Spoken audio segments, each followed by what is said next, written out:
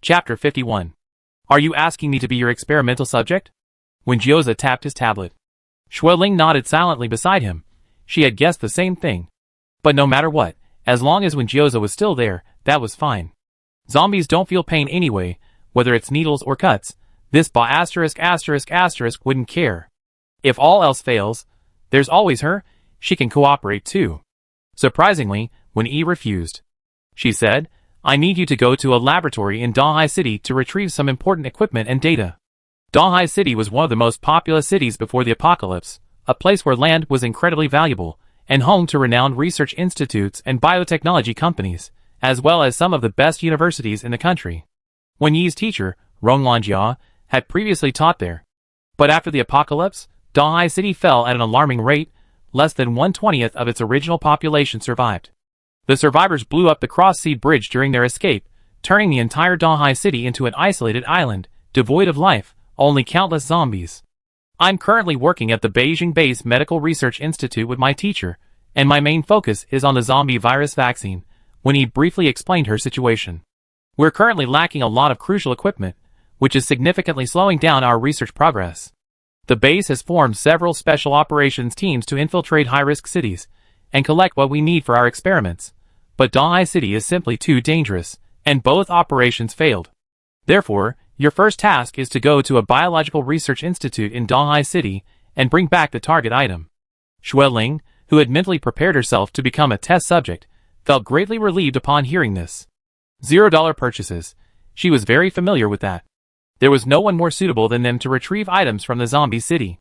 When Gyoza was only surprised for a moment before understanding. Okay. He readily agreed. Xueling nodded as well. But the next second, when he looked at her and said, for the first mission, you go to Dahai City alone, she has to stay behind. Xueling froze for a moment, while when Gyoza immediately sat up straight, tapping on the tablet in front of him. No way. When he had anticipated this, saying, just in case. What if you take her and run away, refusing to cooperate with the mission?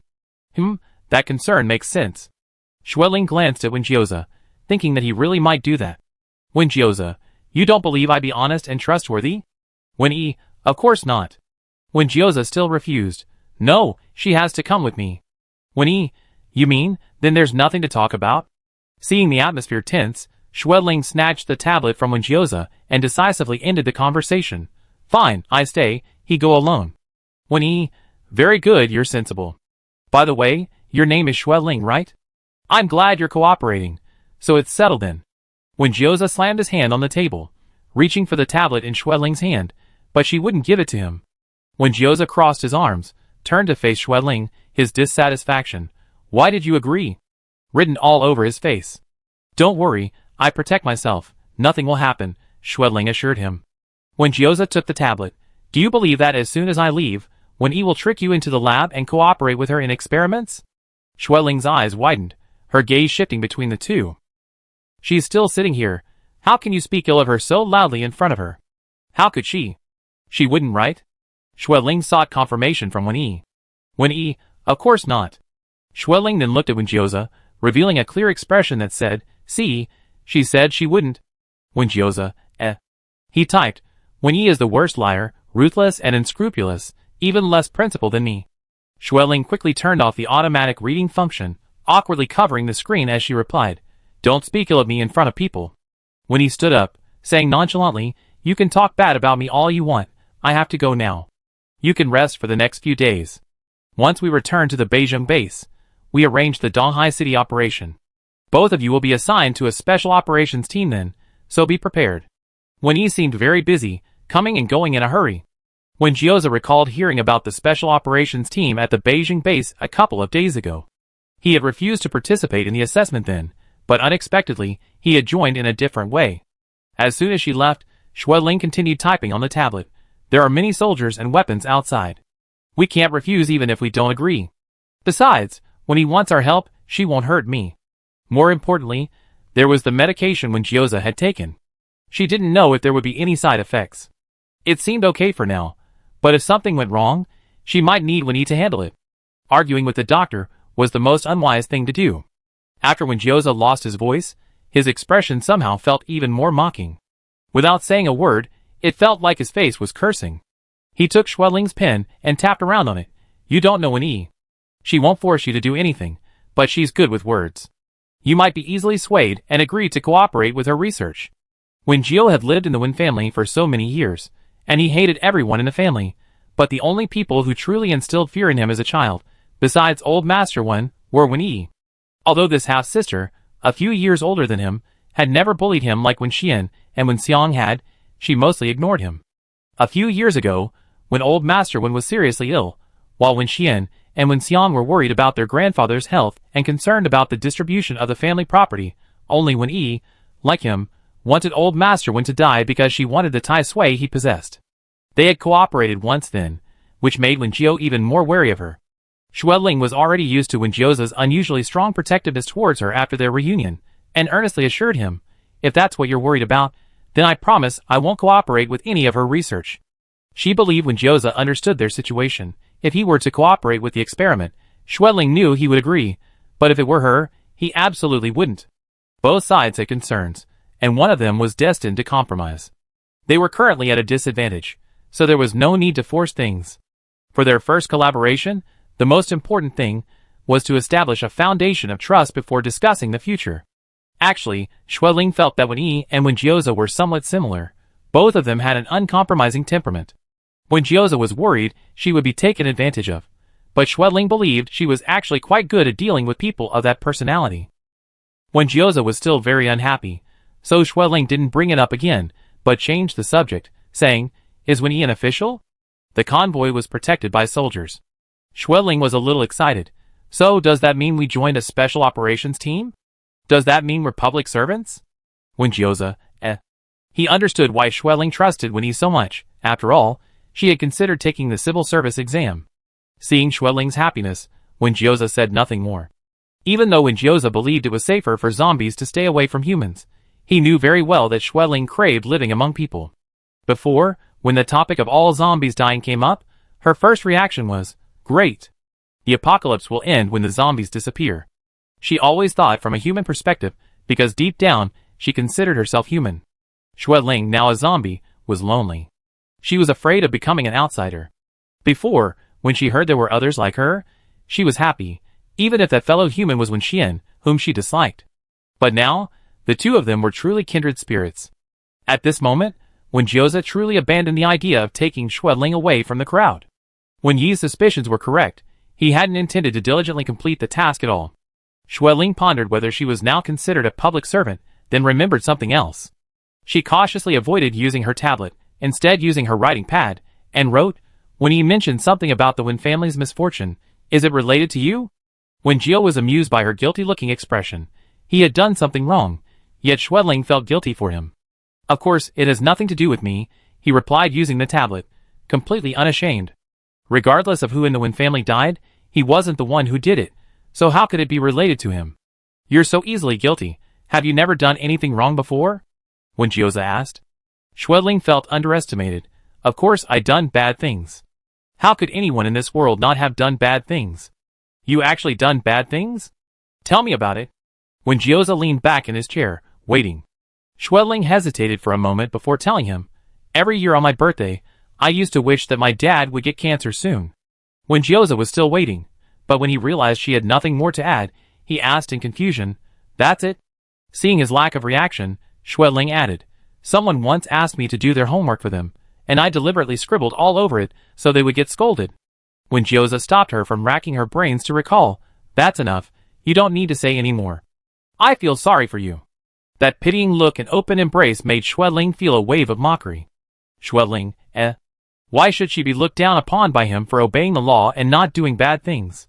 She pushed away the body, which wasn't as warm as before but was still tall and hard, and casually unlocked the handcuffs on her hands. When Jiao moved the handcuffs on his hands and sighed on his tablet, people only know how to cherish something when they lose it. Now that you won't lose me, your attitude has changed drastically. Xueling, why don't you look at your own reasons? She was truly heartbroken when Jiao was dying, and she truly wanted to be with him forever, but once he was alive and kicking, he became a bit annoying. When he worked and rested in a long white limousine. Usually, if there was nothing urgent, the people in the team wouldn't bother her. But some people were just impolite. They would barge in uninvited, slam the door open, and swagger into the car. When he glanced back and saw it was Gyoza, who had come alone. "What is it?"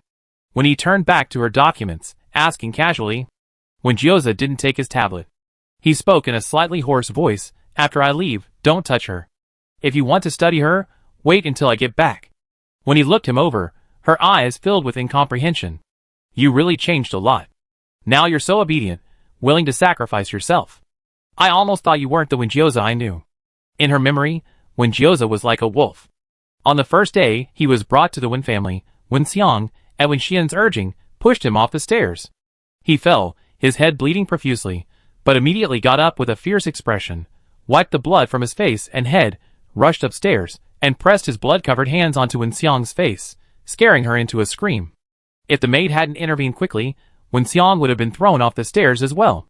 For several years afterward, he maintained that wariness and indifference, and incorrigible, refusing to change no matter how many times he was scolded.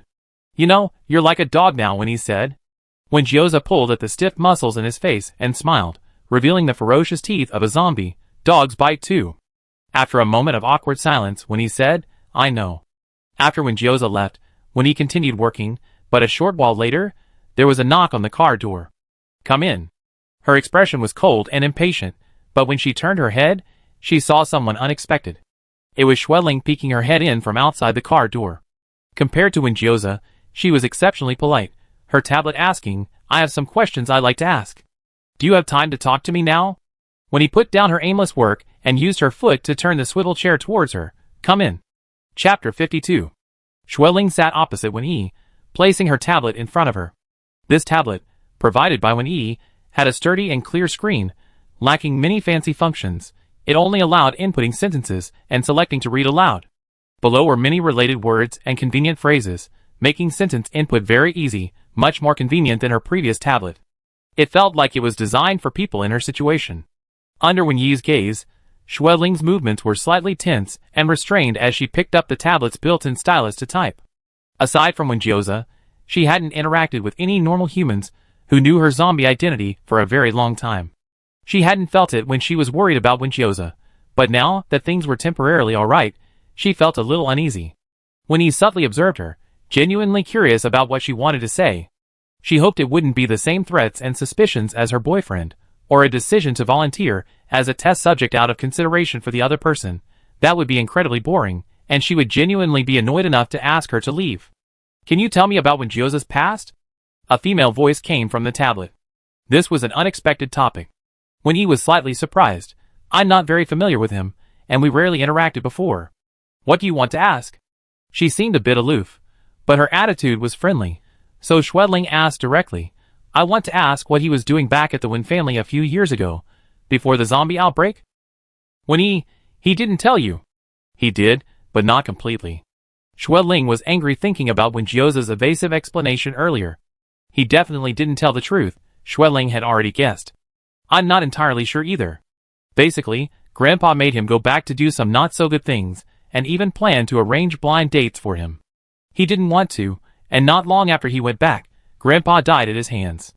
When he spoke, her expression eerily calm. Xueling's pen paused on the tablet, stunned by the explosive news. "This? Gyoza and Wen Yi, they share the same grandfather, right?" When he saw the shock in Xueling's eyes, and felt a pang of regret, as if she wanted to take back what she had said. "Don't worry about it. I don't really like my grandfather. I won't retaliate against Gyoza for this. I haven't even settled accounts with him for harming my sister Xiang, let alone my grandfather." When he spoke with unusual coldness, like an assassin. She was the first child of the Wen family's generation. Before she was born, her grandfather had hoped she would be the eldest grandson, but when he found out she was a daughter, he was extremely disappointed. From childhood to adulthood, no matter what achievements she made, he wouldn't be happy, only more regretful. "If only I had a grandson." Her father was a womanizer, and her mother couldn't control her philandering husband. She could only blame herself for not being a son, unable to make her father pay more attention to the family. When he was cared for by different nannies from a young age. Her mother, seemingly obsessed, desperately wanted to have a son to prove herself, hoping to win back her husband's heart and satisfy her domineering father-in-law. Give birth to Xiang nearly cost her life and left her infertile. From then on, she raised Xiang with a life of self-pity, only teaching her to please her cousin Wen Xian, making her follow him around from childhood. Wen Xian was a fool, but he was a grandson, so his grandfather always favored him, leaving everything in the house to him. When he didn't care, neither did her father, who couldn't even remember her name, nor her mother, who blamed her for not having a son, nor her distant sister, nor her extremely biased grandfather. But she was truly annoyed by her grandfather, who considered himself the patriarch, arbitrarily dictating her life. He stifled her pride and passions, belittled her achievements, and believed her only value was marriage. He demanded she marry the child of a certain leader, and support the Wen family's business. Although these irritating demands temporarily disappeared after she found a boyfriend from a similarly wealthy family, she remained resentful of her grandfather's pervasive controlling nature. So later, when she discovered Wen Jiuzhe was about to target the Wen family, as the only one who noticed something amiss, she even offered her assistance. "There are some things I don't want to say to Wen Jiuzhe. You pass them on to him," Wen Yi said coldly. "As long as we're willing to cooperate and demonstrate our value, there won't be any conflict between us. He can curb his paranoia. I don't have that much time to scheme against him." Xueling replied dryly with an okay, then typed, "I feel like you're having a tough time at the Wen families." When he picked up her thermos and took a sip of water, "Only fools and idiots can survive in a place like that. Xueling, sister may be aloof, but she has a strong attack." She held the tablet, feeling a bit numb, perhaps from the pen's electrical malfunction, unsure what to say next. After a moment of silence, seeing Xueling's pitiful look, when he finally said, "You want to know about Wen Jiuzhe's past? You asked the wrong person. I'm not familiar with him. We only met a few times in the past year." "Oh, okay, I was just asking casually," Xueling replied. Before coming, she only wanted to understand Wen Jiuzhe's past life and to inquire a little about the relationship between Wen Jiuzhe and Wen Yi. After all, she wasn't familiar with Wen Yi. It was their first time interacting. Even if she wanted to ask Wen Yi for a favor, she needed to build a good relationship first, at least until they were more acquainted. But she wasn't prepared to hear about family tragedies and criminal records. "Actually, anything is fine, just a chat," Xueling continued typing to ease the awkwardness. "I'd be following your team from now on, so I'm just saying hello today." Wen Yi knew why Wen Jiuzhe treated his girlfriend like the apple of his eye. This kind of personality is indeed prone to being taken advantage of. When embarrassed, they like to explain for a long time, afraid of upsetting others. Wen Yi didn't like idle chatter or wasting time on pointless things, but seeing Xueling desperately clutching her tablet to ease the awkwardness, she made an exception and mentioned something she remembered. "Wen Jiuzhe. Every time I come home, I find he doesn't eat at the table. He just stands in the kitchen eating, holding a big bowl." Xueling was surprised. "Is your family really like in the TV dramas, with a rule that illegitimate sons can't eat at the table?" Wen Yi, Grandpa asked him to sit in the dining room and eat with us, but he refused, saying he felt like vomiting just seeing the Wen family. Xueling, he just said it directly? Wen Yi, yes, he said it directly. Grandpa was so angry he broke 2 of his canes. Wen Jiuzhe refused to sit with them and pretend to be family, so Grandpa kept scolding him for not knowing the rules. Wen Xian once told me that your family also teaches the 6 arts of a gentleman? Xueling had been curious about this for a long time. When he looked at her, her eyes showing some understanding. "Wen Xian likes you too?" Xueling, Wen Yi, what truth can a man say when he's pursuing someone? Xueling nodded in deep agreement. Wen Yi, but it's true that you have to learn calligraphy and be familiar with antiques. There are family courses in these areas. Wen Jiuzhe also learned it, and he smashed a Ming Dynasty vase, getting beaten half to death. Xueling was a little angry. No matter how precious something is, if it's accidentally broken, you can't beat him to death. Wen Yi, he smashed it in front of Grandpa, and afterward, he sneered that he did it on purpose, and told me to beat him to death if I dared. Xueling, Wen Yi remembered that it was one of Grandpa's favorite collections, so he almost had a stroke from anger, and after that, Wen Jiuzhe didn't have to learn it anymore. When he suddenly realized that she actually remembered quite a bit about this unfamiliar younger brother. Although they hadn't seen each other much, whenever she went back, she would always hear news about him. Usually, he was being disciplined for breaking the rules set by Grandpa, or being bullied by Wen Xian and Wen Xiang. Occasionally, she would bump into him in a corner of that mansion. In the kitchen, outside of mealtimes, she would see him cooking by himself, wolfing down a simple meal while standing there, his fingers still dripping with blood. Wen Xian and Wen Xiang were furious, searching everywhere for Wen Jiuzhe. Annoyed by the noise, she took a book, looking for a quiet place to read, and unexpectedly found him leaning against the back wall of the mansion, gazing at the sky, with fresh wounds on his face. Each time they encountered each other, her gaze would coldly sweep over him, and when Gyoza's wary gaze would also meet hers, before they quickly looked away, neither paying any attention to the other.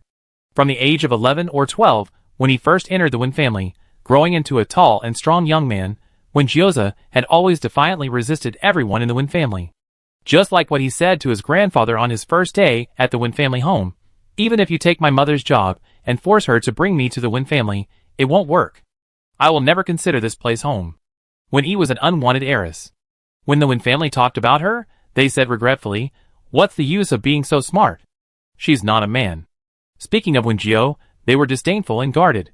No matter how capable he is, he's still an illegitimate child, born into a shameful family, and disliked by the old man. He'd never be as good as Wenxian. They might share a little bit of similar plight in some ways, but their relationship was worse than that of strangers. Xueling spent a long time organizing her thoughts before finally offering her opinion. He might have really broken it by accident. He's just stubborn. You're quite protective of your own. Xueling, although he can be annoying sometimes, he's actually a very obedient and considerate person with a very good temper. It's just that sometimes his way of expressing himself isn't very good. When he was speechless, she couldn't help but show confusion and a hint of shock. She looked into Xueling's dark red eyes. Unlike the murky ones of other zombies, hers was a clear, bright red, making her expression appear sincere, as if she genuinely believed it. When he glanced at her arm, noticing the goosebumps rising on it, feeling a little uncomfortable, she didn't want to talk about Wenjioza anymore. "You finished asking your questions, now it's my turn." When he decisively changed the subject. "I remember when Gyoza took a quarter of the Tai Sui back then. You must have eaten it all, right? Did you eat the Tai Sui before or after the infection?" "Before the infection," Xueling answered honestly. "How did you get infected? Would you mind telling me?" When he casually picked up a notebook to jot down her thoughts. "I don't know. I wasn't bitten by a zombie. I just suddenly changed.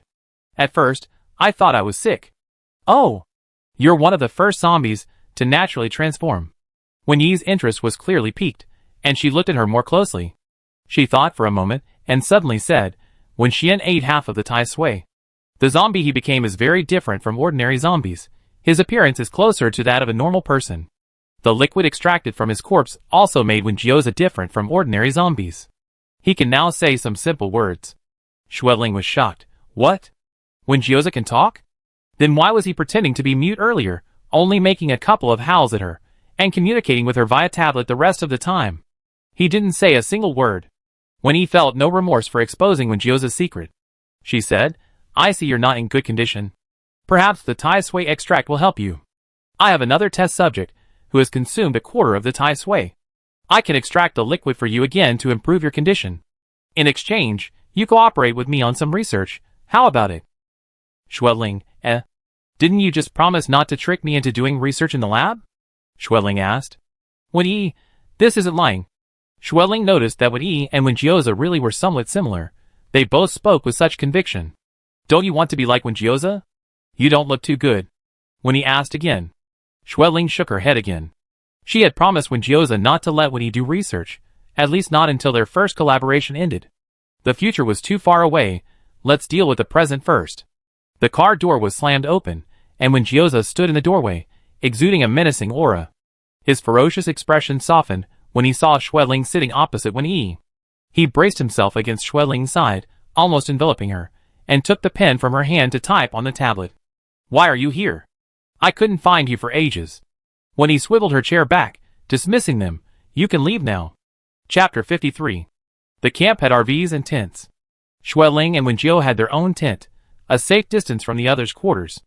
On their way back to their tent from Wen Yi's car, Xueling saw quite a few people in the camp. Most were soldiers, all quite young, dressed in uniforms and carrying weapons. They stared at them nervously, as if on alert for a sudden attack. The researchers from the team were also there. Their gazes were even more curious and excited. Even when Xueling and Wenjio were walking or making normal movements, they showed interest. To describe most of them in one word, it would be eager to hunt. Stared at by these people, Xueling almost had the illusion that she had switched places with the zombies. Of course, there were also those who were afraid of their zombie appearance and kept their distance, but these normal people were relatively few here. It must have been Wen Yi's instruction, Neither the wary soldiers nor the researchers with their inquisitive minds approached them, but instead maintained a restrained distance. Schwedling walked around outside for a bit before heading back into her tent, wanting to avoid making the soldiers around her tense and uncomfortable with the various stares she was receiving. But when Gio stopped her, pulling her directly to the most crowded activity area in the camp. A comedy show was playing on a screen in the open space, with people sitting at tables and chairs eating and chatting, and others exercising nearby. The noise in the activity area instantly subsided when they saw them approaching. Everyone was focused on these two oddballs. But when Gio, as always, didn't care about the stares around him, and pulled Schwedling through the gap they had made. Initially uncomfortable, Schwedling recalled the countless times he dragged her around like a child, and suddenly felt it wasn't so bad anymore. Shouldn't she have gotten used to it by now? She was different from everyone else, but when Gioza was just like her. When Gioza led Schwedling to the best seats in front of the screen. Someone had moved aside, so he rudely took their spot and made Schwedling sit down. The two sat next to each other and started watching a comedy show. Because of when Gioza's natural ease, Schwedling gradually relaxed and began to concentrate on the show. The show was quite interesting, and she easily became engrossed. Aside from not being able to laugh as freely at the funny parts, there were no other problems. The two of them were so natural that even if the people around them had any thoughts, they didn't dare to make a fuss or show it. They continued eating or exercising, only occasionally glancing at the two of them absent-mindedly. Zombies, watch TV too. They look just like humans. Xiaoyu, you did experiments with Dr. Wen. You met Dr. Wen's boyfriend, right? He's supposedly a special zombie too. Is he like them? I don't know. The last time I saw Mr. Zeng, he was lying down, completely still. I've been with the team for so long, and all I heard about is that Dr. Wen has a special zombie test subject, but I never seen one. I didn't expect two more to suddenly appear. How did these zombies appear? Are they failed experiments from some new vaccine? Have you forgotten our rules? We're forbidden from discussing such topics. Yes, Captain. Amidst whispers, Schwedling watched a comedy show from the crowd. However, the next drama wasn't very good. It was one Schwedling wasn't interested in. Her gaze was drawn to the two people playing badminton next to her. Badminton, huh? It's been a long time since she played. Back at Yusha University, she liked to go to the stadium to play badminton on evenings when she didn't have classes, and when Gioza would play with her. Schwedling's badminton skills were average, but when Gioza's, well, you couldn't judge his skill level by good or bad, he was just crazy. When Schwedling played badminton with others, she tried to make sure her opponent could return the shot. It was all about exercise, a back-and-forth exchange. When Gioza was different. He played like he was attacking a person, with wide, powerful swings, determined to prevent his opponent from returning a single shot. His style was tricky and unpredictable. Schwedling, frustrated after failing to return even 2 shots from him for 2 hours, slammed her racket down and roared, "Stop playing." Her outburst made the entire playground think they were fighting. As Schwedling was reminiscing, when Gioza took her tablet and walked over to the group playing badminton. When Gioza was already quite intimidating in his normal physique, but now, as a zombie, he was even more terrifying. The young man, seeing him approach, stiffened, holding his racket, and involuntarily stepped back, almost tripping over the shuttlecock at his feet. A female voice came from the tablet in when Gioza's hand. "Borrow a racket, bro." The stranger, still stiff, offered the racket, immediately retreating and disappearing into the crowd, only then visibly relaxing. When Gioza borrowed the racket and beckoned to Schwedling, inviting her to play badminton. Schwedling shook her head. When Gioza tapped the tablet, and a voice came through. "Come on, come on, come on." Urged on by the addictive loop, Schwedling walked over and typed, "Your badminton skills are terrible, I'm not playing with you." When Gio replied, "I play well this time." Schwedling, half believing, grabbed a racket, and set up her stance on the other side. Someone in the crowd exclaimed, "Holy crap, zombies playing badminton." Realizing they spoken too loudly, they immediately shut up, but the shout had drawn almost everyone idle in the camp to gather around and watch. When Gio served. As soon as he started playing properly, Schwedling realized his skills were truly awful. Even if he wasn't intentionally hitting the shuttlecock off target, it was still a mess.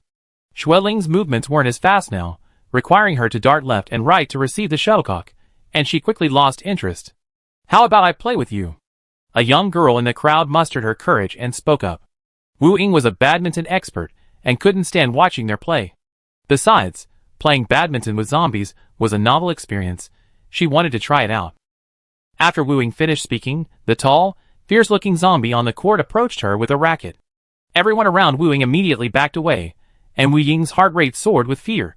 When the zombie reached her and handed her the racket, Wu Ying reacted a beat too late, reaching out to take it, her hand trembling slightly.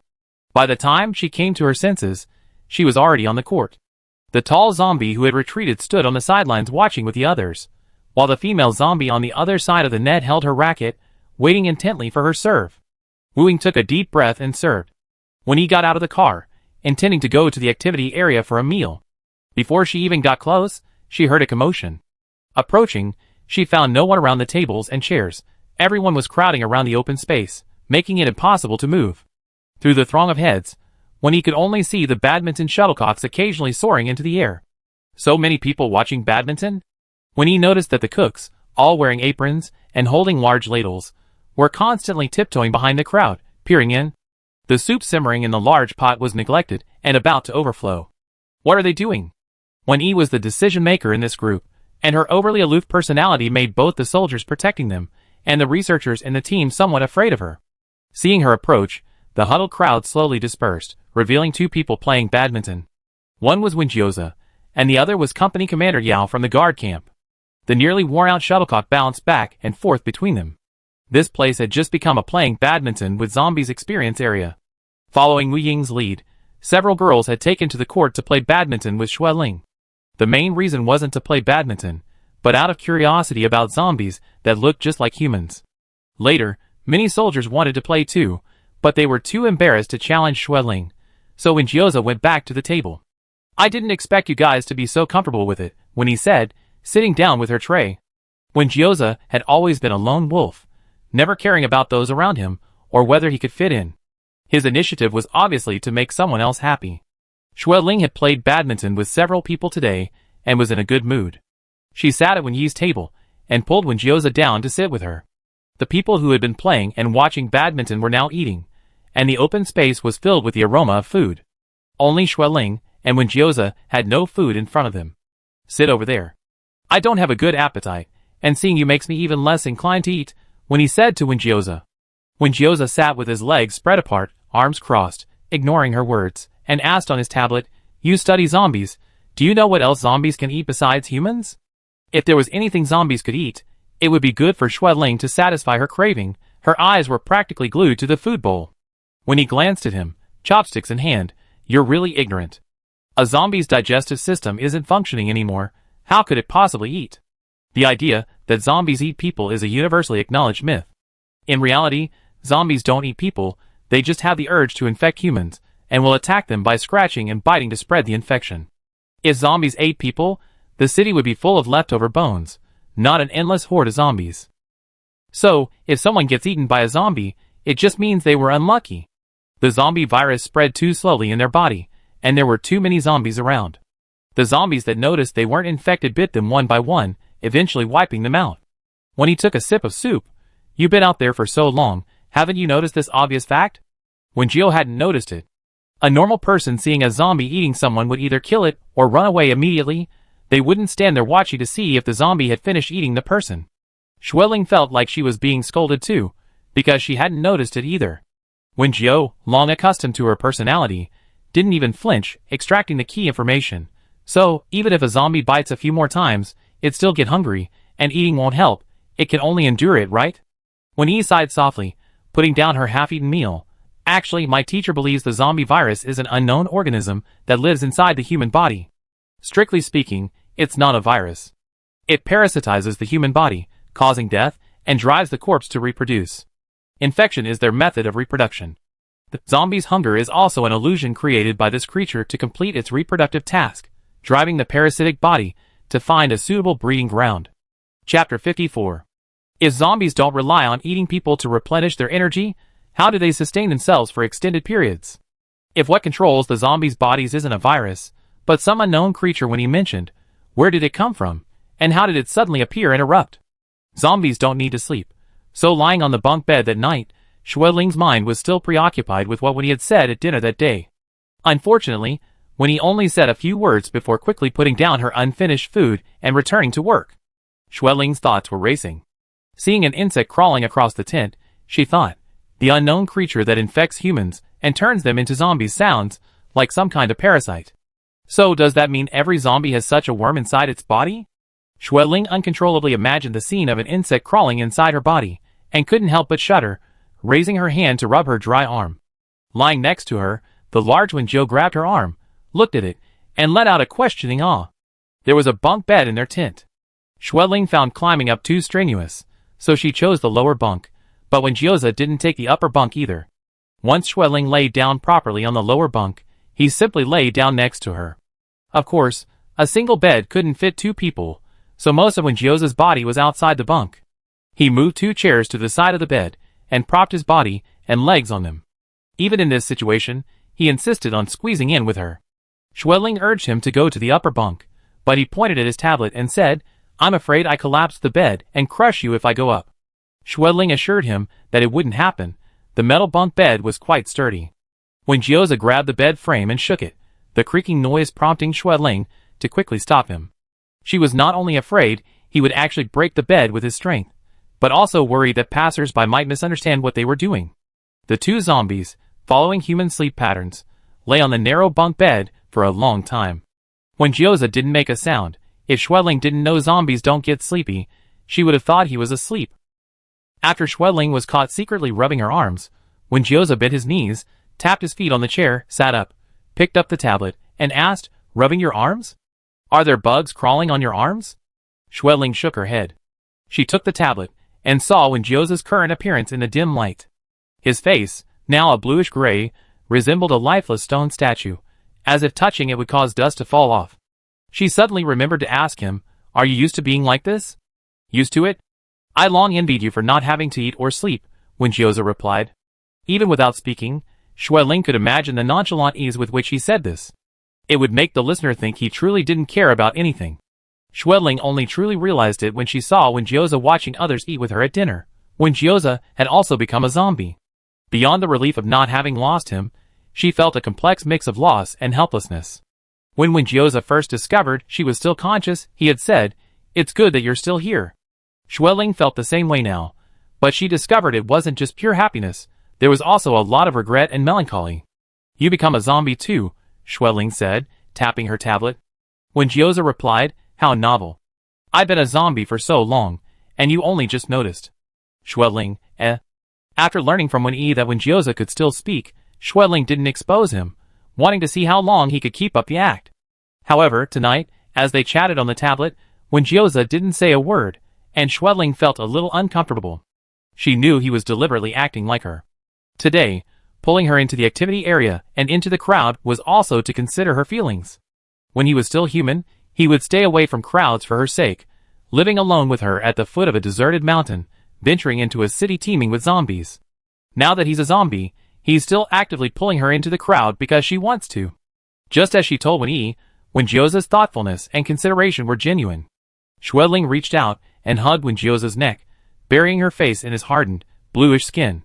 In the past, Xueling rarely initiated such intimate gestures, worried about infecting him with the zombie virus, but now it didn't matter. She hugged him tightly, no longer bothering to keep her nails neat. Suddenly, she hugged him tightly, and Wenjiu fell onto her pillow, his feet still dangling off the ground. One of his hands was pinned down by Xueling, while the other tapped on the tablet. He asked, "So sudden? Were you upset by those living people today? Are you sad because you found out they were afraid of you? Or do you dislike their strange looks?" Xueling didn't look up, mumbling strange zombie-like grunts. Wenjiu pulled her onto him, lying back in her previous position, crossing his legs on the bed frame. "What made you want to cry again? Tell me." For some reason, the flat female voice sounded slightly sarcastic to Xueling. She looked up instantly, grabbed the tablet, and said, "I didn't mean to cry." "Oh, so it's midnight. Time to start being all emotional?" Xueling snatched the tablet away, preventing him from speaking. She typed a message, then deleted it, going back and forth for ages, finally leaving only one sentence. "If you really don't want to stay here, we can find a way to leave." Wenjiu finally understood what she was upset about so late at night. She's always been like this. When she feels happy and comfortable, she starts worrying about whether others are happy too. If others aren't as happy as she is, she feels like her own happiness is wrong. "I don't care where I am, I'm just annoyed by Wenyi," Wenjiu told her. He was afraid that if he wasn't careful, Schwedling would have when he cut her open, that heartless woman when he was absolutely capable of doing it. Don't worry, it's fine here. I don't have to drive myself or wander around. There's no pressure at all. Don't worry so much about the corpse. The more you worry, the faster you get things done. Schwedling, Are you reluctant to see me leave in a few days? Just say so. When Gyoza swiped on his tablet. Schwedling, Looking at that dog-faced face, she really didn't want to admit she was reluctant to leave him. In the end, the two chatted about meaningless topics all night. Unable to speak, they only relied on the tablet's typing function to chat, which made Schwedling think of the past. During their relationship, when Gyoza didn't like chatting by typing. Compared to his peers, who liked to send messages and voice chats, when Gyoza preferred to communicate directly by phone or in person. In the early stages of their relationship, when Schwedling didn't quite understand when Gyoza's habits, she would try to make small talk with him, and when Gyoza always replied very simply. Feeling uncomfortable because of his brief reply and finding him too cold, Schwedling looked up to find him standing at the door of their shared classroom. It was raining heavily outside, and his hair and pants were soaked. Schwedling quickly ran over to ask him why he was there. He said, "Didn't you message me on your phone? Since you didn't say what you wanted, I came over." Schwedling was too embarrassed to say that she had only contacted him out of politeness, because she remembered she had a boyfriend. When Gyo was still waiting for her to say what she wanted to say, so she blurted out, "Then let's have lunch together." From that moment on, he seemed to accept that she contacted him because she wanted to see him. When Schwedling saw a particularly beautiful sunset at the library, she took a picture and shared it with him. He would quickly appear before her, bathed in the last rays of the setting sun. Then, looking like he had just woken up, with messy hair, he would lazily ask her, "What's up?" Schwedling would say, "Let's go for a walk on the track." When she was out with friends and saw something interesting, she would take a picture and send it to him. When Gyo asked directly, "Where?" Schwedling instantly understood his meaning and immediately replied, "Don't come." She had to eat with her friends and didn't have time to spend with him. Later, as their relationship grew closer, Schwedling asked him, "Why do you always reply so briefly?" He said, "Too lazy to type." Now that he's a zombie, he clearly could speak but holds back, typing 3,000 words a night. He's not lazy anymore. They rested at the camp for a day. The next day, they saw 2 vehicles drive into the camp, and several people got out and went to Wenyi's RV to give a report. Schwedling then realized why they had set up camp there and blocked the road. They had fenced off an area ahead to conduct an experiment. Besides researching a zombie virus vaccine, Wenyi's team was also conducting other research, such as developing an odor-based drug that could mask the senses of zombies. They had made some initial progress, and were conducting field tests in the surrounding area. The test results were in, and the effects weren't ideal.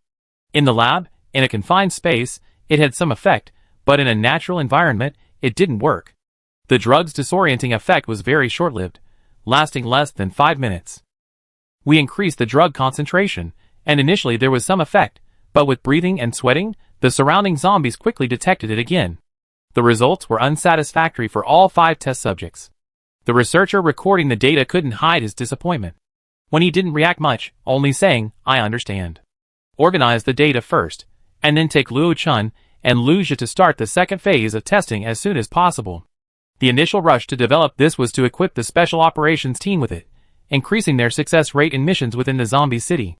However, now that they had better candidates for the missions, the urgency was less pressing. No experimental results are achieved overnight. These researchers were used to setbacks. Seeing that when he didn't scold him, the young researcher, who had been disappointed, quickly rallied. "Okay, I understand, we keep trying." He got out of Wenyi's car, and his face met Schwedling's at the door.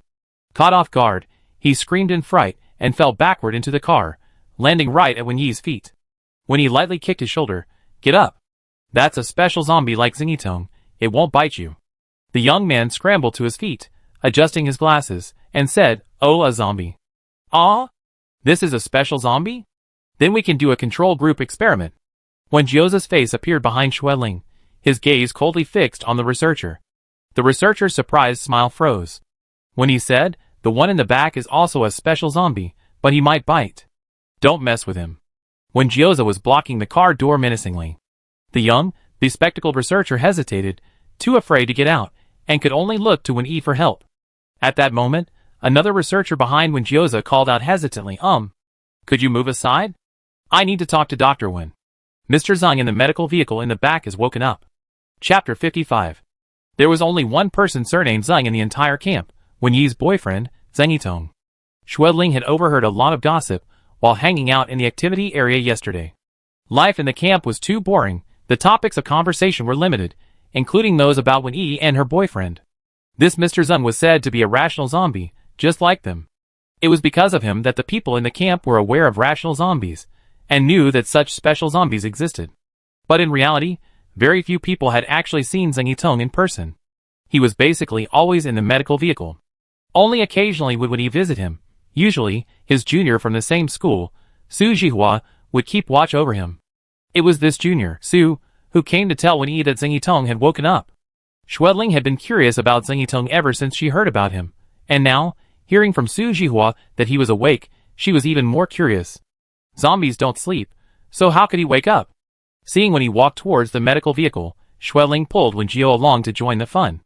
Su Jihua had initially intended to remind them that the medical vehicle was a classified laboratory, and they couldn't go without permission, but seeing that Wen Yi remained silent after they followed, she didn't stop them either. When he walked at the front, arriving at a large, modified RV, and opened the door. As soon as the door opened, the faint sounds inside instantly grew louder, the howls of zombies. Xueling was particularly familiar with these howls of their own kind. Zombies would emit this terrifying howl when trying to attack humans, or when attacked themselves. But wasn't that Zhang Yitong inside? He had reason, he shouldn't be howling like that. So there must be other zombies in the vehicle? Xueling released Wen Jiao and followed Wen Yi into the car, curiously observing its interior. The car was set up like a laboratory, with various equipment. In the center, a zombie was bound to a restraint bed. He was terribly withered, his face shriveled and black, struggling frantically, banging against the restraint bed with a constant creaking. Especially upon seeing Wen Yi, he became even more agitated, his scream sounding like he was about to tear his throat apart, behaving extremely fiercely. Xueling didn't see another zombie in the car. So this was Wen Yi's boyfriend, Zhang Yitong? How long did the brain stimulation last before he regained consciousness? When he walked over, examining a device next to the restraint bed. Her tone was calm, only glancing at Zhang Yitong as she entered. Su Jihua stepped forward to answer. Each discharge lasted 15 minutes, 3 rounds in total. Before that, hearing their conversation and looking at the bound Zhang Yitong, Xueling felt that things seemed a little different from what she had imagined. After listening to Su Jihua's explanation, when he put on protective gloves and checked Zhang Yitong's condition. Once his shouting subsided, she calmly asked, "Are you awake? How are you feeling now?" Zhang Yitong glared at her, then opened his ferocious mouth and roared again. When he put away her examination tools, "It seems you don't want to communicate. We talk again in a couple of days when you're feeling better." Zhang Yitong's movements quieted down, and he gradually calmed down. Wen Yi then gestured for Su Jihua to bring him a tablet, similar to the one Xueling had received. Zhang Yitong's hands were still on. He struggled to tap the screen with his blackened fingers. Xueling didn't lean closer, so she couldn't see what he was writing, but the tablet's automatic reading function was still running, and soon a female voice announced, "Kill me, kill me, kill me, please kill me." Xueling, ? Wen Jiao, behind her, put his arm around her shoulder and pulled her back slightly. This wasn't the first time Zhang Yitong had made such a request, and when he was already used to it, showing no emotion whatsoever. She flipped through his health records and said, "I still have many important experiments to complete. You better hold on a little longer." Upon hearing this, Zhang Yitong went berserk again, screaming and struggling. When he frowned, "He's more irritable than a month ago. Let's get a brain scan done later to see if the recent experiments caused brain damage." She looked up after speaking and saw Xueling, who had retreated to the car door, trying her best to hide her nervousness and fear. When he suddenly chuckled softly. She was beautiful, usually calm and aloof, but this sudden smile was like a breath of fresh air. Xueling immediately felt that Wen Yi must have her reasons for doing this. Perhaps Zhang Yitong had done something to wrong her. "Don't be afraid, I won't do that to you," Wen Yi explained, ignoring Zhang Yitong's pain and anger beside her. "Some dangerous experiments have already been tested on him. I have experience now, it will be much safer." Zhang Yitong did indeed look like he had been tortured quite a bit. Having witnessed this scene, Xueling no longer felt that Zhang Yitong was Wen Yi's boyfriend. He was clearly more like her enemy. When he quickly finished the inspection, told Su Jihua to continue watching, and then got out of the car and went back to her RV. The roars of the zombies inside the car were muffled by the soundproof doors. Xueling followed her, and got into her car. When he waved to her and when Jioza behind her, "Go play by yourselves, don't make noise in my car." Xueling turned to Wenjioza, "Wait outside for a bit." Wenjioza, ?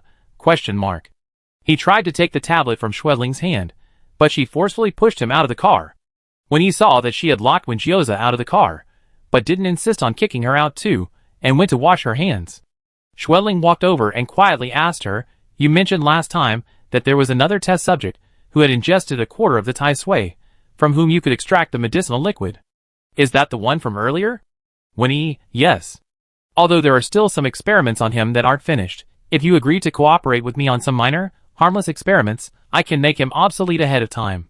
Xueling, Seeing the shock in her expression, when he understood what she was thinking and said, "Not all boyfriends and girlfriends are like you and Wenjioza." She and Zheng Yitong, although boyfriend and girlfriend, didn't have any deep feelings for each other. Zheng Yitong was a wealthy second-generation heir with extensive family connections and good looks.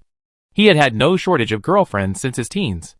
Wen, on the other hand, focused solely on her research in university, and was a famously aloof academic genius. Zheng Yitong fell in love with her at first sight, but his usually successful pursuit failed him, leading to a year-long, relentless pursuit. Pursuit methods include, but are not limited to, giving expensive gifts, creating a grand confession scene, appearing to ambush her at any time, bribing everyone around her to persuade her to accept the pursuit, and deliberately causing her trouble before resolving it. This was incredibly frustrating for Wen. She was trying to transfer to Professor Ron Lanjia's tutelage, but lacked connections. Zheng Yitong, upon learning this, offered to help her, on the condition that she date him. Just then, her grandfather wanted her to go on a blind date with the child of a high-ranking official. Wen then accepted Zheng Yitong's advances, becoming yet another topic of conversation for this playboy. They dated for 2 years. Everyone said she was Zheng Yitong's longest-lasting girlfriend, but Wen knew very well that Zheng Yitong had no shortage of lovers while dating her. He was a womanizer and philanderer, just like her father. But Wen didn't care.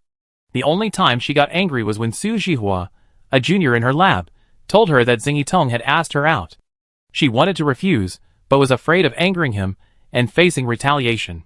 When he stepped in and warned Zheng Yitong not to mess with anyone in her lab or interfere with her work. Until the apocalypse arrived, Zheng Yitong was infected with the zombie virus. At that time, when he was still researching the Tai Sui she brought back to her lab from the Wen family, discovering that its special active ingredients could inhibit the zombie virus. Somehow, Zheng Yitong learned of this. He broke into her lab, ate the Tai Sui, and then became a zombie who retained his sanity. When he couldn't tolerate his foolish behavior. Since he ate her important experimental material, wasn't it only natural that he became her experimental material? At the time, Zheng Yitong thought that eating the Tai Sui would prevent him from becoming a zombie, and that he would return to normal, but he still became a zombie. He couldn't accept that outcome, and went berserk, frightening those who had originally protected him into abandoning him. Then, Wen, under the pretext of treatment, locked him in her lab. The fact that she was his girlfriend made it easy for Wen to do whatever she wanted to him. With him as the only example before her, and given her exceptionally strong desire to explore, Wen was initially quite radical in her experiments, paying little attention to his feelings and thoughts, which seemed to have caused him some psychological damage, leading to his current state. Strictly speaking, Zheng Yitong's condition was much worse than Xueling's, who had also consumed a quarter of the Tai Sui. He was frequently out of control. When he guessed that this was related to the fact that her Tai Sui had lost some of its medicinal efficacy during some experiments. Before meeting Xueling and Wenjioza, when he had asked her teacher to search for Tai Sui everywhere, and she had also collected some herself. But unfortunately, none of them had the effects of the Tai Sui from the Wen family. When he believed that it was an irreproducible mutant individual, and had given up hope of finding another Tai Sui with the same effects. She was almost ready to give up on researching Zheng Yitong, and prepared to change direction. For the past 3 years, her teacher, Ron Lanjia, had been trying to obtain a vaccine to inhibit the zombie virus from animals, because the zombie virus could not infect animals. Just as progress was being made, news of a virus mutation in Jeju City brought difficulties to the teacher's research. At this critical moment, the appearance of Xueling and Wenjioza gave Wen hope for new possibilities. Unfortunately, Wenjioza was unyielding and difficult to reason with, while Xueling was much easier to deal with. Wen thought coldly to herself, but her face softened slightly as she looked at Xueling.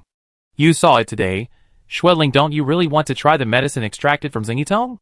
I'm very confident I can make you feel better than you are now." Schweling looked at her, and then shook her head. When he wasn't angry at her refusal and asked, "Have you ever bitten anyone?"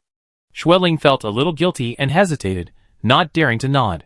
She thought to herself, when he is an official, could she be arrested because she's infected someone?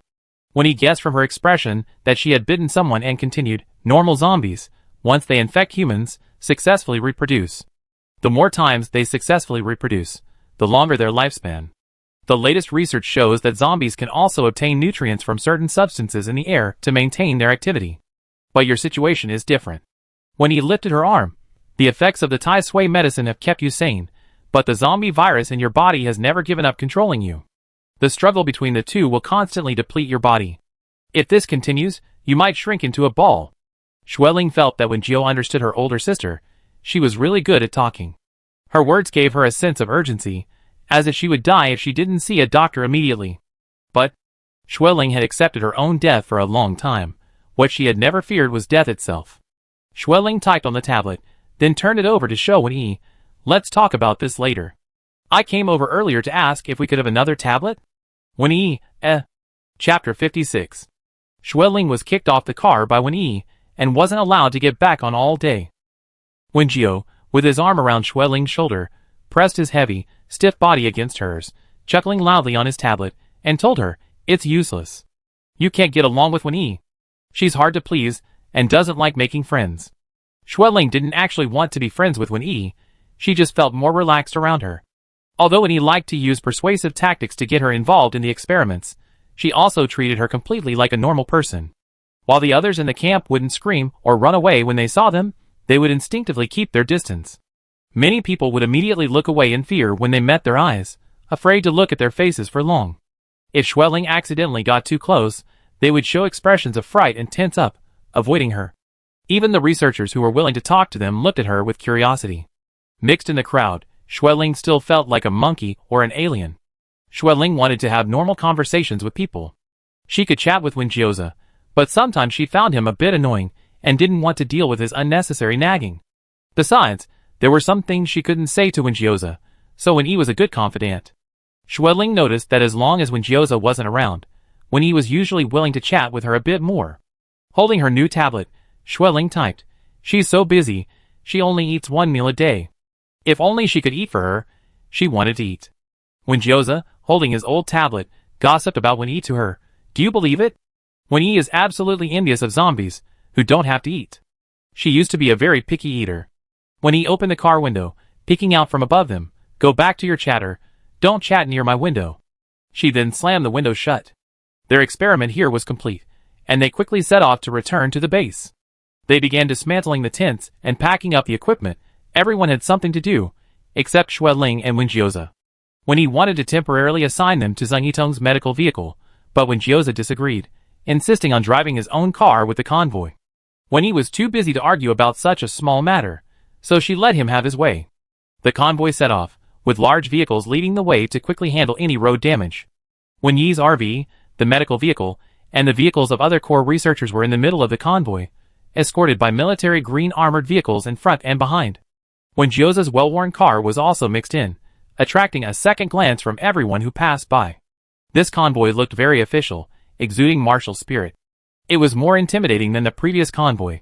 Even ordinary zombie hordes couldn't harm them, being dealt with before they even reached them. They arrived at the Beijing base faster and more smoothly than expected.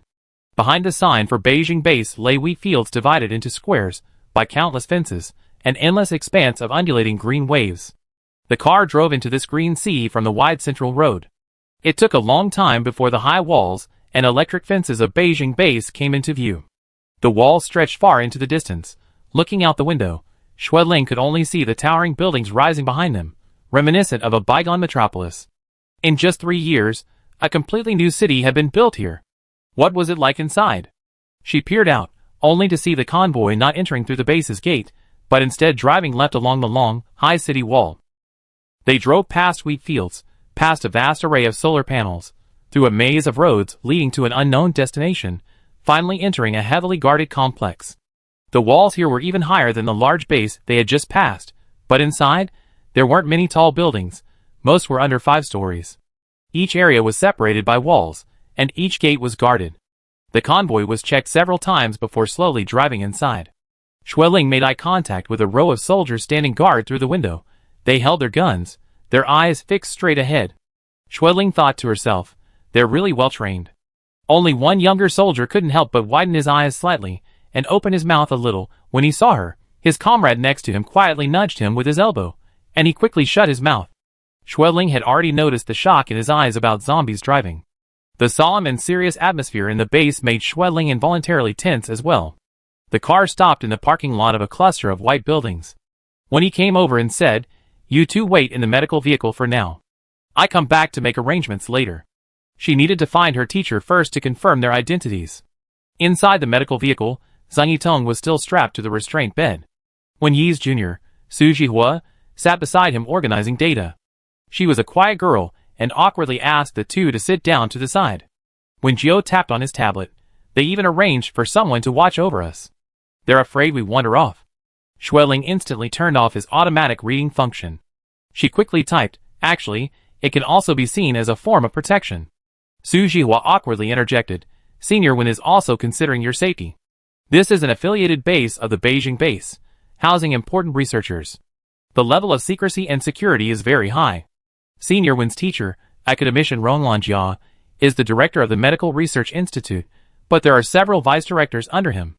They belong to different factions, and there's competition among them. Your situation is too special.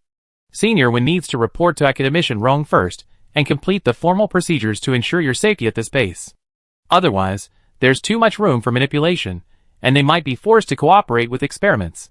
Wen Yi went to her teacher's office immediately and told her about Xueling and Wen Jiaozi. "My suggestion is to temporarily refrain from using them as experimental subjects.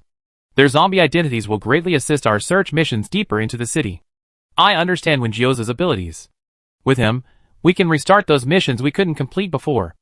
Ronglongjia was quite old, with short, graying hair and glasses. Her eyes behind the lenses always appeared wise and gentle. She listened attentively to her student's explanation, putting down the application form in her hand. "I understand what you said. It certainly sounds very helpful to us, but are they truly controllable? Most importantly, can you guarantee that? As the guarantor, if anything goes wrong with them, you will also bear joint liability. Teacher, if it's just Wen Jiaozi alone, I won't choose to cooperate with him, and I won't feel comfortable entrusting him with such an important mission. But after observation, I believe that with Xueling around, he is controllable. I trust my judgment and can take responsibility for my decisions." When he returned to the medical vehicle, she brought Xueling and Wen Jiaozi their identification tags and new clothes. Wen Jiaozi wore a military green uniform similar to the soldiers, while Xueling's was more like what researchers like Wen Yi would wear. Wen Jiaozi didn't seem to care much about these things, but Xueling was very excited. She examined her assigned uniform and identification tag. "Getting work clothes means you're starting work, and you're still so happy? Aren't you silly?" Wen Jiaozi's electronic female voice was clear and articulate. Xueling's joy stemmed from the fact that we successfully joined the organization. No exam required. She had secretly and urgently reviewed her civil service exam materials on the way here. No interview, no exam. She was overjoyed. When he led them to their assigned rooms to rest. It was a secluded little white building, where Wen Yi herself also lived. The rooms were small, not very spacious single rooms. Xueling's room and Wen Jiaozi's room were adjacent. "We're going to stay separately?" Wen Jiaozi asked, displeased. Xueling didn't mind staying separately. They were right next door anyway. She looked innocent. Wen Jiaozi then looked at Wen Yi. "You arranged for us to stay separately? You can decide your own accommodations. I don't care." Wen Yi, speechless, had an exceptionally cold expression. "I just remind you one thing. Don't attack anyone in the base. Otherwise, if you're caught and forced into experiments in the lab, don't blame me for not being able to save you. Also, I need to rest. Whether you're arguing or fighting outside, keep it down. This room isn't soundproof." She went into her room. Wen Jiaozi grabbed Xueling's door, creating a tense standoff. Xueling, holding up her tablet, said, "I need to take a shower, get out." Wen Jiaozi, "Haven't I seen you? I even helped you shower." Xueling, "You should go shower in your own room too." Wen Jiaozi, "We're all zombies, we don't sweat. Why do you need to shower?" Xueling, "You can't lie with me if you don't shower." She forcefully shoved her out, closed the door, and walked around the room with her bag before entering the bathroom. After locking the door, She first examined her face in the mirror, then took off her clothes and carefully checked her body. Next, she took out a measuring tape from her bag and measured her hands, legs, waist, and other parts, recording the measurements. The figure reflected in the mirror was thinner than in winter. This year, her changes were greater than the changes in the previous 2 or 3 years. She noticed it but couldn't find the reason until she heard what he had said to her alone last time. Previously, she hadn't bitten any living people. The Tai Sui had stabilized her condition, making her appear slightly better than other zombies. After reuniting with Wenjiu, she bit people several times. The virus in her body multiplied and intensified, disrupting the balance. The Tai Sui's effects clashed with the virus, severely depleting her. When he said she would shrink. How would she shrink? Like a dried-up bacterium? Xueling imagined this as she stood under the shower. Actually, it didn't matter how a zombie washed, but she still carefully shampooed her hair, used conditioner, and then used shower gel to clean every part of her body. She changed into her new uniform, making sure every hem was properly fitted, and finally dried her hair, tying it neatly with a hair tie. She took out the tablet Wenjiu had found for her, snapped a selfie, and even made a peace sign. After getting ready, she opened the door and, unsurprisingly, saw Wenjiu leaning against it. His hair was still wet, and he was wearing a military green uniform, almost too handsome. If there were a zombie beauty pageant, he could win. He walked in as soon as the door opened and sat down in the only chair in the room. You take too long to shower. Is it inconvenient? Xueling shook her head. She sat down in front of Wenjiu and tapped on the tablet. A voice came from the tablet. Wenjiu, you can't bite people, understand? Wenjiu's first reaction was, why are you so obedient to an E, even reiterating it for her? Xueling's face was stern. Promise me you absolutely won't bite people. Okay. Wenjiu casually agreed, don't worry, I won't cause trouble in this base. Xueling, you can't bite people outside either. Wenjiu, do I look like I like biting people? Which of us is the real biter? Xueling, I decided to cultivate my character and never bite again. Wenjiu gave her a thumbs up. Xueling raised her hand and punched him. Wenjiu asked, bewildered, why did you hit me again? Xueling replied, you're mocking me? Wenjiu said, I was encouraging you. Xueling said, then I feel bad and want to hit you. Wenjiu said, I don't care, but I'm already hard. Doesn't it hurt when you hit me? Xueling demonstrated that she wasn't in pain either, and punched him 3 more times. From next door came Wenyi's cold voice, keep the automatic reading down. And if you're going to hit someone, go downstairs to the playground and hit them hard. This room really wasn't soundproof at all. Chapter 57. The mission Wenyi mentioned was progressing rapidly. On the very day they entered the base, they were notified to attend a meeting regarding the Donghai City operation. Although Xueling was told she didn't need to participate, she went anyway, because it was said that General Hao, the base's administrator, wanted to meet them. The base they were in had no name, only the codename 01. It housed countless important secrets and research. It was so important that even if the neighboring Beijing base was attacked by a zombie horde, everything here would be prioritized for relocation to safety. The base's main research institute was managed by Wenyi's teacher, academician Ron Lanjia, but the garrison and security were under General Hao's responsibility. This elderly general was over 70 years old and had participated in many important battles throughout his life, though his name was not widely known. He had retired before the apocalypse, but after the apocalypse, the military suffered heavy losses, and he stepped forward without hesitation to stabilize the situation, acting as a pillar of strength to hold the overall situation together.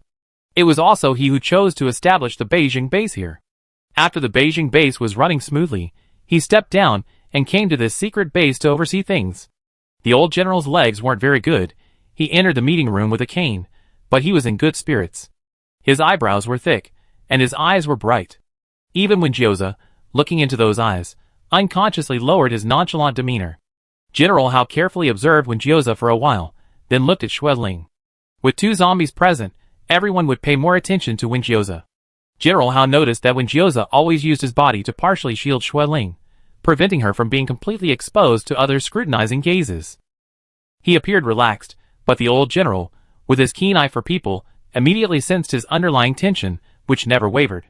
He distrusted everything here, and even their seemingly friendly attitude didn't arouse his suspicion. General Hao beckoned Xueling closer. Compared to the other woman, she seemed much more innocent. Noticing her nervously clutching her hands, the old general suddenly smiled. Don't be nervous. Professor Rong already told me, you're all doing a great job.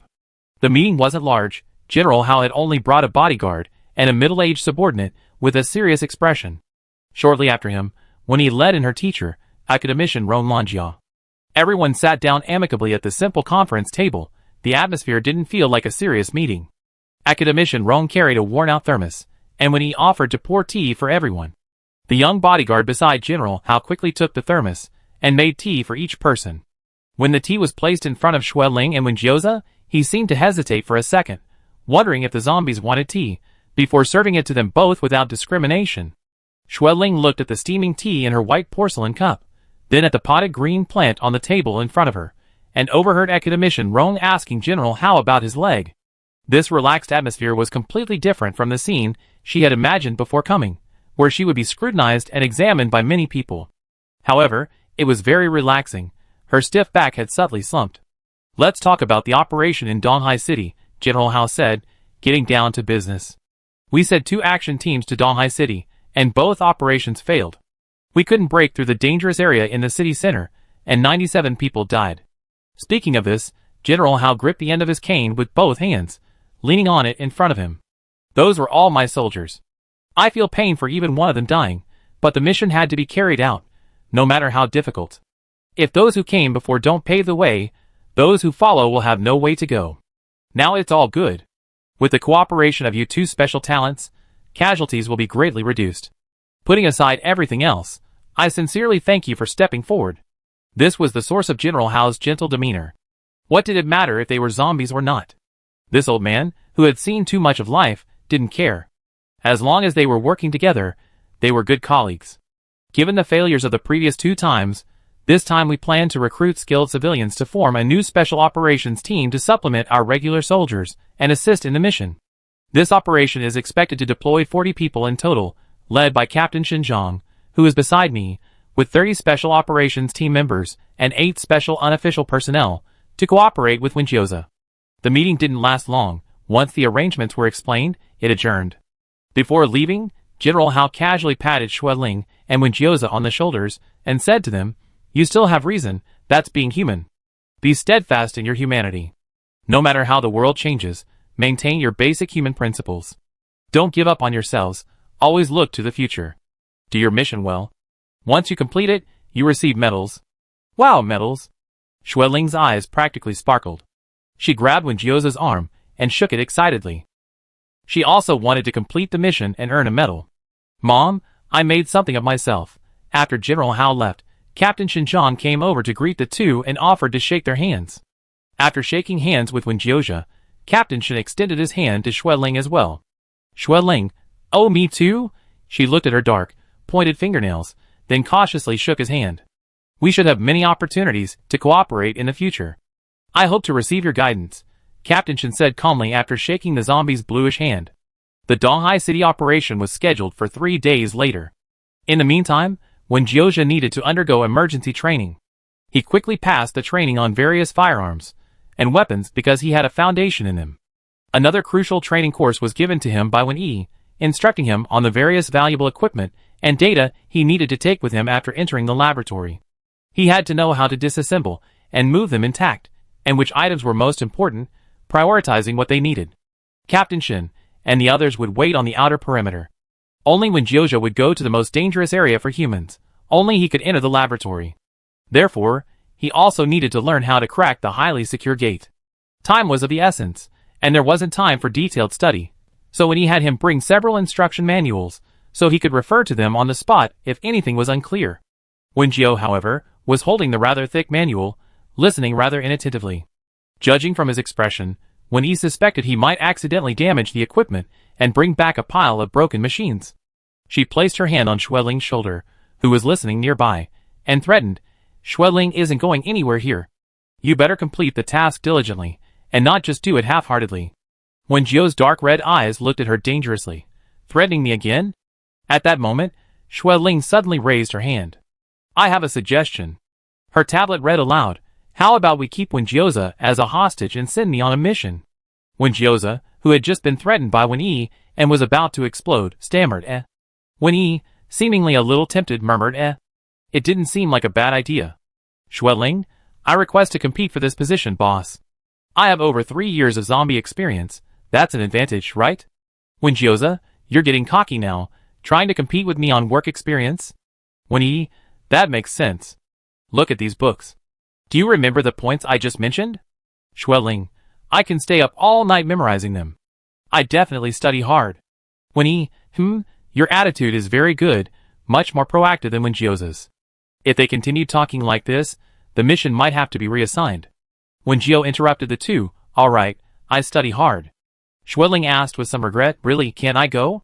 When he said, don't rush. We have many missions, not just the search mission in Donghai City. This mission in Donghai City is quite demanding, involving a lot of heavy lifting, brute force, and proficiency in firearms and ammunition. You can't master all of that in a short time. Don't worry, you have opportunities to go on missions in the future. Since you're unwilling to cooperate with the experiment, we certainly won't let you be idle. When Jiao tapped the table, are you guys pretending I don't exist? Watching Wenyi and Xueling's back and forth conversation, when Jiao found Wenyi repulsive, and Xueling was being sold out and still helping them count the money. As they were about to leave after class, Wenyi remembered something. Oh right, a friendly reminder, don't infect anyone after you go out. If you need to deal with people, it's best to use weapons. If Wenjioza could laugh, he would have sneered. Didn't you have Xueling warn me? Do you need to emphasize it again? Wenyi, oh, did she tell you why you can't infect humans? Upon hearing this, Xueling, standing behind Wenjioza, widened her eyes instantly and clasped her hands together in a pleading gesture. Sister, don't mention it. Hearing something amiss in her tone, Wenjioza pressed, why? When he exchanged a glance with Xueling without revealing a word, and replied, you are, after all, a zombie. It was fine before, but now that you're in the base, infecting humans again would cause some issues of political stance. If meddlesome people investigate, it will be very troublesome. Wenjioza didn't even bother listening to such a boring explanation. I understand. While Wenjioza was engrossed in his studies, Xueling secretly went to Wenyi to express her gratitude. You're afraid to tell him about your situation? Are you afraid he can't accept it? You become a zombie. What's there to be unable to accept? Wenyi said. Xueling buried her head in her tablet, then handed it over after a moment. The screen displayed a message. I'm afraid if he finds out, he immediately go out and randomly bite people, ending up like me, and then come back so you can investigate him first. Wenyi, Sometimes she really couldn't understand some couples. Logically, all feelings are driven by hormones. So how could they still be in love after turning into zombies? That night, lying in bed, she could vaguely hear Wenjio next door acting like a jerk, practically like a lively yet foolish male college student. Was this still her half-brother from the Wen family mansion, always defiant, and seemingly at odds with the whole world from the moment he opened his eyes? How long has Wenjioja had these symptoms?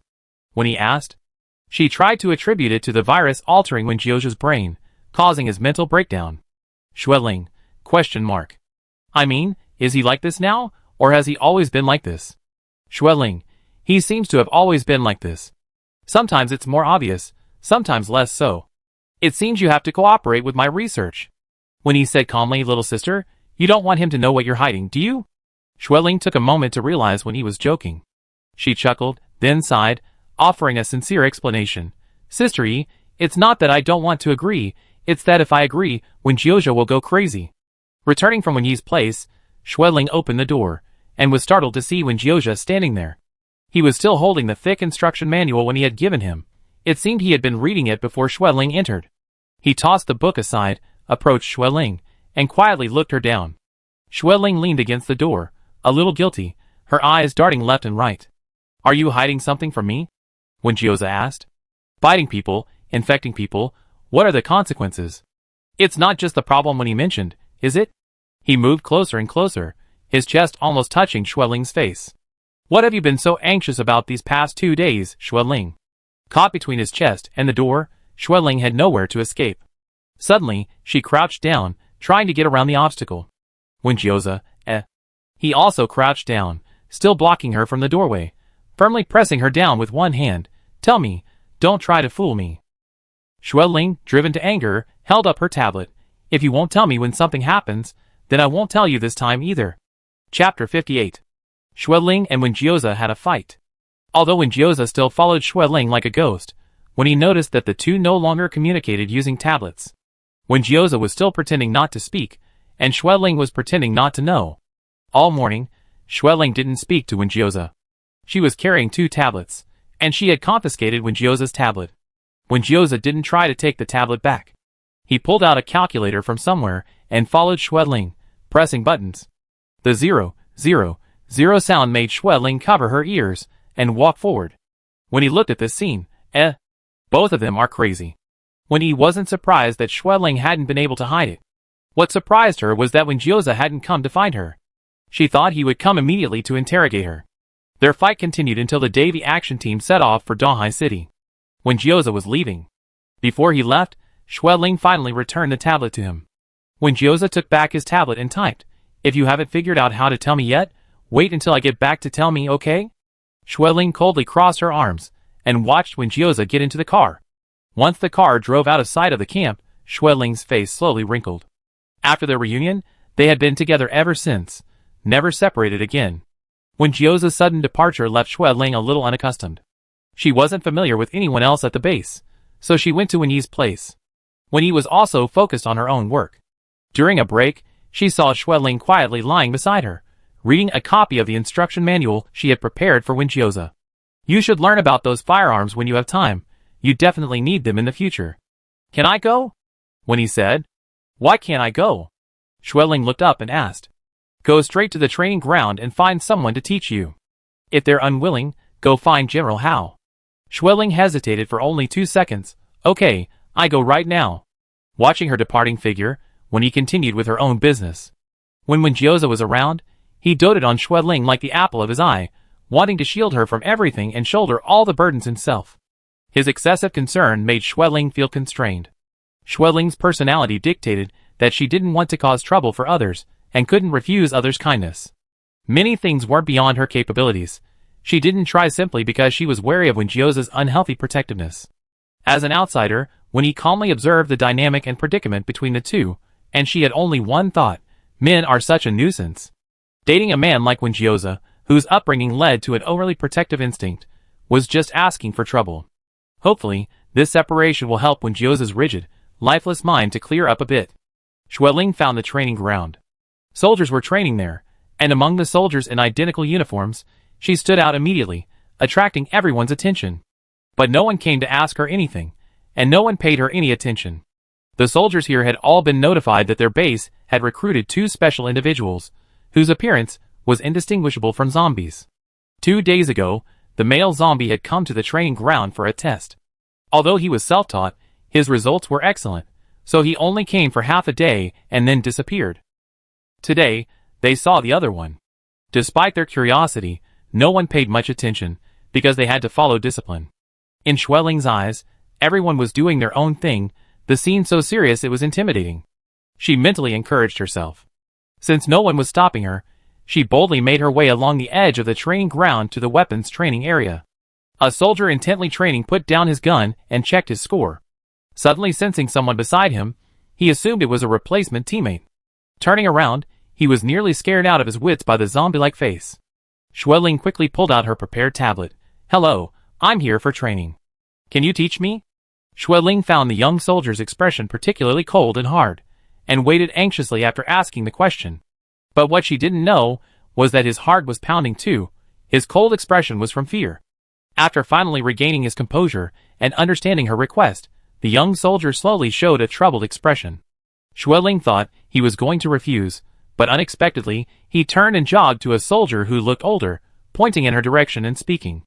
A moment later, the older soldier followed him over. "Hello, I understand your situation. Want to participate in the training? No problem. Come this way, I teach you," the older soldier said coldly. The younger soldier who spoke to Xueling first flashed a bright smile, revealing a set of white teeth. "This is my captain. He's very good with a gun. I haven't even mastered it myself, so I won't teach you." Xueling relaxed and followed the captain to the side. Although the captain's expression was also serious, he was very responsible. It was Xueling's first time encountering this, and she was learning slowly. The zombie's fingers were stiff, and she couldn't perform many movements smoothly. The captain didn't scold her or rush her, he just waited patiently. As Xueling gradually got the hang of it, even the stern captain smiled, his teeth as white as the young soldier's. Xueling realized that these seemingly serious soldiers were all putting on an act. Their genuine smiles were all incredibly bright. When the training ended and they could rest, a crowd gathered around Xueling, all eager to watch her learn to use a gun. Some couldn't help but offer comments and suggestions, while others said the captain's teaching wasn't good and volunteered to teach her. Xueling had handled Wenjioza's gun before. It was a pistol, not a very good weapon. Wenjioza had also said he would teach her how to use a gun, but she felt that Wenjioza needed a weapon for self-defense more than she did, and ammunition was expensive and hard to find at many bases. She didn't want to waste precious bullets practicing, so she hadn't actually tried it. Now, she was learning to use the latest model of assault rifle. The captain training her was worried she wouldn't be able to withstand the recoil, but Xueling blinked. "But I'm a zombie, my skin is tough, it won't hurt." The captain, After 3 days at the training ground, the captain had almost forgotten she was a zombie. She was truly an obedient and hard-working student. The captain, who had led many rebellious soldiers, had never taught anyone like her. Looking closely, apart from her bluish face, she was just a small, thin young girl. Among a group of tall, muscular Special Forces soldiers, she was particularly small and harmless. Even if everyone knew she was a zombie, once they spent enough time with her, it was easy to forget her zombie identity. A few days later, when General Hao came to inspect the training ground, he noticed a soldier in a military green uniform, who was unusually short, training diligently at the shooting range. He glanced over a couple more times, and realized it was the zombie named Xueling. "She's been training here for several days now," the guard told him after inquiring. General Hao watched her training for a while, then waved to her when she stopped. "It's good that you're proactively learning these things. Having more skills means more opportunities in the future. Let's try to utilize our strengths and advantages. I saw you did very well just now, keep it up." Encouraged, Xueling happily went back to training. The training was tough, but she didn't feel physically tired, and her mental joy made it even less tiring. When he would come to check on her physical condition every day, recording her data changes, weight, and so on. Previously, Xueling had been secretly recording these things herself. Besides recording, when he only reminded her, "Don't push yourself too hard, overexertion is counterproductive." Xueling listened to the advice. She only learned how to use firearms, and stopped joining the soldiers in aimless running. A few days later, her team leader was going on a mission, and Xueling asked, "Can I go too?" The team's mission this time was a routine one, to move equipment to a city hospital about 2 days' journey away. Regularly clearing out zombies in the surrounding area, searching for vital supplies in zombie-infested cities, escorting research teams out, etc. These were all routine tasks, their daily work. It's alright now. Before, we had so much more to do. When the base was first built, we had to go out and find surviving people, move bricks to build the city, and even go outside the city to plant and harvest wheat. When Xueling was granted permission to go on a mission with her squad, the soldiers in the vehicle chatted with her about their previous mission. "You guys have really worked hard. When I came here and saw the Beijing base, I thought it was so well built, and all that grain, enough to feed so many people, it's all thanks to you."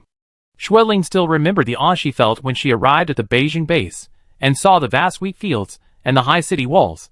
The soldier, embarrassed by the praise, quickly replied, "Those wheat fields are now planted by people in the city. We only planted them once. Later, we installed fencing, and the area became safe, so we didn't need to come anymore. Clearing the land was the hardest and most difficult part." Xueling genuinely admired them. The soldiers in her squad, who had spent the most time with her, no longer cared about her unusual appearance. After being praised all the way, they were all beaming with pride and joy. When they got out of the vehicle to set up camp, the captain playfully punched each of them, telling them to stop smiling. At night, the soldiers took turns resting, and Xueling wandered around the camp. The guards changed shifts twice, and seeing Xueling constantly pacing, they shone their flashlights around her feet. "We stay here, there be no danger. Go and rest," they told her. Xueling shuffled over and held up her tablet. "But zombies don't need rest, and I can't sleep either." The guard scratched his head, unsure what to say. He'd forgotten she was different from them. Actually, Xueling could have found a place to sit, but she couldn't sit still, so she came out for a walk. During the day, when there was work to do, it was fine, but at night, when everyone was asleep and there was quiet and nothing to do, Xueling easily thought of Wenjioza.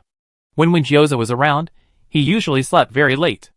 On nights like this, with the moon and stars shining brightly, Xueling liked to go for walks, and Wenjioza would follow her. He would accompany her, circling around the same spot again and again. Then he occasionally say something like, walking around like that, doesn't it look like a donkey pulling a millstone? Xueling, there's a snake near your feet. There's a house in the woods over there. Remember that horror movie we watched before? It looks a lot like the house in that movie. Want to go check it out? Xueling, come a little closer. You're stepping on someone's grave. Be careful, it might crawl out and grab your foot. Can't see the road clearly? Give me your hand. After recalling his deliberately provocative and frightening words and actions, Xueling realized she didn't really miss him that much. Chapter 59. The soldiers who went out on missions with Xueling quickly discovered the advantages of having her around. The missions suddenly became much easier. Previously, their squads needed to be fully armed, equipped with suppressive fire, and move quickly to advance into areas in the city center where there weren't many zombies. If it were just a quick tour, it wouldn't be so bad, but they weren't on vacation, they had missions to complete, and usually couldn't retreat quickly, needing to stay in the city for extended periods. With so many of them, the longer they stayed, the more zombies would gather from all directions. More zombies meant more ammunition consumption, but the base's supplies were limited, and their available weapons and ammunition were finite. Furthermore, the side effect of suppressive fire was the noise, attracting even more zombies and increasing the difficulty of their missions. So, although these missions were called routine missions, they weren't easy, someone would always be killed. But with Xueling's arrival, she directly took over the most difficult part of the mission. She volunteered to have the others stationed on the outskirts, then drove into the city herself to retrieve the medical equipment they needed. At first, the captain watched her, a small, slender figure, drive the military truck into the city, feeling a little uneasy. But as truckload after truckload of essential supplies, both on and off the mission list but equally scarce, were brought back, even the usually composed captain couldn't help but feel a surge of excitement. Every time Xueling appeared at the intersection, a group of people would rush to meet her, eager to see what she had brought back. If they weren't worried about attracting zombies with the noise, they would have cheered. I never done such an easy task before. Xueling got out of the car and showed the team leader the pictures and videos on the tablet. This hospital has these pieces of equipment I don't recognize. Do we need to bring them back? The team leader didn't recognize them either, but he decisively said, bring them. Don't be fooled by the seemingly well-built Beijing base. They're actually short of everything. Everyone's living frugally, so they're taking as much as they can. Xueling felt the same way. Before, when she was living in the city, she always felt it was a waste to see usable things gathering dust, even though many of these things were useless to her and Wenzhouzi. Now that the base needed them, Xueling's urge to buy and hoard was kicking in. So, only one question remained. Many things are too heavy, I can't move them. Captain, that's easy, I teach you how to operate a crane. The soldiers chimed in. Get a tow truck too. And an excavator. I can drive a crane. The captain waved his hand. Learn it all, get a vehicle delivered. Another soldier shouted. I can fly a fighter jet. Xueling. Really? You can learn to fly a fighter jet? Fighter jet pilot, that sounds so cool. If I ever had the chance to fly a fighter jet with Wenzhouzi on a mission, I'd definitely give him a shock. That's something she can't learn right now, because she doesn't have a fighter jet to use, but the others can be learned quickly. At times like this, nobody wants a zombie to get a license. As long as a long-wheeled machine can be driven on the road, traffic rules don't matter. Hitting a zombie on the road isn't illegal, you can drive it however you want. With her previous experience learning to drive with Wenzhouzi, Xueling picked it up quickly this time. In this zombie-infested city, for several days in a row, cars have been driving recklessly through the streets, the noise attracting many aimlessly wandering zombies. But after excitedly chasing the cars for a long time, only one of their kind got out. The group of zombies, sensing no human presence, scattered again. Xueling thought that if they could speak, they'd probably all be cursing at being led around like this every day. Xueling, who was also looting the hospital today, put on her hat and gloves and began her work. She dragged a small trailer loaded with more and more tools, a generator, an impact hammer, a drill, a chainsaw, and so on. To make it easier to move the equipment, she even dismantled several doors. The noisy, piercing thumping and buzzing sound echoed throughout the hospital, attracting wave after wave of zombies to watch, crowding Xueling's surroundings. Any human here would be dead long ago, but Xueling only had to worry about the crowding. When she started hammering at the wall, Xueling felt like a construction worker. As they began moving equipment upstairs, taking out the instructional videos and tools given to them by the team leader, and preparing to restart the elevator using backup power, Schwedling felt like an electrician. Before the mission, holding a submachine gun she'd never seen before, she imagined herself resolutely mowing down zombies. But once the mission started, she discovered that the end of the world was civil engineering. Schwedling's team took several days longer than expected to return to base. They returned laden with supplies, and as their overloaded convoy drove through the base's wheat fields, someone started singing returning from target practice. Schwedling knew the song, but she couldn't sing it correctly. So she swayed gently to the beat, sitting among them, infected by their pure joy. At this moment, she felt a sense of security, a feeling she had when she was with Windjioja, but the two were different. The security Windjioja gave her was no matter what happens, he will protect me, while this security was I have the ability to protect others. Schwedling completed the mission brilliantly, bringing back double the supplies on the mission list. Although this mission didn't earn her a medal, General Howe specially issued her a certificate of merit, a handwritten thank you letter, and a reward of items. While Schwedling was receiving her certificate and reward at the base, getting along well with everyone, Windjioja, who hadn't yet arrived in Dahai City, was isolating everyone in the action team. This 40-man team was led by Captain Xinjiang of the Special Forces. Windjioja, as the most crucial link in the mission, and due to his special status, was placed among the soldiers in the vehicle. The soldiers sat upright, their faces serious. Windjioja lay opposite them, flipping through the instruction manual, also silent. The atmosphere in the entire vehicle was heavy, only the sound of the car driving on the road could be heard. They were on a forced march, rarely stopping. Whenever they stopped to eat and rest, Windjioja would remain alone in the carriage, not speaking to anyone. He was like this before when he worked with the convoy, rarely paying attention to others. But back then, he habitually wore a nonchalant smile, giving the initial impression of being good-natured and easygoing. Now that the zombies couldn't smile, losing that superficial, fake smile, Windjioja's inherent coldness was laid bare. Combined with his tall physique and the zombie's bluish-gray face, he easily created a sense of pressure. Several talented individuals in the team had passed the assessments, and when they learned they would be undertaking important missions, they all acted with arrogance and pride. On the first day, when they saw Windjioja in the team, the wariness and hostility on their faces were impossible to hide. With Captain Xinjiang keeping them in check, they didn't dare cause trouble, but they deliberately spoke loudly by the car, making sarcastic remarks like, "Will that zombie in the car eat people? And I can't believe there are zombies, I'm afraid of being attacked from behind." Windjioja rolled down the window, casually gave them the middle finger, and lay back down to read the instruction manual. He couldn't even finish 2 lines of the complicated manual before thinking of Schwedling. How would she react if she encountered something like this? She'd probably start looking for her own problems, feeling uncomfortable but pretending nothing was wrong. She only felt happy in an environment where everyone liked her. Once she was recognized, she wanted to work desperately to gain more recognition and affection, eventually exhausting herself. Windjioja was completely different from her. What did other people's recognition and affection matter to him? His goal was to cooperate with the mission. He had no intention of building relationships with anyone in the team or resolving conflicts. Several specially recruited talents huddled together privately, all expressing their resentment towards Windjioja. They were the very special talents, who had overcome numerous obstacles to get in, only to find themselves receiving even more preferential treatment here, from a zombie. How could anyone feel comfortable with that? Aside from these individuals, none of the soldiers in the squad had a good impression of Windjioja either, finding him too aloof. Is he too stressed on missions to avoid communicating with others? He wasn't like this when I was at the base, one soldier said. There was another zombie there too. I saw them chatting on tablets the whole time, talking a lot. Behind their backs, they speculated that Windjioja's tablet, which he used to speak, might be broken, which explained his lack of communication. The tablet lay to the side, its screen black. The row of soldiers sitting opposite him all turned to look at him, nudging each other with their elbows, but no one dared to ask. It was Captain Xinjiang who, having finished his work, sat down next to Windjioja and asked him seriously, "If you need any help, please let me know." "No," Windjioja replied hoarsely, his eyes still fixed on the instruction manual. Captain Xinjiang looked at him, then at the tablet, his surprise fading. "So you can talk. This will make communication much easier." Windjioja turned a page noncommittally.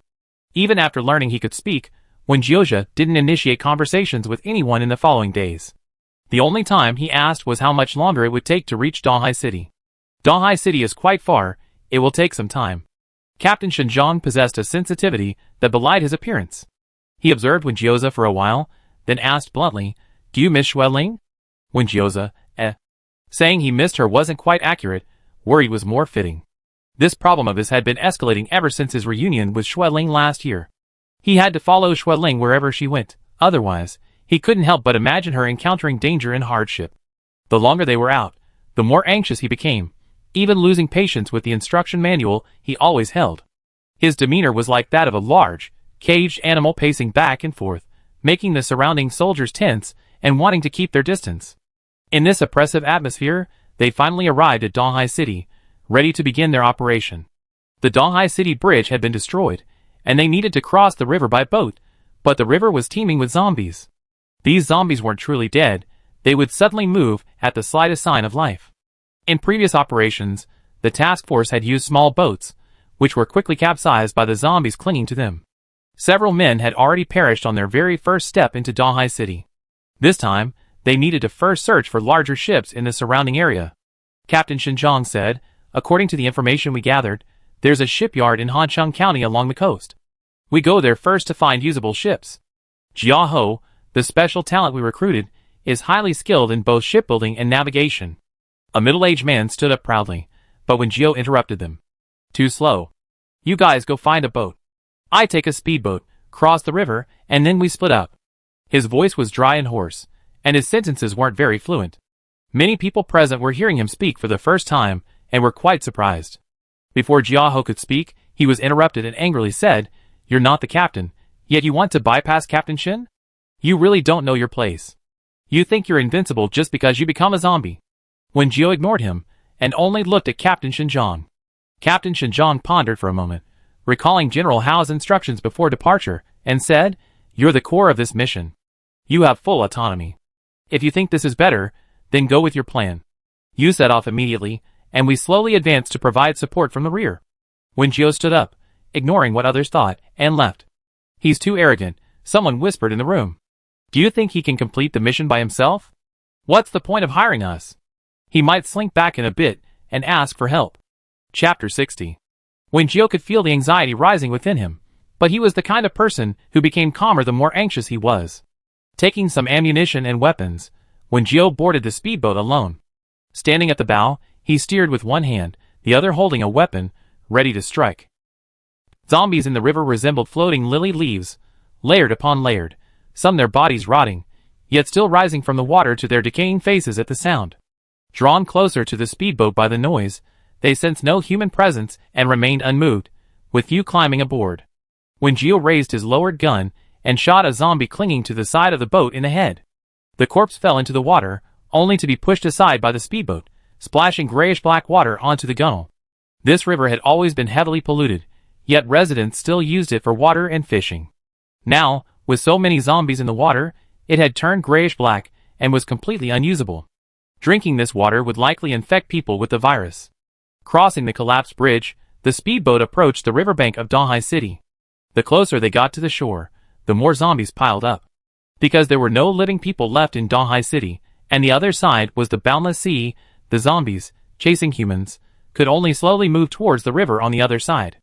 Once these non-swimmer zombies covered the river surface, the hundreds of millions of zombies in Donghai City would follow the path laid by their predecessors, gradually settling on the other side of the land, migrating like southward flying geese towards where there were living people. When they were almost at the shore, the speedboat couldn't move at all. When Gio simply slung his belongings over his shoulder and jumped off the speedboat, walking towards the shore through the piles of zombie corpses and the putrid black water. The feeling of stepping into rotting flesh, with corpses occasionally struggling beneath your feet, was utterly awful. For humans, this was a swamp of death. Captain Xinjiang had told Wenjioja that the previous task force had failed to retreat, leaving behind vehicles and some weapons in Donghai City. He now needed to find a usable vehicle to head to the Biological Research Institute when he had mentioned. Donghai City was currently in a strange state.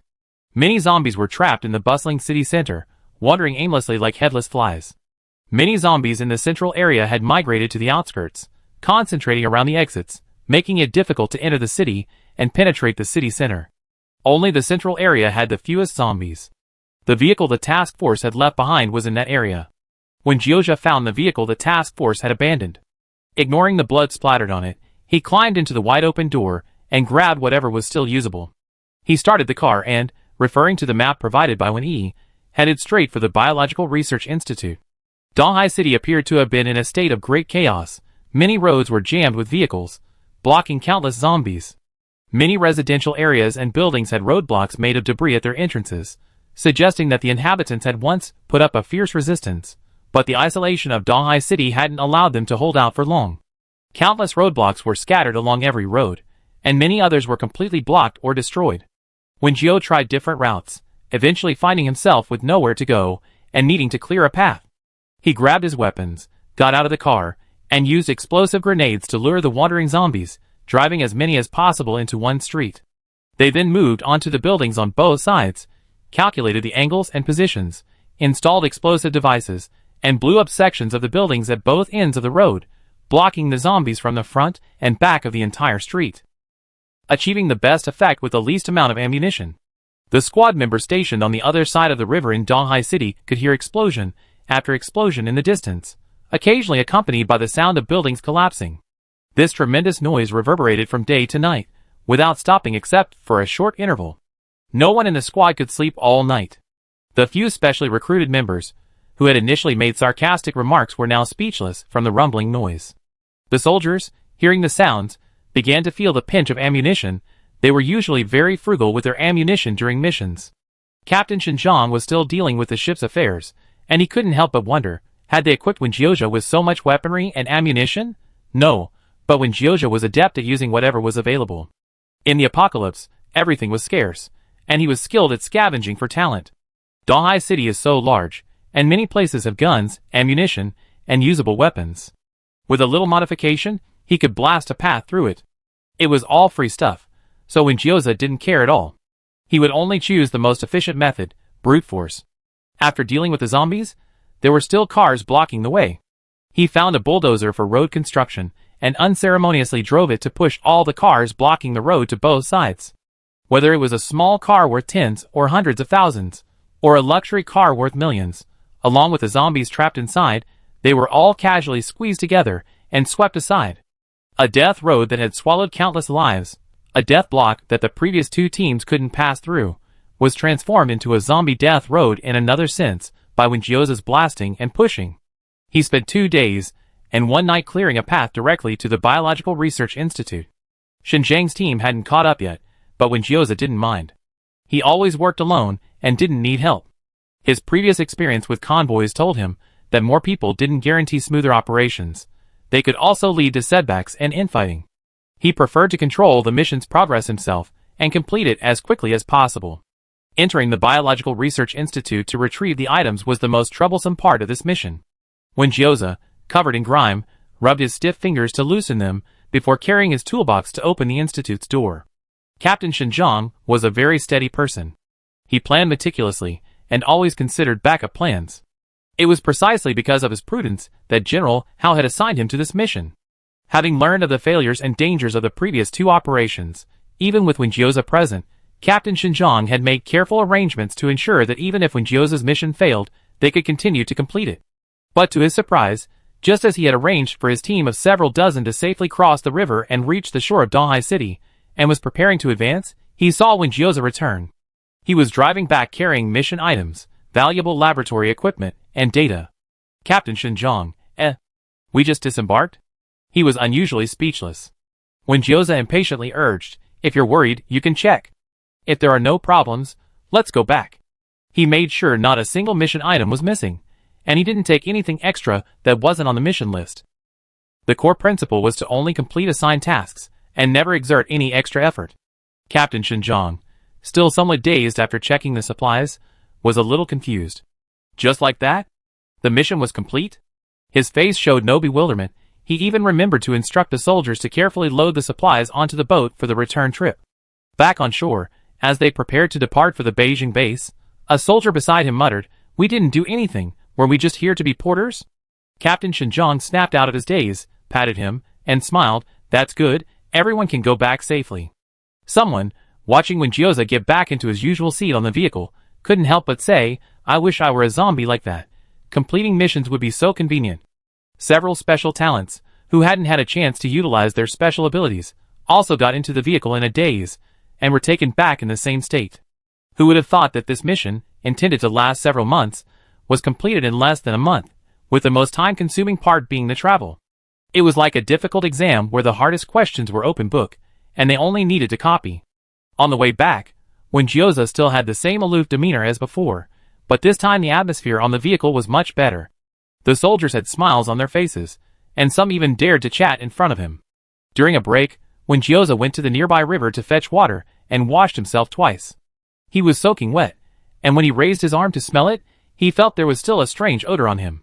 After washing several times, Gyoza stood up from the river, put on his clothes, picked up a small red box that was next to his clothes, opened it, looked inside, and stuffed it into his pocket. He wondered if Ling was getting used to being alone at the base, and whether she was being ostracized. At this very moment, Ling was fully prepared, about to depart for the northwest with a team of 100. This was an unexpected and sudden mission. A day earlier, the base received news that Academician Ji Shiping was still alive, but trapped in the ancient city of Longan. Given Academician Ji Shiping's seniority and status, even Rong Lanjia addressed him as a senior.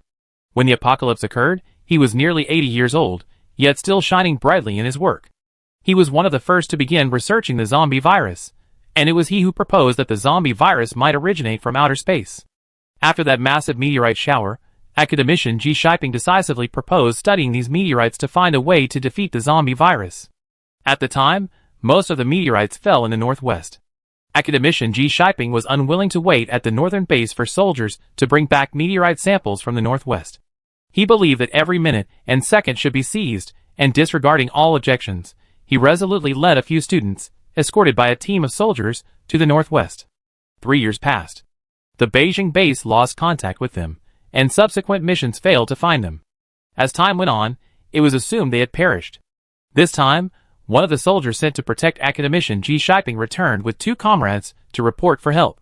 They encountered many dangers along the way, and only he arrived safely at the Beijing base. His message was that Academician Ji Shiping had been in the northwest, initially at a research institute in the Gobi Desert, and later moved 2 or 3 times. During this time, he had been researching zombie viruses and meteorites, making significant breakthroughs. However, he was too old and had worked too hard for too long. His health was failing. He fell ill during the journey, his experiment stalled, and then a large-scale zombie horde struck. They took Academician Ji Shiping and several researchers away from their original base and hid in the ancient city of Longan. We lack supplies, and most importantly, we lack doctors and medicine. Academician Ji's condition is very bad, the soldier said worriedly, fearing that Academician Ji might succumb during their journey. General Hao and Academician Rong Lanjia held an emergency meeting overnight and finalized the personnel to go to the northwest. This mission will consist of 200 people, carrying supplies and weapons, as well as doctors and medical vehicles. When he also plans to go in place of her teacher to facilitate the exchange of research findings between the two sides and assist in the research. Academician Ji is too important, so General Hao personally requested Ling to accompany him, as her presence would make many things much easier. Ling agreed, but she had one concern. If when Gyoza returns, he might be angry. If he does anything improper, please don't blame him. General Hao said, "Don't worry, we understand the family's concerns and dissatisfaction, and we will definitely handle it for you." Chapter 61. About 10 days after Ling's departure, when Gyoza returned to the base, he got off the car and went straight to his residence.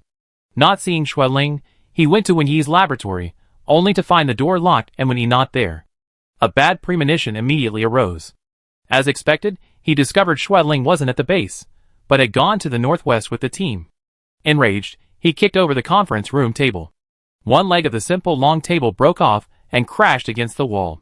Captain Shinjong, who had come to tell him the situation, was momentarily startled by his sudden outburst. From the first time he saw Gyoza at the base, although he seemed unapproachable, he was actually emotionally stable and reliable. There had been some friction within the team going to Dahai City. Some people had said unpleasant things to Gyoza's face, but he hadn't gotten angry. This made him seem like he was just unapproachable on the surface, but actually had a good temper. Now Captain Shinjong realized that it wasn't that he was good-tempered and never got angry, but rather that he hadn't touched a nerve. "I understand your feelings, but please rest assured, no one at this base coerced Ling. She went to provide support voluntarily," Captain Shinjong explained. Upon hearing the word voluntarily, Gyoza became even more furious. His face, stiff as a statue, twisted into a strange, cold smile. But he didn't move. Instead, he sat down imposingly on a bench, staring coldly at Xinjiang. Xinjiang had witnessed his abilities before, and now a chill ran down his spine. He inwardly groaned. He had just returned when General Hao summoned him to explain the situation and told him to speak with Wenjioza. But what could he do? He couldn't very well let the old general deal with this tough nut. Captain Xinjiang tried to reason with him, but Wenjioza was no longer interested. He was merely sitting there to process his anger. Once his emotions had calmed, there was only one thing he needed to do. Give me a car. I chase after them, Wenjioza said. Don't worry, the car is ready, and there's someone to guide you. You can set off soon. General Hao walked in from outside, seemingly oblivious to the broken conference table.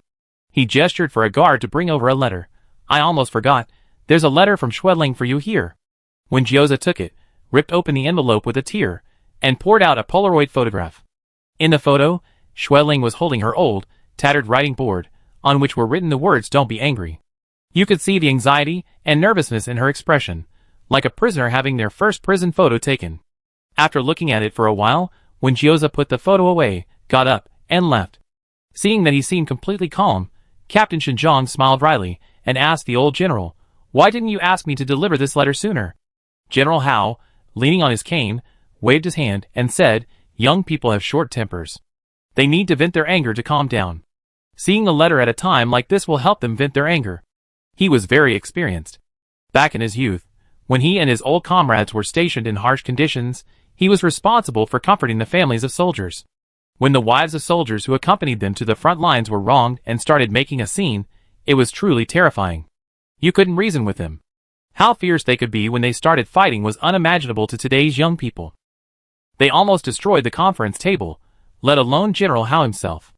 Compared to those days, Wenjioza wasn't so difficult to deal with. When Wenjioza arrived at the vehicle General Hao had mentioned, he discovered it was a convoy specifically for transporting supplies. The previous convoy had left in a hurry, leaving many things unprepared. This was the second batch of supplies to support the Northwest, and even if Wenjioza hadn't requested to go, this second batch would have been departing soon anyway. In the end, Wenjioza was just someone who was incidentally on the side. Wenjioza, He felt annoyed that everything was going according to plan. Xinjiang and his team were also assigned to this convoy. According to General Hao, they had already successfully cooperated once. Practice makes perfect. If Wenjioza recklessly drove off, they would be responsible for the safety of this supply convoy. Captain Xinjiang saw Wenjioza standing in front of the vehicle for a while, without moving, and worried that he might kick it over in anger. But he simply took out the photo again, glanced at it a couple more times, and then got into the vehicle. General Hao came to see them off, a slight smile appearing on his serious face. You must believe that our military dependents are all sensible. They may be upset or angry for a moment, but they will still think of our soldiers. Captain Xinjiang, is he a military dependent? General Hao calmly replied, Xueling is a good colleague of ours. She has joined us and participated in many daily missions. Her spouse is certainly considered a military dependent. Captain Xinjiang, isn't he a soldier? General Hao's eyes gleamed. He may be Xueling's soldier, but he's not our soldier. However, this wasn't a big problem. With Xueling around, he wouldn't pose any threat to them.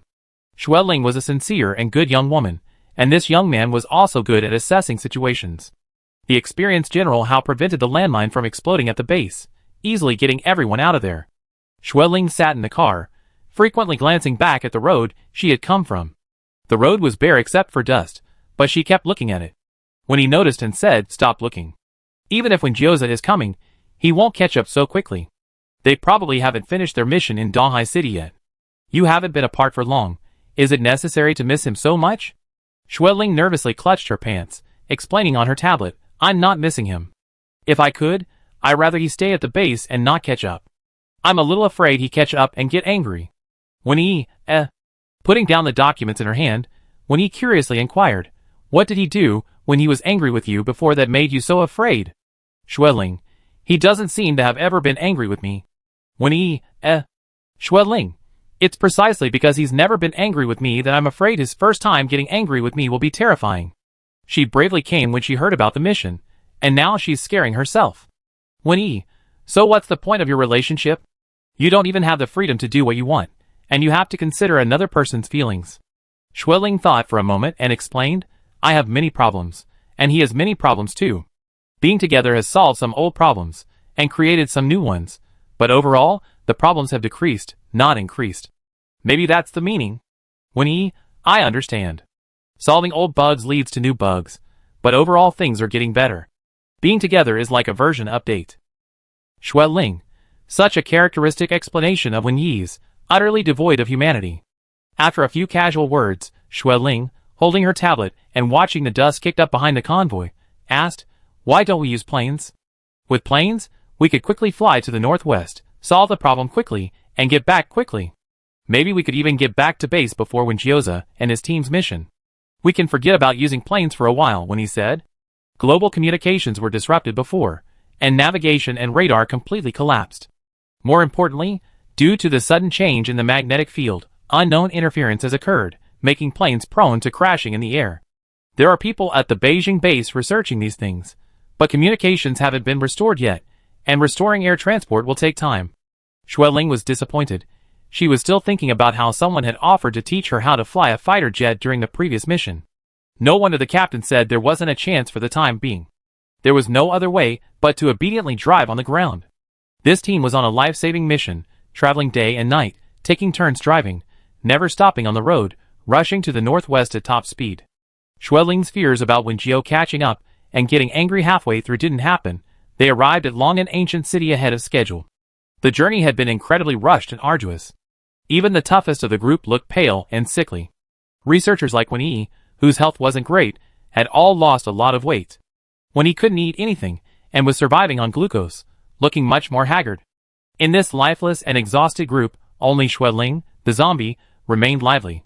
Finally, when they could see the outline of Long and Ancient City, everyone breathed a sigh of relief.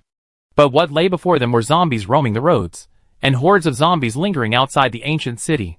They arrived in the dark. In the unlit ancient city, only shadowy figures could be seen. A very strong sense of Chinese horror pervaded the air. How come there are so many zombies here? Long'an City is nearby. Before the apocalypse, it was a fairly well-known tourist area with many visitors.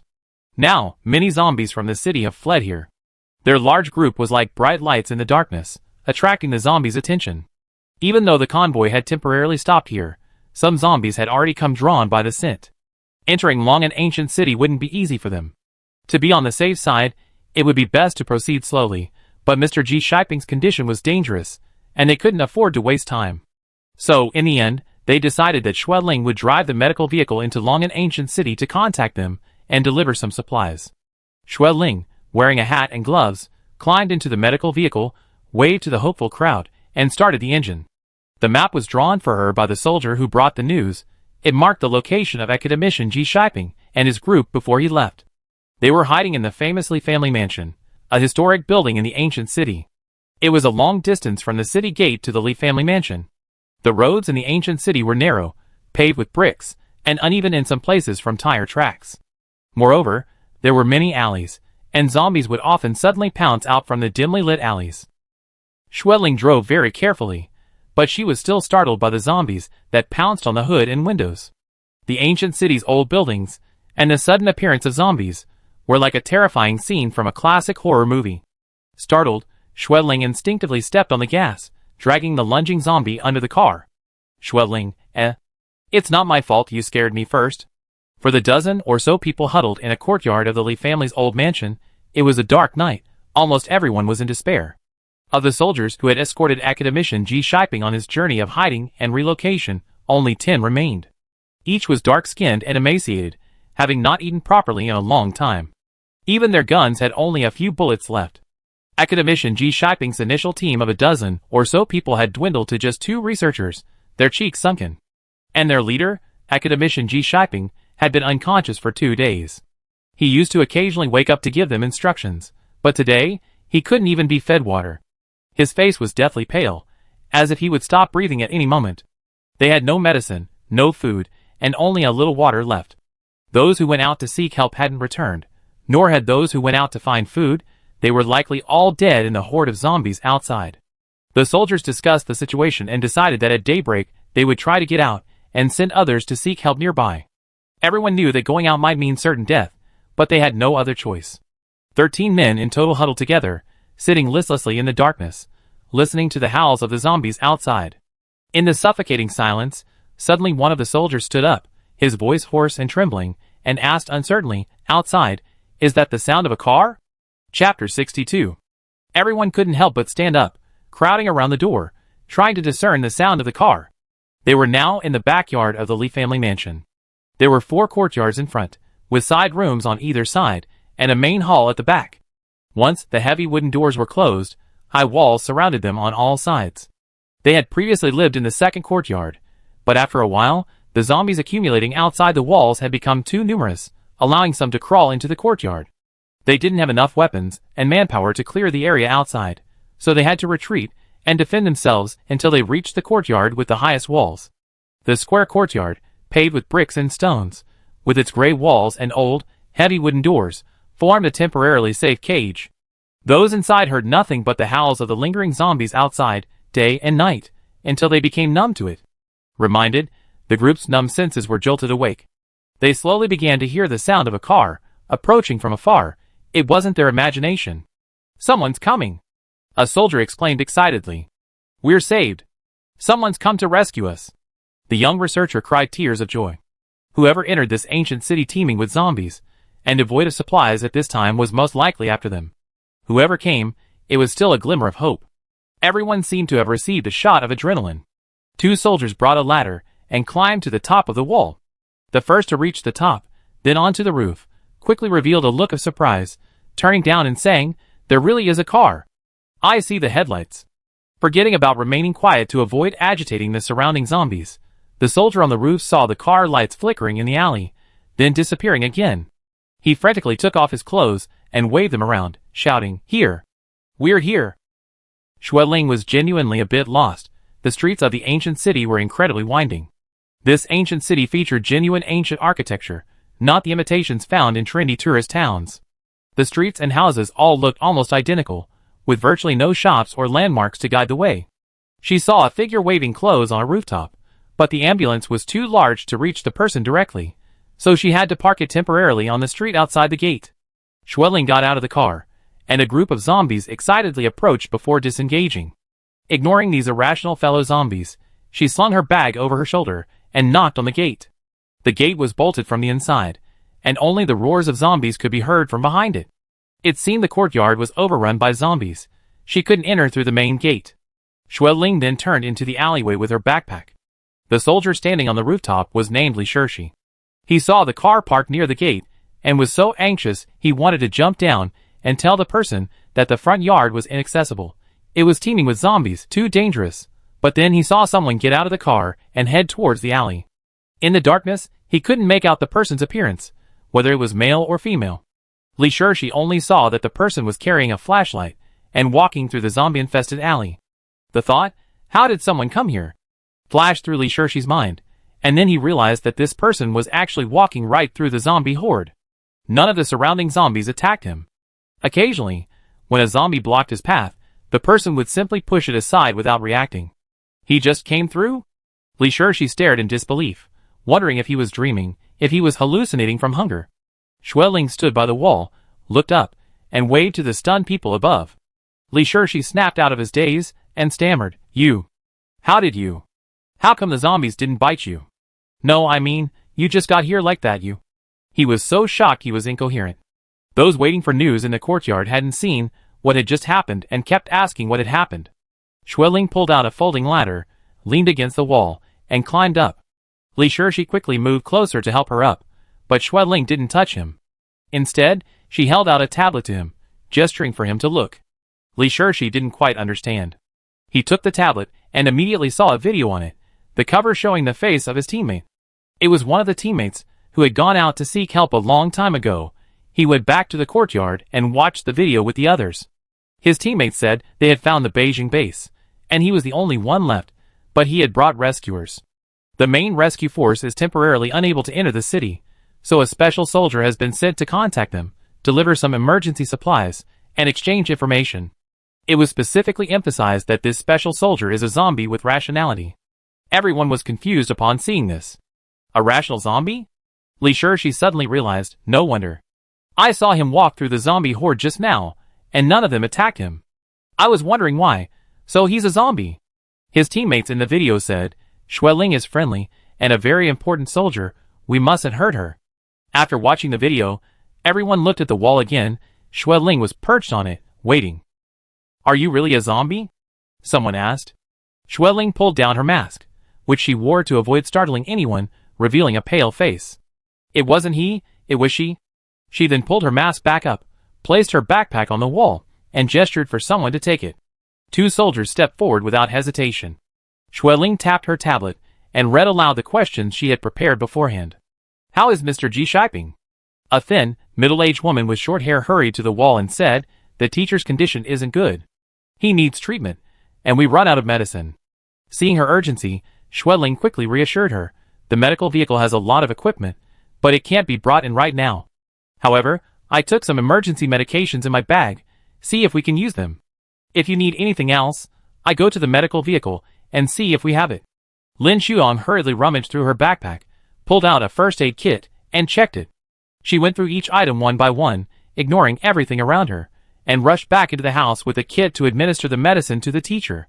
She quickly came out again, and told Xueling what else she needed. Okay, I go get it right away. Xueling climbed down the wall again, putting the ladder away to prevent other zombies from climbing in. She made 3 trips back and forth, getting not only the necessary medicine, but also a lot of food.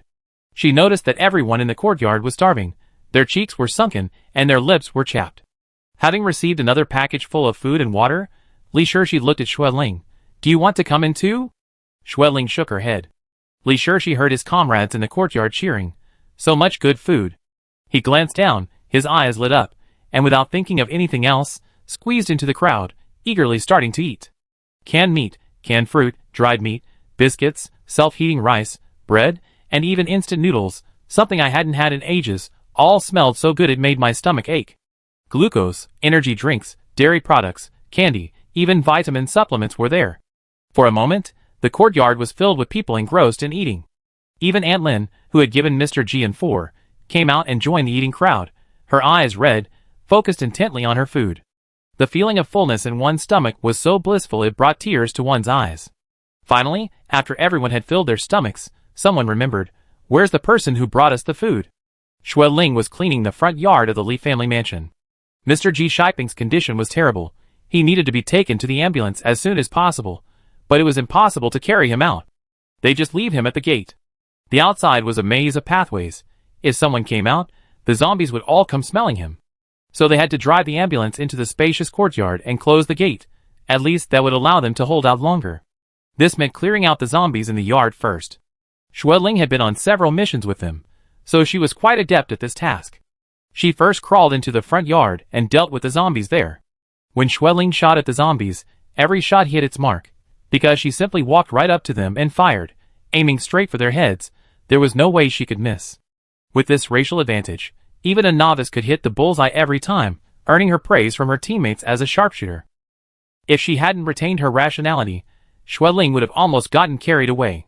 Hearing the gunfire ahead, the soldiers, who had eaten and drunk their fill, stood up. Is she clearing out the zombies up ahead? Let's go help.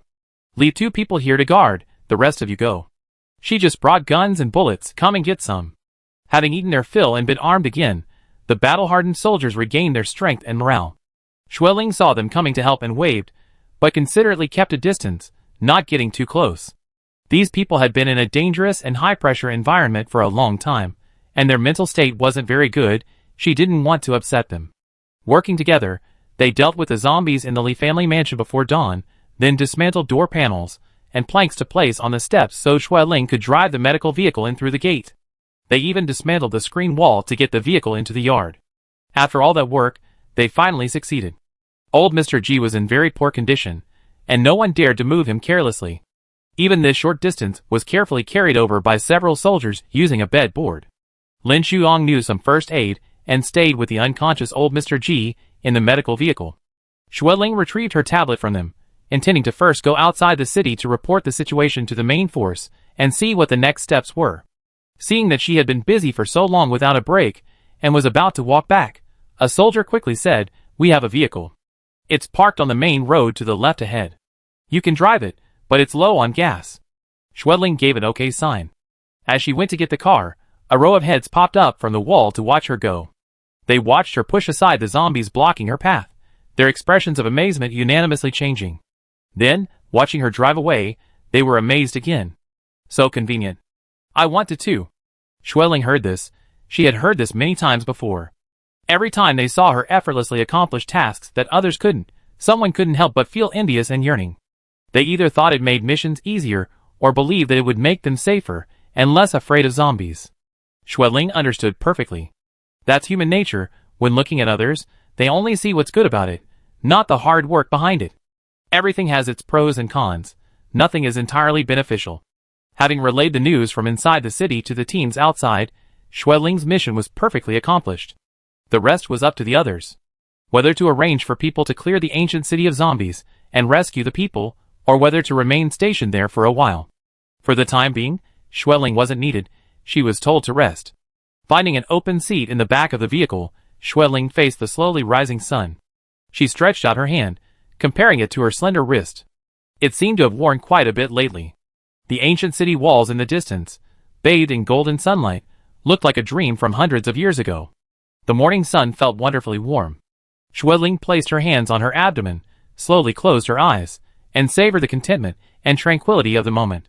Chapter 63. After Xueling returned, the team held a brief meeting.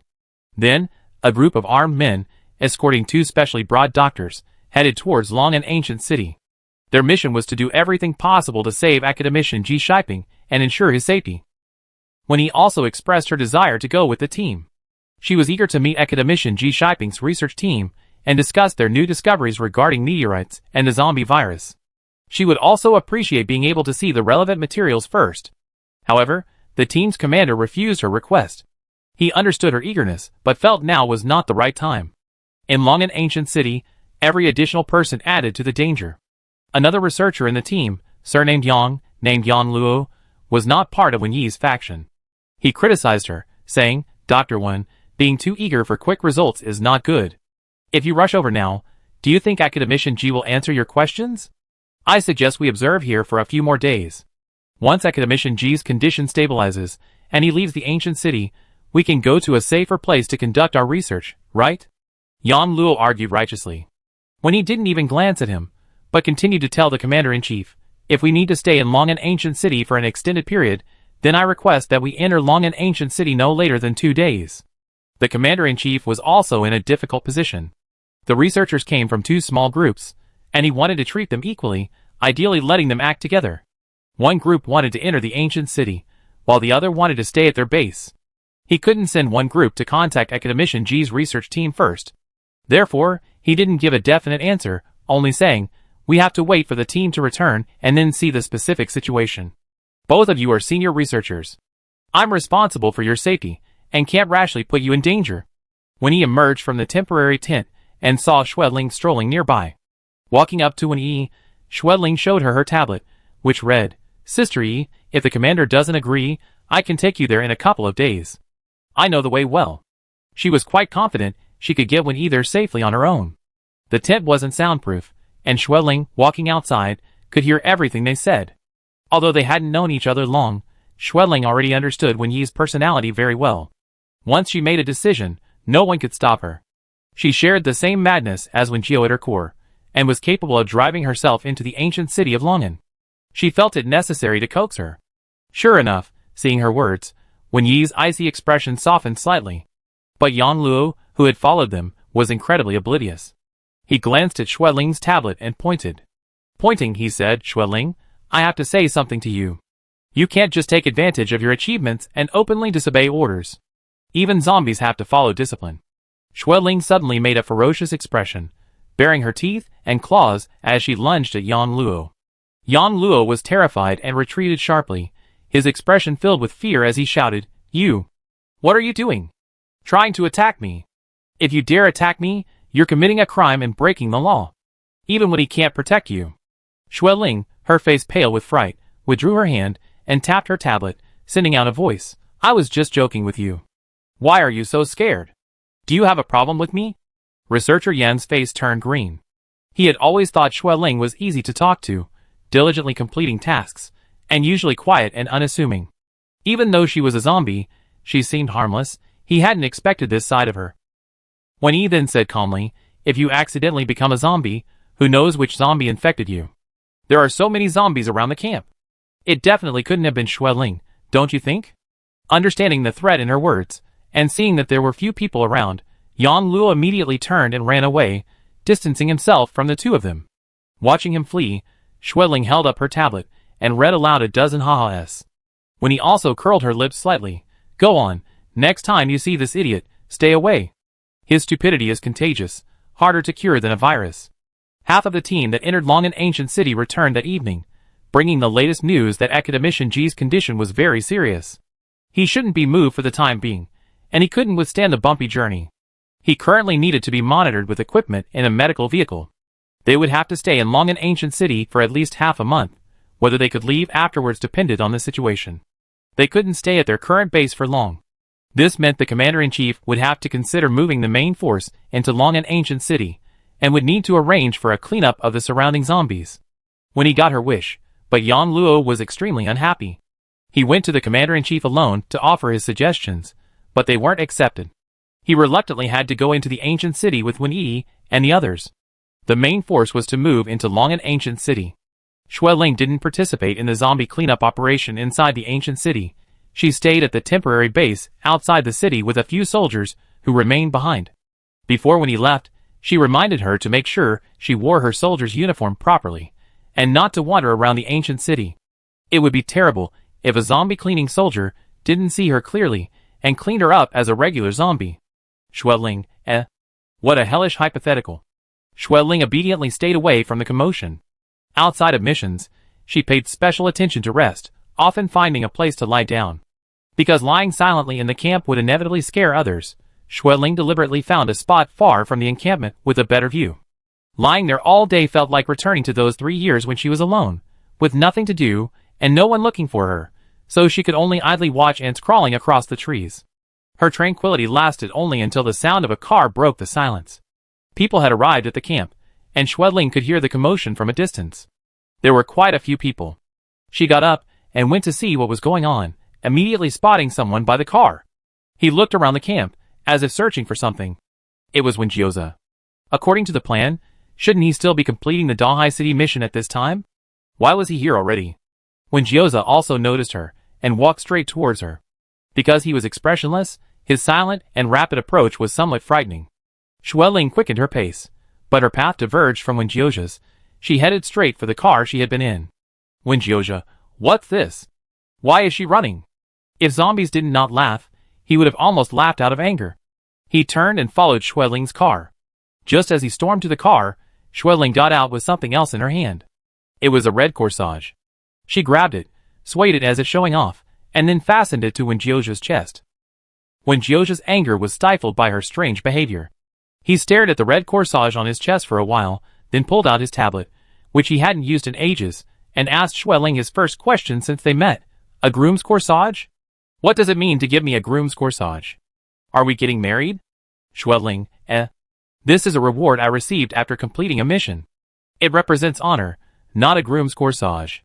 Xueling explained speechlessly. The moment she saw Wen Jiuzi, she knew he must be furious, so she immediately decided to use this to appease him. Wen Jiuzi was a little disappointed by this explanation, and his interest in the corsage greatly diminished. They just used a little red flower to trick you into doing work, Wen Jiuzi said. Xueling, there were also rewards, rice, flour, cooking oil, candy, canned goods, and things like that. Where are the things? Wen Jiuzi crossed his arms, looking very unhappy that she had been tricked. Xueling didn't dare say that the things had been given to Wen Yi. And you, how did your mission in Dahai City go?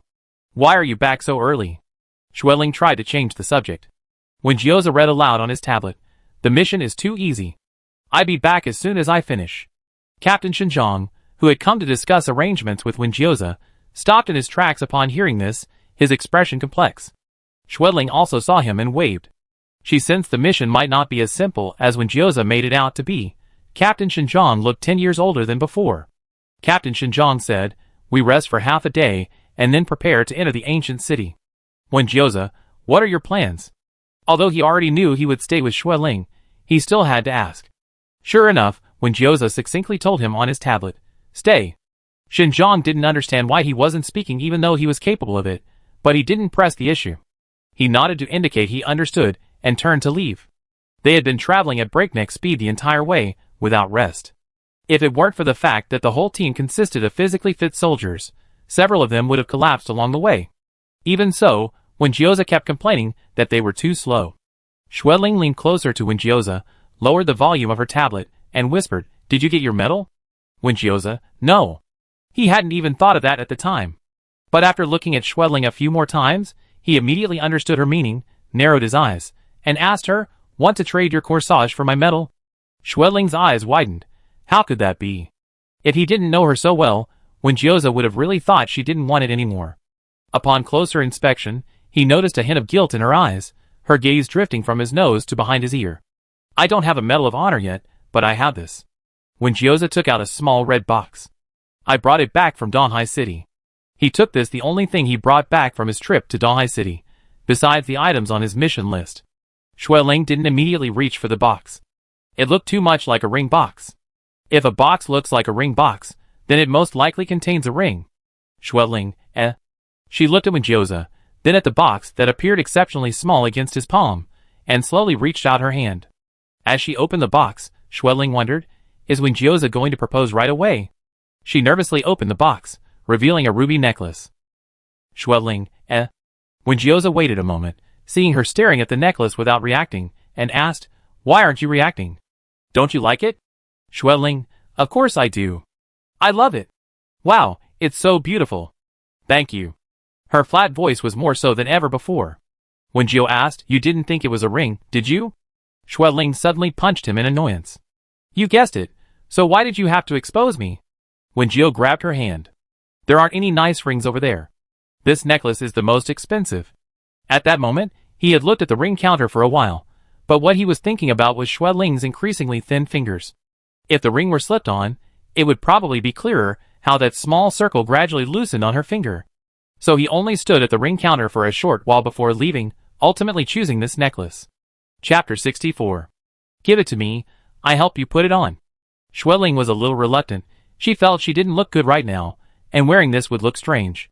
But she also knew that if she said so, Wenjioza would scoff and insist she wear it, and the outcome would be the same. So she skipped the argument, and used 2 fingers to take the necklace out of the box. She wanted to ask if Wenjioza's hands were capable of fastening the clasp, which was difficult to fasten. Suddenly, she noticed his hands. The flesh of zombies gradually hardens, becoming so hard that even a small knife couldn't break the skin, but Wenjioza's hands had many wounds. There were scratches on the back and palms of his hands, and the skin on the pads of his thumb and forefinger was worn through, revealing dark red flesh underneath, like a tree trunk with a piece of bark peeled off. Xueling held his hands and examined them closely, her sharp nails touching and poking his fingers. Then she looked up at him quietly. Although she didn't say a word, her questions were clearly written in her eyes. Wenjioza firmly grasped both of her hands with one hand, using the other to tap on the tablet. "It's from doing missions in Donghai City. It doesn't hurt or itch."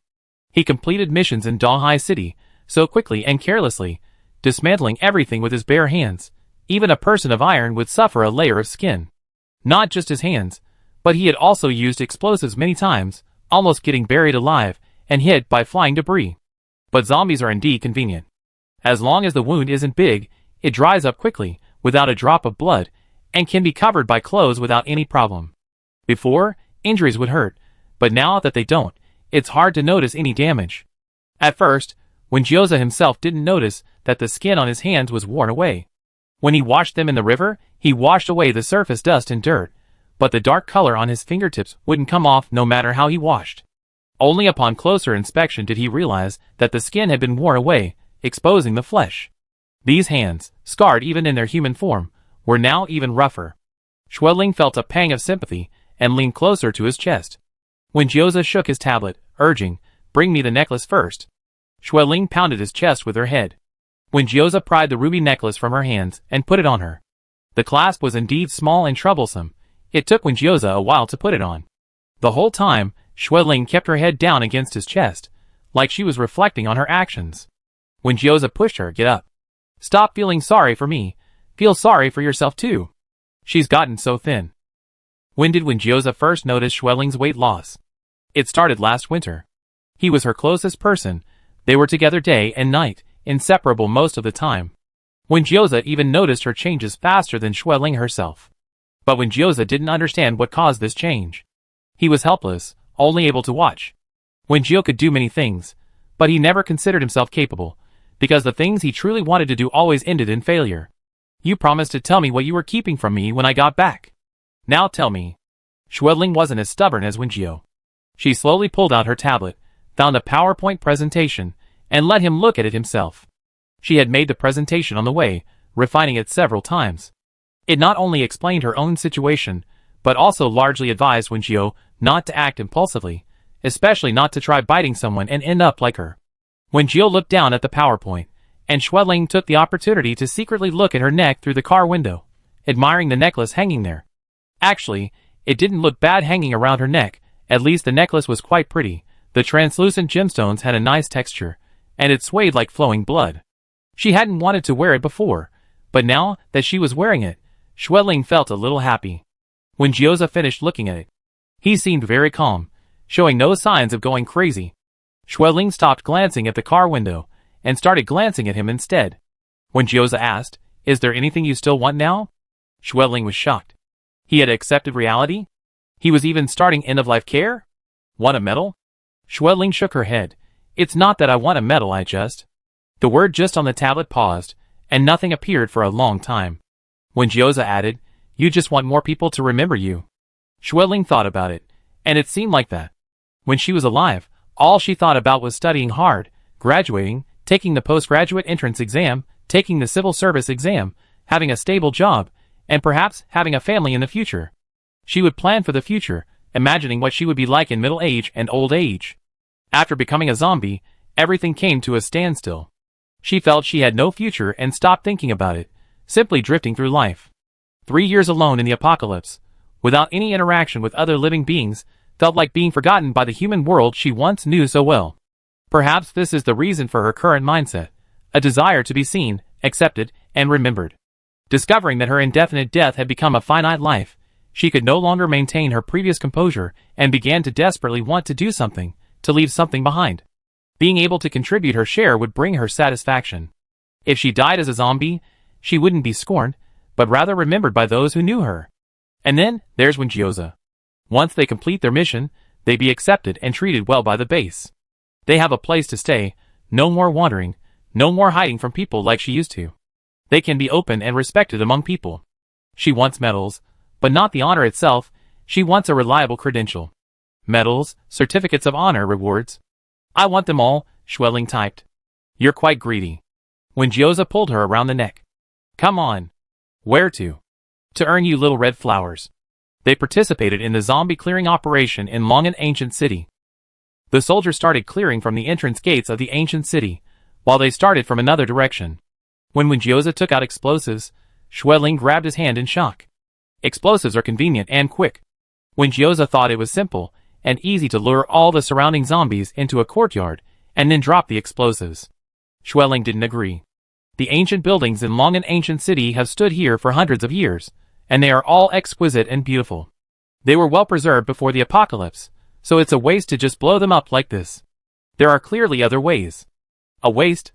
Wenjioza didn't feel any regret when he blew up that famous landmark and well-known building in Dahai City. What does this have to do with him? But Xueling wouldn't allow it. He still put away the explosives, preparing to shoot them one by one. Xueling had something else to say. Don't waste bullets. Everyone is tightening their belts to use this ammunition. We need to conserve it.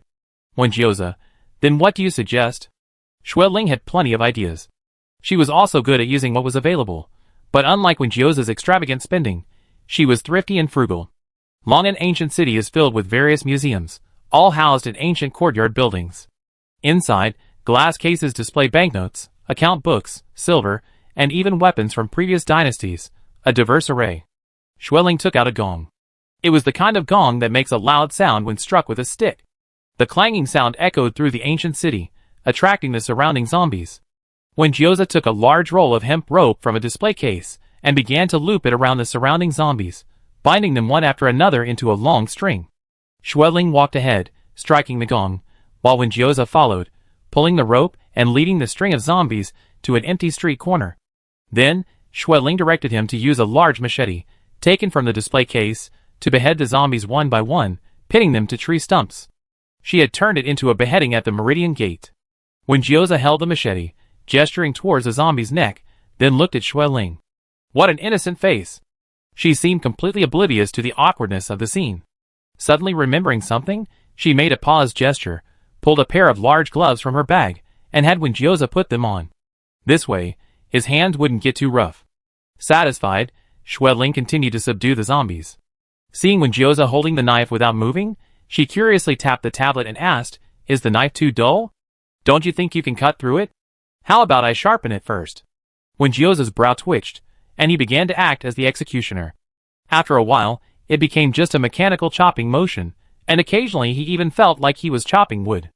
After chopping down a batch, Schweling, carrying a gong, led Gyoza through the streets and alleys, randomly capturing some zombies to execute.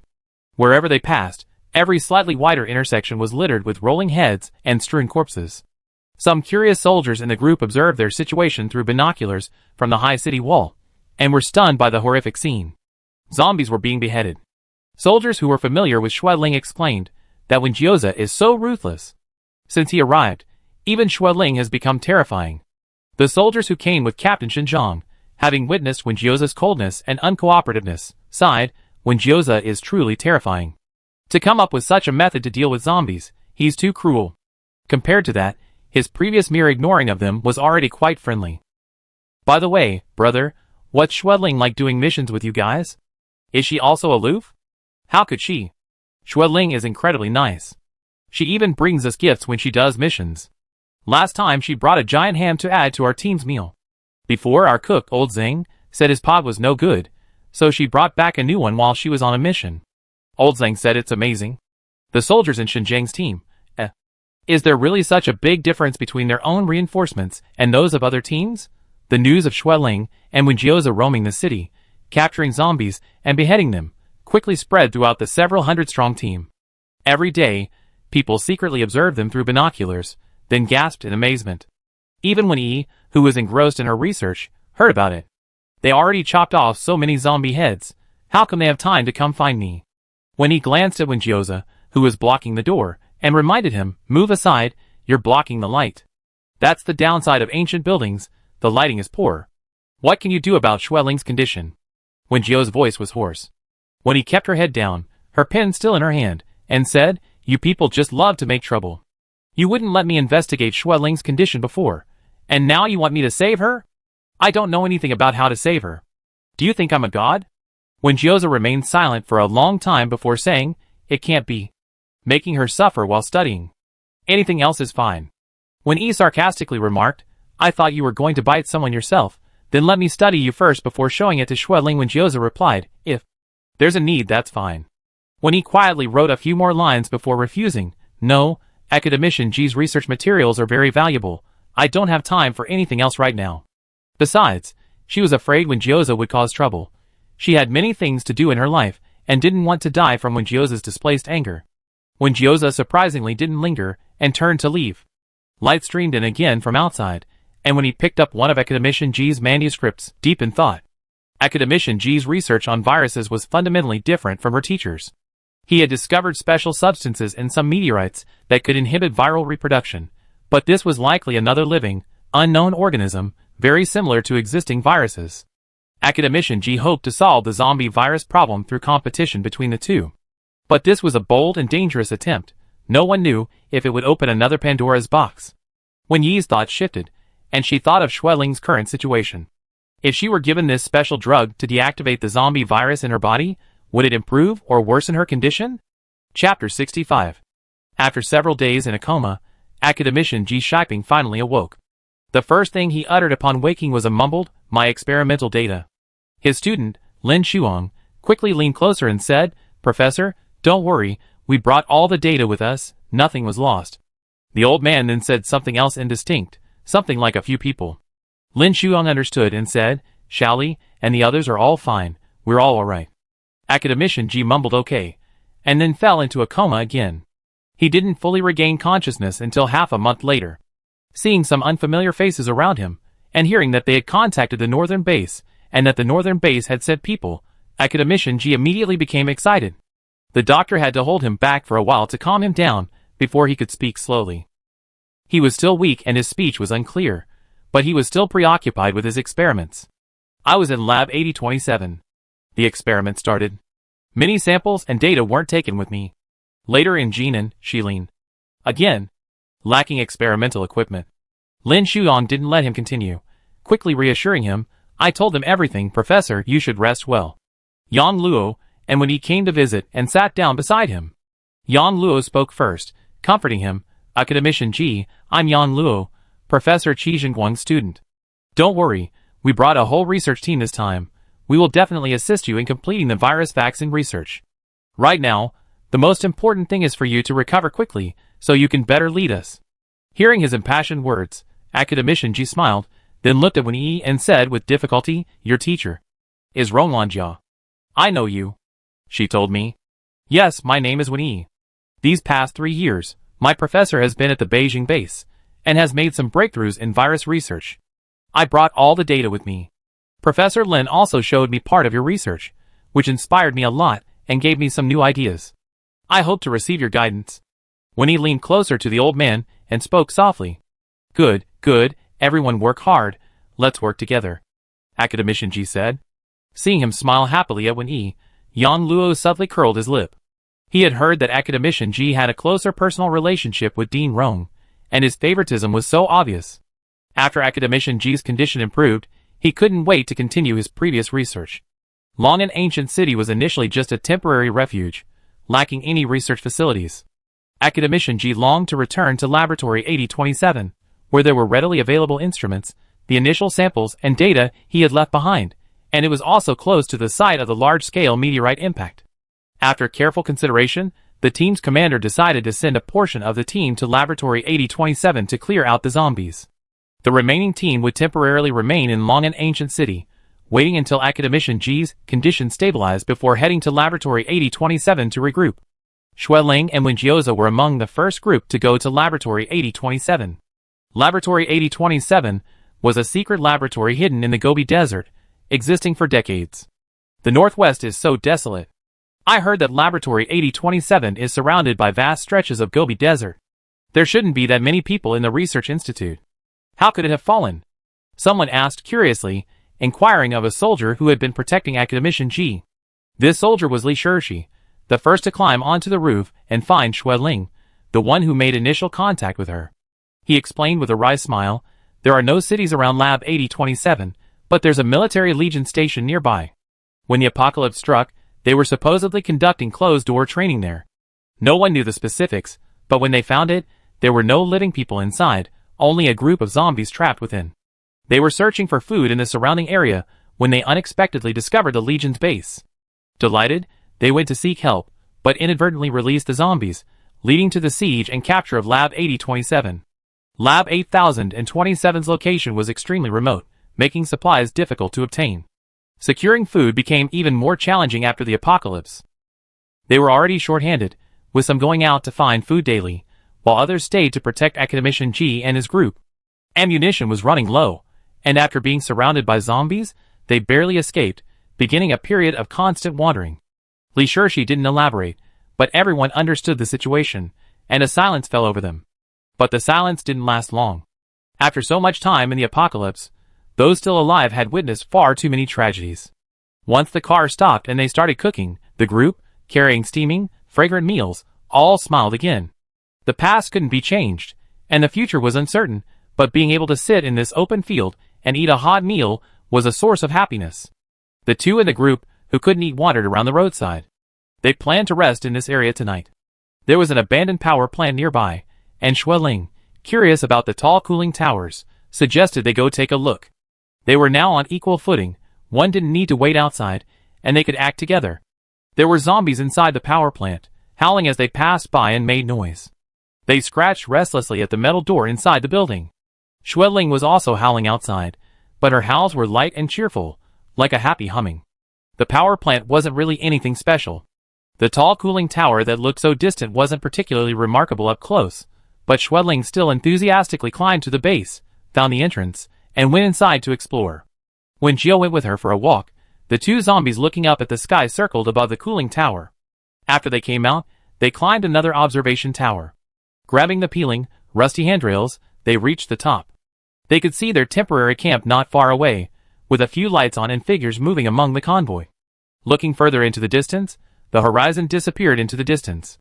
The last rays of the setting sun were slowly swallowed by that line, turning dark blue. When Gyoza sat on the platform, Xueling initially sat beside him, but gradually laid down on his lap, finding a more comfortable position to watch the sunset. It was completely dark. When Gyoza didn't say anything about leaving, and Xueling lay quietly as well. The wind was strong up there, but who cared? Zombies wouldn't catch a cold. They spent the night there quietly, one sitting and one lying down, watching the sunrise before descending the tower to rejoin the group and continue on their way with the convoy. Further ahead, they would enter the no man's land. A long highway stretched across the yellow earth. There wasn't a single car on the road, nor any zombies in sight, only them. When Gyoza finally realized, belatedly, how popular Xueling was within the group. It all started when he found a beautiful stone in the Gobi Desert and casually gave it to Xueling, who carried it with her every day. Seeing her enjoy it, the soldiers in the group would pick up pretty stones they found along the way and give them to her. The first soldier to give Xueling a stone was stared at by Gyoza for a long time. But by the time the second, third, and so on, when Gyoza stopped looking at them and looked at Xueling. What do they mean by this? To thank me, Xueling told Gyoza. Because I brought them some things they needed when I was on missions, everyone took good care of me. They were thanking her for taking care of them. That guy's in Xinjiang's team. You haven't taken care of him, have you? He's also bringing stones? Xueling replied matter-of-factly, he must have taken care of me, so he's giving me stones to express his gratitude. When Gyoza, who hadn't taken care of anyone in the team, thought, Meanwhile, the soldier who had tentatively brought the stones returned to his teammates, who all asked him, how was it? Did Gyoza react when you brought the stones? The soldier said, he kept staring at me, I think he remembered me. This way of building rapport works. After a group of people rushed over to give Xueling stones, Gyoza simply grabbed her by the armpits and lifted her away from the crowd. Forced to hold her hands up, stretched like a clothes rack, Xueling thought, this is outrageous. Is he jealous? She's a zombie. Her appearance will soon rival that of an alien. What's the difference between him and those girls whose boyfriends are idiots and who worry about others stealing their beauties? But Gyoza wasn't really that jealous. He even picked through the stones that others had given him, keeping some of the prettiest little stones. The Gobi Desert was desolate, and Laboratory 8027 lay in the uninhabited area. After a certain stretch of road, a piece of netting was symbolically placed along the roadside. A local soldier said, this area used to be closed off. No one was allowed to come here. I heard that even self-driving tourists, who tried to get to this intersection, were stopped. But hidden here, the mysterious Laboratory 8027 wasn't a grand, high-tech place, nor did it possess the futuristic, metallic feel of some science fiction movies. In reality, they turned into a side road and arrived at the location, which was a small cluster of buildings, mostly 3 or 4 stories high, with unremarkable, yellowish exteriors. There was a small playground for basketball, a small canteen, laboratory buildings, dormitories, and a small power station. The soldiers, wearing thick protective gear, split into small teams, providing cover for each other, and began skillfully clearing out the zombies outside. Xueling and Gio went inside to scout the interior, avoiding blind spots and areas where zombies might lurk, thus effectively reducing the mortality rate of the clearing team. These tasks weren't particularly complex. After a day or two of processing, they simply waited for Academician G and his team to arrive. While waiting, Xueling and Gioja went to inspect the meteorite impact site. The loess soil was riddled with craters, some marked with signs, presumably placed there by Academician G's team previously. They arrived faster than expected, and upon arrival, a group of researchers immediately immersed themselves in the lab, working tirelessly day and night. Even Academician G, in his wheelchair and receiving daily 4 drips, remained in the lab, refusing to leave. Other members of the team were busy searching for food, gathering oil to maintain the power plant, patrolling the area to clear out zombies, and protecting researchers as they collected samples from the meteorite impact site.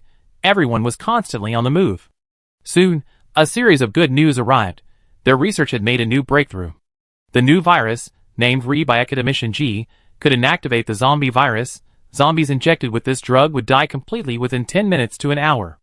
Unfortunately, This substance is very difficult to extract, existing only in a few meteorites in extremely small quantities, making artificial synthesis currently impossible. Otherwise, it would replace firearms as the most effective weapon against zombies. Combined with the research findings of academician Ronwanjia's team, a drug has been developed that can render the zombie virus non-infectious. Zombies injected with this drug will no longer attack humans, nor will they die immediately, retaining a certain degree of activity. When injected into infected individuals who haven't fully zombified, although the infected person dies, the zombification process is halted, and many cells in their body metabolize several times faster during this process. The researchers were beaming for several days, and even when he had a smile on her face. Chapter 66. While everyone else was happy, Wenjiao couldn't be, because Xueling's condition had worsened. On the day it happened, the two of them and a small team went to a farm to search for food. With a team of nearly 300 people, the daily food consumption was considerable. They had heard that the farm had granaries where grains, like rice, and wheat could be stored for years if properly preserved, so they drove there for a whole day. They found the granaries, and discovered that there was indeed well-preserved grain. As everyone happily loaded the trucks, Xueling suddenly collapsed. Just a moment ago, she was meticulously listing dry goods that could be stored for a long time, asking Wenjiao to go with her to look for more, radiating the joy of a bountiful harvest. The next moment, she collapsed forward. Wenjiao thought she had accidentally tripped, and was about to make a mocking gesture while scrolling on his tablet, but after taking 2 steps towards her, he found Xueling lying there motionless. He immediately had a bad feeling, dropped the tablet, and rushed over to pull her up. Xueling's eyes were open, but she couldn't move. Wenjiao helped her sit down to the side, massaging her hands and legs, blurting out, "What's wrong?" Xueling only blinked frantically, hearing his hoarse voice say, "Can't move? Move a little, over here, your fingers." Having just realized she couldn't move, Xueling was also a little panicked, following his instructions, trying to move her fingers. She wanted to move her fingers, but her body wouldn't obey. One arm twitched slightly. It happened so suddenly. After a long time, Xueling gradually regained feeling in her body and stiffly stood up. This was her first malfunction. Such situations occurred several times after that day. When he examined her, and it was the same problem, the special substance of Tai Sui, which had disrupted the balance, was fighting against the zombie virus. If this continued, she would likely be exhausted. "That new drug you're researching, can't we use it on her?" Wenjiao asked. "Didn't you say that the Re-virus counters the zombie virus?" When he wouldn't have bothered explaining to him if it weren't for Xueling's sake. It's not a simple matter of which counters which. Xueling is a unique case. She's not an ordinary zombie. Using it on her, no one can be sure what the outcome will be. If the result is terrible, can you accept it? Wenjiao couldn't accept it, and he carried Xueling away. Fortunately, a day later, Xueling could walk again, and went to Wenyi's place to have her checked. "It feels like I suddenly had a stroke and became paralyzed. Only my eyes can move." Xueling recounted the experience of losing her sense of control, with a slight sense of relief. "At least, I don't lose control of my bladder or bowels." Wenyi, your mindset is pretty good. Xueling, my body is already in bad shape. If my mindset gets worse, it'd be terrible. Wenyi, Wenjiao's mindset isn't as good as yours. Xueling, not really. If I were alone, I'd definitely panic, but he's in so much pain, so I know I can't panic. Instead, I can stay calm. Wenyi, I understand. Emotional conservation means that only one of you can be in a bad mood. Xueling rubbed her stiff face and made a smile with her lips. "That medicine, what do you think? Do you want to use it?" When he brought up a question Wenjiao had previously avoided. "If there's no other way, we just have to try it," Xueling replied, trying to save the dead. Before she could finish, she suddenly collapsed back onto the sofa. Wenyi, She got up and lifted Xueling's feet onto the sofa, making her lie flat. "Wait for Wenjiao to come get you." When Wenjiao came looking for her, Xueling was already able to sit up on her own. Wenjiao tapped his tablet and asked, "Why have you been here so long? What are you playing?" Although he had revealed his ability to speak in the last emergency, he usually communicated via tablet. Xueling didn't mention this, skillfully using the art of language to reply, playing red light, green light. According to Wenyi's prediction, at this stage, Xueling would suddenly and briefly malfunction without warning. As it got more serious, she would slowly lose consciousness.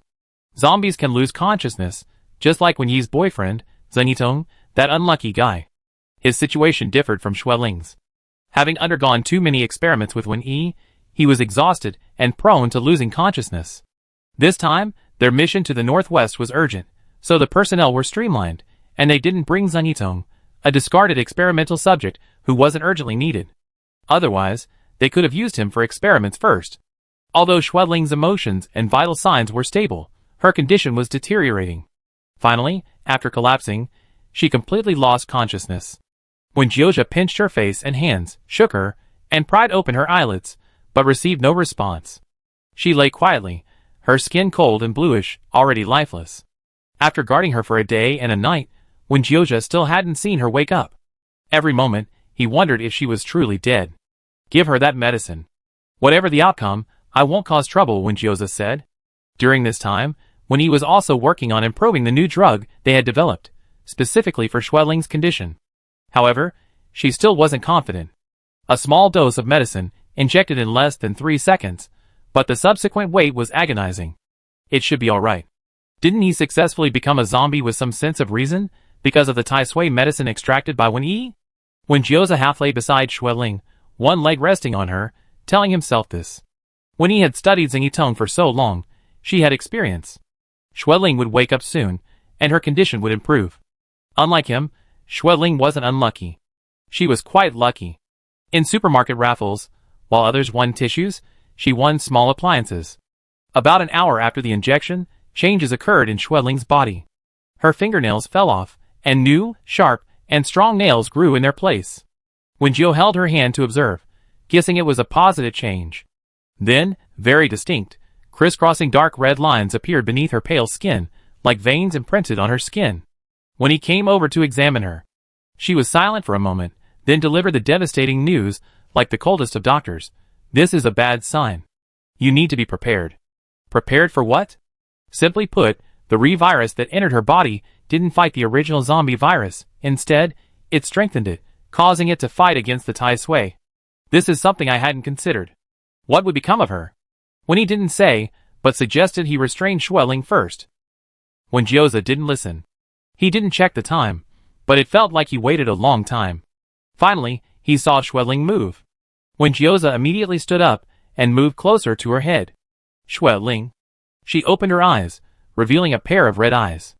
Her former dark red eyes had become a slightly translucent color, somewhat resembling the ruby necklace around her neck. She looked at him somewhat slowly, as if she didn't understand what was happening. Seeing her so docile, when Jiuzha first touched her face, then took the tablet from the side and handed it to her. Xueling didn't take it. She suddenly turned her head towards the door, letting out a roar like a zombie attacking as the door was pushed open. Wen Yi, who had pushed the door open, stood in the doorway and clearly saw Wen Jiuzha's tall figure being pushed aside by Xueling. He bumped into the wall, immediately snapping back to reality and pulling Xueling back into his arms, holding her tightly. The room was filled only with Xueling's roars, indistinguishable from other zombies. She didn't recognize Wen Jiuzha and only wanted to attack any human she saw. She failed. She's completely turned into a zombie, Wen Yi said, releasing the doorknob. Wen Jiuzha covered Xueling's mouth. Her old teeth crumbled at the slightest touch, replaced by 2 rows of new, shark-like fangs. Even a slight scratch on Wen Jiuzha's hand would leave marks. Because of her frenzied attacks, she looked drastically different, completely unlike the harmless, skinny zombie she once was. Get out, Wen Jiuzha said. After when he left, Xueling was less frenzied, but still restless, sensing the presence of humans around her. There were so many people around, and she was excited. Wen Jiu held her tightly, observing her expression and movements, and asked, "Are you trying to scare me again?" Xueling didn't respond. "I heard that your Xueling lost her mind and became a complete zombie?" Yang Luo, carrying a tray, walked to Wen Yi's side and feigned admiration. "I really didn't expect that the new drug you specially requested would have such an effect. Not to be rude, but although she's helped a lot, she's now a dangerous zombie. She should be dealt with sooner rather than later, otherwise, leaving her here is a threat to us. Dangerous zombies should all be dealt with. She did the same thing before, killing zombies so skillfully. Shouldn't she set an example now?" Yang Luo was expressing his opinion, when suddenly someone bumped into him hard from behind, sending him and his tray flying. He sat up awkwardly, and found that the person who bumped into him was a soldier. "Oops, I bumped into you by accident," the soldier said without any apology, but his eyes were filled with contempt and disgust, clearly intentional. Yang Luo wanted to curse, but noticed that several soldiers nearby had the same expression, some even glaring at him fiercely. The entire canteen was quiet, almost everyone was looking in his direction. Amidst the many disapproving gazes, Yang Luo finally realized he had incurred the wrath of the crowd and swallowed his angry words. Then he felt a sharp pain in his hand, which was bracing against the ground. When he had stepped on his hand, she held her tray, her eyes fixed straight ahead, stepping on him without even an apology. Yang Luo finally had no choice but to slink away from the canteen. Is there any way to make amends? When Gyoza approached Winnie alone. Tai Sui, perhaps we can try, Winnie said. Extract it from me. Winnie, if you want to commit suicide for love, just say so. Zengitong. When Gyoza only said this one name. When he understood his meaning, Zengitong is at the Beijing base, but with Xueling's current condition, the longer it's delayed, the less likely she is to recover. Perhaps even if you rush back, you won't be able to save her. When Gyoza stared at her. When he took out paper and pen and wrote something. After a moment, she folded the letter and handed it to him. Give this letter to my junior sister, Su Jiwa. She knows how to extract it. Take Xueling back. Hearing that when Gyoza was about to take Xueling back to the Beijing base, many soldiers in the team volunteered to escort them back. When Gyoza refused them all, he wrapped Xueling up tightly, not letting anyone in the team see her current appearance. She certainly wouldn't want anyone to see her like this. If the people she had helped were afraid of her, she would be devastated to know it. When Gyoza took her away alone that very day. After leaving the crowded area, Xueling was no longer so restless, she became quiet, even quieter than when she was more rational. She wouldn't turn to look at the scenery outside the window, wouldn't tap on her tablet, wouldn't fidget or look around out of boredom, and wouldn't frequently pay attention to when Gyoza in the driver's seat. She was now easily restrained by a seatbelt. When Gyoza turned his head to look at her, as if he had returned to the beginning, to when he first reunited with Xueling. Back then, he didn't know she possessed rationality, and he had driven her around like this. In a moment of distraction, when Gyoza would suddenly wonder, was all of this real? In the year or so since his reunion with Xueling, the rational zombie Xueling might just be his imagination. Is it possible that, from beginning to end, he had only been leading a real zombie around? When Gyo then pulled out a Polaroid photo of himself and Xueling, as well as a photo of her holding up a "Don't be angry" sign, and stuck them on the car window. Chapter 67. Xueling's last memory before losing consciousness was when Gyoza's outstretched hand. She was tidying up her room at the time. There wasn't much to tidy up. She was just looking for something to do. The moment that feeling of losing control of her body returned, she knew she was about to malfunction again. She fell forward like a statue. During this period, her sudden malfunctions became so frequent that when Gyoza had developed a conditioned reflex, as if he had eyes in the back of his head, always ready to catch her. Xueling watched his hand swiftly reach under her eyelids. If she could speak, she might have jokingly remarked that he was faster than 99% of the zombies in the country. But then, everything went black. When Gyoza's hand was the last image left on her retina. When she regained consciousness, Xueling felt like she had taken a long nap. Her head was throbbing, she was disoriented, and she was too weak to get up. She stared blankly at the ceiling. The setting sun streamed in through the glass windows, bathing the room in a dim, yellowish light, with dappled reflections on the ceiling. A face entered Xueling's field of vision. It was when Gyoza, but he had suddenly become too thin, his jawline sharply defined, almost angular, and his cheekbones were more prominent. Xueling stared in shock at his now ugly face, somewhat bewildered by what was happening. Her first reaction was to reach out and touch it. She couldn't control her body or her strength. Her fingers recklessly pierced Gyoza's face, her sharp nails digging straight into his face, leaving a small hole below his eye. Xueling, No, why are my hands so hard? Why are my nails so long and sharp at the tips? Have I super-evolved into a zombie? Awuh! She looked at her hands, then at Gyoza's face, and let out a terrified scream. Zombies that have reached a certain level of maturity stop bleeding. The poke she received only left a needle-like red mark, which at first glance even looked like a mole. Xueling noticed that Gyoza was just looking at her, not interacting with her. She curiously observed her surroundings. They were in an unfamiliar place. Where was this? Weren't they in the Gobi Desert, in Laboratory 8027? Because Gyoza was right beside her, even though his appearance had changed somewhat, Xueling wasn't afraid of the unfamiliar place. She was just filled with questions. Seeing that Gyoza was still staring at her without reacting, Xueling clenched her fist, hiding her sharp fingers, and punched his shoulder with her fist. What's wrong? What happened? Jioja seemed to be woken up by her punch. He picked up the tablet beside him and typed, "Who am I? Do you still recognize me?" Jioja, "I'm not stupid." She showed the tablet to Jioja, speechless. Jioja read it word by word, as if he had suddenly forgotten how to read. After a long while, he reached out and pulled her into his arms. He was incredibly strong. Xueling couldn't break free. Why was he so agitated? Could it be that she'd been unconscious for 10 days, or half a month? Jioja had taken her to other places to find treatment, and he'd been so worried about her that she looked so haggard? Just as Xueling was about to be crushed by the hug, someone knocked on the door and poked a head in, saying, "Brother One, Captain Tan and the others have finished their work. Mission accomplished." Are they going back immediately this time too? This was a soldier with tan skin. His eyes met Xueling's, and after a moment of surprise, he said, "Ah, Xueling's been quite quiet this time. She didn't even try to attack anyone. Is the new drug working?" Xueling, ? Jio skillfully tucked her under his arm, kicked the door shut, and conveniently shut the person speaking behind it. He then started tapping on his tablet. Xueling pried his arm off and leaned over to look. He had written, "You're finally awake. You've been mentally impaired for over a year." Xueling was shocked. Could this be a lie? How could time have passed so quickly? It felt like only a nap had passed. Liar! Don't try to fool me. Xueling snatched his tablet and typed it in. Then, on the tablet's built-in time display, she saw that it was now 3037. They went to the Gobi Desert in 3036. Would he really go to such lengths to come all this way just to fool her? Suspected of lying, Jioza didn't offer any further explanation. He just stared at her, making Xueling feel uneasy. She got up, laboriously walked to the glass window, pushed open the frosted glass, and looked outside. In the distance stretched a vast expanse of blue ocean.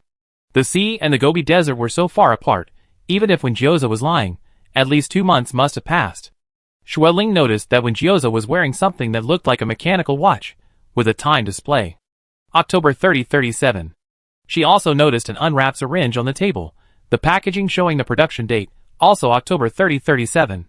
Xueling finally believed that she had been unconscious for over a year. Holding the familiar tablet, she nervously typed, "So long, am I in a coma, or like the other zombies?" Jioza typed, "You chase people around biting them every day, like a Pomeranian."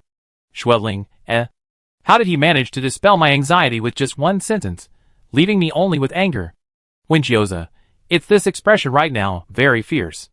Xueling touched her face, finally focusing her attention on herself.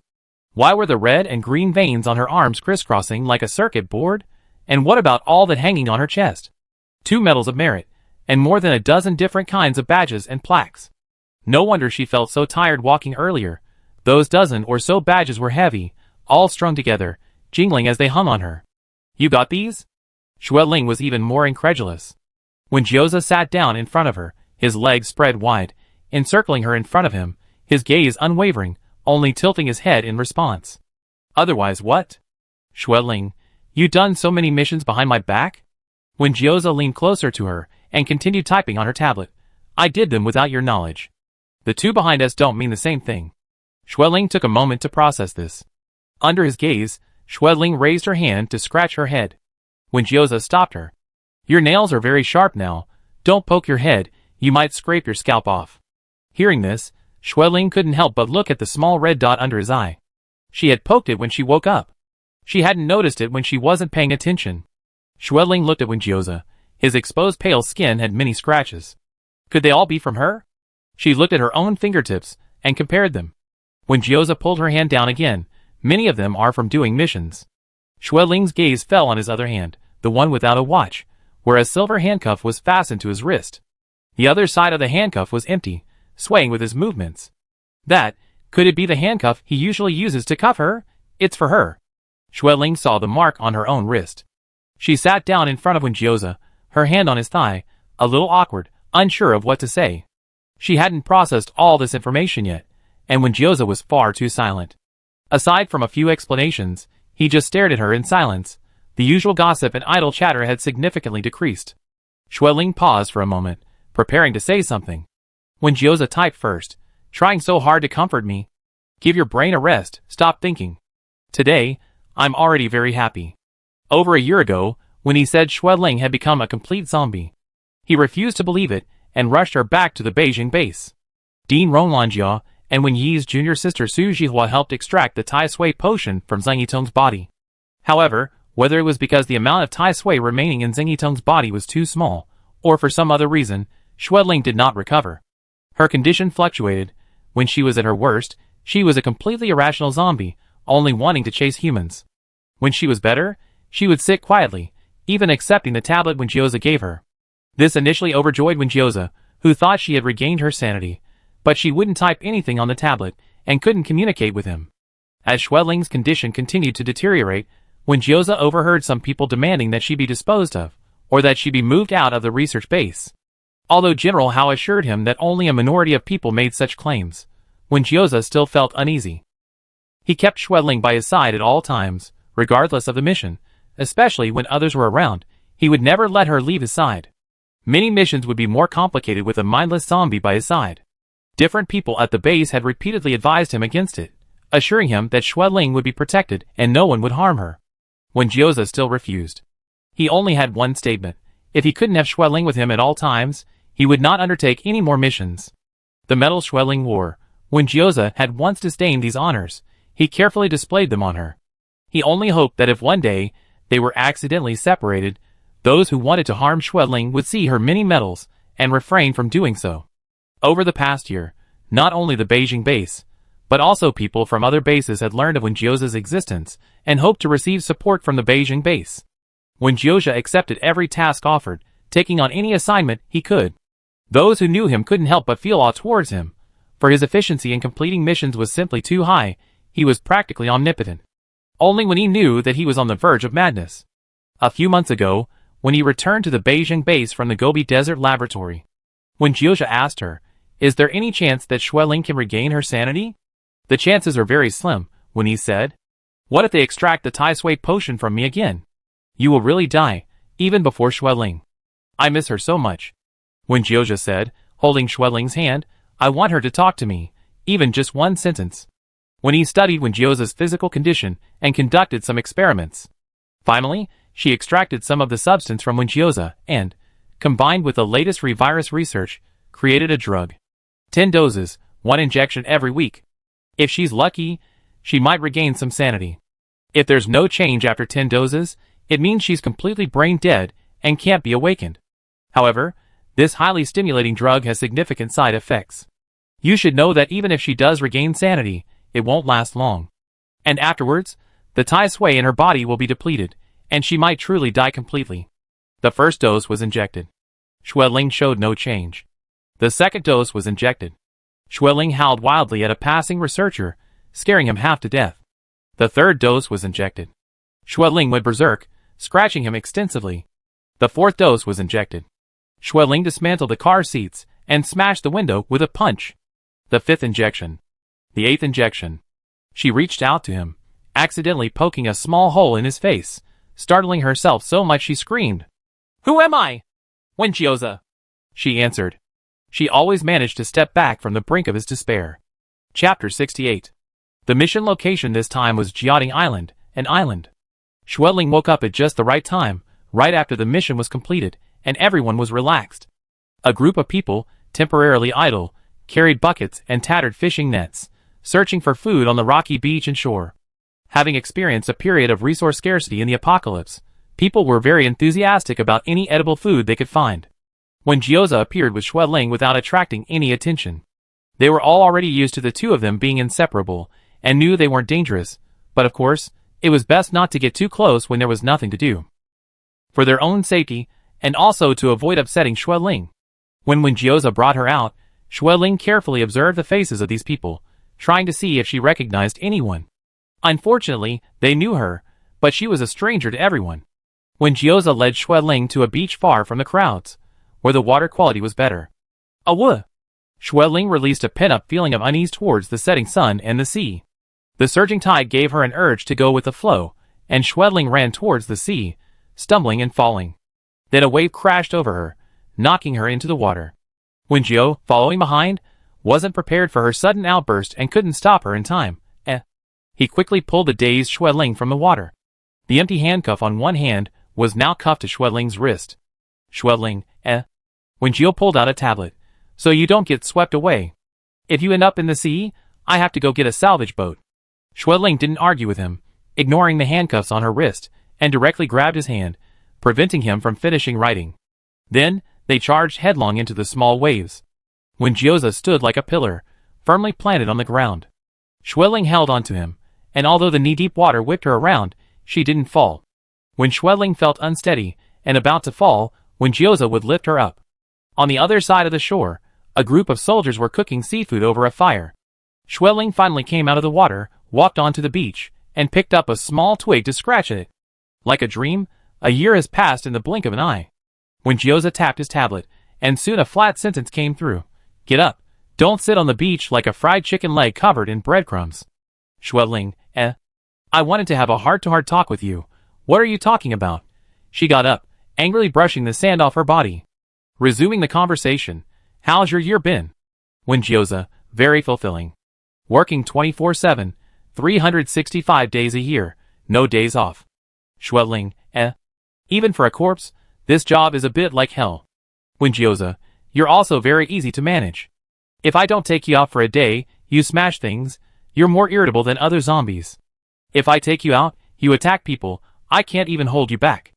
Xueling, This description sounds familiar. Wenjioza, although we live in a poorly soundproof base building, because you always howl in the middle of the night, we often get complaints from the neighbors, but they don't dare to confront you directly after seeing you. Xueling, How pitiful, I meant the neighbors. Wenjioza, when I take you on missions, if I don't handcuff you, you instantly blend into a group of zombies, wandering around with the others. I had to cordon off the whole street, and search for ages to find you. Okay, stop talking.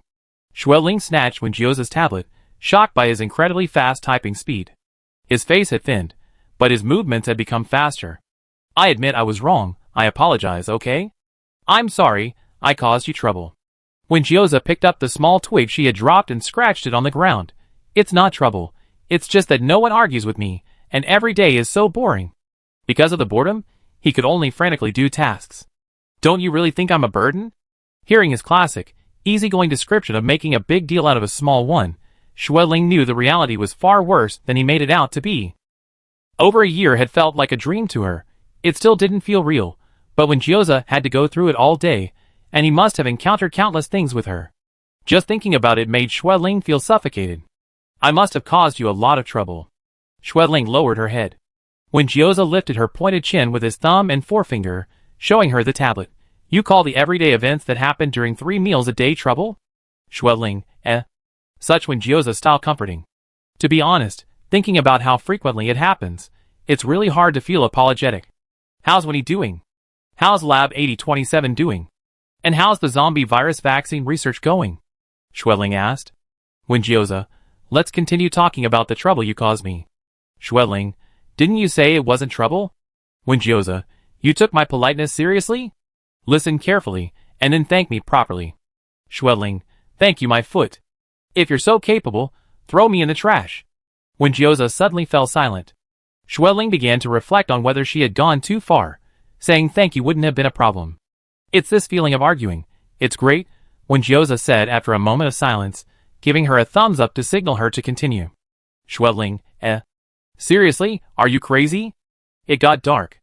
Xueling had intended to have a good talk with Wenjioza and understand the current situation when she stepped out of the room, but she hadn't accomplished anything. They had inexplicably exchanged a bunch of nonsense, using a tablet and writing on the sand. Don't lead me astray. Xueling reminded him. The sand was already a mess from their writing. It's dark, what are you writing? I can't see. Wenjioza wrote. You can clearly see, you're just trying to mess with me. Xueling decided to stop talking and go back to take a shower.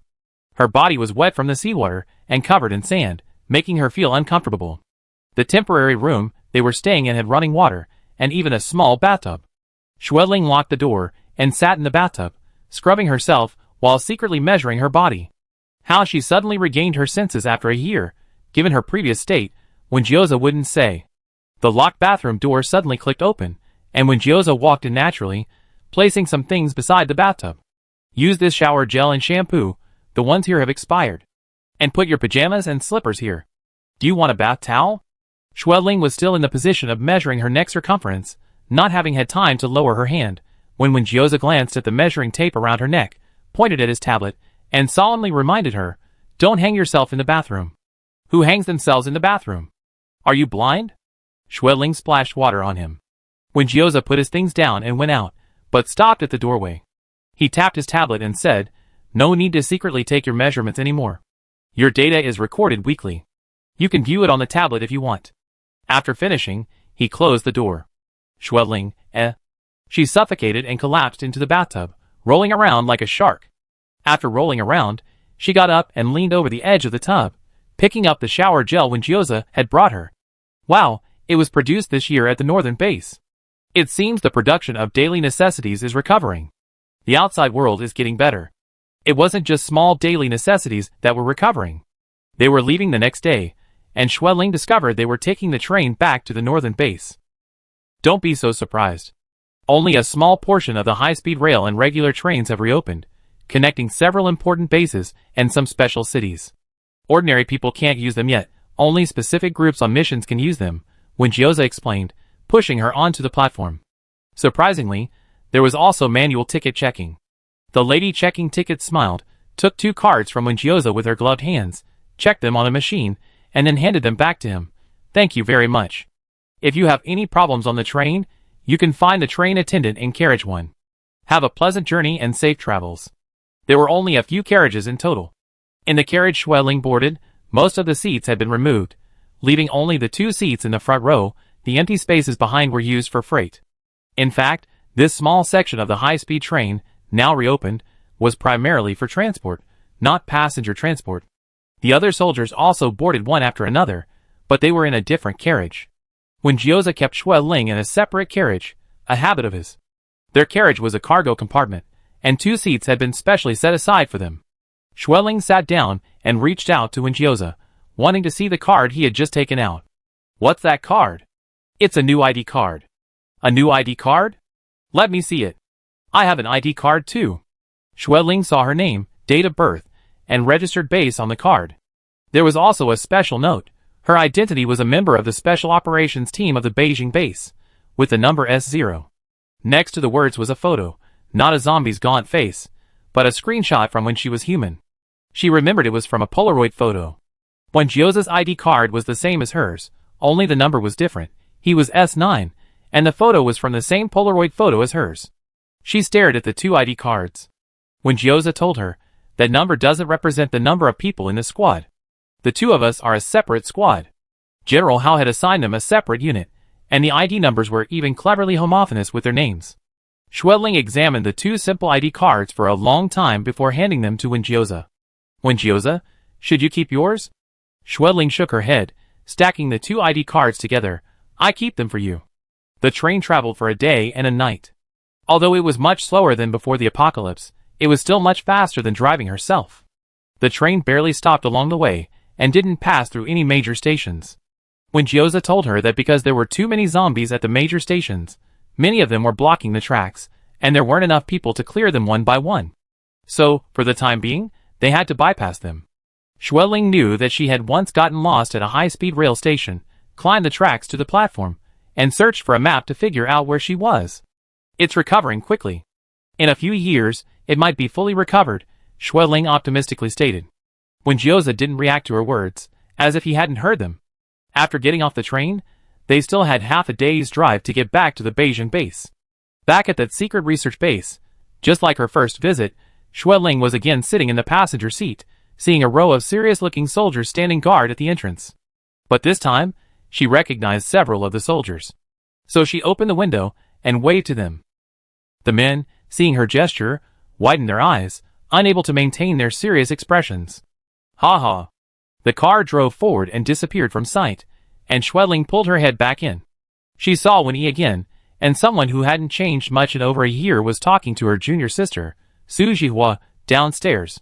Turning around, Wen-Yi saw Xueling waving vigorously, pulling Gyoza along. She stopped speaking and stood still, waiting for them to come over. Then she took 2 steps forward and gave Xueling a brief hug. Then she said coldly, "Perfect timing. You should keep an eye on Gyoza. He kicked and broke 7 tables in the conference room and damaged several instruments in my lab." Xueling, Without a single pleasantry, what followed was the victim suing Wenjioza. Chapter 69. The research base was largely unchanged from a year ago, security was still tight, and everyone was rushing in and out. The soundproofing in the rooms was still terrible. Xueling finally managed to keep Wenjioza out and sneak into Wenyi's well-soundproofed lab, hoping to extract some information from her that Wenjioza wouldn't reveal. Sister E, what secrets has Wenjioza been keeping these past year? What has he been doing? Tell me. When he wouldn't keep any secrets from Wenjioza, so Xueling didn't hold back at all, revealing everything about him.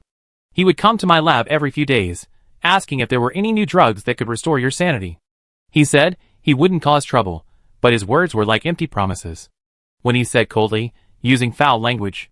Later, he even offered to let me study him and use him for experiments. I initially refused because I had other projects to work on. Then he went crazy, threatening to have me extract the Tai Sui potion from him.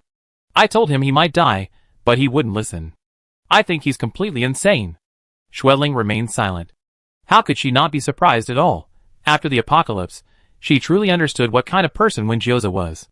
He was the kind of person who, if he missed her, would dig up her grave even if she was dead and buried, a complete lunatic. Few things could make him care, so he was exceptionally persistent about the things he truly cared about. Actually, I had no confidence in the new potion you used this time.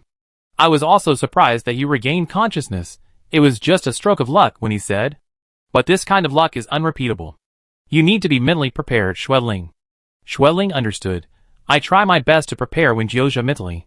After talking for a while, she ended her brief chat with Wenyi, opened the door, and went outside to find Wenjioza talking to General Hao.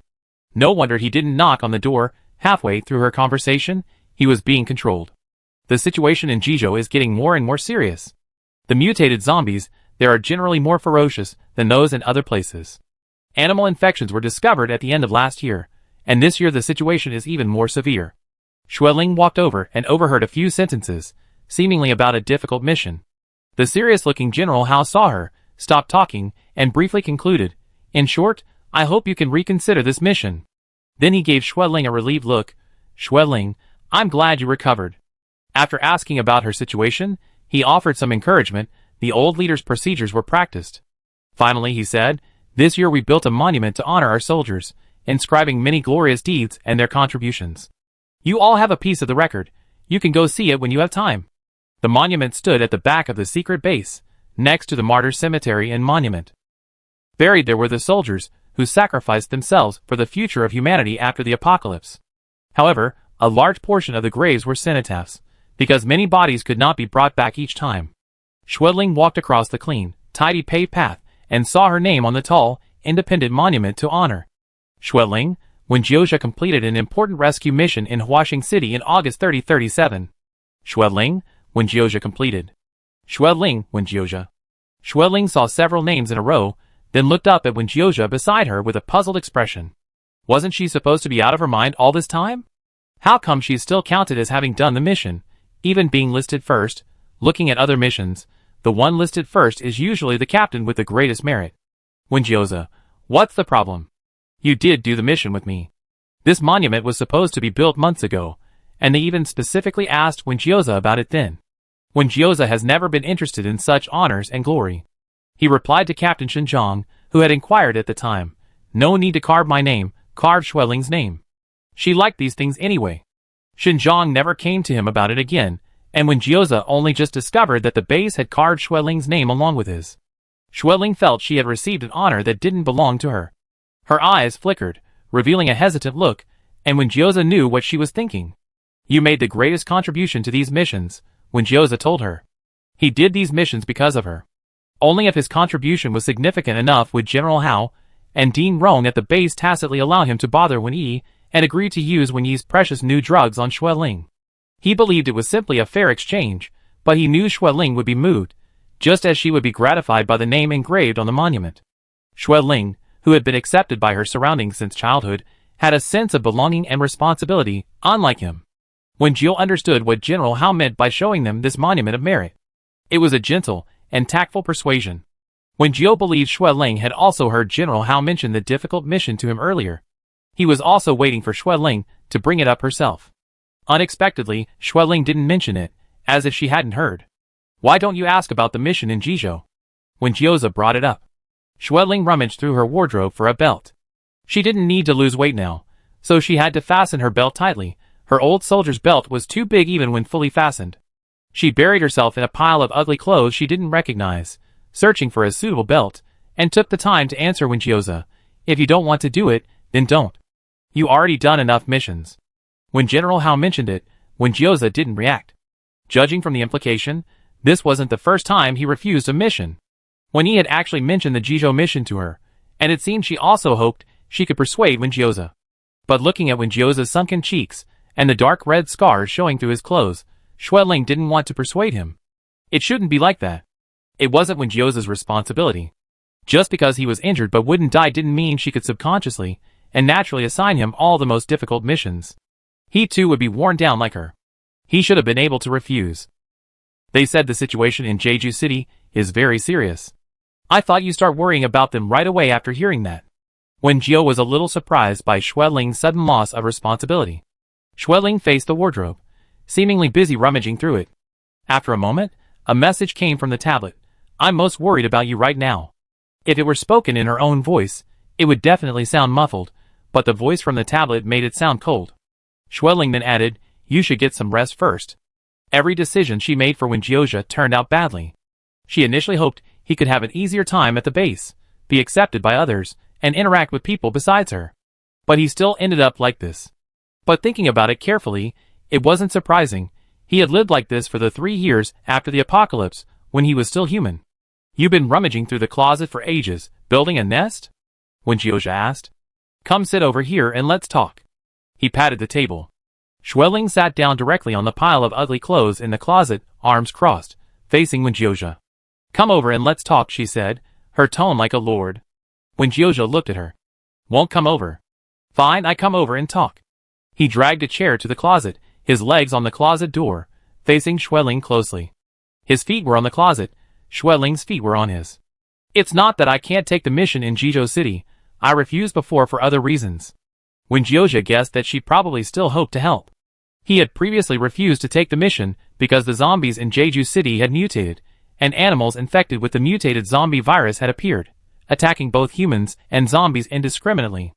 Xueling had lost her mind and couldn't protect herself. Going there would be too dangerous, which was why he had refused several times. Moreover, the base there wasn't officially controlled, it was controlled by a group of wealthy individuals, who controlled resources and military power, essentially granting fiefdoms. They wouldn't have the strict controls of the Beijing base. No one knew better than Wen Jiozha, who had traveled alone through over 100 large and small bases during the apocalypse. He didn't want to take Xueling to such a dangerous place, and he certainly wouldn't let her leave his side. What General Hao and what he were thinking didn't matter to Wen Jiozha, but he couldn't ignore Xueling's thoughts. If she really wanted him to go, he could go too. She knew how to threaten him, how to pester him until he agreed. But this time she didn't show her power. When Wen Jio brought up the matter of Jizhou City, she didn't continue the conversation. Wen Jio suspected that Wen Yi's substandard drug might have damaged Xueling's brain, causing her to lose some functions. He had wanted to say this for a long time. What kind of outstanding young scientist was Wen Yi? The zombie virus drug hadn't been fully successful for so long, Xueling couldn't be cured, yet she still won an award at the annual meeting. When he started to harbor resentment towards Wen Yi because of some personal grudges, Xueling took his hand. Wen Jiao leaned forward, watching her bury her face in his hand. Her face was practically nothing but a palm-sized piece, he could easily cup it in his hand. Her thin cheeks made her eyes appear exceptionally large, almost frighteningly large. He looked a bit like a social media influencer Xueling had once seen, one with an overly exaggerated face slimming filter. Wen Jiozha's comment at the time was, "Are all these fans here to see him pretending to be an alien?" He said back then that such big eyes were ugly. Thinking back, he was too certain when he was 20. Xueling looked quite pleasing to the eye. Alright, I agree to go on this mission. Wen Jiozha took her burying her face in her hands, as a form of coquetry. Xueling raised her two large, bright eyes, sparkling with question. What did he mean by that I really have no choice tone? When had she asked him to agree? No. Who asked you to go? Xueling shook off his hand, and protested with her tablet. You were holding my hand so pitifully just now, weren't you trying to get me to say yes? Don't make me feel like I'm being overly protective of you, okay? When Jiozha realized, you really don't want me to go? Oh, I see, you're feeling sorry for me again? Schweling took a deep breath, pretending not to hear the barking, and wrote, in the limited time I have, I want to be with you, and not consider anything else. When Gyoza stopped his dog-like rambling, he looked at Schweling, and after a long while, typed a sentence and asked, really? Then we can leave here, okay? Chapter 70. Schweling nodded. When Gyoza's stiff face twitched, Schweling thought it might be a smile, but it looked utterly mocking. Okay. He typed on his tablet, then let's go. Where did he want to go? The secluded cabin they stayed in that winter, or somewhere else? Schweling couldn't guess. When Gyoza said he was leaving tomorrow, so she decided to say goodbye to the people she knew today.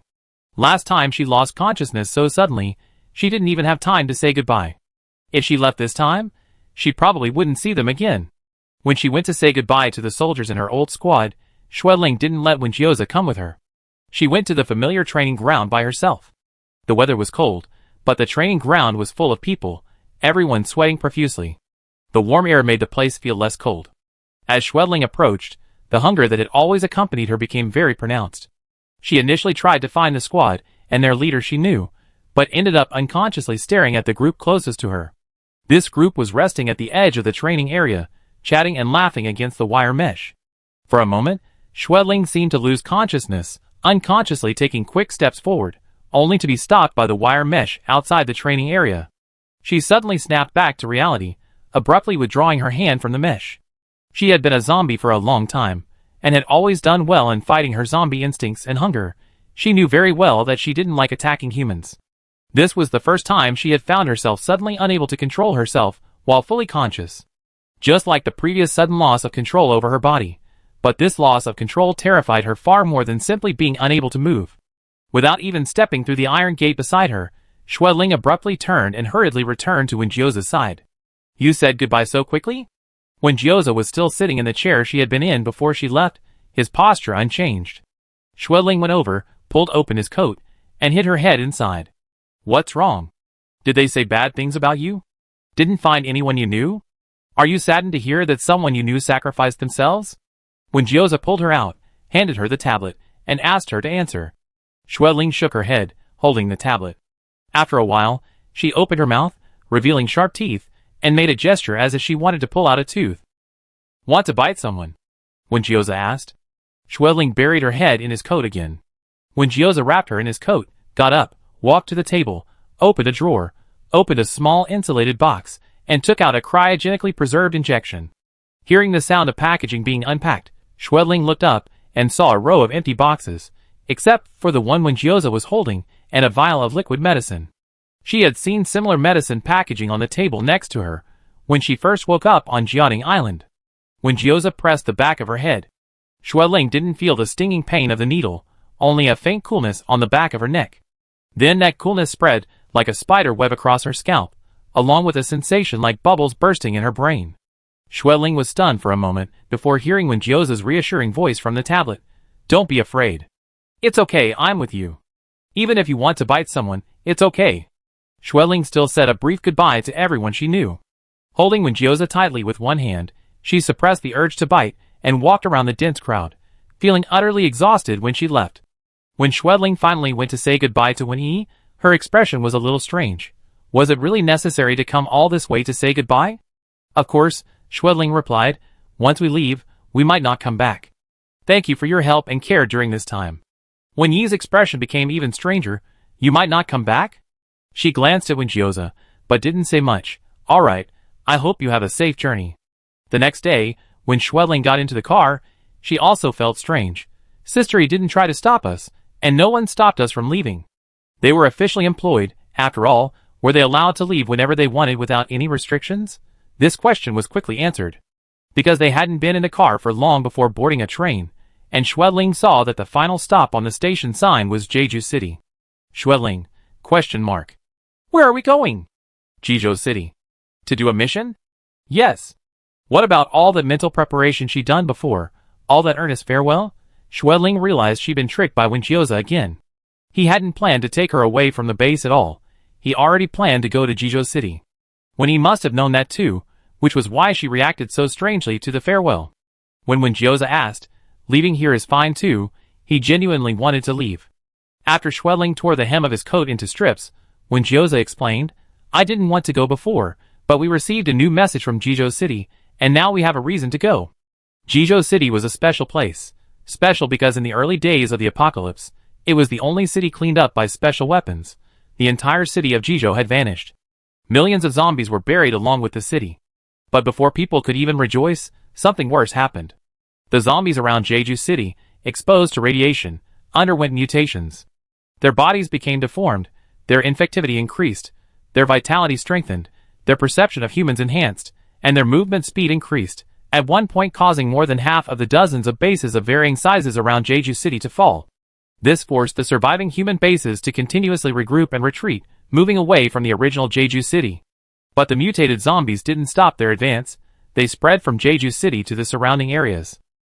Moreover, these mutated zombies gradually began infecting animals, overturning the initial conclusion that animals couldn't be infected by the zombie virus. A significant number of infected animals appeared around Jeju City. They were even more aggressive and omnipresent than the zombies. Because communication was never restored, many areas operated independently, and information didn't circulate. The bases in Jeju City were also under lockdown, meaning only the well-informed northern base knew some of the inside story. For the past few years, the Jeju base hadn't contacted the northern base until this year when the situation became so dire. The surrounding bases were on the verge of collapse, and even the most important base had fallen, that they finally contacted the northern base to explain the situation and request support. The northern base has long wanted to gradually regain control of the other regional bases, but they were too busy before. Now it is a good opportunity. Jeju's requests for help this year have become increasingly urgent, and their attitude has improved considerably. The Jeju base, which they rebuilt last year, has recently been attacked by mutated zombies and animals, and is in a semi-collapsed state. 3 members of the wealthy alliance controlling the base have also run into trouble. This is one of the biggest reasons they sought help from the northern base.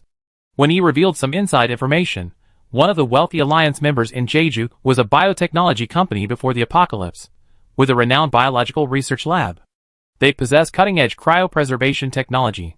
Their latest achievement is thawing a person infected with the zombie virus in the early stages of the apocalypse, but before they mutated, and then successfully restoring them using the latest vaccine developed by the northern base.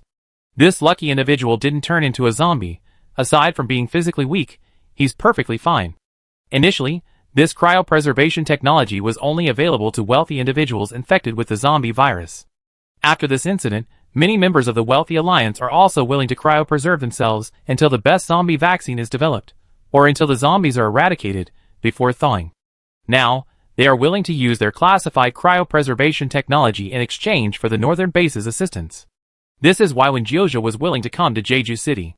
Schwedling's current condition is incurable, but given enough time, a treatment might be found. She could be cryopreserved first, and then thawed after a few years once a suitable drug is developed. Just like the successful case in Jeju City. This glimmer of hope was enough for Gyoza to change his mind and stay. As one of the first support personnel dispatched from the northern base, Gyoza's name was designated by Jeju City. Upon arriving in Jeju City, Gyoza understood why they were willing to share their classified cryopreservation technology, because their laboratory was also in the occupied zone, and they couldn't get in now. To get in, they would have to force their way in, but that would easily damage their experimental materials and equipment, as well as their precious cryogenic subjects. They had to choose the most peaceful method to salvage the entire laboratory. Gyoza, a special zombie, who wouldn't be targeted by other zombies, had a reputation for merit that was already well known in the northern base. Several bases that maintained good relations with the northern base had also seconded him to help. He was the most convenient, quickest, and safest option. Schwedling's initial thought of 2 zombies leaving the base to wander the world and live a carefree life was directly replaced by them being escorted into the Jeju City base by a large group of well-trained northern base soldiers, as if they were taking over territory.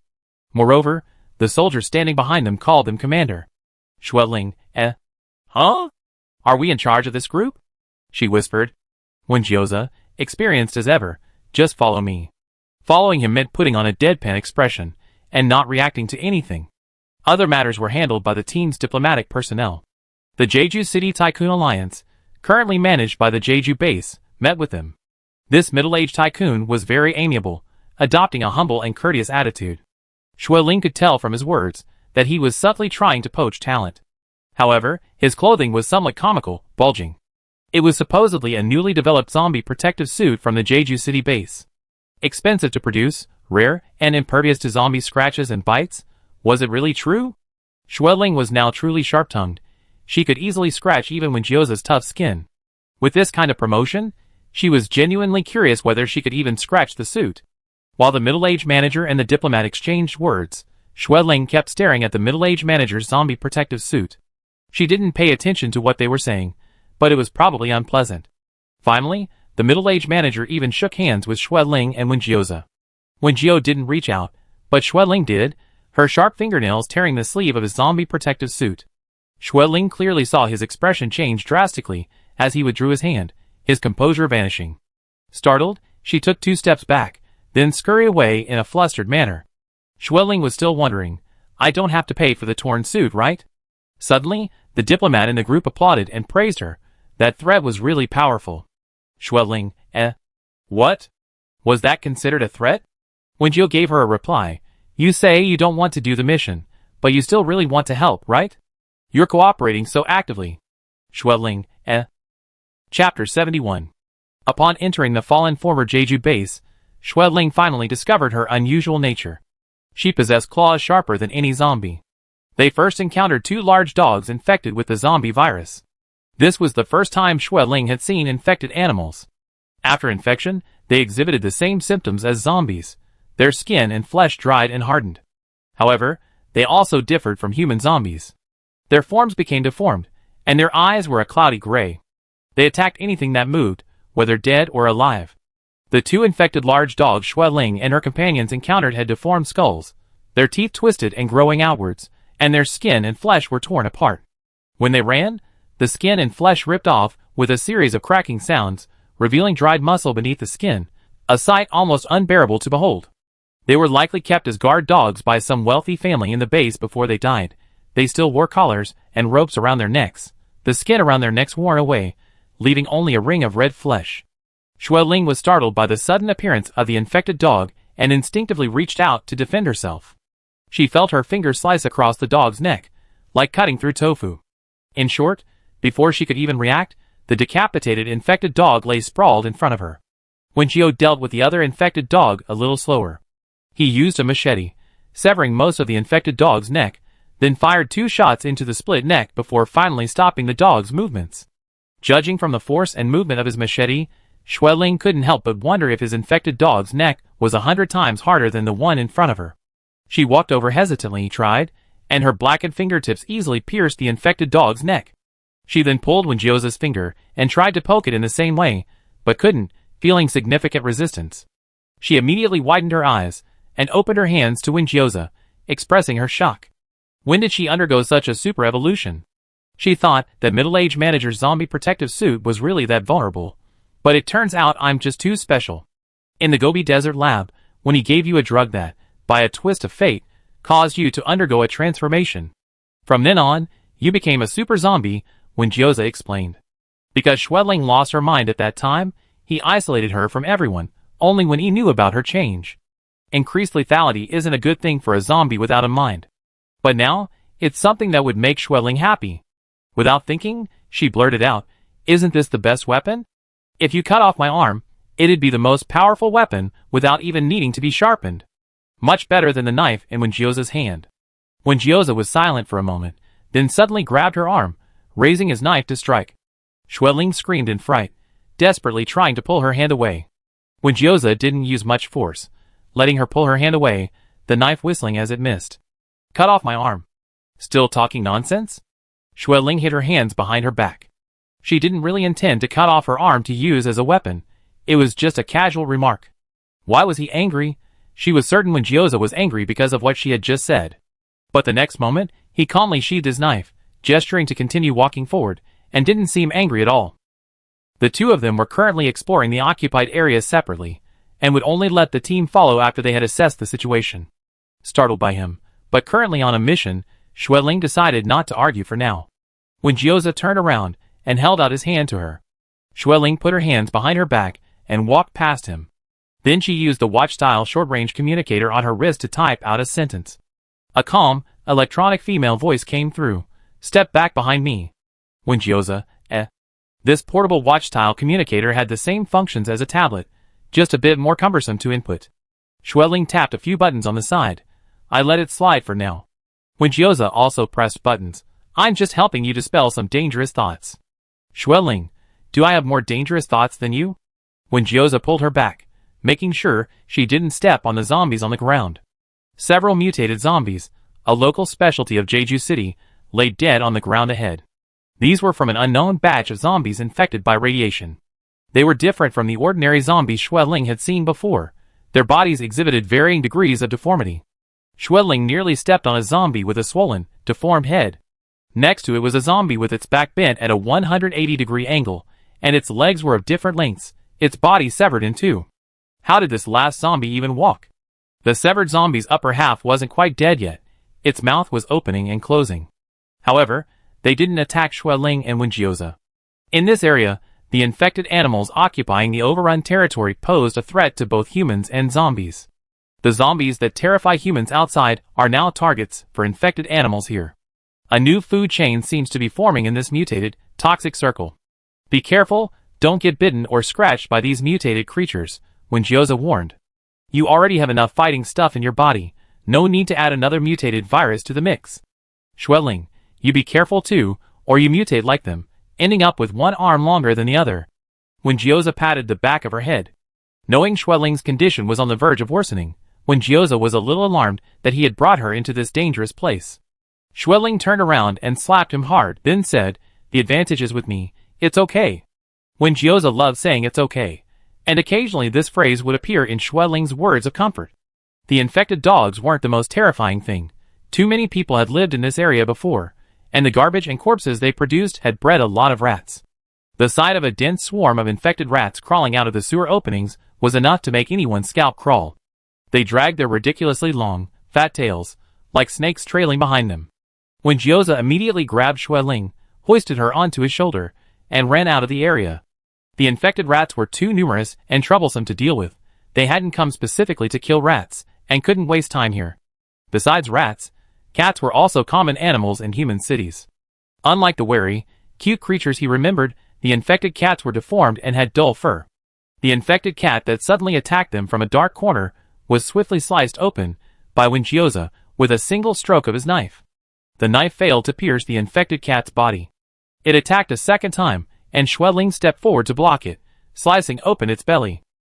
Fighting an infected cat with her bare hands for the first time, the inexperienced Xueling nearly got her face covered in the contents of its stomach.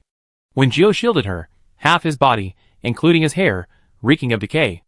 Xueling, I'd be more experienced next time, I'd definitely be able to dodge. Wait, don't grab me. Gyo reached out and grabbed her tightly. Xueling, her hand covered in the stench. Excuse me, what was the point of you shielding me just now? The infected cat, its belly almost split in two, didn't lose its mobility. Maintaining its split-half posture, it ran away with its belly exposed. Xueling felt a slight shock to her sanity at this sight. Could it be that all infected animals turn out like this? Next, they encountered infected birds and various other animals, both common and uncommon in the city. Xueling, who had always moved freely through zombie-infested cities, was now in such a sorry state for the first time. Just as they were nearing the cryogenic center, they encountered several infected horses. Xueling couldn't help but want to curse. What were those wealthy people doing running a horse farm next to a cryogenic center? These infected horses were also so bizarrely strange that it was mentally disturbing. The infected horses' chest cavities and bellies were split open, squeezing out a jumble of bird wings, claws, and the fur of various small animals. Xueling couldn't help but imagine that the infected horses might have swallowed these things but couldn't digest them, causing them to overflow from the gaps in their chest and abdomen, resulting in this blockage. After finally navigating the horse farm and entering the cryogenic center, Xueling was once again stunned by this human creation. She had previously remarked that the 8027 laboratory in the Gobi Desert didn't resemble the high-tech, mysterious lab she had imagined. Now she had encountered one that did. The decor was a stark, austere white and silver, with machines and combination locks everywhere, security doors upon security doors, and incredibly futuristic cryogenic chambers. The living people inside the cryogenic chambers looked more like the dead than the two bizarrely shaped zombies.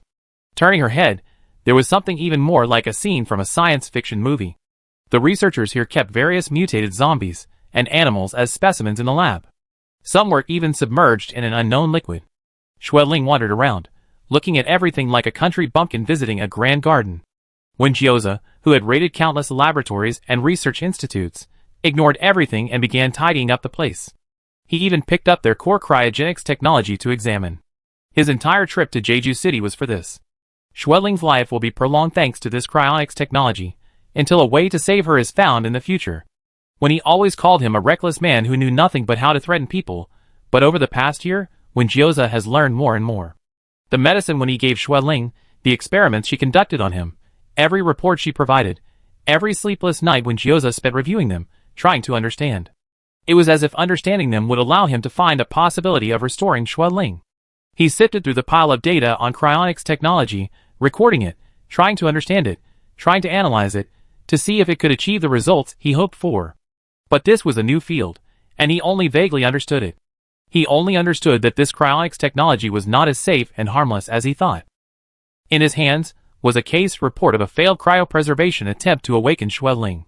He wishfully hoped that Xueling's stagnant life could be prolonged through cryopreservation, yet he was merely gambling on a possibility.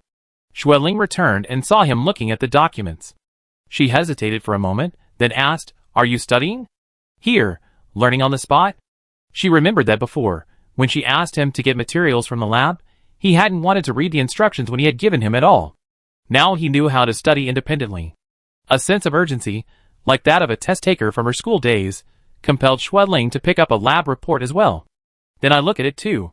She felt dizzy, and for a moment even hungrier, but thankfully no one was around, and she quickly regained her senses. When Gyoza suddenly asked, "I want you to maintain your current state through this cryogenics, waiting to be awakened in who knows how many years. Are you afraid?" Xueling didn't answer whether she was afraid or not. She slowly typed out a sentence. "I've been thinking before that the choices I make for you always end badly, but now I still want to make another choice for you. When Gyoza, you and I, let's cryogenically freeze together, okay?" Chapter 72. The Northern Base successively sent 3 groups of people to Jeju City, even going so far as to open another railway line connecting to Jeju. They ultimately took over the new Jeju base relatively peacefully. Xueling was unaware of the disputes between them and the Jeju base administrators. She and Wenjio hadn't participated, but she heard it went more smoothly than expected. This might also be due to her threat. Xueling and Wenjio had been busy with the cryogenic center for some time. After reviewing the data on the relocation, the Northern Base quickly decided to move the entire cryogenic center to the Northern Base. And they forbade the Jeju City base from cryogenically freezing any more living people. Because a group of high-ranking officials at the Northern Research Base, after reviewing the core cryogenics technology and their reports on hundreds of cases of cryogenics, believed their cryogenics was a lie. Healthy or diseased living people have a particularly high probability of death after being cryogenically frozen and then awakened. Especially after 3 years of cryogenics, almost all living individuals were brain dead. To keep the wealthy from investing more resources, the owners of the cryonic center created fake monitoring equipment, giving the illusion that the cryogenically frozen individuals were still alive. Their only accidental success was that this cryonics technology worked on those infected with the zombie virus.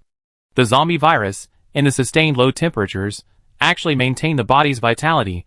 It remained dormant in the brain, ceasing reproduction and activity, while simultaneously protecting its nest.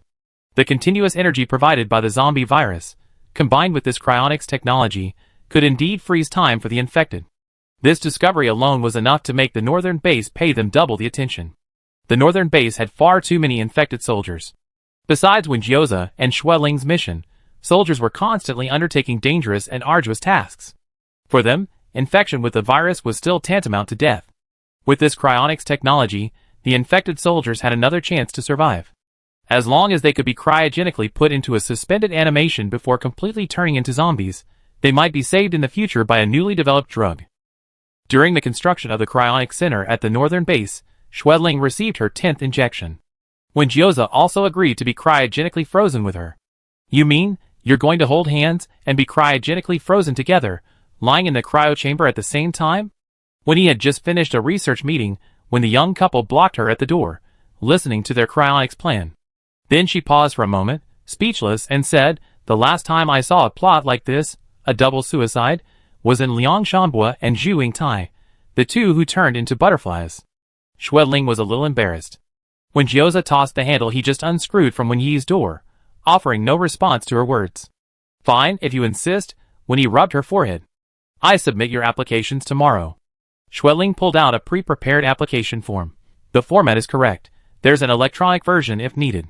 When he took the form, then the handle from Wen Jioza, turned, and pushed the door shut behind her, locking the chain behind it. The Northern Base's cryogenic center was completed. The first batch of 100 slots wasn't many, but with such a large base, and so many people, it was far from enough. They didn't use the high-priced auction system for cryogenic slots found at the Jeju City base. No money was required, but the requirement was that applicants must be soldiers who had truly rendered meritorious service and made contributions. General Hao personally approved the selections, with the first batch only allocated to soldiers infected while on the front lines. This was to prevent any loopholes, such as individuals with connections manipulating the system to insert ineligible relatives or friends. The first cryogenics application General Hao received came from Wen Yi. He sighed deeply as he looked at the two familiar names. In terms of merit, Ling and Wen Yi had indeed made significant contributions, but precisely because their contributions were so great, General Hao was reluctant to let them be cryogenically frozen. They still had many problems to overcome and many difficulties to resolve. With either of them present, many fewer casualties could be saved in those missions. He summoned Wen Yi. I know Ling. She's become uncontrollable, and could lose her last shred of reason at any moment. She wants to apply for cryogenics, and I completely agree. But what about Wen Jioza? Can we postpone his cryogenics? I think he's doing alright. Perhaps you could discuss it with him, and arrange for him to be placed in a later batch? Wen Yi was prepared and took out a paper document. General, this shows the changes in Wen Jioza's physical condition over the past year. He underwent the re-virus experiment and 2 virus extraction experiments. His damage is even more severe than Ling's. 6 months ago, he began experiencing a continuous decline in agility. 3 months ago, his strength weakened, his eyesight deteriorated, and his perception declined. You should know that his mission completion rate is no longer 100%, and he made many mistakes later on. My prediction is that even if he's not cryogenically frozen now, he won't be able to continue performing important missions. He soon enter his final stage of decline, and then be rendered unusable, Wen Yi said emotionlessly. General Hao looked at the documents, remained silent for a long time, and finally wrote approved on the application, signing his name. He lowered his hand, covered in age spots, and sighed, I will look forward to the day they return, hoping our soldiers can return home in the future. Hopefully, by then, our homeland will no longer be ravaged. Receiving the 2 cryogenic freezing applications, Wen Jio was surprised. Approved so easily. Is there nothing else I need to do? He thought there would be a conversation, but it was easier than he imagined. Ling tugged at him. I told you, it's okay. Wen Jioza, then who was so nervous and worried that they suddenly sat up in the middle of the night and tore our blankets to shreds? Ling, so what? We don't need blankets. Wen Jioza, although we won't be cold, I think we need a blanket. Remember you said that yourself? Ling, don't remember everything, okay? Wen Jioza, you're just jealous of my good memory. Ling didn't reply. She looked closely at the 2 cards and shook Wen Jioza's hand. We're numbers 001 and 002. We were the first 2 to be frozen at the Northern Base's cryogenic center. Isn't that meaningful? Wen Jioza, if the freezing fails and we're unearthed by archaeologists years later, we be mummies 001 and 002. Nonsense, Ling glared at him. It should be mummified corpse 002 and the frozen beauty. Wen Jioza, Less than 3 days until their freezing date. Other infected individuals about to be frozen were being transported back to base. They were all soldiers whose condition had worsened after using the new virus vaccine. There were also fresh infected individuals, their skin already turning blue. They were being transported to the freezing center, still excitedly grinning, shouting, this is amazing. Like in the movies. Can I lie here for 100 years? One was a young soldier. His teammates, who came to see him off, spoke up in a chaotic manner, you're dreaming, kid. Want to rest for so long? At most, you be lying here for a year, come back next year, understand? Want to lie here for 100 years? This position is so sought after, you better get better quickly so someone else can take your place. Don't worry, the effectiveness of the virus vaccine is slowly improving. There will definitely be a vaccine that can completely suppress the virus soon. You won't be lying here for long. Each person about to be frozen had someone seeing them off. Ling and Wen Jioza were among them. Xueling posed for photos with everyone who came to see her off, while Wenjioja and the soldiers who came to see him off exchanged silent glances. Compared to the warmth at other places, the expressions on everyone's faces before Wenjioja were as solemn as if they were laying flowers at a martyr cemetery. Wenjioja, unusually, brought up a topic. How about I lie down and you all gather around to pay your respects? One soldier chuckled, then quickly composed himself, but for a moment, he couldn't quite muster a solemn expression. Finally, Captain Shinjong led the way, saying, "We come to see you off. I hope everything goes well." Someone else said dryly, "Last time on a mission you saved me. You left so quickly then, I didn't have a chance to thank you." "Thank you." "And me, you saved me twice, but I guess you don't remember my name." I come visit you regularly later." Wenjioza, "Don't bring chrysanthemums, thanks." Xueling, while taking photos with others, glanced back at Wenjioza with some concern. Seeing the group of people surrounding him smiling, she finally felt relieved. There wasn't much time for them to exchange pleasantries. Farewell friends and relatives left, and they were to be cryogenically incubated one after another. Wen Yi had come specifically to oversee their cryogenic incubation today. Xueling and Wenjioza, this couple who wanted to sleep together, seemingly destined to be together in life and death, clashed right from the start. "Why should I go first?" "No, you go first," Xueling demanded. "Because you're 001, and I'm 002. Let's go by number." "Any problems?" Wenjioza replied. "It's okay if we don't follow the order. Those behind us have already started freezing. You go first." "What if I go first, lose consciousness, and then you back out and don't freeze anymore?" "You don't trust me?" "I don't trust you either." "What if I freeze first and then you back out?" "I mean what I say." "You like to lie." "Like to lie? Have I ever lied to you?" "You have the nerve to say that?" "You lie to me every day." "I casually complain, and you remember it all, but you don't remember anything about what you actually did. Your condition is more serious. I need to see you freeze first and make sure you're okay before I feel at ease, understand? Are you an expert? You're a patient yourself, yet you're worrying like a doctor. You better behave yourself and go get frozen. You already promised me." When he stood to the side, hands in her pockets, watching their exchange, her expression growing increasingly indifferent. "Don't you two have any trust at all? If I didn't know these two were committed to each other even in death, I would have thought they were acting out some dark ancient couple suicide pact, only to regret it at the last minute. Alright, no time left, give me both tablets. Inject the drug directly, push them both in." As the tablets were taken away, Xueling's hand moved unconsciously, lifting slightly towards Wenjioza. Wenjioza took her hand.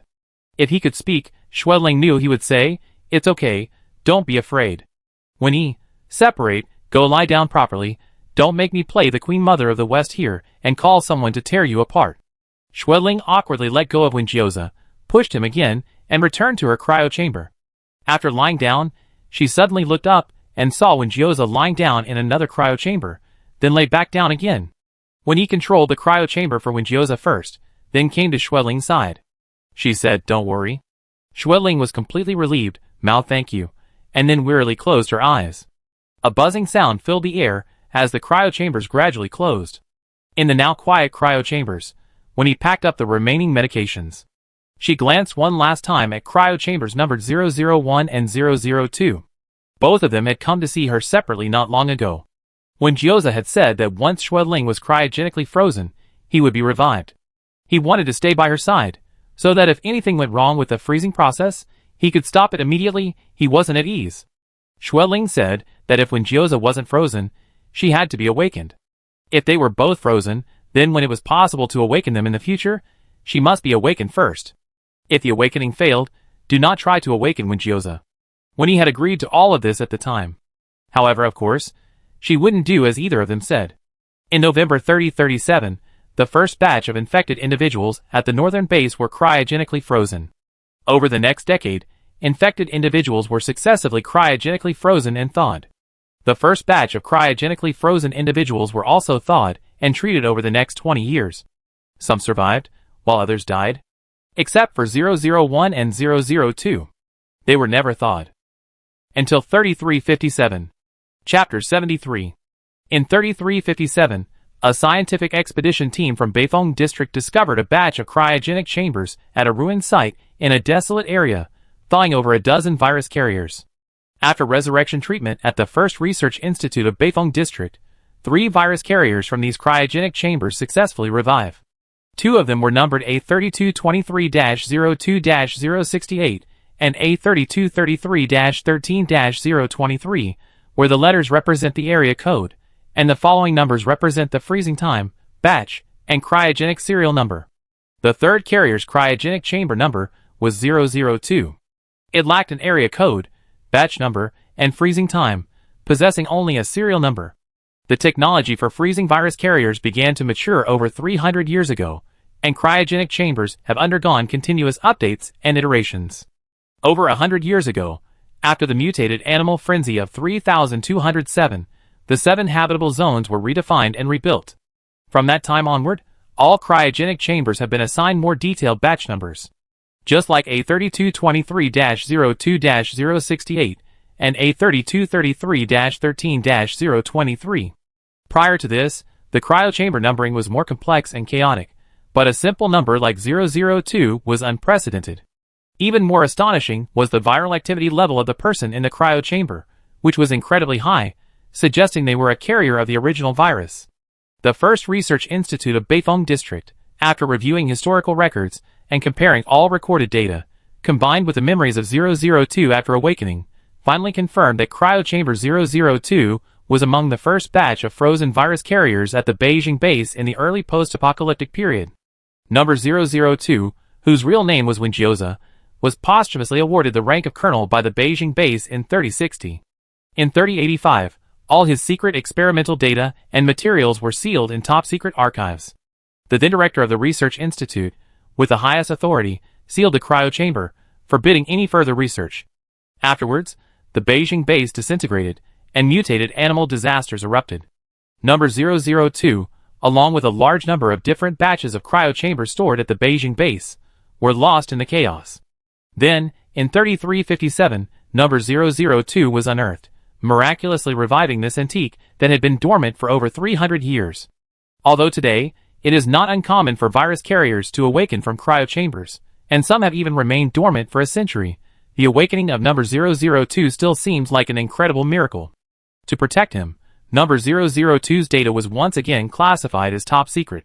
10 years later, in 3367, in Jinghai District, ranked last among the 7 most livable districts, a research team discovered the remains of a secret research lab in the ruins. There are still several cryochambers operating here. Look at the numbers. G3289-24-099. This row of numbers is all legitimate, and the anti-counterfeiting code matches. They were lost before. Test the virus activity. 0. It's hopeless. Even if these are thawed, they can't be revived.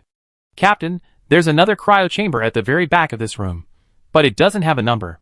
Cryochambers without numbers are generally not officially frozen, but rather privately frozen by civilians, a practice that persists despite repeated crackdowns.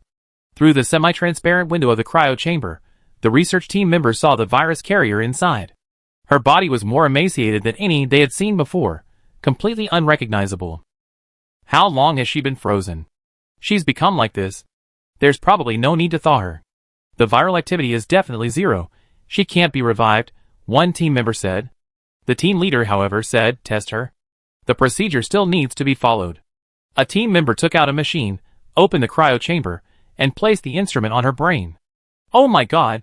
Team leader, look! Her viral activity is so high. She meets the criteria for revival. Take her back. A long, indescribable sleep. She opened her eyes. Blurry shadows flickered before her eyes. She has successfully awakened. Let's check her functions. Speak. Name.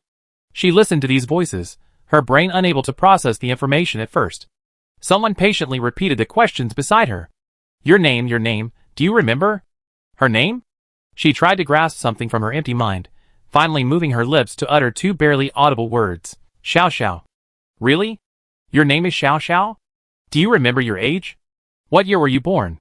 What year were you cryogenically frozen?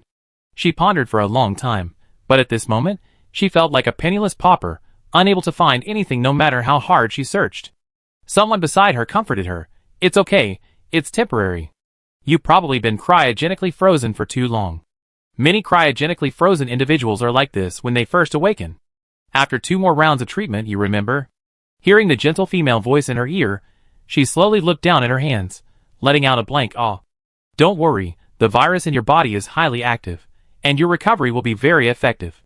You can recover to an appearance almost like a normal person. Don't rush, your brain has only just started functioning. We give it some time to clear up.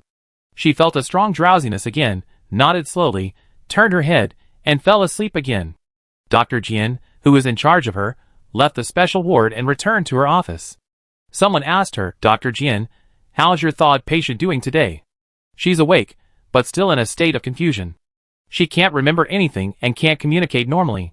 She probably need 2 more rounds of treatment. Dr. Jian said, our medical conditions in Jinghai District aren't as good as other districts. The first research institute in District A does this kind of resurrection technology best. A colleague laughed. Everyone knows their technology is the best, but not all cryopreserved individuals are qualified to be sent there. I heard yours doesn't even have a cryo chamber number. Our district's research institute wouldn't accept her and send her directly to our hospital. Dr. Jian is kind-hearted, willing to treat someone like this.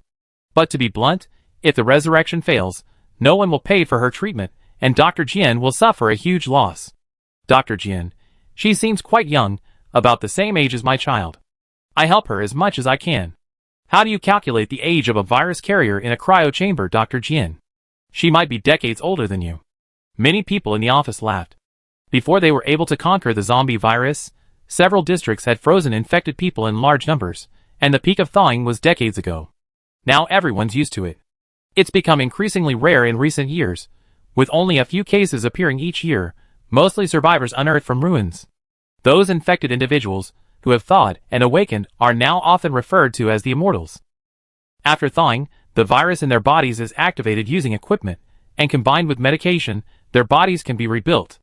The process is like a metamorphosis, or even a resurrection, hence the treatment is called resurrection. Resurrected individuals typically return to the age their bodies were at when they were frozen, no longer aging.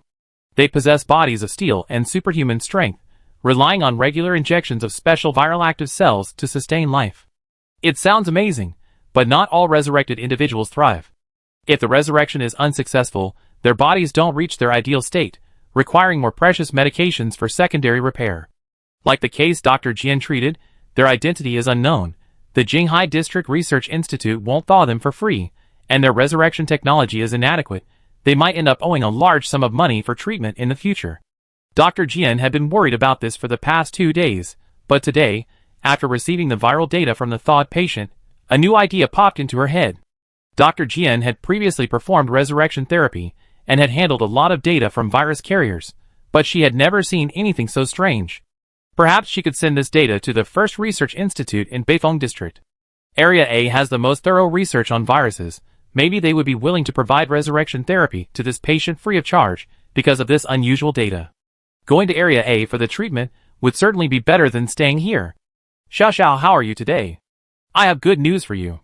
The Beifeng District Research Institute has decided to admit you, and they will be coming to pick you up soon. The cryogenically frozen individual, called Xiao, was still dazed and confused, seemingly oblivious to what was happening. She placed her dry, calloused hand on Xiao's. Dr. Jian said, don't worry, you're a lucky child. They will make you fully healthy. I don't know which year you were frozen, or how long you were frozen, but you successfully held on until now. Everything will definitely go smoothly from here on out. Beifeng District is the #1 district among the 7 major districts, the largest in area, the most technologically advanced, and possessing everything top tier.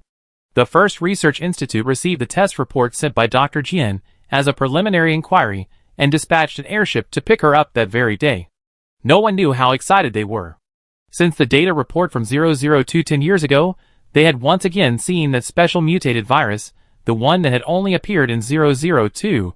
Could this be another virus carrier who survived from the early days of the apocalypse? During this time, Xiao's memories were unclear. She only knew that she seemed to have been moved to a different place. The new place was large, and there were even more people surrounding her. She underwent a round of resurrection treatment here, and her mind finally began to clear up a little. She could think clearly now, and many memories flooded her previously empty mind. She remembered her childhood, the infrequent time she spent with her mother, and her life at her uncle's house. She remembered her school days. She remembered meeting Wenjioza. She remembered the apocalypse, and how she became a zombie. She remembered reuniting with Wenjioza, meeting her mother again, spending the winter in a village, the Beijing base. Xiao Xiao, how are you feeling now? This resurrection treatment will restore many of your physical functions. Would you like to try walking now? Someone asked beside her. Xueling sat up from the treatment bed, her feet slowly touching the floor. The two doctors in white coats around her gave her encouraging looks, praising, Xiao Xiao is amazing. She's recovering very well. Hearing those repeated calls of Xiao Xiao, Xueling fell silent. That's right, she remembered, her name wasn't Xiao Xiao. Fuxing, cryo chamber. Xueling tried to organize her thoughts. Now, what about the other cryo chambers like mine? They understood her question. You mean, what about the cryo chambers discovered in the same batch as you? Your cryo chamber was discovered in Jinghai district. We contacted the research team there, and they said that the cryo chambers discovered in the same batch as yours, and the cryogenically frozen individuals inside have no chance of reviving. Xueling sat there, looking at everything unfamiliar around her, raising her withered arm and involuntarily wrapping it around herself. Wenjioza. She unconsciously uttered that name. A hollow feeling washed over her, a belated sadness pouring in. Suddenly, someone beside her asked in confusion, did Xiao Xiao just call out Wenjioza? Wenjioza? That Wenjioza. No way, they know each other. Really from the same era? I knew it. I compared thousands of data points, and their data was the most similar, completely different from everyone else. There's definitely some connection. Xueling's sadness was interrupted by these excited voices. Why do they all seem to know Wenjioza? Xiao Xiao, do you remember? What's your full name? A middle-aged man asked in a trembling voice, his eyes full of expectation. Xueling leaned back slightly. Xueling, Ling means bell. Before she could finish, the people around her cheered, wept with joy, and embraced happily. Someone covered their mouth and exclaimed, my God, it's Xueling. She's Xueling. We found you. Great, great, our suffering is over. We don't have to be dragged to the wasteland to dig up ruins every time we have a holiday. 10 years, 10 years. I've been forced to collect so much cryochamber data every year. This is not my job. Traveling through all 7 regions searching through cryochambers is not my job either. Xueling shifted uneasily. Huh? You, know Wenjioza? The room fell silent for a moment, then a middle-aged man touched his bald patch and said fiercely, know him. Of course we know him. Who doesn't know him? Another middle-aged man wiped his agitated, red eyes. He tormented me for years. I rather forget my girlfriend than forget him. Xueling, Chapter 74. From the year 3357, when the first research institute of Beifeng district awakened Wenjioza in cryochamber number 002, their hard times began. Before uncovering the historical records of this hero, who had accomplished many important missions, and was posthumously honored as a martyr, they first witnessed Wenjioza's difficult nature and madness. This man, who had been asleep for 300 years, was filled with wariness and distrust towards everything around him when he emerged from the cryochamber. He resisted their treatment when he couldn't remember anything. After finally undergoing the first round of resurrection treatment, he remembered the past, and they thought things would improve. Who could have imagined it would get worse? After the initial silence, he began to ask many questions. What year is it now? Where is this place? Who are they? And most importantly, where is Xueling, who should have been with him, in cryochamber number 001? Where is Xueling? This was the question he uttered most often afterward. At the time, everyone at the research institute was still basking in the excitement of discovering a carrier of an early post-apocalyptic mutated virus, eager to study the unusual virus within him. Little did they know this was the beginning of their tragic 10 years. They repeatedly told Wenjioza that his cryopod was unearthed from some ruins, a place that had already been explored several times without finding any other cryopods. But Wenjioza didn't believe them. He didn't even undergo a second round of resurrection treatment, and simply escaped from the research institute.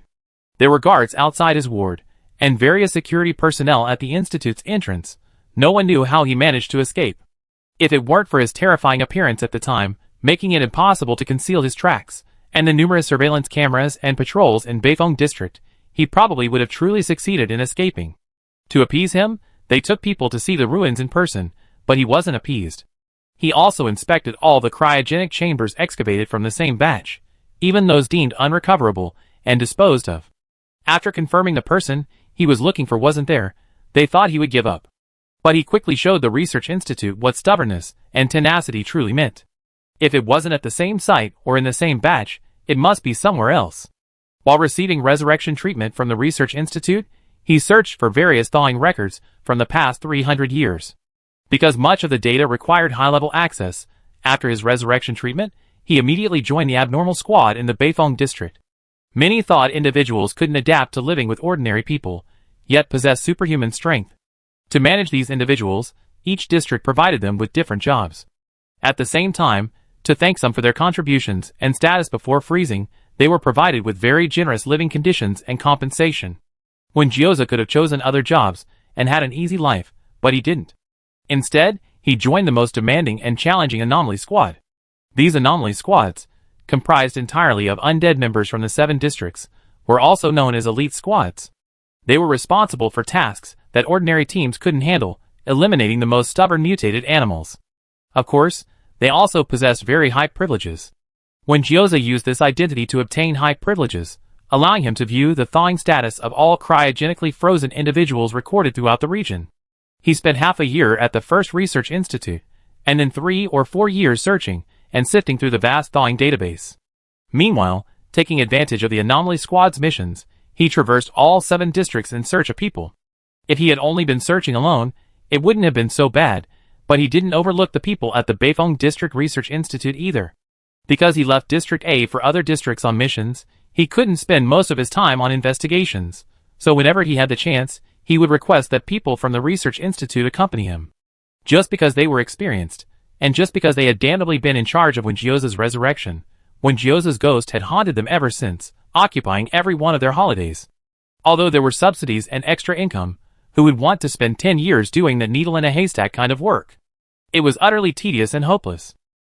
When Gyoza wouldn't listen to any of their suggestions, nor would he accept any of their terrible guesses. Every time he appeared at the Research Institute, he would randomly grab someone and take them away. The landing locations were also random. Sometimes it was a temporary cryogenic storage site in another district, sometimes a research institute in another district, and sometimes it was a cryogenic ruin or private research lab ruin found in the wasteland. That dangerous wasteland was often teeming with infected mutated animals lurking nearby. Although Gyoza was very capable and could guarantee their safety, aside from the members of the anomaly squad, who would willingly be forced to work in such a dangerous and high-pressure environment. The people in the first research institute had considered rebelling, but when Gyoza rose through the ranks too quickly. He was the ace of the anomaly squad, and given his past special status, his superiors were very lenient with him, letting him have his way as long as he didn't cross the line. In the end, only the people in the first research institute suffered. They became tools for appeasing Gyoza, frequently enduring his surprise attacks and mental torture. The name Xueling wasn't mentioned most frequently by Gyoza over the past decade, but by the people of the first research institute. This name had almost become their obsession. One of the most widely circulated jokes at the first research institute was about a researcher who, while sleeping, repeatedly murmured the name Xueling for a long time. His girlfriend discovered this, assumed he had fallen for someone else, and angrily broke up with him. Yes, that's the unlucky guy. He was dragged by Gyoza on a mission to a laboratory in an abandoned area, where he helped Gyoza dig up thousands of corpses from cryogenic chambers. Xueling looked at the person being pointed at. At first glance, he seemed calm, but upon closer inspection, she saw him smiling through tears. Xueling, you guys are really exaggerating. Sitting on the hospital bed, before she could even grieve, Xueling was surrounded by a group of ecstatic middle-aged people. They were like terminally ill patients seeing hope, like the dawn breaking after 10 years of research. Each of them was visibly mentally unstable. At this moment, the most normal person in the ward was actually the only patient, Xueling. Looking into those gleaming eyes, Xueling didn't dare say a word. She felt as if her dog had been lost, and she was grieving when suddenly a group of people told her that the dog was still there, but had caused a lot of trouble, biting their people and destroying their homes. Xueling clutched the dog's collar, facing a group of agitated victims. The joy of finding her lost dog was completely overshadowed by their presence. So, after all that, where was Gyoza? Gyoza was on a mission. An urgent, confidential, and dangerous mission. But such missions were commonplace for the anomaly squad. Gyoza's squad consisted of 9 members, and was the most elite anomaly squad in Beifeng district. Even in the most dangerous wasteland for ordinary people, their demeanor remained relaxed. 2 men squatted beside the steel rubble, grilling meat. 2 others sat on broken stone benches playing cards. 1 sat nearby doing handmade knitting, and another passed the time poking at the mutated ants that kept emerging from the ground with a knife. The most diligent and responsible captain and vice captain, returning from cleaning up, looked around and felt a headache coming on. Xiao Dong and Xiao Gu, stop grilling that stuff. You can't eat it, the captain shouted. The two grilling meat said, I just taste it, chew it a bit, and spit it out. With this century-old chili sauce, I just dug out of the rubble. It's awesome. Although we're called the undead, it doesn't mean we won't die no matter what we eat. Don't go too far, the vice captain said. Little Tang, stop poking those ants. Little Tang stood up, picked up a palm-sized, shiny ant, and tossed it by the fire. Here, have some protein. Aw, you're going to die. I just roasted some mutant insect meat. No fighting. No eating. Stop it all. The mission is almost complete, we should go back. Wait, where's Wenjioza? The two playing cards said, taking a break. Where else could he be? Of course, he's looking for a hidden research lab or a cryo chamber. He's really persistent. He hasn't given up after searching for so long. Someone go find him and urge him on. We should go. The captain said. I'm not going. Who dares to mess with him now? He might not even find a place to vent his anger. What if I go and get kicked to death? I saw him stomp a cryo chamber to pieces last time. Terrifying. No wonder he's the man who can break a mutated bear's spine with a single kick. My brother Wen isn't that fierce. At most, he grab you and throw you around, you won't die. If you're not afraid, then go. I'm not going. Whether brother Wen hits people or not is another matter, but his expressionless, silent demeanor is truly terrifying. As the group was talking, a figure walked around the corner of the ruins ahead. Tall and imposing, carrying weapons on his back, he walked empty-handed, expressionless, past his suddenly silent teammates, and stepped onto the aircraft parked on the side of the open space. Looks like he didn't find it again. Someone whispered. Everyone stood up one after another. Those grilling meat reluctantly left behind their uncooked pieces. Those playing cards dropped their cards, and they all silently boarded the flying vehicle. If they kept the team bully waiting too long, he really would just fly the flying vehicle away by himself. After each mission, the hardest part was the return journey. The two most talkative young men in the team were silent. Finally, the captain, who was piloting the flying vehicle, coughed and said, Wenjioza, you're going straight to the research institute, just like before, right? A cold, deep voice came from the dark corner of the back row. Yes. The youngest, Xiao Dong, whispered, Brother Wen, let me take your weapon back to the team first. The person sitting alone in the back didn't speak, but kicked the weapon at his feet over. Xiao Dong quickly picked it up and placed it carefully beside him. Dong Yang was the youngest cryogenically modified member in the team, and also the one who admired Wenjioza the most, because Wenjioza had rescued him from a cryogenic chamber in some ruin.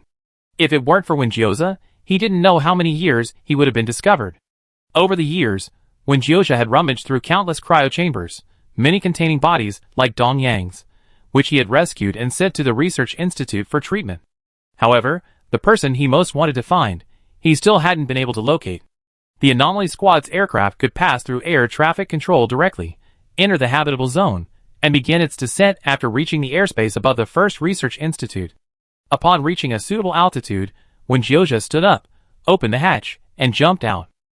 The aircraft circled once on the first research institute's open helipad before quickly flying away. Wenjioza carried nothing with him. His clothes were still stained with dust and dirt from this mission. He walked across the helipad toward the building ahead, not hearing the commotion that always occurred on his visits. The researchers would hide whenever they saw him, and there would always be a chaotic commotion over the building. Today, however, it was quite quiet. He hadn't heard any panicked shouts or running. Now, with his senses exceptionally sharp, Wenjioza casually glanced up at the building. His gaze quickly swept across the building's corridors, turning to the elevated walkway connecting the buildings. A dark figure there caught his eye for 2 seconds. The person was wearing the blue hospital gowns worn by thawed individuals. Even from this distance, Wenjio could see the person's thin body and desiccated appearance. Wenjio had seen too many thawed individuals. Those corpses kept in cryogenic chambers for too long without thawing, devoid of life, looked like this. Her appearance wasn't particularly special, but she was crouching by the corridor, and seemed to have seen him too. She quickly tiptoed to get a closer look, then clearly jolted, instinctively taking 2 steps back in a panic. After crouching for a few seconds, she furtively peeked half her face in his direction. Wenjio watched the figure's series of movements, unable to look away. A sudden, absurd certainty welled up within him. His pace slowed, then quickened, finally turning into a run. Chapter 75. Xueling learned from the researchers that Windjioza was likely on a secret mission and wasn't in a hurry to find him. She was still processing this new world.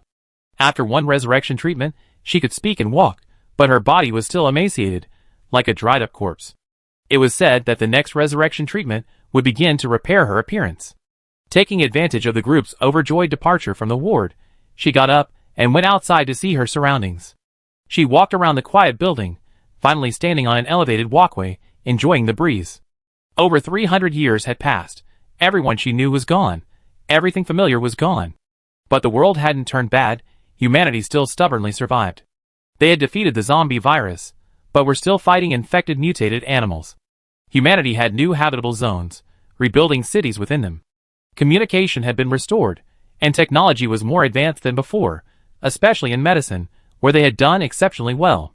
The zombie virus nearly destroyed human society, but now it has boosted average lifespan to 100 years, nearly 30 years longer than during peacetime over 300 years ago. Once Xueling could start thinking, her mind was a jumbled mess, overwhelmed by information. She thought of Windjioza one moment, then of other people she knew the next.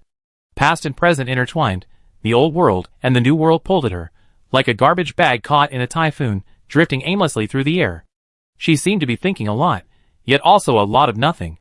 The distant sky was a deep blue, the clouds white. A flying object approached. It looked a bit like an old-fashioned helicopter, but much quieter.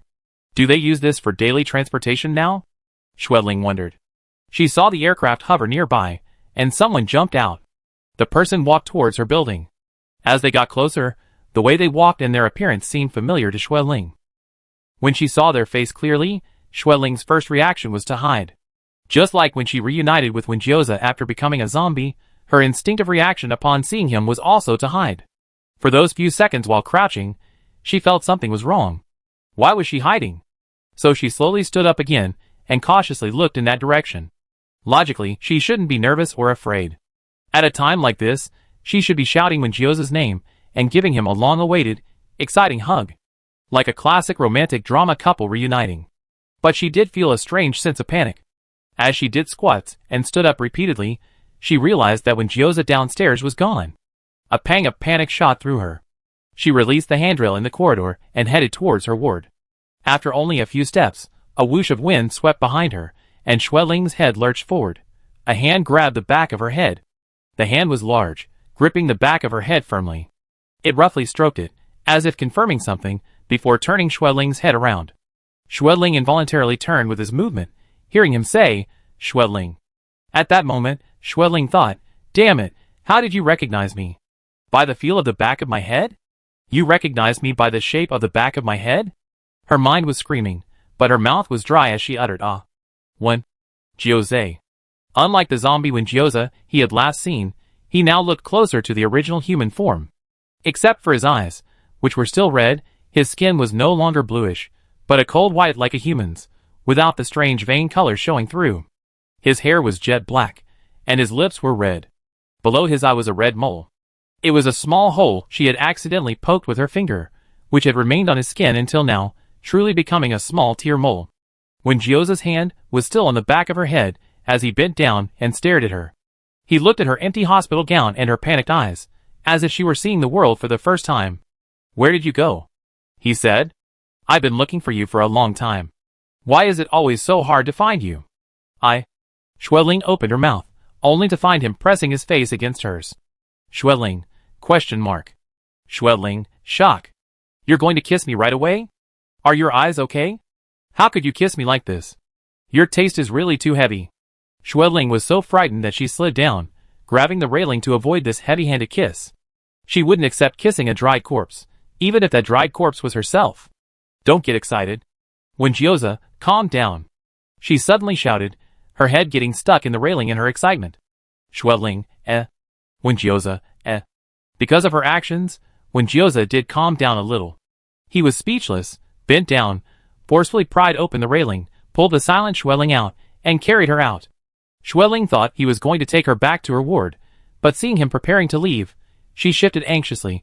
"Where are you going?" "To take you back." Xueling, calm down. Calm down. Windjioza, what's wrong with me? Xueling, look at me. I still need to undergo resurrection treatment here. I can't be discharged yet. Jioza suddenly stopped, finally remembering the problem. He pressed Xueling tightly against him, rubbing his forehead. Your heartbeat is back, Xueling said, leaning against him. The temperature emanating from Jioza was slightly lower than normal, but warmer than a zombie's.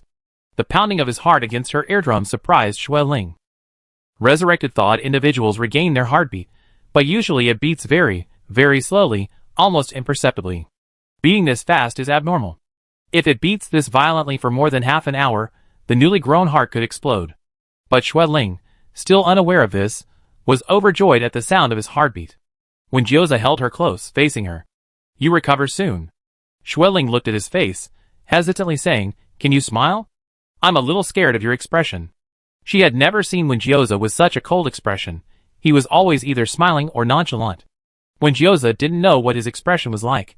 He hadn't looked in a mirror in a long time. Fool, he said, you're not afraid of me, you're afraid of this unfamiliar world. Everything felt different. Even he himself was different, and that's why she was afraid. Don't be afraid, I'm still here, Jioza said. The flying trash bag landed lightly on the ground.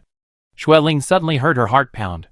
She seemed to just snap out of her daze, and reached out to hug Jioza's neck. Don't be afraid, she murmured, repeating, I'm still here too. Then she received a hard kiss on the forehead. Xueling's heart pounded again. Did he really have to kiss her like that? Kissing the railing next to her would have been smoother and more pleasant. Jioza took a deep breath and slowly smiled at her. Xueling, your smile is so weird. Jioza, not as weird as you. Xueling realized she was being attacked, and her hand moved involuntarily, pinching his arm. Jioza, yes, harder. Xueling immediately let go, not wanting to give him any pleasure. Where are those researchers in the building? I haven't seen a single one. Jioza searched the building, carrying Xueling. Finally, he found them in the cafeteria on the 3rd floor. The group was completely drunk, too busy celebrating the end of their hard times to even think to message Jioza first. Did they accidentally forget, or did they deliberately forget? Jioza looked at the familiar faces going crazy at the cafeteria tables. Xueling, they're probably celebrating our reunion. Jioza gave a cold laugh, asking sharply, did they talk badly about me to you? Don't trust those people. When I was first brought here to be thawed, they wanted to study me, to use me as a test subject. Unfortunately, they found out my identity and regretfully abandoned their initial plan, but for a long time, they still wanted me to cooperate in experiments. It took me years to get them to behave. Jioza was truly ruthless towards them, directly waking the two closest to him. His face, like that of a demon demanding his life, instantly sobered them up. Wake everyone up. I want to see the resurrection treatment plan you prepared for Xueling, he said. Giving them time to sober up, Jioza and Xueling returned to her ward. He glanced around as he entered and said, You moved to the ward I used to stay in. Xueling had no objections. It didn't matter which ward she stayed in. Jioza was more familiar with the place. Perhaps his ward was more comfortable. Have you kept your ward all this time? Xueling hadn't packed much, only a book a researcher had given her. I sometimes stay here, so I have a room here. Jioza noticed the book in Xueling's hand. Did you see the section about Wen Yi in this book? Yes, they said there was a section about Sister Yi's life, so I flipped through it. Did they also tell you that the current Beifeng district was the area where the original Beijing base was rebuilt, and that the current First Research Institute was originally the institute where Academician Wen Yi served as its director? Jio took the book from her. Don't let these little linguistic tricks make you feel indebted to them. 3 of the 7 districts have ties to the original Beijing base. Wen Yi being the director of the Research Institute is centuries ago. These people aren't her disciples or grand disciples. They're just saying this to curry favor with you. Xueling looked at his expression, but thought to herself, did you also feel close to them because of these words, only to be disappointed in the end, and that's why you're advising me like this? Jioza's former ward was located at the far end of this floor. He walked ahead and pushed open the door. Xueling was stunned by the scene inside after just one glance. You used to live in this kind of unfinished room here? One of the researchers who had woken up first arrived just in time, and couldn't help but explain, he dismantled it himself. They had never seen anyone so wary and distrustful of others, turning a fully furnished ward into a bare shell. Jioza, there might be surveillance cameras in every corner of their wards. It's better to remove them. That's for real-time monitoring of patients' conditions, necessary for treatment. Every ward has them. Besides, you remove the regular surveillance cameras, and even our data monitoring devices. The researcher said indignantly. You think I don't know that resurrection treatment doesn't require that much data? Wenjio directly exposed the unspoken rules, revealing his difficult yet forceful side. Give me Xueling's resurrection treatment plan. He now appeared to be an experienced doctor, flipping through the plan and stating, 7 days is too late, do it tomorrow. The researcher who brought the plan argued, this is to adjust her condition, these 7 days can allow her to gradually adapt. Wenjio interrupted, don't try to fool me. I know this process well, 1 day is enough. I know you just want to prolong the time to collect more of her physical data. I can't find a loophole here, so you want to start with her? The researcher stammered, just a little data. Your situation is too special. Do as I say. If you do anything unnecessary, I blow up your building. Wenjio's tone was calm. As a member of the abnormal team, he was truly capable of doing it, and truly unafraid of the punishment for acting impulsively. Chapter 76. Wenjioza disliked that special status. Special meant dangerous. Because of their special status, when he was helpless in dealing with their situation, repeatedly postponing the thawing time, and finally, reluctantly sealing them away. Also because of their special status, after Wen Yi's death, they were coveted by various groups, and after many twists and turns, they were separated and ended up in different places. Even though the people at the first research institute of Beifeng district hadn't actually harmed him yet, as long as they showed any desire for research, Wenjioza would display his aggression as a warning. During his 10 years of searching for Xueling, he saw too many ruins left over from the past research labs. For the previous 200 years, various illegal private research projects were rampant, and the cryogenically frozen subjects in the crypt were their best experimental subjects. It wasn't until the end of the turmoil a few decades ago that legislation began to prohibit them, but some dark, clandestine activities still exist. Therefore, when Wenjioza had to nip all bad possibilities in the bud, they couldn't even have the thought of research. Under Wenjioza's insistence, all the researchers worked through the night, administering medication to Xueling in preparation for her resurrection treatment the next day. While waiting for her treatment, Xueling sat on her bed, flipping through the book. Besides Wenjioza, the only news she heard about her old friend was of Wen Yi. They say this photo is of Sister Yi, she said, turning to a page and showing Wenjioza the picture. The photo showed an elderly woman, with a full head of silver hair, gazing peacefully at the camera, meeting the eyes of someone from another time. Xueling's voice was somewhat somber. I feel like I just fell asleep. Before I fell asleep, Sister Yi was so young, but when I opened my eyes, I found she had aged. Wenjioza sat in front of her, his arms around her, his tone casual. She didn't get old, she died. Xueling, Wenjioza had already seen this photo. He's seen many more photos, and records of Wen Yi. She used to be sharp-tongued and cold-faced, but I never expected her to become such a kind old lady in her old age, smiling so gently. It must be an act. Xueling, Xueling raised her hand, and lightly hit his shoulder. She said, if I had known that would be the last time I saw her, I would have said goodbye properly. Saying goodbye is easy, Wenjioza said. When you're better, I take you to her grave. There's an electronic QR code there. You can interact with it in VR. Xueling, Wenjioza took the book from Xueling's hand and gestured for her to look at the text under the photo. See the birth and death dates? She died in 3089, lived to 80, and died peacefully in her sleep. I read in her diary from her later years that she was surrounded by students, had everyone taking care of her, spent her whole life doing what she loved, and was respected. There's no need to be sad for her. We're both worse off than her. Xueling, she even has a diary. I want to see it too. Wenjioza, I take you to see it after we leave here. Before being wheeled into the treatment equipment, Xueling reached out her hand to Wenjioza beside her. Don't worry about anything. I stay here and watch over you, Wenjioza said. Xueling was thinking of him. He was like a wild animal, becoming more wary and sensitive to his surroundings once injured. When he underwent this resurrection treatment, he was alone, with no one to watch over him. Did he feel afraid? The second round of treatment was the same as the first. He was unconscious during the process and felt nothing. But when Xueling sat up, she saw her pale skin, her hands, once dry, now plump and full. She touched her cheek. It was soft and supple. Ah! She tried to speak, and the dryness was gone. A mirror stood directly opposite the treatment device, and Xueling saw her long-lost self reflected in it. Her jet-black hair cascaded down her front. Except for her red eyes, she had completely returned to her past self, back when she was still human. Wenjioza stood beside her. Xueling turned to him, giving him a knowing smile. I think I'm only now truly realizing that we reunited in a new world. In a new world. The word reunited had barely left her lips when tears streamed down her cheeks. Unending. Seeing the tears fall onto her hand, Schweling paused. I can cry. She looked at Windjioza again, smiled subconsciously, then suddenly burst into tears, crying without restraint. It was as if she wanted to make up for all the tears she hadn't been able to shed since becoming a zombie.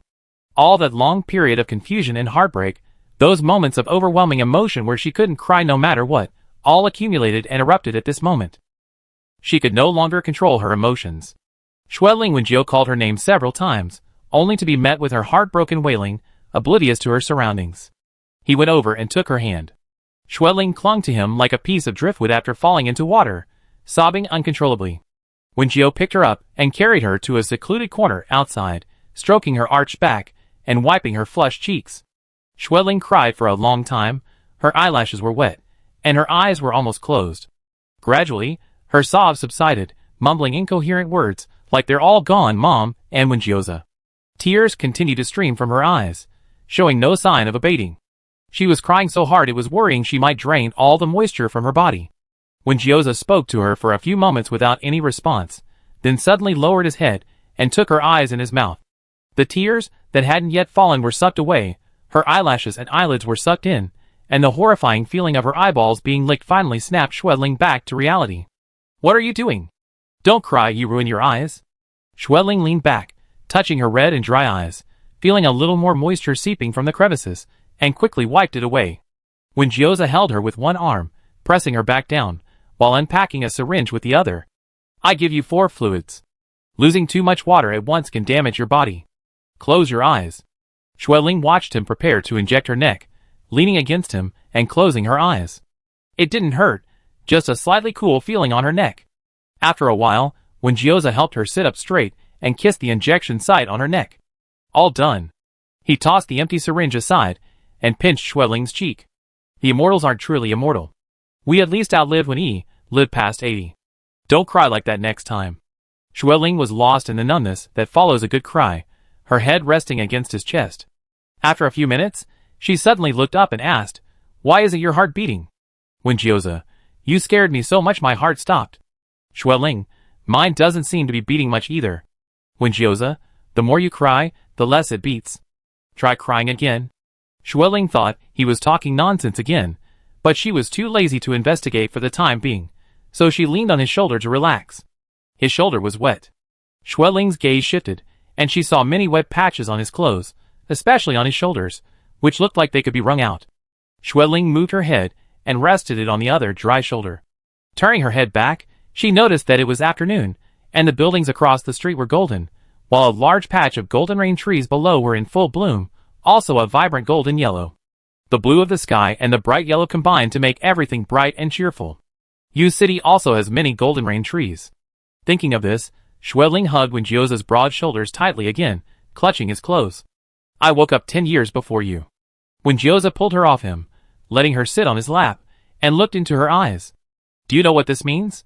Schweling, what does it mean? Does it mean I'm going to settle accounts with you after making you wait so long? It means I prepared everything, just waiting for you. So relax, don't be so anxious and panicked. Windjioza's voice softened, almost coaxing. We have a place to live, good jobs, and I have savings. Want to see how much? You already said that. How much? Let me see. Schweling's voice still had a nasal tone as she leaned closer to see him unfold the communicator on his wrist. This was a modern-day cell phone, its simplified mode resembling a watch, unfolding to the size of a tablet. Schweling watched him tap around on it, finally opening a page. She stared intently. The balance was 0. Schweling, ? Windjioza, how about it? Doesn't it match your name perfectly? Schweling instantly sat up. Windjioza calmly closed the page and opened another. Wrong number, the deposit amount is on this page. This time, the balance was a very considerable number. Because it was considerable, Schweling began to doubt the current value of currency. Was it inflation that made money worthless, hence the large number? Is this a lot? She asked. Can I buy a flying vehicle? What kind of flying vehicle do you want to buy? Can I buy the one you rode in yesterday? Those large flying vehicles, specifically for special missions of abnormal teams, aren't allowed to be bought and sold privately. However, it's not impossible if you want one. Windjioza seemed thoughtful. What if it's accidentally destroyed during a mission? Schweling instantly broke out in a cold sweat and grabbed him. I don't want it anymore. Any other flying vehicle that can be bought is fine. When Gyoza hugged her waist and laughed. Schweling, are you playing me again? When Gyoza picked her up and hugged her, I have a private aircraft, parked in the research institute. Come on, we can take it back now. It was prepared for his mission to capture people and search for Schweling during the holidays. Purchasing an aircraft privately is difficult, requiring numerous qualifications, but when Gyoza's status gave them a green light. It was a legacy from 300 years ago. If he had been alone back then, he might never have interacted with Wen-Yi, never entered the Beijing base. Schweling led him down that path, leaving behind this wealth, which has become their current security. Wait, you're leaving already? Didn't you rest a bit after the resurrection treatment? She still needs regular injections to consolidate her recovery. When Gyoza, give me all the medicine, I know what to do. He seemed determined not to stay a moment longer. The group in the research institute knew they couldn't stop him, so they brought him all the necessary medicine. You finally found Xiao Xiao. You don't have to torture us anymore. Goodbye, Xiao Xiao. Come find us again if you need anything. When Gyoza's expression was strange. What did you call her? Schweling instantly covered Wen Gyoza's ears with both hands and kicked his thighs wildly. Go, go, go. Go, go. She couldn't stop him in time, and when Gyoza learned the origin of the name, he seemed to be in a good mood. At least his expression was much better than when they first met. His smile was more natural, unlike the forced, sinister grin of a murderer. Oh. He only managed to utter one word before Schweling knew he was about to say something bad, so she tightly covered his mouth to stop him from speaking. Chapter 77. Oh, you don't remember anything after waking up, except me, huh? Although it was true, hearing it repeated by that dog's mouth made her want to punch him. Schweling took out some medical tape given to her by the research institute and stuck it across Wen Gyoza's mouth. Don't believe rumors, don't spread rumors. She wouldn't admit it anyway. With his mouth sealed, Wen Gyoza's eyebrows twitched slightly, and the corners of his mouth curled up. That expression, cheerful yet mocking, secretly pleased yet a little pretentious, handsome yet irritating, made one's heart itch and fists itch at the same time. He smiled and shut his mouth, but his face clearly said, although we both know the truth, I let you have your way. The aircraft parked on the first research institute's dedicated helipad was a silvery grayish blue. It should have been very cool, but unfortunately, Wen Gyoza, its owner, didn't seem to take very good care of it. The fuselage was covered in dust and unidentified stains, and the hatch slid open, revealing a messy interior like an old warehouse. It was crammed full of things. Even several old cryogenic chambers were stacked on top of each other. These cryogenic chambers are broken, aren't they? There's nothing inside. Why did you put them here? Schweling asked, puzzled. Wen Gyoza leaned closer. Schweling, ? Wen Gyoza, tear off the tape on your mouth. As soon as he spoke, the tape on his mouth came undone. Schweling was speechless. Couldn't you tear it off yourself? She reached out and tore off the tape from his mouth, and when Gyoza finally said, last time we went out, we found a few old cryogenic chambers in the ruins. We brought them back to test them. Schweling looked closely, and found that the appearance of these cryogenic chambers was quite similar to their original batch of cryogenic chambers. The test showed. Schweling didn't finish her sentence, watching him kick the cryogenic chambers down, and then throw all the messy clutter inside them out. He tossed aside the workbooks with a carefree abandon, as if finally finishing his exams. These things are useless now, Wen Gyoza said. Schweling noticed a pile of junk, shovels and ropes covered in dirt, lighting equipment, a tent, rain boots, and a discarded electrical box. Did you take these things to rob a tomb? After clearing away the junk, Schweling noticed a thick coat lying on the driver's seat, and a first aid kit and other personal belongings piled up in the passenger seat. Wen Gyoza quickly cleared these away as well. These are all tools and junk that I used when I took the research team out. They're useless now.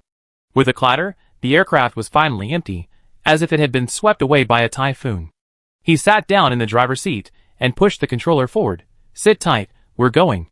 Schweling was still brushing the dust off the passenger seat, wondering how the stains got there. Feeling the aircraft begin to glide forward, she quickly sat down, forgetting her annoyance. As Wen Gyoza turned to help her fasten her seatbelt, Schweling felt a moment of disorientation. When Wen Gyoza found her in Anchi and drove her away, he had fastened her seatbelt in the same way. This seatbelt is fastened like this, did you learn? Wen Gyoza asked. Yes. Schweling carefully memorized it. Good, but you won't need it, Because there's an automatic button. When Gyoza pressed a button, and the complex seatbelt clicked shut. Schwedling, A second before Schwedling raised her fist, when Gyoza sat back in his seat, pushed the control stick all the way, and the aircraft, already on the runway, suddenly took off. Schwedling gripped the handrail tightly. This was much more thrilling than riding in a car. The aircraft made very little noise, and flew at a low altitude, only a couple hundred meters above the ground, allowing her to clearly see the scattered houses below. We're currently in Beifeng District, also known as Area A, which is currently the largest habitable area. Beifeng District contains over 40 cities, with strict boundaries between them, Wenjiu said, slowly raising the aircraft. At a higher altitude, the roads and waterways clearly define the areas on the ground. We live over there, in Lebanon City. The anomaly squads all live over there. Each squad has its own building, next to which are the Anomaly Management Center, the Infection Prevention and Rescue Center, and the Area A Police Patrol Team. Schwedling looked in the direction he pointed, first seeing a patch of green trees and a lake, then the small buildings built around it. Compared to the skyscrapers and bustling scenes of other areas, this area was noticeably less populated, with more greenery. Schwedling thought to herself, this area has such a low plot ratio, the land prices must be incredibly high. The management must be very strict too. They've flown over so many areas before without encountering any obstacles, but when they reached this area, aerial patrol robots appeared. Schwedling initially thought they were a flock of birds circling overhead, until they hovered near the aircraft and emitted an electronic voice. Please show your ID and pass. Wait, I don't think I have an ID card yet. Am I now an unregistered resident? At the same time Schwedling realized this, when Geo pulled up 2 identity documents. The bird-like aerial patrol robots quickly finished scanning and flew away again. You have my ID? You already got it done for me. Schwedling pulled Wenjio's hand, wanting to see the document he had just shown her. Don't I need to handle this myself? Weren't you at the research institute after you saw me? When did you secretly get it done? Wenjioza, I told you, everything was prepared. I was just waiting for you. We're here. The aircraft landed in front of a 12-story building.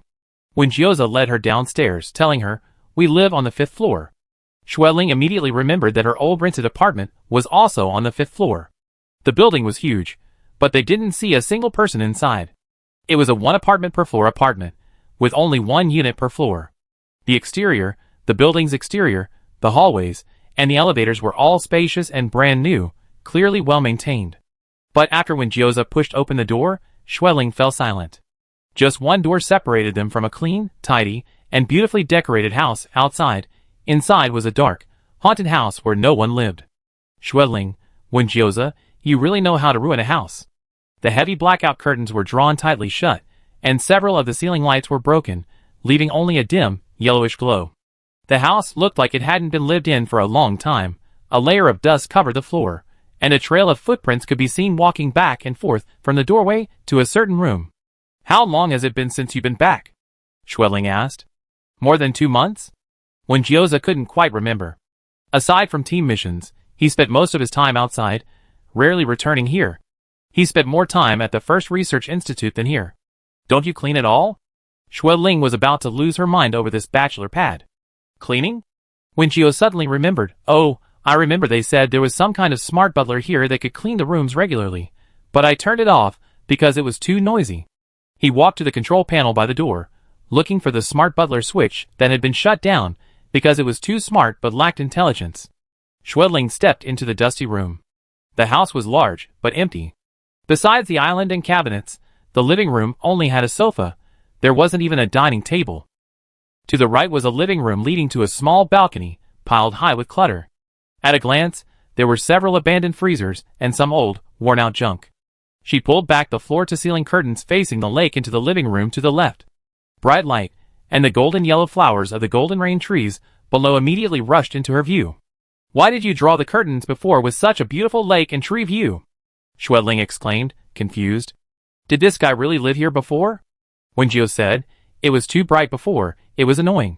When he lay on the sofa relieving his fatigue, the overly bright sunlight would make the floor shine, like some kind of tranquil afternoon dream. But he was alone in the quiet room, and he didn't like that feeling. After fiddling around for a while, he restarted the smart home system. A ringing sound came from inside the room, followed by a human-like baritone voice. Reboot complete. Welcome to the smart home system. It has been 8 years, 9 months, and 10 days since your last use. The smart home system needs to update your information to provide better service. How many people are currently living here? You too. What is your relationship? Husband and wife. Xueling turned to look at Wenjioza, her expression one of astonishment. What husband and wife? Did I agree to that? Did we even get a marriage certificate? You just blurt that out? The smart butler happily said, Congratulations. In the days without the smart butler's company, you, a single person, have finally found a partner. Wenjioza remained expressionless and quickly pressed skip. Xueling, She reasonably guessed that Wenjioza had probably been unintentionally offended by the AI when he turned off the smart butler, hence his resentment and refusal to use it for years. The smart butler started working, ventilating the room, cleaning the floors and countertops with floating cleaners, and wiping the large windows until they shone with hidden brushes. Xueling walked into the room. Several rooms were empty, only one room had a bed and a wardrobe. The ensuite bathroom was probably the cleanest place in the house, indicating it was the most frequently used. The countertop was a chaotic mess, empty containers lay scattered about, and unused, unlabeled ointments had clumped together. Xueling was instantly transported back to the days when she lived with Wengo, the time she spent training him. Don't leave things lying around, towels must be hung up, the shower must be tidy, dirty clothes must be washed promptly. Wenjioza, come tidy up all this stuff. Put what you need away, throw away what you don't. Wenjioza slowly walked over. She began directing him to clean up with an air of ownership. The door to the 5th floor apartment, usually tightly shut, was wide open. Wenjioza had taken all the clutter from the apartment and piled it outside, waiting for the garbage truck to come and take it away. Xueling paced around the house several times, constantly hearing people calling Wenjioza's name. Wenjioza? Wenjioza, don't you have any clean sheets? Your blanket is torn, and you're using this? Xueling called out twice, but received no response. She went outside and didn't see Wenjioza, only several people wearing hats, and with serious faces standing in the wide-open doorway. Hello, we are from the Beifeng District Household Registration Bureau. Household Registration Bureau? Xueling thought, Wenjioza, you better not have given me a fake ID. Our system has detected the activation of a previously frozen household registration under the name Xueling, so we come to confirm the situation. They said solemnly. That's right, Xueling, the unfrozen individual in the same situation as me. You can contact the First Research Institute for proof. I remember I already gone through the other procedures. Wenjioza said behind them. Their house was cluttered with so much stuff that the garbage disposal unit malfunctioned, so he had to carry it downstairs. When he returned, he saw these people standing at the door. Upon seeing Wenjioza, the group took 2 steps back, letting him enter first.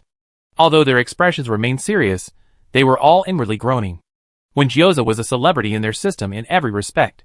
A hero and martyr from over 300 years ago, the longest recorded cryogenically frozen person on record, the oldest existing virus carrier, an ace member of the Anomaly Squad who broke numerous mission records. Beyond these accolades, what was most memorable was his tenacity and stubbornness. When they were processing his identity, he requested that another person's identity be processed as well. His lover from the same era, in a similar situation, Xueling. But at the time, this Xueling didn't exist. They couldn't register a new identity for someone who might have been dead for a long time, with no chance of resurrection. Their identities were indeed special, granting them some privileges, but some rules were in place, and if it didn't work, it didn't work. Unable to get the result he wanted, Wenjioza turned around and joined the Anomaly Squad. It's unclear what he did, but not long after, the Household Registration Bureau received a notice instructing them to process Xueling's identity document first. Process it first, but don't activate it yet, it's meant to appease this troublemaker. The people at the Household Registration Bureau remember this incident vividly. They discussed it internally for a long time. They all thought that the identity document Wenjio insisted on obtaining would never be activated. Unexpectedly, it was actually activated today. They witnessed another historical resurgence. Chapter 78. Xueling noticed that the voices of the officials from the Household Registration Bureau seemed a little weaker after Wenjioza appeared. The 2 younger men standing at the back were visibly reserved. When Wenjioza walked past them, they hurriedly made way, as if he were some dangerous person. Thinking of the group at the First Research Institute, Xueling wondered if Wenjioza had also harmed them. Come in and sit down, don't stand at the door. I get you some water. Xueling remembered the hospitality she had as a human and quickly rummaged through the cupboard for cups. Excuse me. The group filed in and, under Windjioza's gaze, squeezed together onto the only sofa in the living room. Windjioza. Why don't you have any cups in your house, Windjioza? Xueling called from the kitchen. I don't need water, why would I have cups? Windjioza walked over. Xueling stared at the empty row of cabinets, turning back suspiciously. There's nothing here. Do you really live here? She got up and pushed Windjioza's back, leading him out. Go buy some cups now. Windjioza looked back at the others on the sofa, still uneasy. You go buy them. I stay here. Xueling, I don't know where to buy them. Ugh. Hurry up. Windjioza was practically pushed out the door, asking, what kind of cups? Disposable cups or something? What size? The others sitting on the sofa watched in disbelief as the ace of the unusual squad was pushed and shoved out of the house, and sent to buy things. They were all a little shocked. You have such an obedient side? A young man squeezed to the edge of the sofa whispered, haven't seen this big shot in years. Has his temper improved? Xueling slammed the door shut and walked back saying, excuse me, is there anything you need my help with regarding that identification document? The leader in charge quickly replied, actually, we're just here to go through the formalities. The identification documents were all issued a long time ago.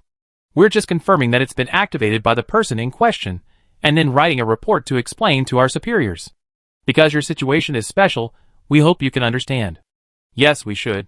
Xueling's agreeable manner even made the group show expressions of gratitude. May I ask when I obtained my identification document? This was 9 years ago, processed together with Mr. Windjioza. But at the time can this be processed without my presence? Generally, it's not possible, but... The bureau official wiped his forehead, his smile somewhat forced. Xueling understood. What did he do to get my ID card? Well, we're not entirely sure, but Mr. Windjioza joined the top anomaly team in Area A and received many city contribution medals. Windjioza returned carrying a bag of cups, only to find that the others had already left. He casually placed the bag on the table and saw Xueling sitting by the window. They left pretty quickly. Did they give you any trouble? His protective instincts were growing stronger. Xueling smiled. They were all afraid of you. Why would they give me trouble? Windjioza leaned back on the sofa. I didn't do anything to them. Xueling pulled him up. There's still a lot to do, and you want to rest? Instead of pulling him up, she was pulled to sit on the sofa herself. Windjioza had one leg on top of her. What's the rush? There's plenty of time. We can take things slowly now. Xueling, supporting herself on his knee, suddenly asked, you received a lot of city contribution medals? They're in the bedside table drawer in the bedroom. Take them yourself, they're all in there. Xueling pushed his heavy leg away and quickly brought back a large box of things. Large medals, small badges, badges that could be worn around the neck, all mixed together. She picked up a gold badge sealed in glass. Heart of history, what kind of medal is this? Awakened frozen individuals, and those who were once recorded in history for their meritorious deeds all have them. This is mine, and you have one too. You can pick it up in a couple of days if you want. You even helped me with my ID. Why didn't you help me collect my medals? Don't you like these? Don't you want to collect them yourself? Xueling paused, seeing him starting to look a little lazy again. Actually, when I heard you talking to the AI butler earlier, I thought you were going to get our marriage certificate done at the same time. Windjio scoffed, it's just proof, no need. Xueling, seeing his arrogant demeanor, couldn't help but nudge him, reminding him, you remember, right? We broke up and haven't gotten back together yet. Windjio looked at her for a long time before saying, didn't we get back together a long time ago? Xueling, when? Windjio reached out and grabbed her rounded head. You've been sleeping too long and your brain isn't clear anymore. You and me, do you know what our situation is called? Common law marriage, over 300 years old. The current marriage law and the Civil Affairs Bureau haven't even known each other for as long as we've known each other. Xueling, but we haven't gotten back together yet.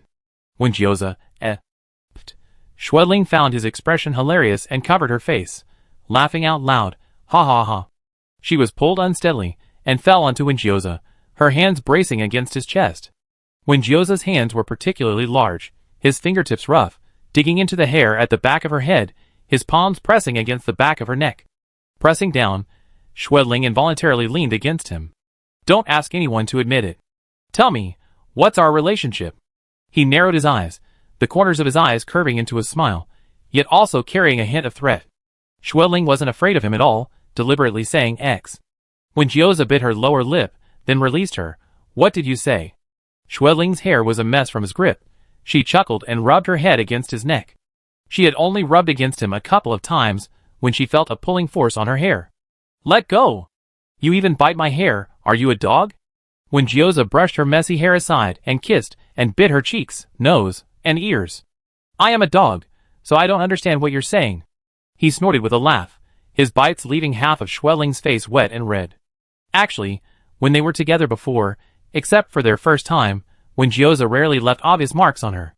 That was his inexperience back then. He thought those marks would look like he'd been beaten, so he was usually the one who restrained his strength and actions. On the contrary, Schwelling liked to leave marks on him, especially on his chest, often biting him. But after Schwelling became a zombie, every contact between them became cautious. Even holding hands required considering whether there were any wounds on their hands. After when Gyoza also turned into a zombie, their lives were constantly turbulent, filled with uncertainty and separation. Pain and joy could only be expressed through embraces. But now, it seems that with her resurrection, her body has awakened again. When she spoke with the people at the household registration office just now, the stubborn Gyoza, they described, the one who desperately wanted proof that she was alive, suddenly made Schwelling want to kiss him. But he came back and lay on the sofa, not thinking of her. Gyoza, Schwelling said softly, leaning down a little shyly, I want to bite you, is that okay? Gyoza braced himself on the sofa with one hand, instantly sitting up with her in his arms, frowning as he stared at her mouth. What kind of bite? Are your teeth itchy, or something uncomfortable? Still wanting to bite like before? Did the resurrection treatment they gave you go wrong? Schwelling, She hooked her arm around the suddenly wary and suspicious Gyoza, and bit his pursed lips. A faint red mark remained on her face from earlier, her eyes darting away shyly, and glistening with moisture as she looked at him, but her hands were already unabashedly lifting his shirt. Gyoza, Don't be tense, relax, I want it softer. She urged softly, pressing against his taut chest. Schwelling heard the clear thumping of his heart again. Intense, making her want to pierce his skin and bite it. Hiss. Ding-ling, ding-ling, the smart home assistant kindly reminds you that a guest has arrived. The two entangled on the sofa paused, Gyoza clenching his fist and pounding the sofa with a hint of irritation. I told you, this idiot should have been turned off. But Schwelling had already released his neck, grabbing her messy hair and running into the bathroom. Go open the door. Gyoza sat up with a dark face, picked up the t-shirt lying on the floor, casually put it on, and sat on the sofa for a while before getting up to open the door. You better have something to say. The captain and vice captain, along with 3 young men who had come to join the fun, stood outside the door. Seeing their team leader's aggressive, almost murderous face, their hearts skipped a beat. Wasn't it said that their team leader had finally found the person he was looking for? Shouldn't he be in a super good mood? Why did he have such a terrifying expression? Had they heard false news? They had even brought something to celebrate. They didn't want to provoke him. Gyoza, who is it? Here on official business again? Schwelling asked from behind. Gyoza opened the door and made way. Members of the anomaly squad. Schwelling saw several people standing in the doorway. Their skin was uniformly pale, and their eyes were red. They were towers like themselves. Schwelling didn't recognize them, but they seemed to know her. Each of them looked at her with a strange excitement and anticipation. She couldn't help but glance at herself, wondering if she hadn't properly cleaned up any marks from earlier. Oh, you must be Schwelling. It's an honor to meet you. I'm the squad leader, Xiong Shiyuan. Ah, hello everyone, I'm Schwelling. Come in, have some tea. Remembering that they didn't need tea, Schwelling swallowed back her polite words. Please sit, please sit. Schwelling saw the only sofa in the living room and couldn't help but scratch her face. She really should get some more furniture. I'm Xiong Wenhuan, the vice captain of the team. I've been curious about you for a long time, and I'm so glad to finally meet you today. My name is Dongong, just call me Xiaodong. I heard Brother Wen talk about you before. Can I call you Sister Ling? I really admire Brother Wen, so you be? The young man didn't finish speaking before his idol, Brother Wen, pressed his head down. Gyoza's expression was terrifying. You can leave after you said your greetings? The remaining 2 team members, We too hadn't even had a chance to introduce ourselves. Dongong, whose head was being pressed down, wasn't quite sure what was going on, but sensing the awkward atmosphere, he cautiously said, Brother Wen, you finally found the answer after searching for so long. This is a huge good thing. We should at least celebrate, but you don't seem very happy. The vice captain, with the best eyesight, noticed the veins bulging on the teen bully's arm and quickly pulled Dong on his side. We just came to say hello and get to know her. Xueling just arrived. She must have a lot to do, so we won't disturb her. We're leaving now. They left a bag of old-fashioned fireworks and colorful ribbons with a character for double happiness and filed out of the bright and clean house. After the door closed, the silent group instantly burst into conversation. When I walked in just now, I thought I'd gone to the wrong room. I remember the last time I came here to call brother went for a mission, the room was dark and smelled of dust. Is that Xueling? She's a little different from what I imagined. She seems to have a very good temper, completely different from Wenjioza. I read historical records about them. I thought she was a fierce female warrior like Wenjioza, but she seemed quite shy just now. Her face was red the whole time, and she spoke gently and kindly. Vice Captain, did I say something wrong? Why did Brother Wen seem a little angry? Dong Yang said nervously, I just felt happy for Brother Wen that he no longer has to be a widow. That's not called being a widow, that's called being a widower. You won't get into trouble if you stop talking nonsense. After seeing off another group of guests, the room became quiet. Xueling rubbed her still-reddened face. I feel like everyone who knows you knows me. When Jill walked over from the doorway, isn't that good? Everyone who knows me knows you. When they remember me, they remember you too. Didn't you say you wanted to be remembered? Even if she hadn't woken up in this new world, her name would still have left its mark here. Come here, let's continue. Chapter 79. Xueling casually tied her hair up, revealing a hiki on her neck. I'm not continuing. I just remembered we still have a lot to do. When Gyoza almost laughed out of exasperation. Didn't you start it first? Now you don't want to anymore?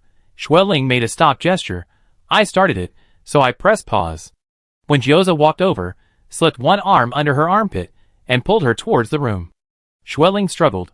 Wait, I want to take a shower, but look, I only have this one set of clothes on, and I don't have any clothes to change into. When Gyoza, wear mine. Xueling, your clothes looked a bit old because they were crumpled up, so I threw them away. Now you only have a few jackets and pants left. When Gyoza, Just as they reached the room, he saw the empty bed with only the mattress remaining. Xueling, I threw away all those old sheets and blankets on your bed before, and now there are no new ones to replace them. In your bathroom, I only saw a bottle of 2-in-1 shampoo and body wash, bought 4 years ago, and it's expired. There's nothing else. I threw away your towels too. The house is clean, but truly bare bones. Half an hour later, the two arrived at the largest shopping mall nearby. Unsurprisingly, just like when they lived together and went shopping, despite having a shopping list, they ended up buying more and more things that weren't on it. Men who use 2-in-1 shampoo and body wash can't distinguish between all those different cleansing and care products for various body parts. Xueling looked at the skincare counter for a while, then turned to Wenjioza and asked, Are skincare products useful for people like us who have thawed? A rough-looking man, who had never used skincare products, told her, If you get injured, you can inject a special repair serum, and it will heal quickly. Xueling asked, Does the repair serum work for other skin problems too? Or rather, would she still have skin problems now? When Gio tapped on the counter, transferring this question, which was outside her area of expertise, to a mall employee, Are the skincare products here effective for thawed individuals? The young sales assistant seemed to only then notice their red eyes, and gave a slightly nervous, stiff smile. I'm sorry, these might be more suitable for ordinary people's skin types. We don't have skincare products specifically for thawed individuals. Although there are frequent news reports about thawed individuals, making it seem like there are quite a few. Compared to the vast population, they are extremely rare. In daily life, apart from those working in related fields, ordinary people rarely have the opportunity to come into contact with them. At least the sales assistant had worked there for 3 years, and had never seen a thawed individual come to buy skincare products. However, our set of shampoo and conditioner is selling very well, and so are these. Highly recommended, the scents are so refreshing. Do you have any men's shampoos or conditioners you recommend? After leaving this area, Xueling pushed her empty cart inside. I feel like I'm saving so much money now. I don't need to buy so many skincare products anymore. They walked past the food section, Xueling's eyes lingering on the various foods, her steps involuntarily halting, her longing almost overflowing from her eyes. When Gio followed behind, carrying 2 large baskets full of daily necessities, feeling that the way she stared at the snacks was much more intense than the way she looked at him. Take whatever you want. No, we don't need to eat anything now. You said, we just need to take vitamins regularly. We can't digest regular food anyway, we just throw it up. Even so, she couldn't move an inch from the food section. I feel much better now, unlike before when I was constantly hungry. Now I just have a little craving. She tried to convince herself logically, but she couldn't help glancing at Wenjioza's eyes. That was the look she had when someone confessed to her outside her dorm, and she needed help. Wenjioza picked up snacks from the shelf and tossed them into her cart. Okay, no need for so much, it's such a waste of food.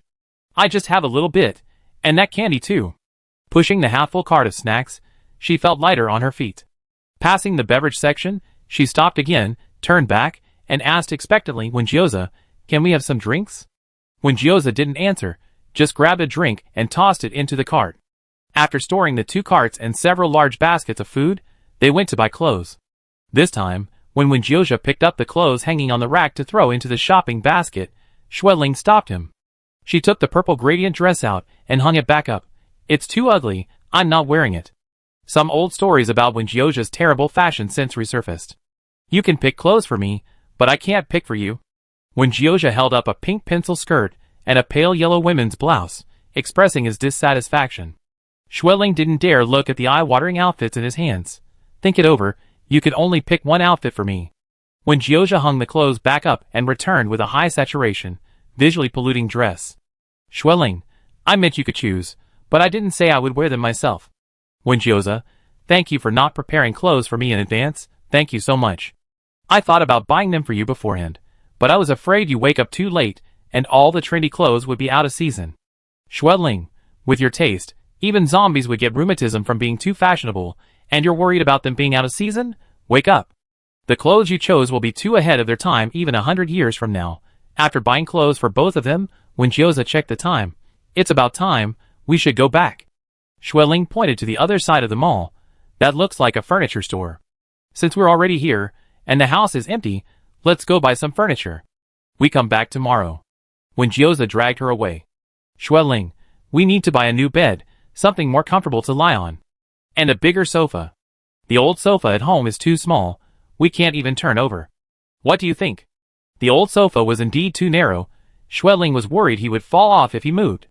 Xueling successfully dragged Wenjioza into the neighboring home furnishing mall with just 2 sentences.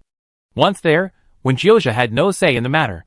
"Several lights in the house are broken, and you haven't fixed them. Let's buy this new light fixture, it's pretty. Didn't you say you were going to buy a new bed? We talk about that later. Let's look at this balcony chair first, it's really comfortable. Wow, this floor lamp is so beautiful." After browsing for several more hours, they finally finished shopping and arranged for delivery. As they walked out of the home furnishing mall, Wenjioza crossed his arms. "Shouldn't we go back now?" Xueling looked at him and said, "Since we're already out, where do we pick up the Heart of History medal? Can we go pick it up now?" Wenjioza smiled enigmatically. "Just picking it up while you're at it? Quick, take me there, or I figure out the way myself." Xueling waved her newly bought communicator. Medals and the like are all collected at the Area Management Bureau. A dedicated organization is responsible for issuing these certificates and medals, as well as distributing preferential treatment and benefits. The Management Bureau is very large and oversees many matters. As soon as Xueling followed Wenjioza into the lobby, she noticed many uniformed staff members looking at them. They all seemed to recognize Wenjioza, and were paying close attention to him, stealing glances while trying not to look too closely. Xueling, recalling the way everyone had treated Wenjioza since she woke up, whispered, "How come so many people know you? Are we famous in history? Don't misunderstand." Wenjioza ignored the strange looks.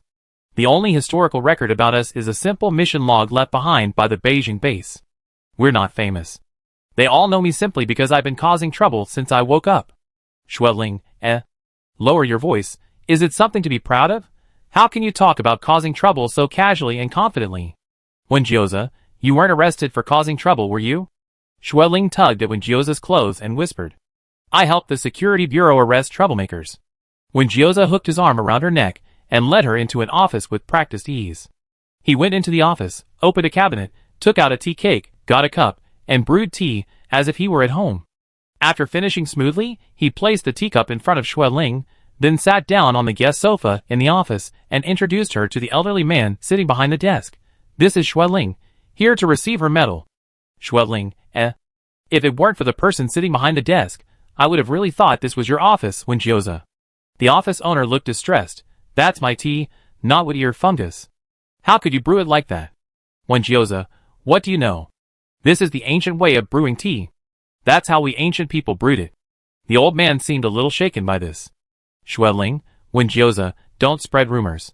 We don't brew tea like that. It was clear that Windjioza was very familiar with this place. Haha, of course, Mr. Wen has received the most medals in the past 10 years. We all know him very well. You must be the Miss Xueling he's been looking for? The smiling old man took the initiative to shake hands with Xueling. Feeling embarrassed by the elderly man's use of the formal you, Xueling quickly stood up, saying, Thank you for your trouble, there's no need for such formality. It's no trouble at all. It's my honor to witness history come alive before my eyes, and I'm happy to present you with these medals. If you like, we can arrange a small ceremony. No, this is just a memento for me. Simple is fine. Xueling quickly stopped him. The elderly man chuckled, You and Mr. Wen are truly a perfect match. He always refuses ceremonies, taking the medal and leaving, saving us a lot of money on activities. So he tolerated the wasted tea. Normally, the Heart of History medals require a production period. Generally, once the information of the unfrozen individuals is uploaded to the database, we are notified and verify their identities before production begins. However, yours was already made a long time ago and has been kept in the warehouse. Now I can hand it over to you directly. Xueling glanced at Windjioza sitting on the sofa, guessing it was another request he had made before. All the Heart of History medals are made from meteorites left over from the Great Cataclysm. This one and Mr. Wen's come from the same meteorite. You are the 45th person to receive the Heart of History medal. Thank you for your past contributions, and I hope you will be happy and fulfilled in the present and future. The old man said sincerely and solemnly. Xueling's eyes welled up a little, and she smiled, saying, Thank you, I will. Don't be so moved. He says that to everyone. When Windjioza interjected, Last time I came to collect the City Defender medal, he said the same thing, but he got the words mixed up, and had to look up his notes, halfway through to repeat himself. The other two present, You're so old, and your memory is so bad. Why haven't you retired yet? Windjioza asked. Xueling rushed over and covered Windjioza's mouth, pulling him up. We take our leave now, thank you. Once outside the management bureau, Windjioza said, So where else would you like to go? Visit Wenyi's grave, or read her diary. Xueling looked at him, her red eyes sparkling with laughter, and said, Since we're already here, let's go get our marriage certificate while we're at it. Chapter 80. What certificate? Windjioza paused for a moment. It's just a certificate, nothing special. Xueling's smile widened. She suddenly exclaimed, It's so late, the Civil Affairs Bureau might be closed. Maybe we should just forget about it. She made a move to leave, but Windjioza hooked his arm around her neck and pulled her back. Marriage registration is also handled by the Administration Bureau, which operates 24 hours a day. Windjioza dragged her, turned, and walked back into the Administration Bureau building. Xueling knew this, of course. She had checked before coming and knew that preferential treatment and resettlement, welfare and medal distribution, and marriage registration were all handled in this Administration Bureau building. Their repeated coming and going inevitably attracted attention. Just now, when they went out, Windjioza was bent over and Xueling covered his mouth as she pulled him out. Now, Windjioza was dragging Xueling back in from behind, hooking his arm around her neck. Relax, you're making it look like you're forcing me into marriage. The staff will suspect I'm not doing this willingly. Xueling squeezed his arm, which felt like an iron clamp. It's all self-service registration now, there are no staff. Xueling wasn't aware of this, she hadn't had time to research it further. It's that simple, like operating an ATM? No, there's a test. Windjioza said. Xueling, You really just make things up. Do you think I believe you? Wait a minute. Xueling pulled her arm away from his, cleared her throat. Before that, I have something to give you. I don't have anything really good to give right now, so I thought I'd give you what I just got as a gift. Windjioza instantly guessed, You want to give me your Heart of History medal? No wonder she wanted to collect the medal first, she wanted to exchange it with him. Xueling pulled his hand, magically pulling something from her clothes, and placing it in his palm. A small red velvet box, too small to fit the Heart of History medal. Windjioza, You gave me a necklace before, but I lost it. I haven't seen it since I woke up, so I'm using this as a substitute. So the necklace is inside? Windjioza's expression was strange. Open it and see. Xueling suppressed a laugh. Windjioza's hand made the box look tiny. He opened the box, inside were 2 rings. I bought them at the mall, while you were looking for someone to deliver them to your home. Xueling held his 2 fingers and shook them. Do you like them? Wenjioja glanced at the rings, then raised his hand and pressed it against the back of her head, forcing Xueling to bury her face in his chest. Suddenly, a stranger's excited voice rang out from the side. Come quick! That troublemaker from the first Undying Squad got a marriage proposal, right here at the registration desk. Really, I'm not kidding, come quick. Xueling and Wenjioja turned around simultaneously. The staff member realized he was being too loud and awkwardly moved away from them, holding his communicator. However, there were quite a few people around him with similar gossipy expressions, each holding a communicator.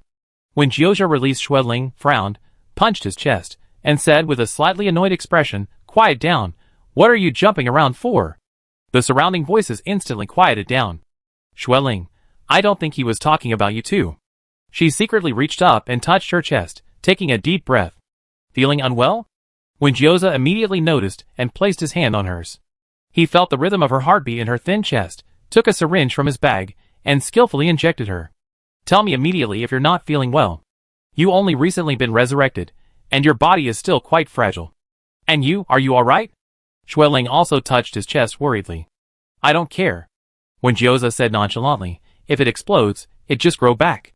Xueling, don't say such terrifying things. Wenjioja casually pushed her to a machine, opened the marriage registration page, swiped their identification documents, and applied for marriage registration. Then Xueling realized that his earlier statement about having to take an exam wasn't just talk. There really was an exam? Why do we really have to take exams? What if we fail? Xueling's years of student-like exam-taking instincts kicked in instantly, and she grabbed Wenjioja, asking. Wenjio glanced down at her slightly nervous expression, his deep eyelids creasing with a smile. It's impossible for me to fail. The test paper contained many questions, including are you aware of your partner's health condition? And are you aware of your partner's debts and credit history? Next to it was a portable request inquiry button, along with options for property notarization, and a template for a prenuptial agreement. There was even a question about whether they had reached an agreement on having children. Of course, they couldn't have children right now. At the bottom was a reminder that the questionnaire would be archived. Please fill it out carefully, as it would serve as evidence in case of future marital disputes.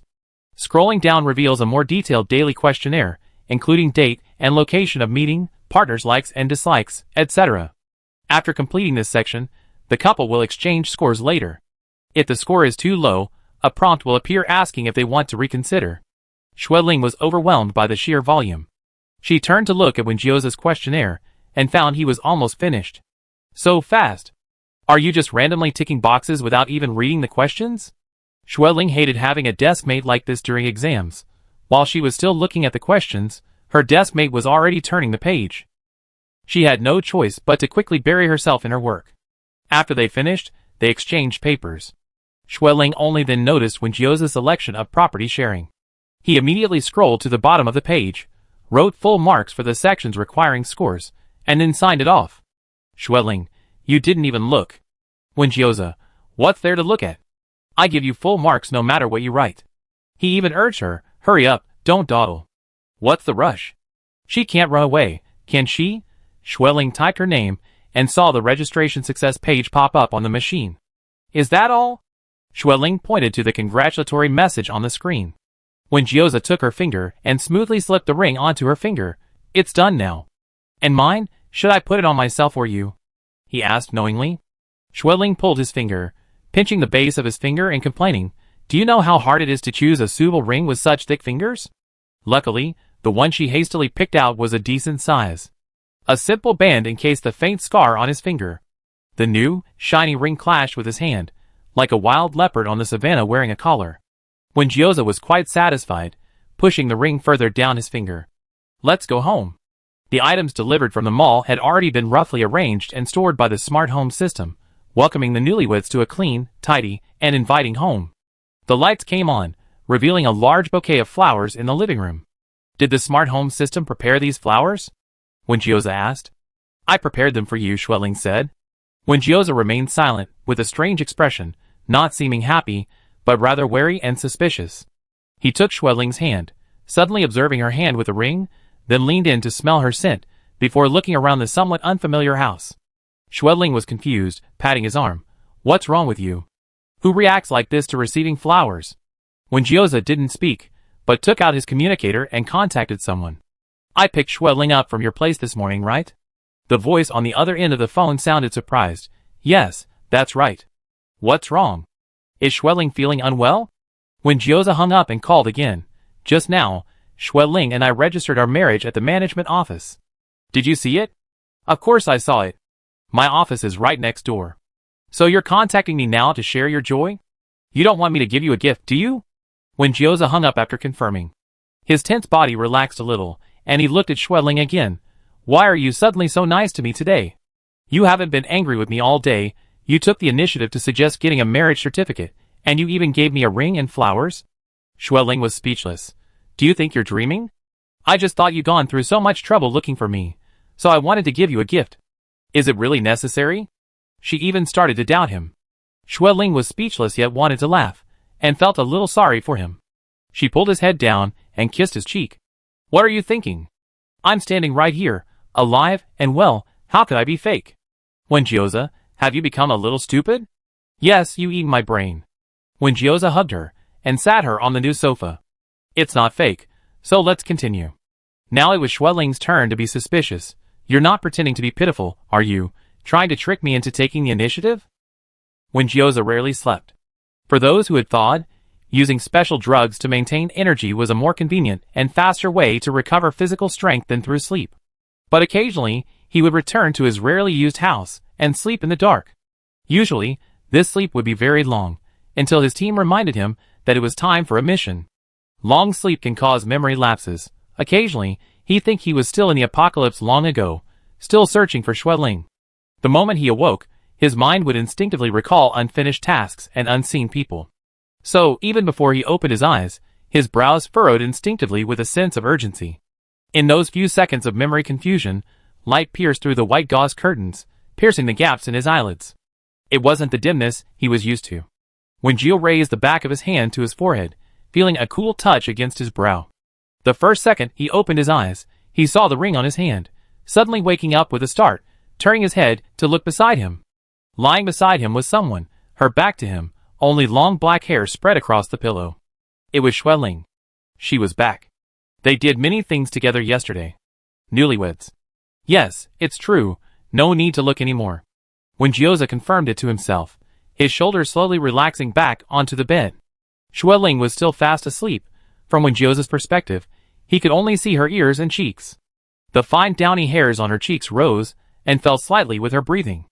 After staring at her for a while, when Gyoza moved closer and reached out to hug her, blanket and all. Awakened by his embrace, Xueling squinted, burying her head under the pillow because of the overly bright indoor light. A moment later, she suddenly jolted awake. Wait! What time is it? Aren't we supposed to be going to sweep Sister Yi's grave today? She turned to look at Gyoza and found him peacefully with his eyes closed. Gyoza? Gyoza, wake up. Don't sleep, get up. She called several times, but Gyoza didn't respond at all. She grabbed his ear and pinched his cheek, but he still didn't react. Are you still pretending? I never heard of anyone going to sweep a grave the day after their wedding. Gyoza said with his eyes closed. Xueling sat up, the blankets twitching a few times, letting the wind slip inside. She leaned closer to Gyoza, her fingers brushing against his eyelashes. Get up, get up. Gyoza opened his eyes with a smile, and saw her sitting towards him in the bright sunlight nearing noon. Her skin, unadorned, had a creamy sheen, and her hair fell to her chest, revealing a faint red undertone. His hand involuntarily rose to cover her smooth shoulders and back, and Gyoza bit the end of her hair. Let's not go out today, okay? Xueling snatched her hair back from his mouth and stepped over him. No. Chapter 81. When Gio answered the call, his tone unpleasant. A mission? You're telling me to do a mission now? I don't have time. Xiao Gao, do you know I just registered my marriage yesterday? Today is only the second day of my marriage. If you don't know, check the system. What? I didn't ask for leave. Fine, then I ask for leave now. Write the leave slip for me and sign it. On the other end of the communicator, Gao Ninghai, the leader of the A-Zone Anomaly team. He hung up the phone and asked his assistant, that grandpa surnamed when just said he registered his marriage. Who did he register with? He can get married? I remembered he was still looking for someone. The assistant silently opened his WeChat Moments and showed it to his leader. You've been at the C-Zone meeting these past few days, and haven't been paying attention. Mr. Wen finally found the person he was looking for. He registered with the person at the Administration Bureau yesterday. Many people saw it. Gao Ninghai looked at several of the pictures on his moments, all taken from a distance. In the photos, their famously arrogant guy from the Anomaly team was hugging a young woman. His face was no longer gloomy, and his eyes were no longer piercing. He was so peaceful, it was almost unrecognizable. There was also a photo of him holding the ring box. The photographer was very close, even capturing the box and the ring itself. This ring series is quite famous. I bought my wife one of this kind. I remember it was called Waiting for You all my life. Choosing this ring for a proposal, I didn't expect our ace to be so romantic, Gao Ninghai commented. The assistant reminded his boss, Mr. Wen was the one being proposed to. The ring was a gift from Miss Shui. Gao Ninghai, His family status was crystal clear. He decisively said, add Miss Shui's contact information for me. Contact Miss Shui first for any future notifications. After saying that, he started writing a leave slip for Wen Jiozha, and then signing it. Ever since he became a leader, Wen Jiozha had been looking for people. It's been so long, might as well let him have his way. It wasn't easy for him to get married. No wonder he was cursing when I contacted him earlier. He's probably on his honeymoon right now, and doesn't have time to deal with me, Gao Ninghai sighed. At this very moment, Wen Jiozha, on his second day of marriage, was on his way to sweep the tomb. Wen Yi's tomb was on the outskirts of Area a small, but not large tourist attraction, but entry was free and there were no extra charges. But why are there so many people? Xueling pulled Wen Jiozha's arm, looking at the groups of young people in front of him. Wen Jiozha had just hung up the call, looking rather unhappy. He casually said, they're all students about to take exams. It's exam season, and they come in groups to pay their respects to Wen Yi. It happens every year. How do you know it happens every year? Xueling didn't ask. She leaned against him, looking up at the sculpture by the door. It was an elderly woman wearing glasses, with short hair, gazing into the distance, holding a book, and a smile on her lips. At her feet were many fruits and snacks. Wen Jiozha, don't you think this statue doesn't quite look like Sister Yi? Xueling remembered Wen Yi as a great beauty. How could it be like this? It doesn't. Besides cold smiles and mockery, how could she smile so kindly? Is it a genetic mutation? Wen Jiozha said. Seeing students looking over, Xueling quickly patted his arm, telling him to lower his voice. They continued walking, passing a monument commemorating Wen Yi's life. She lived to be over 80, a life both remarkable and arduous.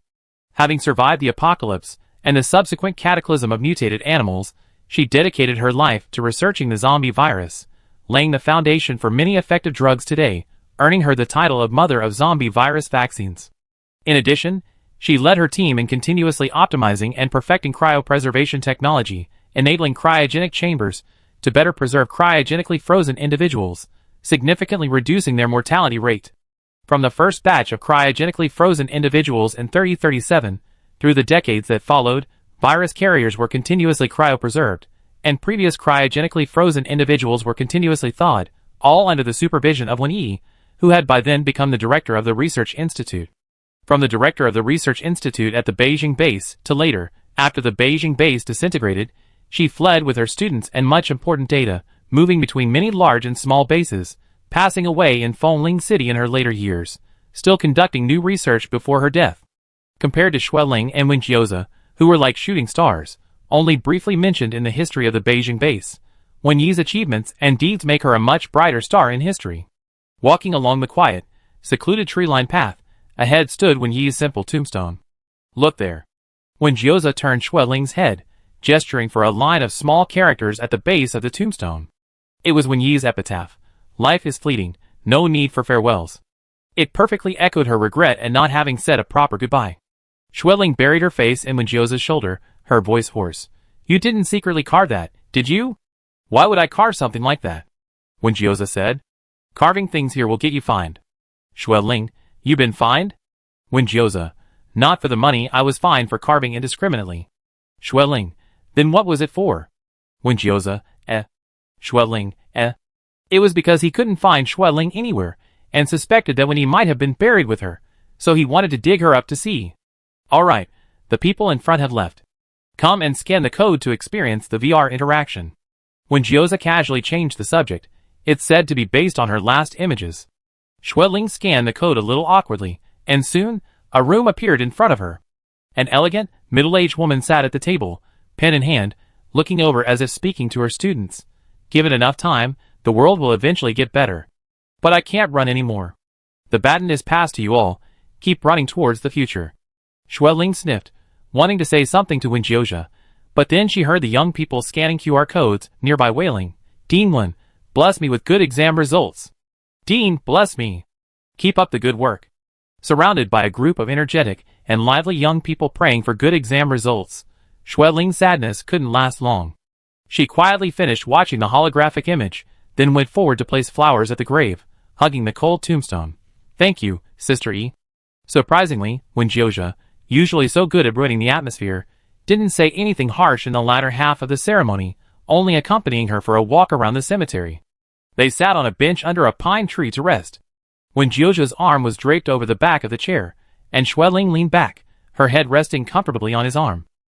She looked up at the pine forest above, and suddenly said, Look, there are squirrels in the trees.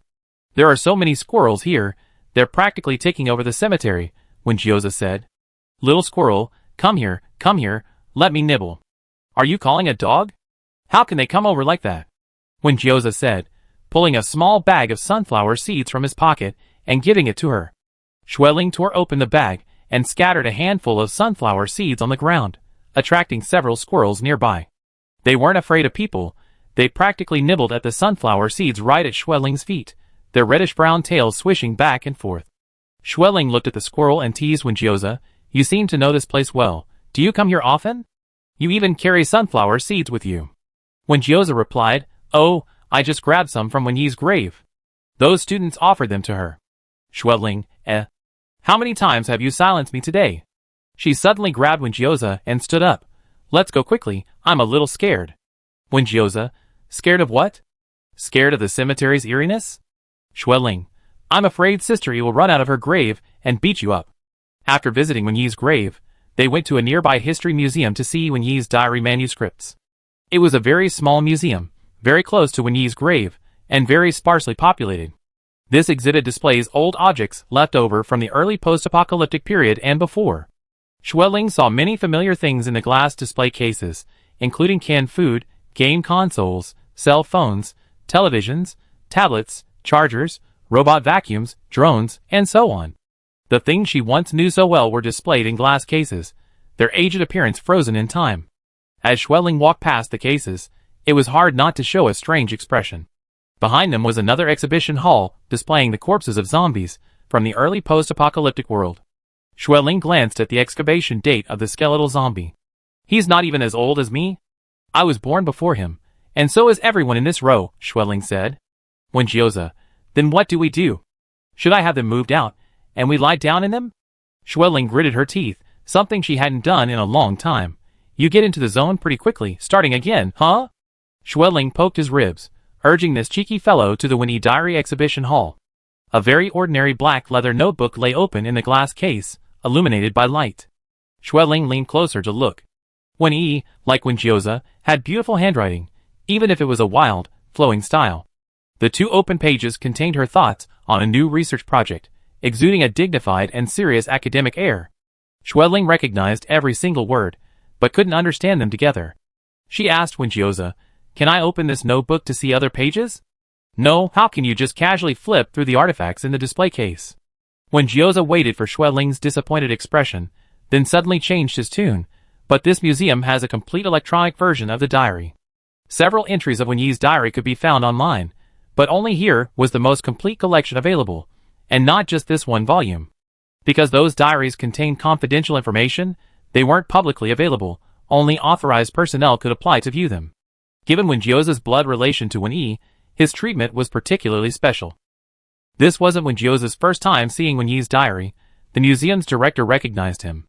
Seeing him arrive, they didn't even ask for identification, simply opening the door and letting him look at the diary on the reader himself. Ling sat down at the reader, and Wenjioja showed her the diary. Most of Wenyi's diary entries were about her recent research projects, various conjectures and thoughts, with almost no record of her personal life. Those who weren't doing the same research as her would easily find this content tedious. Ling still read it word by word, flipping through many pages, until she finally came across something different. In recent years, cryopreservation technology has gradually matured. At the beginning of the year, the survival rate of the first batch of thawed individuals reached 50%. There has also been a breakthrough in zombie virus research. We are preparing to try thawing Zero first. Hopefully, it will be successful. This entry was from 3044, 7 years after they were cryopreserved. Following this entry was a very short one, with only one sentence. The first attempt to awaken failed. Zero has been resealed. There was no psychological description, no disappointment or anything else. What followed was a lengthy review and new reflections. She seemed to have gained much inspiration from this failure. Our teacher passed away. She passed away with regrets, because the zombie virus wasn't conquered under her care. She said, she was entrusting it to me. I should take on a few students to help out. I'm going to die from exhaustion at this rate. This was a rare moment of emotional expression. That idiot who only wants to fight and not do research, I get annoyed just looking at him. He's even worse at talking than Wenjioza. Thinking about those mentally unstable mad dogs makes me even more annoyed. Upon reading this, Xueling finally felt a sense of familiarity and couldn't help but smile. The kind-faced old man in the cemetery, the noble dean when described in the records, all of them felt unfamiliar to Xueling, not matching the Wenyi she remembered. Until this sentence, yes, she still disliked Wenjioza. This was also the only place in Wenyi's diary where Wenjioza's name appeared. All other mentions referred to them with the numbers 0 and 9. I made ample preparations for my second attempt to awaken Zero. This time I was very confident. Still failed. Why? This was 12 years after they were frozen. In Wenyi's existing diary, she attempted to awaken Xueling 3 times, but all attempts failed. Wenjio, however, made no mention of this. He was never awakened. That's all the information in the diary, but I also seen some records at the first research institute, Wenjio said. Wenyi couldn't find a way to treat us before she died, so she didn't try to thaw us again. Before she died, she decided to seal us away. But after her death, her students scattered, and our cryogenic chambers were never recorded again. Wenjio guessed that because there were no awakening records for him, and when he deliberately concealed information, he was considered a useless experimental subject and remained sealed away. But Xueling, when he had her awakening data records, and when Yi's students probably thought she was valuable for research and took her away. That's why they were scattered in different places. Chapter 82. Uncle Wen, Grandpa, I didn't mean to bother you, I just had no choice. It was the 5th day of his marriage, still on his honeymoon, when he received another call from his superior, Xiao Gao, early in the morning. Don't play the fool again. You wrote a week's honeymoon leave. Did you eat it all yourself? Wenjioza mocked, tossing the peeled garlic into the bowl beside him. On the other end of the line, Gao Ninghai said sheepishly, after this is over, can I make up for the lost leave? Please go and help out first. They said there were only ghost moths over the Qin River. I sent the second team to deal with a wave, but there were too many to clear completely. Several members of the second team even had to go to the hospital for detoxification. Today, those ghost moths attracted a large flock of mutated birds, which are now circling over the Qin River. We can't turn on the lights in that area at night, and we can't go out. It's been under lockdown for several days. If this continues, our complaint hotline will be overwhelmed. Double compensation for the holiday, and your salary will be calculated as overtime on a rest day. Remember that, Wenjioza said. Gao Ninghai readily agreed. He's definitely married now. He never cared about wages when he was on field assignments before, but now he's concerned about that. There's something else. I can't find your wife's contact information anywhere. Wenjioza hung up the call. Xueling was stirring the braising ingredients in the kitchen. After he hung up, she said, your boss wants you to work overtime, right? Yeah, 2 more hours to prepare, leaving for Qinha at 2 p.m. sharp. Wenjioza tapped his communicator and sent a message on the team's public channel. Okay, go ahead. Xueling continued stirring her braising ingredients. When she woke up in the morning, she suddenly craved the braised food she used to make. Even though she couldn't eat it now, just slurping it up and tasting it would be nice. Braised snacks were good for chewing, as long as she didn't have to swallow them. In short, she had to taste that nostalgic flavor. So early in the morning, she dragged Wenjioza, who had been sleeping way too much lately, out of bed, and made him go with her to buy ingredients. After washing his hands to remove the garlic smell from his hands, Wenjioza, who had been helping her for so long, turned to her and said, hurry up, we have to go. Xueling, what, I have to go too? Wenjioza, what else? Xueling, you mean, I only been awake for a few days, And you want me to go to work with you? When Gyoza, you just dragged me out of bed to do something, but I can't even go with you. Xueling, It's not like that, Xueling said, holding up her spoon, trying to reason with him. I was thinking, it's not really appropriate for you to go on a mission with the team, and I might as well take you along. What's inappropriate about it? When Gyoza said, You're also a member of our team. It's normal for us to go on missions together. Xueling, when did I become a member of your team? When Gyoza, a full-strength anomaly team consists of 10 people, but our team only has 9. I already reserved 1 spot for you. Didn't I say I prepared everything? Xueling, I didn't expect your preparation included preparing a job for me. It's not like you're reserving a seat in the library, you reserve one for me? You're really outrageous. Actually, the world is pretty much back to normal now. I don't necessarily have to do the same job as you. What do you think? When Gyoza asked. Join the team. You get to fly the large flying vehicles, and there are also small single-person flying vehicles. You can't buy them on the market. Don't you want to experience them? Xueling put the lid on the pot of braised food. I change my clothes and leave. Forced to suspend her braised food work, Xueling was taken by Wen Gyoza to their Bureau of Anomalies, a large building near their house. From the moment they entered, Wen Gyoza introduced her. You don't need to read the rules and regulations in the lobby. You won't be fined for breaking them. Apart from the staff, almost everyone here is a thawed. The A-Sector Anomaly team has over 100 members, including official members and reserves. You don't need to remember them, because I have it. Xueling walked beside him, feeling that everyone was looking at them, but no one came to greet them. Wen Gyoza, are you not very popular? Xueling asked. We're not very popular in our first team, Wen Gyoza said. Xueling, it's definitely your fault. Apologize for ruining the team's reputation because of you. Your team name is just First Squad, Second Squad? Xueling followed Wen Gyoza into the First Squad's rest room. The official team name isn't like that. First Squad, Second Squad are just common names. Before, they rotated, with a new ranking every year.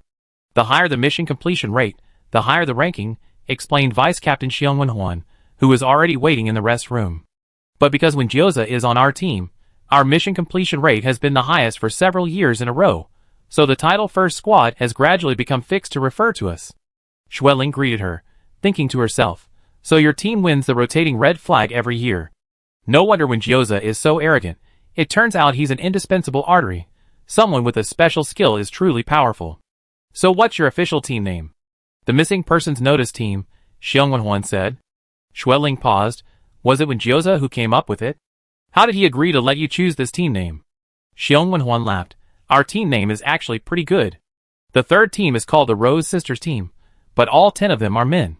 Because the captain initially wanted the team to be all girls, he specifically chose this name to attract female members, but all the applicants were men, and the chosen team name can't be changed. And the fourth team is called Who Dares to Team With Us, the fifth team is called the Choo Choo Frozen Team, and their captain is named Choo Choo. The sixth team is called the Centenarian Team, the seventh team is called the Waste Drum Team, the ninth team is called the I'm Still Alive Team, right? The 10th team is called the Resurrected Gorilla Team. What kind of university debate team names are these? Xueling suddenly felt that the name Missing Persons Team wasn't so bad. No wonder they just called themselves Team 1 and Team 2. They couldn't bring themselves to say the official team name. Wait a minute, didn't we forget Team 2? Xueling counted. Team 2 is called Thunder Team, Xiong Wenhuan said. This team's name is too normal among you guys. So normal that it even seems abnormal. Xiong Wenhuan seemed to have some issues with Team 2, her expression indescribable when she mentioned it. At this moment, Captain Xiong Shiyuan also walked into the lounge with a stack of documents. He looked the oldest, and for many years, he had worked tirelessly as a babysitter for a team of unreliable members, handling all the trivial matters. This is Xueling's first time reporting for duty. She needs to fill out a form. I filled in everything for her. The signature is up to her. Captain Xiong handed Xueling the documents and a pen. And this is the identification tag for the anomaly team. Give me your communicator so I can verify it, and grant you full area access. Okay, feel free to contact me anytime if you have any questions. In less than 3 minutes, Xueling officially became a member of the first anomaly team in Area A. The complicated process she had imagined was completely non-existent. That's it? Xueling pulled Wen Gyoza aside. Wasn't there any assessment? She had already researched it. The anomaly team in Area A was the hardest to join. How come it was so easy for her? Easier than getting a marriage certificate. Even marriage registration requires taking a test. Am I really capable? I'm completely out of touch with society. I don't know any of the current weapons and tools, and it's not like before where we had to fight zombies. I don't even know what kind of missions you guys are doing. Is it really okay for me to start this job? When Jill looked at her anxiously fidgeting with her nails, and simply said, "You and I have a special advantage. The mutated animals are rampant now. The viruses they carry have undergone many generations of mutation, but the viruses in our bodies are the original zombie viruses, which are more special than ordinary zombie viruses. Other thawed individuals don't have as high resistance to the mutated animals as we do. In many situations, the mutated animals won't even attack us, so we'd be much more efficient at missions. In this job, you have a unique and irreplaceable advantage, understand?" When Jill knew Schwedling's personality very well, she lacked self-confidence, and telling her you can do it was useless, but if you told her no one else can do it, she would bravely try with an unparalleled sense of responsibility. Sure enough, her self-doubt vanished immediately. "Don't worry, no matter what, I'm here. Even if you mess things up and cause trouble, I can handle it." When Gyoza reassured her again. Hearing this, Schwedling relaxed even more. "Yeah, no matter what, could I possibly cause a bigger mess or bigger disaster than you?" When Gyoza, You can think that way if you want." With the solid foundation laid by Gyoza, the remaining members of the first team greeted Schwedling warmly. "Okay, everyone's here, let's go." The group walked out of the lounge, just as a few people emerged from the lounge opposite. The young man at the head of the group had an arrogant expression. His gaze swept precisely over the only unfamiliar face in the first team. "This is the one who's been occupying the first team spot all this time? Gyoza, I admit you're capable, but letting such a frail woman into your team, I think your first team title will soon belong to us." The entire first team stopped. Walking beside Schwedling, Vice Captain Xiong Wenhuan introduced, "This is the second squad, Huang Mao, the captain of the Thunder team." Captain Xiong added, because he wanted to join the first team before, but when Jill refused, saying it was full, and since then he's been causing trouble. Schwedling, You guys are saying this to his face. The other side heard it, and his face is starting to darken. Every time I hear Captain Huang talk, I feel like he's some kind of stereotypical villain from an old TV drama, like he's acting. It's so weird, ha ha ha. The youngest member of the team, Dong Yang, laughed heartily. "Schwedling, you're even more of a heavyweight." The other team members started discussing amongst themselves, oblivious to everyone else. Didn't they say the second team failed their mission and several people ended up in the hospital? How come he's alright? Sigh, if the second team weren't so useless, we'd still be on Brother Win's honeymoon, and we wouldn't have to go on missions. Listening to the loud chatter and quiet chatter in the team, Schwedling understood why her team wasn't very popular. It seemed the relationship with Gyoza wasn't particularly strong either. "Humph, you're all so arrogant because of Gyoza. I don't believe you haven't failed missions before." Captain Huang was furious. Gyoza put his hand on Schwedling's shoulder and glanced at the other person. "Yellow hair, remember this, every extra word I said to you today was because I was in a good mood. Schwedling felt like they were about to fight. She didn't want to get into a fight with her colleagues on her first day of work. Pulling Gyoza's arm, Schwedling whispered, "When we were fighting zombies, his grandfather probably wasn't even born yet. Don't bother with a kid like that. Let's go." Gyoza said, "Did you hear that? Your great-grandmother said not to argue with grandchildren. Quickly thank your great-grandmother." Schwedling, On her first day at work, she participated in a group fight. Afterwards, she scouted the location and boarded a flying vehicle to head to the mission site, Chinha. Gyoza asked Schwedling, "Are you still nervous after the fight?" "I don't think I'm nervous anymore," Schwedling said. "That's good. We usually use Huang Mao, a nickname, to relieve stress. It's quite useful. I'll let you try it next time." Gyoza dragged an equipment box from under his seat. "Put on your combat suit first." Schwedling reached out to take it, but Gyoza stopped her, putting the vest, belt, and wristbands on her in one go, then lifting her legs to fasten leg warmers. Schwedling felt awkward under the stares of those around her. "If you do this, they suspect you even dress me." Gyoza, "I've been dressing you lately." Schwedling felt the gazes around her suddenly become intense. Gyoza rummaged through the weapon case, took out a weapon, and tossed Schwedling a weapon that looked like a gun. "For today's first mission, I show you the atmosphere. Come here, I teach you how to use it." Schwedling refused. "Can I ask someone else in the team to teach me? I'm afraid you mess with me halfway through." Dong Yang, who was watching the commotion, raised his hand. "Sister Ling, I can teach you too, I know how." The next second, when Gyoza smashed a magazine into his face, and he yelped and fell back into his seat. Do you even deserve to call me Sister Ling? When Gyoza glanced at him, Dongyong scrambled to his feet, his eyes wide, realizing the problem. Oh no, bro, you call Lingjie too? Ling, unable to bear watching, stopped when Gyoza's hand. You teach him, you teach him. Don't hit the child, he doesn't seem very bright to begin with. Dongyong rubbed his nose, watching Wenji and Lingjie talking head to head, and chuckled twice. This is so nice. The atmosphere on their missions is never this relaxed.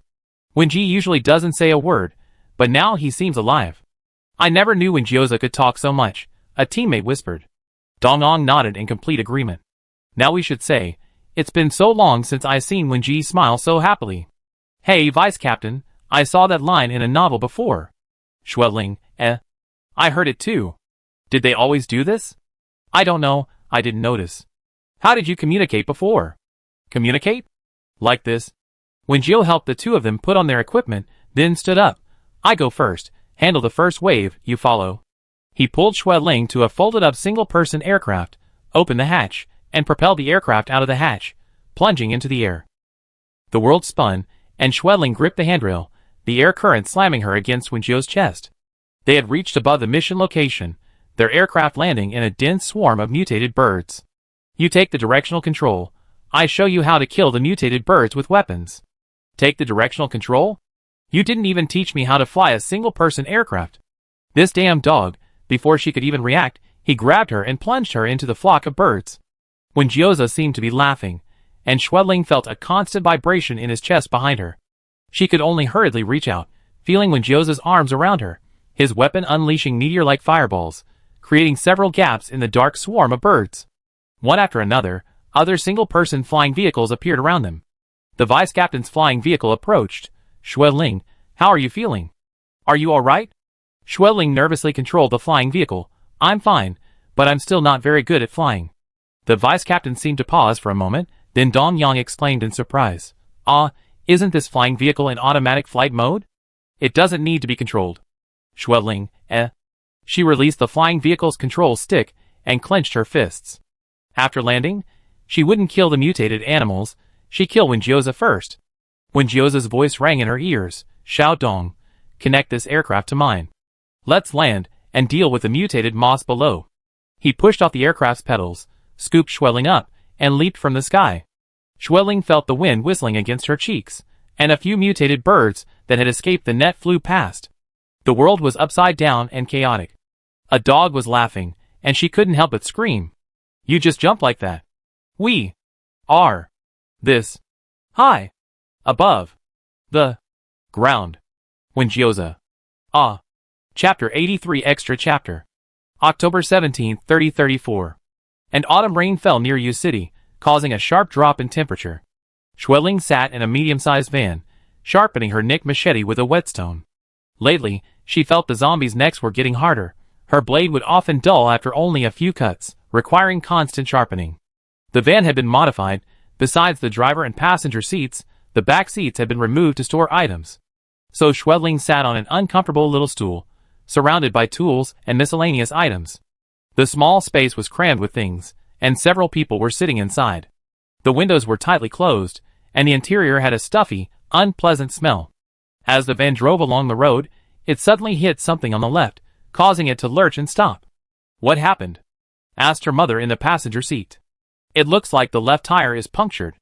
Let's get out and check, said her stepfather in the driver's seat.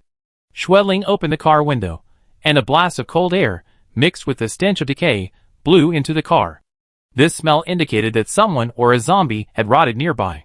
Seeing her uncle's car also stop behind them, Ling grabbed her knife, opened the door, and got out.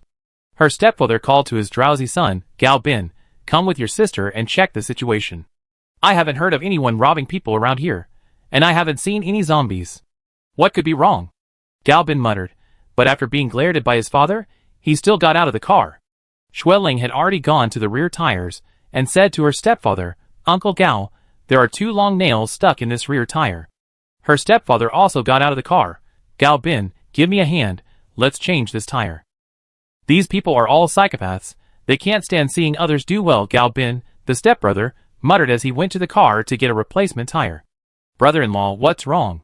His uncle's car was following behind, lucky enough to avoid the puncture. Another punctured tire. Changing it, and we're on our way. 2 years into the apocalypse, most of the bases were back on track. The better ones could find work within the bases, the bolder ones drove out to scavenge, and some simply took up robbery and murder. They would set up obstacles on the road or hide nail boards, waiting for cars to stop before robbing them. But some were purely malicious, deliberately leaving nails on the road to puncture other people's tires.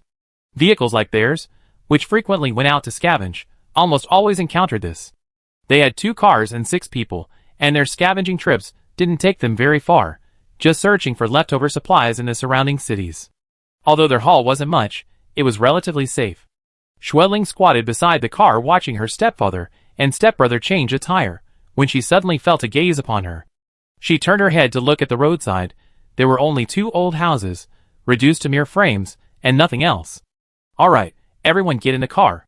Lingling, you get in too." "Okay, coming." Schwedling took her knife and got into the car. The 2 cars quickly continued on their way, one after the other. Their scavenging destination was Sinyan City, a 2-hour drive away. After the cars drove away, a figure emerged from behind a wall of one of the old houses. The person was very tall. In this season when almost everyone was wearing a coat, he was still wearing a short-sleeved t-shirt, his exposed arms pale and lifeless. He stood by the roadside where Schwedling had been squatting, watching the direction the 2 cars had disappeared in. He looked down at the few blades of grass and stalks on the ground, which Schwedling had idly picked and played with. He bent down and picked up a ring made of a blade of grass. Schwedling looked very different from how he remembered her, but he still recognized her easily. The last time they met was 2 years ago. Back then, Schwedling had shoulder-length hair, but now her hair was so short you could see her scalp. Her fair skin was tanned, and she wore drab gray clothes, looking like a thin, dark-skinned boy at first glance. She was with her family. She should be doing well, but he couldn't help feeling how much thinner she had become. Schwedling, wielding a modified riot fork, pinned a lunging zombie against the wall. Her stepbrother, Gao Bin, swung a machete, helping to decapitate the zombie. The first and second blows failed, only on the third blow did the head roll to the side. The zombie struggled fiercely, and was incredibly strong. Schwedling used all her strength and almost couldn't subdue it, letting it break free. Her stepbrother, his forehead covered in sweat, said somewhat disgruntledly, "You weren't holding me tight enough, you almost caught me." It wasn't their first time scavenging, nor their first time fighting zombies, but every time they saw these ferocious, crazed zombies, they still felt tense facing them. Schwedling released the riot fork, shook her slightly exhausted hands, and said, "Next time, you hold it down, and I kill them, okay?" Her stepbrother pouted, muttered a couple of things, and turned to sit down and rest. As darkness fell, they found a courtyard that had been cleared out previously to spend the night. Having spent the afternoon killing zombies and searching for supplies, everyone was exhausted, so they sat down and ate some instant food. This family-run scavenging team wasn't as daring or reckless as teams composed entirely of young adults, and their loot was always meager, so they were very frugal with their food and supplies. Schwedling was currently eating a type of dried noodle made at the base. It could be broken into pieces and eaten directly, or soaked in hot water. Eating it dry was choking-inducing, and soaking it didn't taste very good. Overworked, Schwedling had little appetite. She ate half a packet, and then sat down to rest, holding the simple packaging. Her mother brought over a cup of hot water. "Lingling, have some hot water." Schwedling made room for her mother, took the thermos, and took a sip. It tasted sweet with a hint of milk. She looked at her mother, who patted her head, "Drink up." They now lived together as a large family. Her stepfather's son and daughter were both married with children. Her stepbrother and sister-in-law had a son and a daughter. Her sister-in-law was in poor health, and could only stay at home. Her stepsister's husband had died, and she had a very young daughter.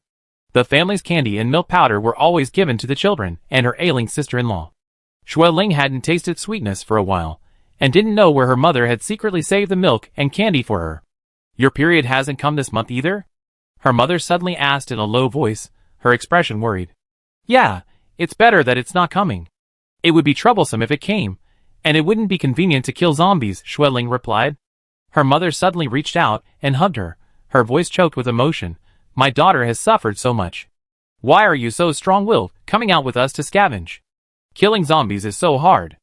I'm really afraid that one day you might accidentally." Schwedling guessed what she wanted to say but didn't reply.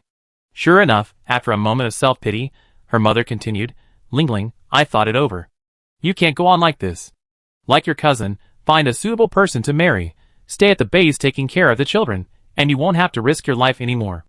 Look at your cousin, your stepsister, and your sister-in-law. None of them work as hard as you. That last mom seemed pretty good. She has 3 brothers, so you don't have to go out killing zombies, and she's taken a liking to you. If you agree, stay home and rest this time. Don't shave your head again, people think you look like a boy.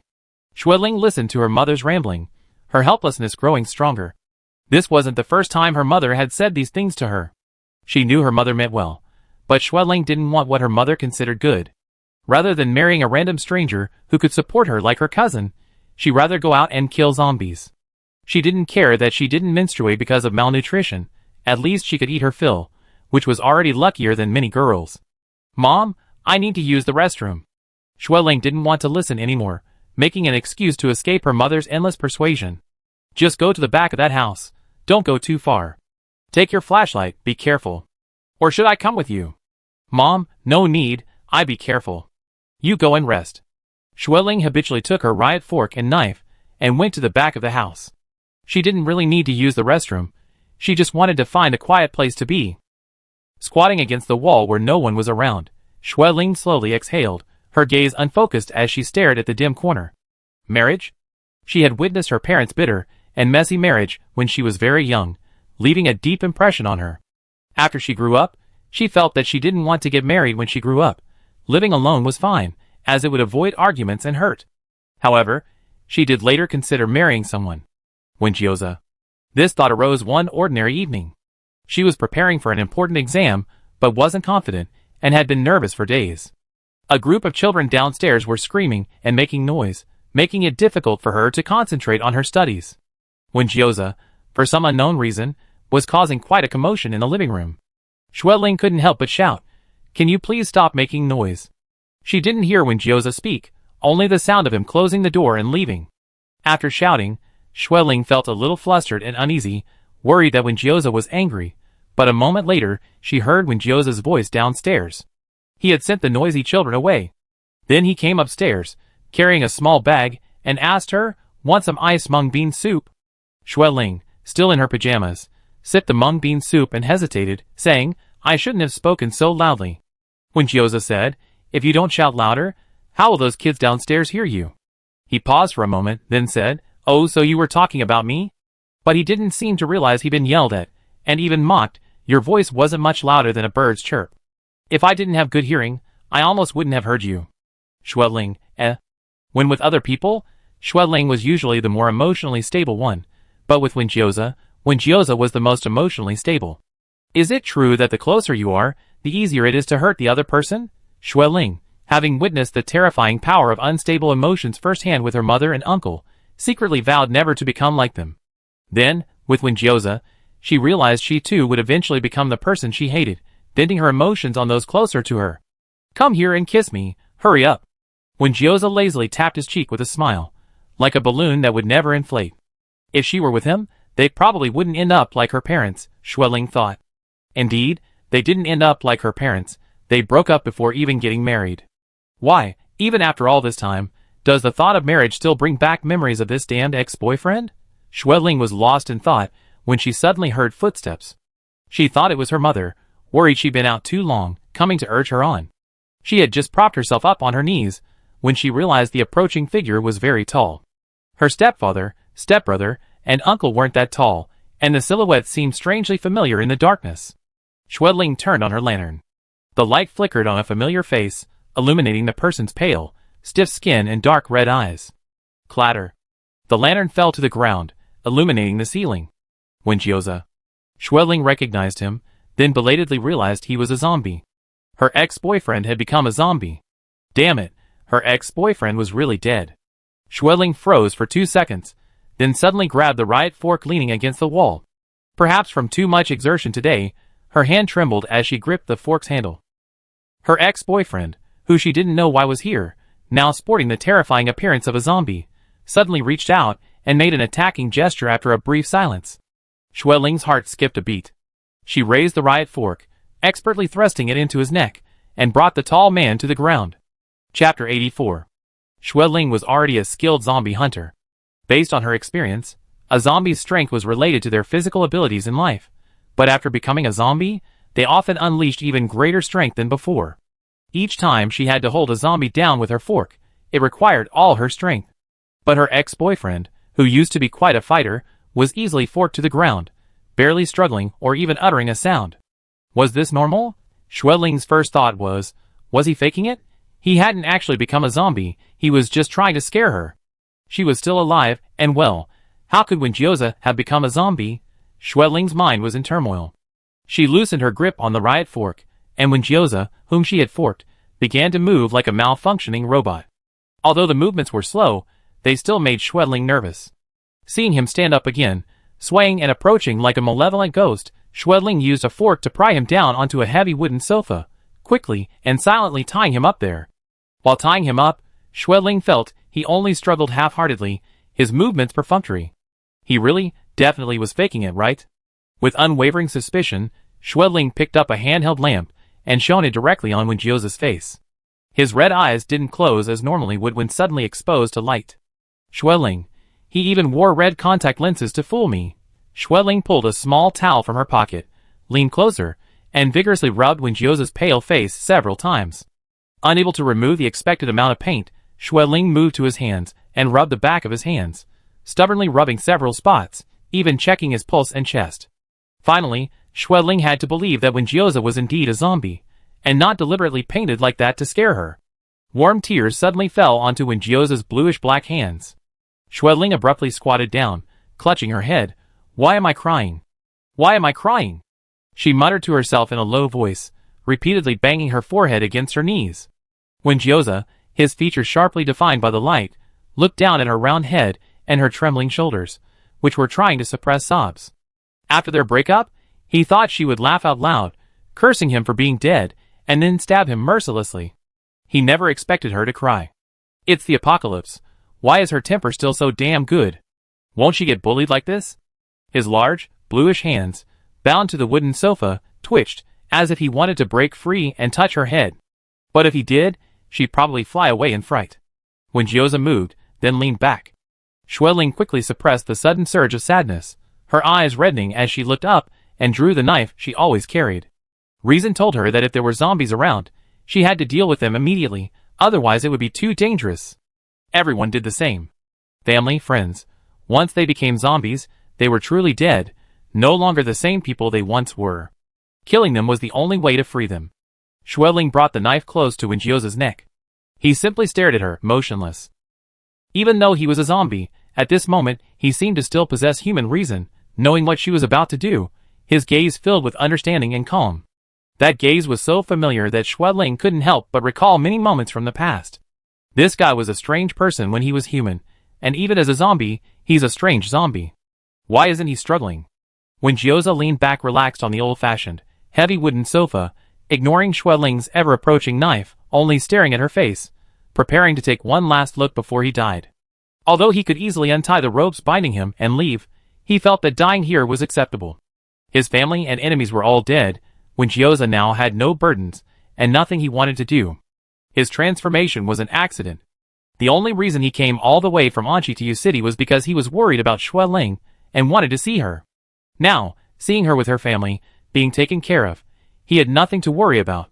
To be honest, Wenjioza was somewhat relieved that Xueling could bring herself to attack him. He hadn't expected his girlfriend to be so decisive, she improved. If he could speak, Wenjioza would probably whistle teasingly, then smile, and give her a thumbs up, encouraging her to keep it up. You even dared to kill me. You can't let the other zombies go unpunished. Xueling raised the knife, then lowered it. Ignoring the dust on the sofa, she plopped down next to Wenjioza, keeping a person's distance between them, and gripped her trembling arm tightly. The correct thing to do upon discovering the zombie was to immediately call for her stepfather, and the others to come and deal with the dangerous creature together. Instead, she remained silent, afraid of being discovered. Even now, she was subconsciously trying not to make too much noise. Suspecting he was faking it, wiping his face, getting so close, these were all absolutely wrong, careless actions, yet she did them anyway. She didn't want to kill him. The thought of personally cutting off Wenjioza's head felt like cutting off a period of happy and peaceful days from the past. When Jioja watched her series of actions, suddenly wanting to laugh, but even more so, wanting to sigh. She was just too morally driven. Even wanting to chop up her long-lost zombie ex-boyfriend was causing her such struggle. He turned his head to look. Xueling was looking up at the ceiling, taking deep breaths. When Jioja knew she was trying to calm herself, she used to sit like this and silently take deep breaths when she was nervous. At first, she would also take deep breaths when she was angry with him, but later she stopped and would just raise her fist and punch him. Lingling, why were you gone for so long? Are you alright? Her mother's voice rang out from outside. Xueling was startled, instantly rubbing her eyes and standing up, glancing nervously at Wenjioja, saying, "I be done soon, I'm fine, Mom." Standing in front of Wenjioja, Xueling gripped the knife handle tightly, ultimately not stabbing him, but instead slapping him hard across the face. After hitting him, she didn't look at him again, picked up the lamp, knife, and riot fork, and went out. After she left, in the dimly lit room, Wenjio untied his hands from the ropes, relaxed, and sat down lazily, touching his slapped cheek. Xueling was really bold, hitting him like that without even wearing gloves, not afraid his teeth would scratch her hands. She shouldn't disrespect her ex-boyfriend, but at least respect his zombie status, she'd get infected. However, she did feel stronger than before. The footsteps returned, and when Wenjio only had time to grab the ropes back onto his hands, creating the illusion that he was still bound. Fortunately, the lighting was dim, and Xueling was preoccupied, so she didn't notice. She came back because she remembered something she hadn't done. Xueling stuffed a wad of cloth she was holding into Wenjio's mouth. "Don't scream. If you're discovered and killed, I won't care." Xueling figured he didn't howl like other zombies, probably because his foul speech had rendered him mute in life, so even as a zombie he couldn't shout. But just in case, she decided to gag him for now. Xueling hurriedly left. Wenjioza removed the wad of cloth from his mouth, unfolding it to reveal an old vest. It was clearly Xueling's own. He sniffed it. It had a clean, soapy smell. Xueling had even gone out of her way to get him a clean one. How overly formal. Xueling didn't sleep well that night, constantly thinking about Wenjioza, who was tied up in the backyard room. What if he breaks free and hurts someone? What if he suddenly makes a noise and his stepfather and uncle find out? She tossed and turned, unable to sleep, listening intently. Her mother asked, "What's wrong, Lingling?" Xueling stammered, "Nothing, just a bit of a stomachache. I'm going to the bathroom." She got up and sneaked to the room where Wenjioza was tied up. Seeing the dark figure still sitting obediently on the sofa, she felt a little relieved and went back to rest. But this ordeal still left her a bit listless during the day. Xueling had come with her stepfather, stepbrother, mother, and uncle and aunt. They were scavenging for loot on the outskirts of Sinyan City.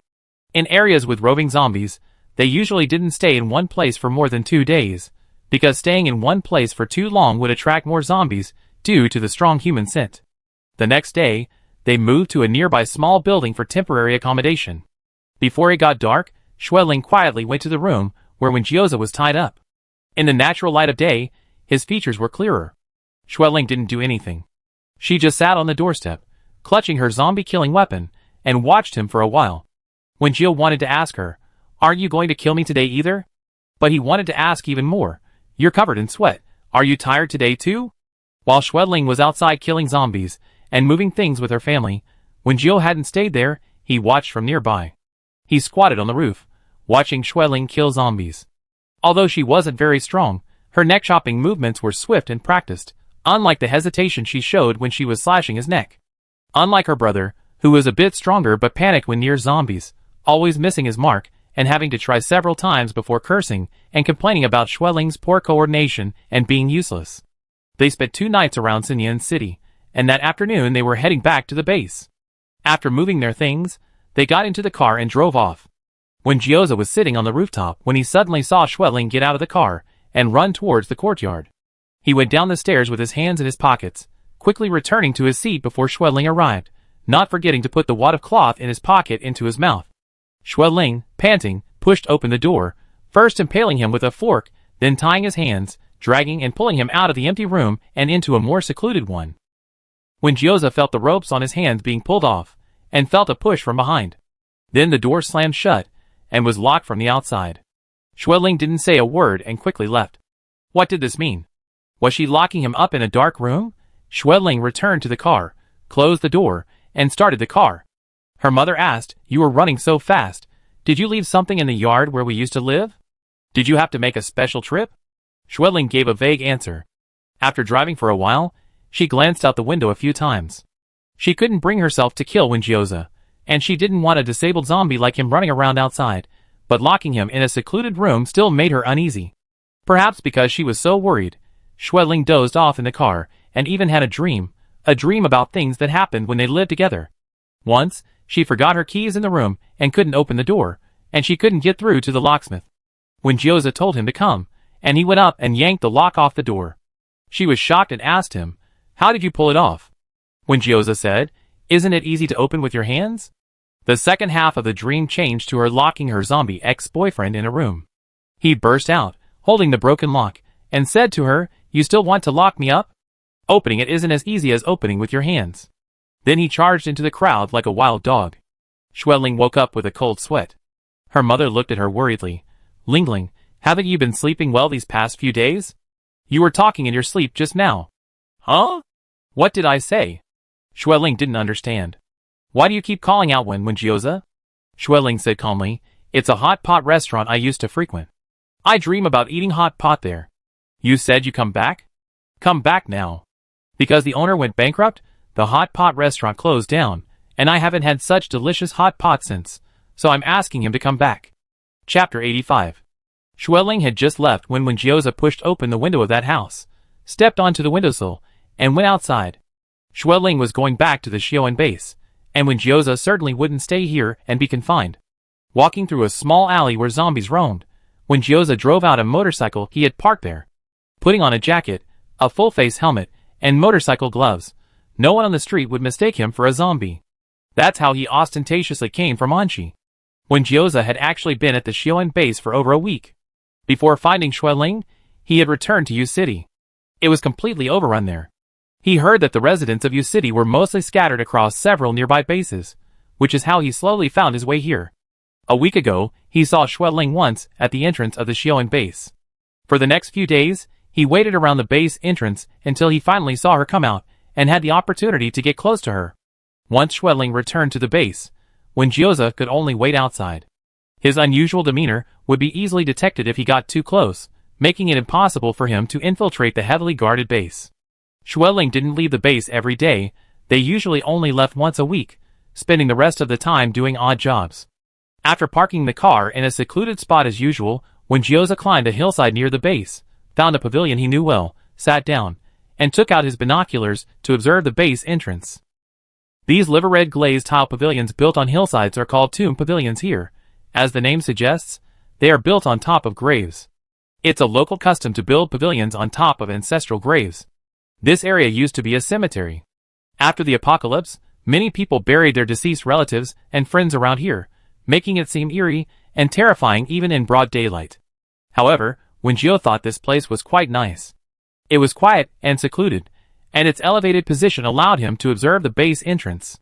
Moreover, as a living corpse, he was quite suited to be with the other corpses. Using binoculars, he observed the car Schwedling and her group were waiting in line at the base entrance. Finally, it passed inspection and slowly drove into the base. Windjioza put down the binoculars, laid down on a concrete bench, and put his long legs on the railing. From Anshi to U City, and now here, he initially just wanted to see how Schwedling was doing. He hadn't intended to do anything. In his current state, no normal person would dare approach him.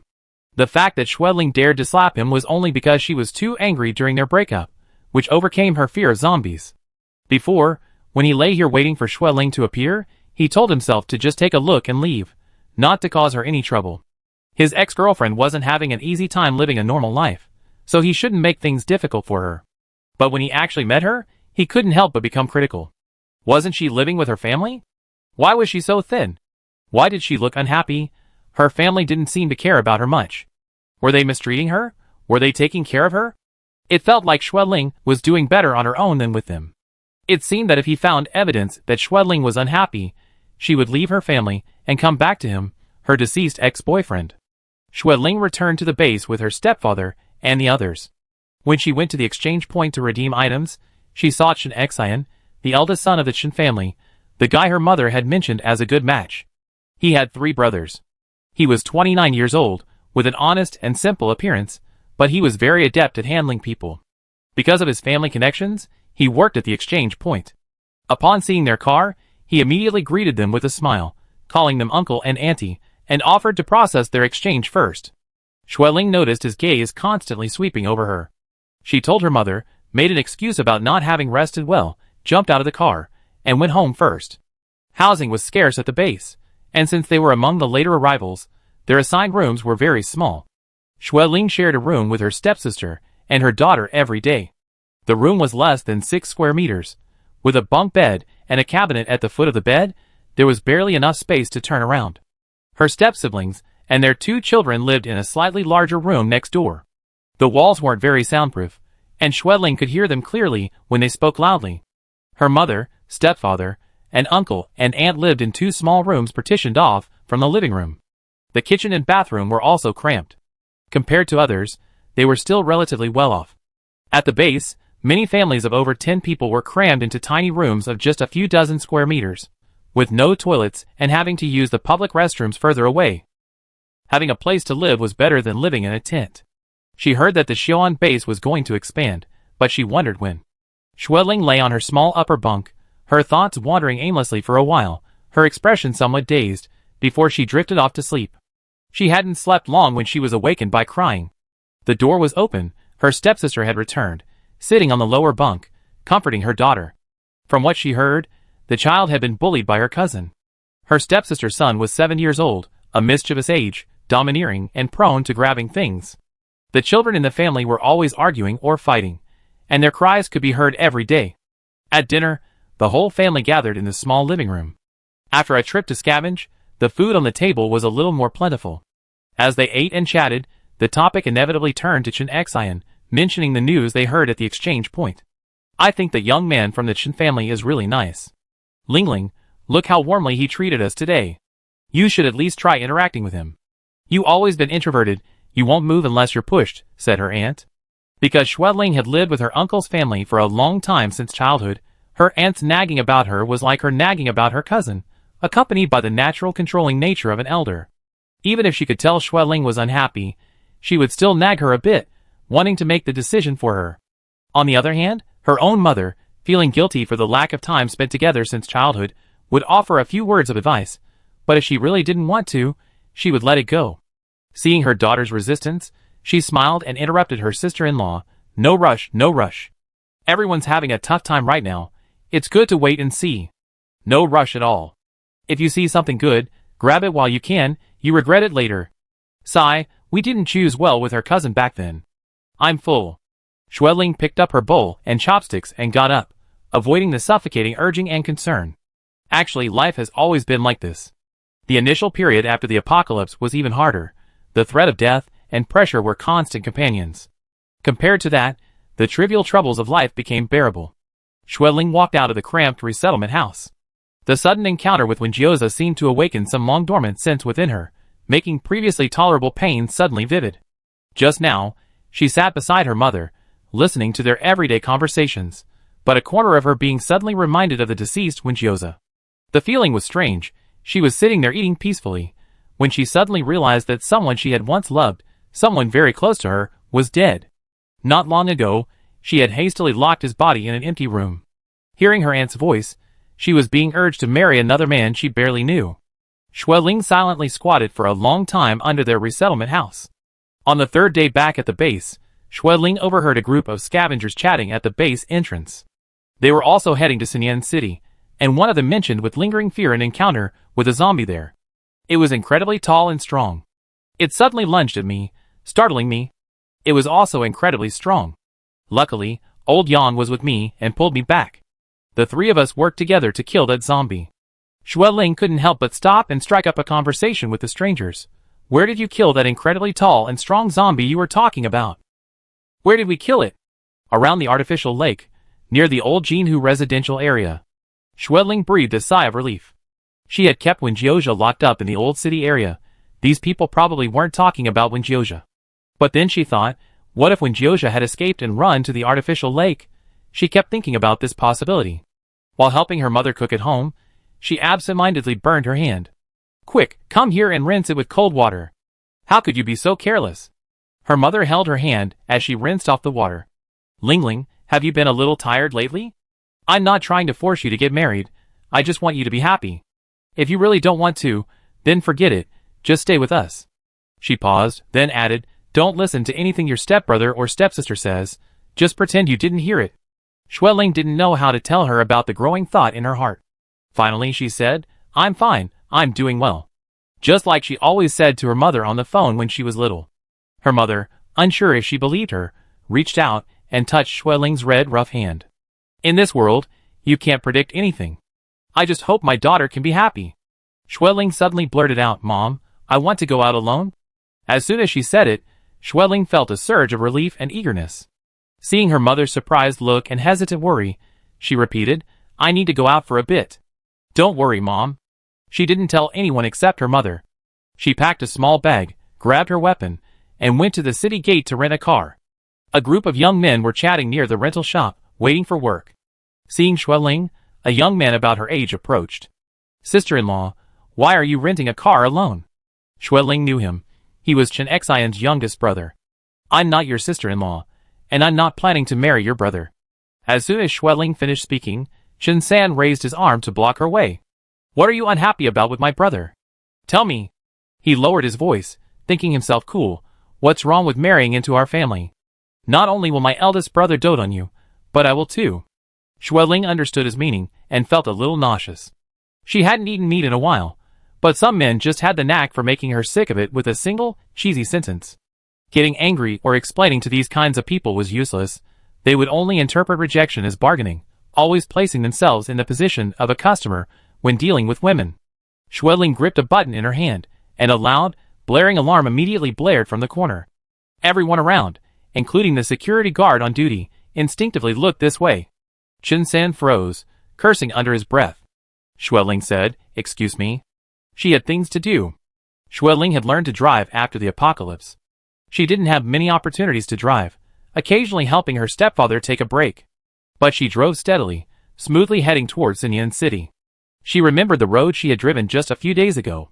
Leaving the safe base alone for the first time, Xueling wasn't nervous. Instead, she felt a sense of relief, as if she could finally breathe freely. She walked towards the house where Wenjioza was imprisoned, pushed open the door, but didn't see him, who should have been inside. She didn't know that when she drove to Sinyan City, Wenjioza had been chasing after her on his motorcycle. Wenjioza hadn't expected her to suddenly run away from the base to find him. He had observed her leaving through binoculars not long ago, and Wenjioza had caught up immediately, but he was too late. Wenjioza? He heard Xueling's anxious voice calling from the yard ahead. Wenjioza took off his helmet and threw it aside, tossing his motorcycle into the bushes, and strode toward Xueling. Now it was impossible to pretend he hadn't left. Wenjioza found a place to lie down, waiting for Xueling to come out and find him. Xueling didn't see Wenjioza in the room, nor in the yard. She ran out in a panic, looking around. Suddenly, she noticed a motionless corpse by the roadside. The zombie didn't move when someone approached. There was only one possibility. It was completely dead. Wenjioza? Xueling moved closer, touched his stiff, cold arm, and after a few seconds, pressed her face against his chest. She blinked hard, her eyes stinging, but couldn't hold back any longer. What? Wenjioza. He had only uttered one whimper, when the dead body suddenly reached out and hugged her. Xueling, Xueling, ah. She was indeed startled and jumped up on the spot. Chapter 86. The corpse was hugging her. It's come back to life. Xueling sprang back, staring in shock at Wenjioza, who had sat up. She swore she saw the smirk, a stiff, distorted smile, but undeniably a smile. Can zombies smile? Or was she seeing things? Xueling paused for 2 seconds, then looked again. Wenjioza's face was once again that of a zombie, blank and expressionless. Suspicion arose in Xueling's heart again, but her 2 years of experience killing zombies made her think her suspicions were unfounded. At this moment, Wenjioza stood up and began to wander aimlessly like a headless fly, limping as if he couldn't find his way, heading in the other direction. Wait! Xueling didn't have time to think. She grabbed the tool she had just put aside and chased after him.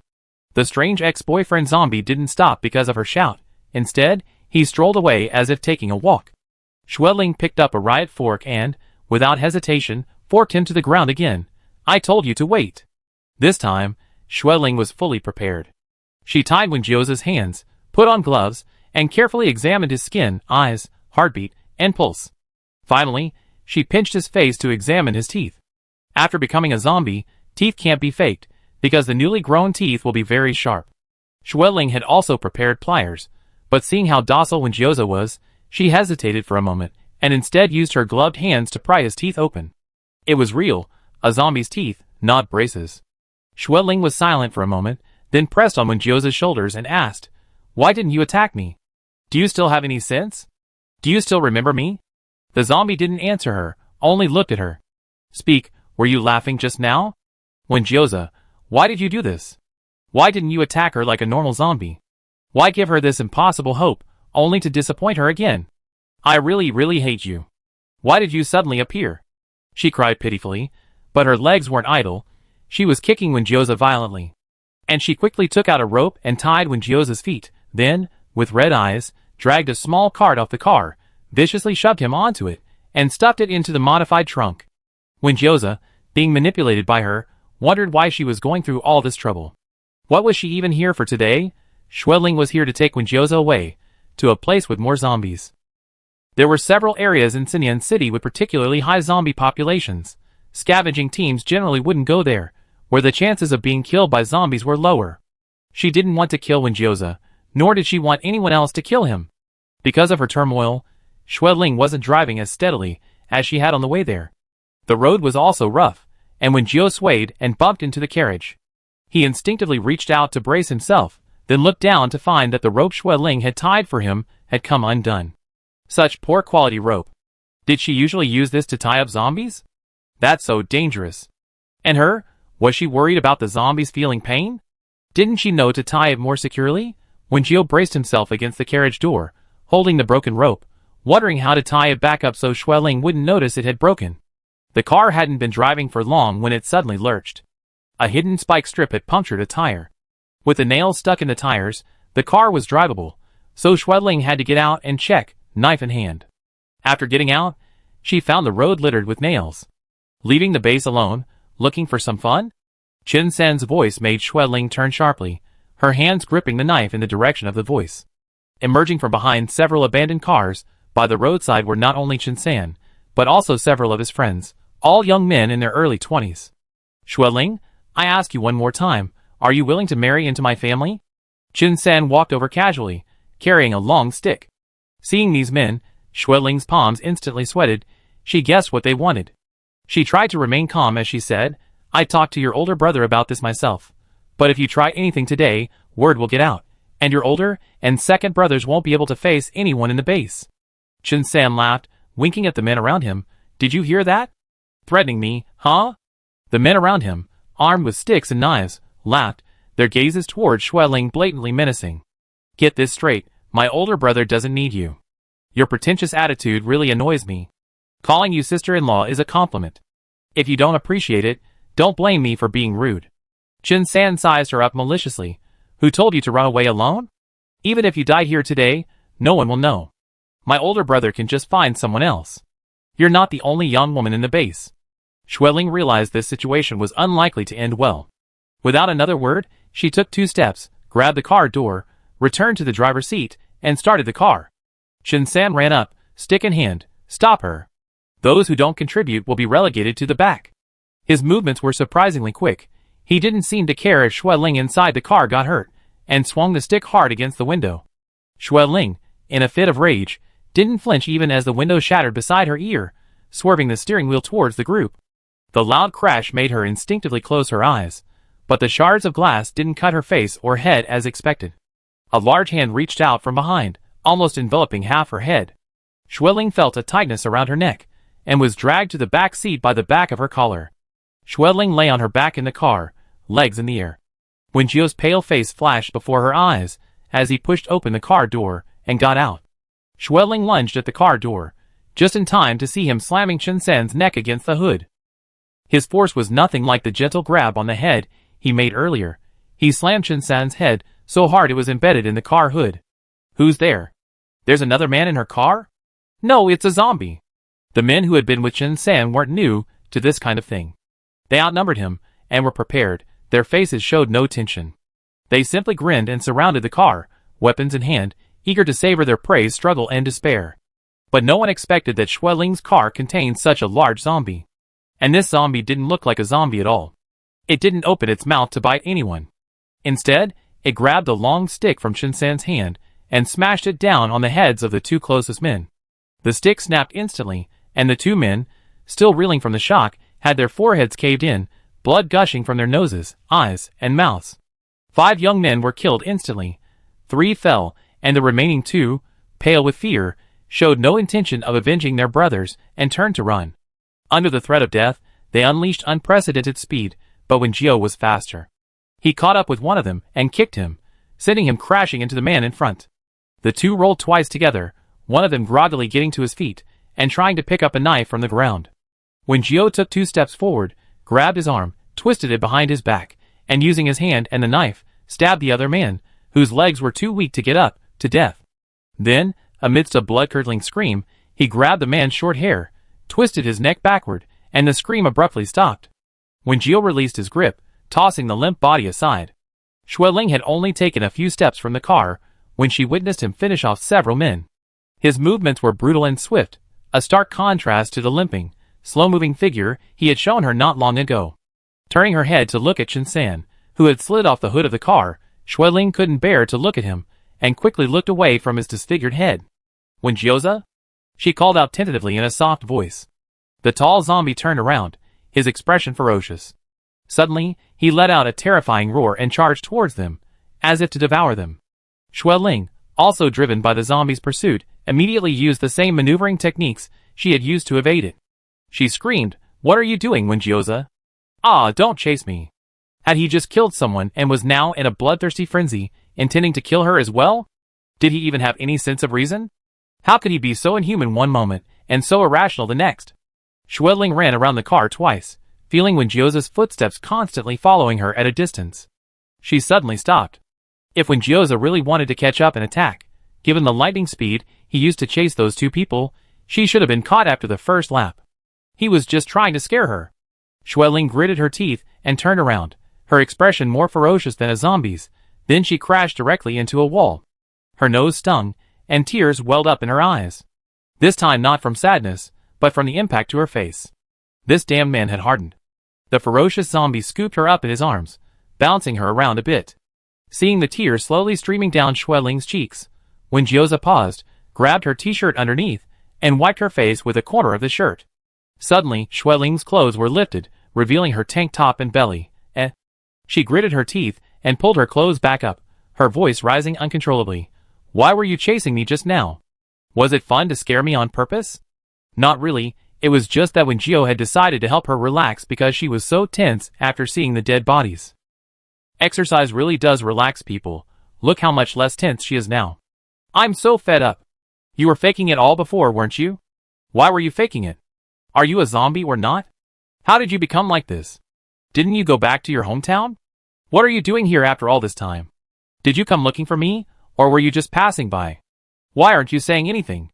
Are you really unable to speak, or are you just pretending again?"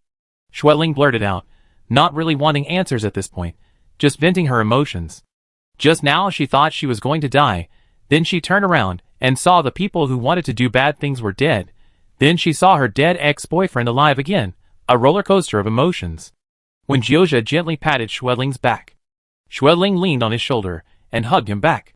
Where the hell have you been? You didn't even come back to apologize to me." If he could speak, Wenjioza would definitely say something to ease Xueling's grief. She died by the roadside, but then remembered she still had to apologize, so she died and got back up. But now, he could only reach out and touch Xueling's head. Her hair was shaved shorter than his, fuzzy like a kiwi, and it actually felt quite nice to touch. While Xueling was still sad, Wenjioza stroked it a few more times. Chapter 87. After her emotional roller coaster, Xueling sat on a roadside stone, her expression somewhat blank as she pulled her thin coat tighter around herself, watching Wenjioza deal with the corpses. The cart that had just carried Wenjioza was now carrying the recently deceased men. Wenjioza treated them like garbage, transporting them to a nearby area infested with zombies. The zombies weren't picky about fresh corpses, pouncing and devouring them. Recently dead corpses turn into zombies much faster than living people. Soon, the men roared and struggled to their feet, only to have their heads chopped off one by Wenjioza. Xueling watched quietly, waiting for him to put down his knife and return. She looked up and asked, "Are you trying to create the illusion that they had infighting, accidentally turned into zombies, and were then killed?" No, he just felt annoyed looking at these things and wanted to kill them again. But since Xueling was giving him a reason, Wenjioza didn't stand on ceremony and nodded in agreement. A hint of worry appeared on Xueling's face as she rubbed her worn-out cuffs. "What are you worried about now?" Wenjioza squatted down in front of her, wanting to reach out and touch her face. Noticing her thick, dark nails, he broke off a withered blade of grass from the ground and used it to scratch Xueling's chin. Xueling was lost in thought, disturbed by him. She glared at him, took the grass from his hand, snapped it in two, and tossed it aside. Wenjioza broke off another blade and, under Xueling's watchful gaze, wrote on the ground, "What are you worried about?" Xueling's first reaction was, "You really can't speak anymore?" Wenjioza first wrote the character Hui. Xueling was about to ask why she couldn't speak when she saw him, then write the character Jiao. He couldn't speak, but he could make noises. "Don't make noises," Xueling warned. Soon, her expression turned serious, and she hesitated before speaking. "How did you become like this? Could it be that you were captured and subjected to some terrible experimentation?" She seemed to be thinking of cruel experiments and pitiful experimental subjects in certain movies and TV dramas, and projecting those images onto him, her eyes already revealing worry and concern. Wenjioza held up a finger and shook it. "Could it be from that meteor shower? You were exposed to radiation from the meteorite." Xueling's expression was certain. Although that wasn't the case, if Xueling liked this reason, it could be. Wenjioza nodded and gave her a thumbs up. Xueling was stunned. "What? Did I guess right?" After finding a plausible reason for her ex-boyfriend's strange condition, Xueling's expression remained serious. She asked, "Do you have anywhere to go now?" He probably had nowhere to go. In his condition, and afraid to stay in crowds, he was definitely wandering around. Besides, if he really had somewhere to go, why would he come looking for his ex-girlfriend? Did he come specifically to find her? Or was he just passing by? Xueling pondered, then saw Wenjioza write the character have on the ground. Suppressing the inexplicable disappointment in her heart, Xueling's expression hardened. "Really? Where are you going?" Wenjioza wrote, "Go to die." Xueling, Such simple words, yet they ignited such a huge fire in her. "Go to die? Go to die then. Go to die now." Xueling couldn't help but punch him. "Can't you speak properly? Can't we communicate properly?" Xueling snatched the straw from Wenjioza's hand and whipped him twice, then shoved it back at him. "Right." Wenjioza, seemingly unfazed, scribbled on the ground. "Worried about you, wanted to see if you were doing well." Xueling suddenly felt a lump in her throat. She said, "We broke up." Before she could finish, she saw Wenjioza scribble on the ground. "The dead are the greatest, don't argue with the dead." Her face darkened instantly, a twisted feeling of anger, sadness, and speechless amusement washing over her. Xueling took a deep breath. "So what are your plans now?" Wenjioza wrote, "Planning to travel." Xueling, Wenjioza wrote, "To fulfill my ex-girlfriend's unfinished wish, to see the sights for her." Xueling snatched the straw from his hand and threw it away. If he kept writing, she really wouldn't be able to resist grabbing a knife from the car. Wenjioza broke off another blade of grass. "How are you? Happy?" Xueling replied expressionlessly, "Pretty happy. My family wants me to go on blind dates, and we're getting married." Wenjioza snapped the grass blade in two. Xueling thought to herself, "You're usually so witty, aren't you? Keep being witty and stubborn." The two of them sat in silence for a while, the cold autumn wind blowing across the wilderness, causing the large clumps of wild grass around them to sway. Wenjioza wiped away the mark on the ground and wrote again, "Do you need me?" Before he could finish writing the question mark, he heard Xueling softly say, "I don't need you." The grass blade stopped at the beginning of the question mark. He suddenly let go, trying to appear indifferent. He had already expected it. Xueling, with family around, wouldn't need him. If she thought his loitering around the base was a nuisance, he should leave in a few days. "I'm not with you because I need you," Xueling said. What Wenjio heard, "Want to be with you." She added, "Why do you think I was angry when we broke up? Because he didn't explain why he broke up with her?" Wenjio was trying to figure out how to simplify the chaotic situation at the Wen family when Xueling stepped on a blade of grass. "Because I truly love you." Xueling didn't look at the dead man in front of her. "But you made me unsure if you have feelings for me too. I can understand that you have your reasons, but I can't understand your avoidance of our relationship. Windjioza, back then I felt that you weren't afraid of ending things with me, but afraid of starting things with me. Can you tell me now what you're thinking? Windjioza, Windjioza reached out to hug her, but Schweling quickly stopped him half a meter away. Just right. Windjioza wrote, I was wrong. These 3 words were written quite clearly, but the next 3 were written somewhat vaguely and hastily. Only because Schweling was familiar with his handwriting could she recognize that the last 3 words were I love you. He quickly wrote those 3 words, his writing speed returning to normal, and his handwriting becoming legible. I can now take out my heart, dry it, and give it to you as a specimen. You want? Schweling's eyelids twitched. Shut up. Stop. She kicked at the words, erasing them. I don't want it. Don't even think about it. Are you crazy? What would I need that for? A perfectly good confession was almost turned into something sinister by him. So what do you want? Schweling thought to herself. I want you to be normal. I want you to stop acting crazy. I know. Windjioza wrote. What do you know? Don't do anything reckless. Schweling grabbed his shoulders, remembering the gifts he had given her before. Once, Windjioza gave her an entire outfit, from a wig to a dress to shoes and a bag. Sounds nice, right? But he bought it along with a mannequin, and dressed it up in the wig and clothes, put it on the bed, and even covered it with a blanket. That night, when Schweling got home and turned on the light, she saw a long-haired person lying on the bed, and screamed in fright. Afterwards, when she asked Windjioza, he actually said it was to surprise her. I didn't pick out these clothes, I asked someone to help me. He even suggested I put them on the bed, so you'd be happy when you found them. Schweling, but I guess that person didn't suggest you buy the mannequin too. Another time was Schweling's birthday. It was during winter break, and she was staying at her uncle's house. In the middle of the night, she was watching a horror movie with her cousin when someone knocked on the door. Schweling opened the door, and saw an open box on the doorway. Inside, a smiling doll was looking at her. It was that possessed doll from the classic horror movie. Schweling gasped and froze at the door. The doll suddenly moved and made a giggling sound. Happy birthday. That sound almost sent Schweling flying. Just as she was leaning against the doorframe, her limbs weak, another voice echoed in the dark hallway. Do you like it? Schweling was nearly scared out of her wits. She turned on her phone's flashlight to see Windjioza sitting in the stairwell. Her boyfriend had traveled a long way to give her a birthday present on a winter night. Such a touching gesture, yet it just felt so off coming from him. Even as she bid him in the dark stairwell, Windjioza was still puzzled. I asked you what your favorite movie was, and you said this one. This doll is a 1:1 replica of the one from the movie. What's the problem? The problem was that it looked too much like the movie. What kind of genius would give something like this? Later, Schweling repeatedly declared, don't give me any gifts. If you're going to give me gifts, give me flowers, stop with the weird stuff. So much time has passed, and Windjioza's gift-giving style is still so bizarre. It was getting late, and Schweling had to go back to the base. She came alone, but on her way back, there was a zombie in the passenger seat. A cold wind howled through the shattered windowpanes. Schweling said, wait for me outside the base for 2 days. I come find you after I finish dealing with things. Be careful not to get discovered.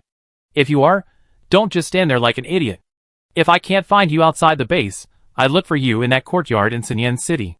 Schweling parked the car on the outskirts of the base. Where were you hiding before? Windjio followed behind her, casually pointing to the tomb pavilion on the cemetery. There's nothing up there. Why were you there?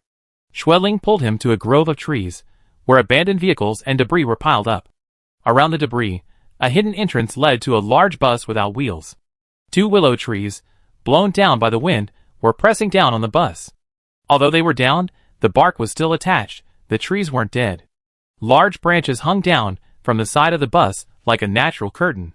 Schweling checked the area to make sure no one else had been there before opening the bus door. No one's been here, only I know. Wait for me here.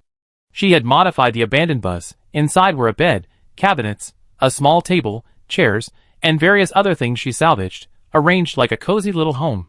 Occasionally, when Schweling felt suffocated at the base, she would come here for a while. Windjioza's gaze moved from the small bed to the carpet on the floor beside it, a few books on the small table, a painting fixed to the broken window, and knives and iron bars hanging by the door. It seemed carefully tidied up. But it seemed she hadn't been here for a while. Green vines had climbed through the cracked window, almost reaching the ground. Windjioza, wait for me here. Windjioza waved to her, preparing to lie down on her bed, when Schweling darted forward and grabbed her. You can only lie down on the bed after you've taken a shower. Chapter 88. How long has it been since you last showered? Wenjio held up one finger. A day? A week? A month? It couldn't possibly be a year, could it? Schwedling didn't play along with his riddle. It was getting late, and she had to go back to the base. She didn't have time to supervise her zombie ex-boyfriend's shower, so she could only repeatedly remind him to find a place to wash properly, and to remember to use soap or shower gel. You don't have any wounds, do you? If you have wounds, or if your internal organs are exposed, you can't soak in water to wash, you know? It rot. Schwedling had already gotten out of the car when she remembered this, so she got back in, and said it again, before hurrying away. She had been out alone all day, only returning when it was completely dark, and her whole family was waiting for her to eat. Her uncle, seeing the expressions on her stepbrother and stepsister's faces, said a few words to her. You silly child, you didn't even say where you were going. If you really wanted to go somewhere, just say so, and your uncle could go with you. In this day and age, if something really happens to a young girl like you, we won't even have time to cry. I didn't know my family was worried. It's not right to throw a tantrum like this when you don't want to get married. The mother was also worried, but hearing her brother and sister-in-law scolding her daughter, she explained, she told me she was going out, just near the base. Nothing bad will happen. Let's eat first. Let's eat first. The stepfather, always quiet and focused on his work, didn't say anything after his wife spoke up, only reminding her, you still need to be careful when you go out alone. That night, after putting her daughter to sleep, the older sister in the lower bunk suddenly asked, what did you do out today? Did you find some way to make money? If it's really that good, you don't need to hide it from us. Maybe we could even help you. Schwedling, who was writing in her notebook, stopped when she heard this and said, I'm just tired of staying in the base, so I'm going out for a walk. Her stepsister clearly didn't believe her, but didn't say anything more. Schwedling heard her stepsister lie down unhappily, causing the four-poster bed to creak. Ignoring her stepsister's ulterior motives, Schwedling continued writing. This was a farewell letter she was preparing for her mother, and aunt and uncle. If she said goodbye in person, she couldn't leave. They would never let her leave the base alone. For her mother and uncle, the world outside the base was a constant companion of death and danger, nothing compared to the stability of life inside. Even if it meant squeezing into a large family and enduring all sorts of friction, even if it meant marrying a strange man and working like a slave. In short, being eaten was better than being eaten by zombies outside. But Schwedling didn't want to live like this forever. She had thought about leaving many times and had been consciously preparing things and training herself, but departure always seemed far off, various concerns holding her back. When Gioza's appearance was like a distant breeze, reminding her that it was time to set sail. The time had come, there was no need to hesitate any longer. Mom, I have to say goodbye to you. Schwedling held her pen, remembering her childhood. After her parents divorced, only she and her mother remained in their home. To make a living, her mother chose to leave her and go out to work alone. After she grew up, her mother chose to remarry and leave again. Each time, it was her mother who chose to leave, leaving her behind. This time, it was Schwedling who was leaving. A short farewell letter took Schwedling a long time to write. Her stepsister in the lower bunk urged her to go to sleep, saying that the small lamp in the upper bunk was too bright, and she couldn't sleep. Schwedling ignored her, and finished writing the rest of her letter. Suddenly, it started raining outside. Schwedling put away the letter she had finished writing, turned off the dim desk lamp, and pulled back the curtain slightly to look out the small window. The densely packed resettlement houses were completely dark in the night. She wondered how Gioza was doing, all alone on the bus. Gioza wasn't staying on the bus. He was currently in the shopping mall in downtown Sinyan City, the one with the most zombies, preparing to get Schwedling some gifts. No scavenging teams dared to come to the large downtown shopping mall. Gioza was soaking wet. He ran his hand through his dripping, messy hair, waved his hand lamp at the mall's sign, and headed upstairs. The elevator had long since stopped working, but some zombies were still standing on it. Gioza pushed aside these annoying zombies, or stepped on the zombies lying on the ground, and strode upstairs. He originally planned to go upstairs to get some gold, the base's hard currency, but then he saw a high-end women's clothing store and turned towards it. He wasn't unaware that Schwedling disliked his taste, but she was only wearing a thin jacket on this chilly day, the cuffs even worn out. She was shivering while driving, so he had to get her a thicker coat. After looking around, he abandoned anything that suited his taste and picked up an inconspicuous black cotton coat. Remembering her kiwi-like head, he also grabbed a woolen hat, then pulled a bag from the counter to pack the clothes. In the end, he carried much more stuff than expected from the mall, so when Gio pushed the car directly to the parking lot, there were a lot of cars there, half blocking the entrance and half parked in their spaces. There were also many zombies. Dark figures moved between the cars, and some stood motionless, giving off a sudden fright. When Gio, carrying a light, went to pick out a car, he spotted one with high ground clearance, opened the door, and came face to face with the zombie driver inside. Without hesitation, when Gio pulled the driver out, but upon getting in, he saw a rotting corpse in the back seat. He immediately got out again, grabbed the driver who was about to abandon the car, shoved him back inside, and closed the door. After circling around and finding the most satisfactory car, when Gio siphoned some fuel from other cars as spares, loaded it with his purchases from the mall, and drove out of the garage. Schweling got up at the crack of dawn. At home, she always helped her mother make breakfast. Her uncle and stepfather got up to go to work at the base, and her aunt went to help her cousin. Schweling had originally planned to stay at the base for 2 days, but it had rained heavily late last night, and she remembered that the bus seemed to be leaking. So she decided to go check on the bus again today. Just as she stepped outside, she saw Chen Xian walking towards their house. Schweling's heart sank, and she stopped at the door. Schweling, my brother Chen Su hasn't come home all night. I wanted to ask if you know where he went. Sure enough, Chen Xian asked immediately. Schweling retorted, if you can't find your brother, why are you asking me? I'm not even close to you brothers. Chen Xian, probably not expecting her to be so blunt, awkwardly said, I heard he spoke a few words with you near the base entrance yesterday, and then I haven't seen him since, so I wanted to ask you. We did exchange a few words, and I haven't seen him since. Chen Xian cursed in exasperation, that brat, what's he doing hanging out with that bunch of scoundrels all day? He never comes home. He then feigned an apologetic look. Did that kid say some nasty things to you yesterday? Don't mind him, he's just a smart aleck. I definitely teach him a lesson when he gets back. He sounded like a truly understanding and good brother, but Schweling calmly replied, it has nothing to do with me.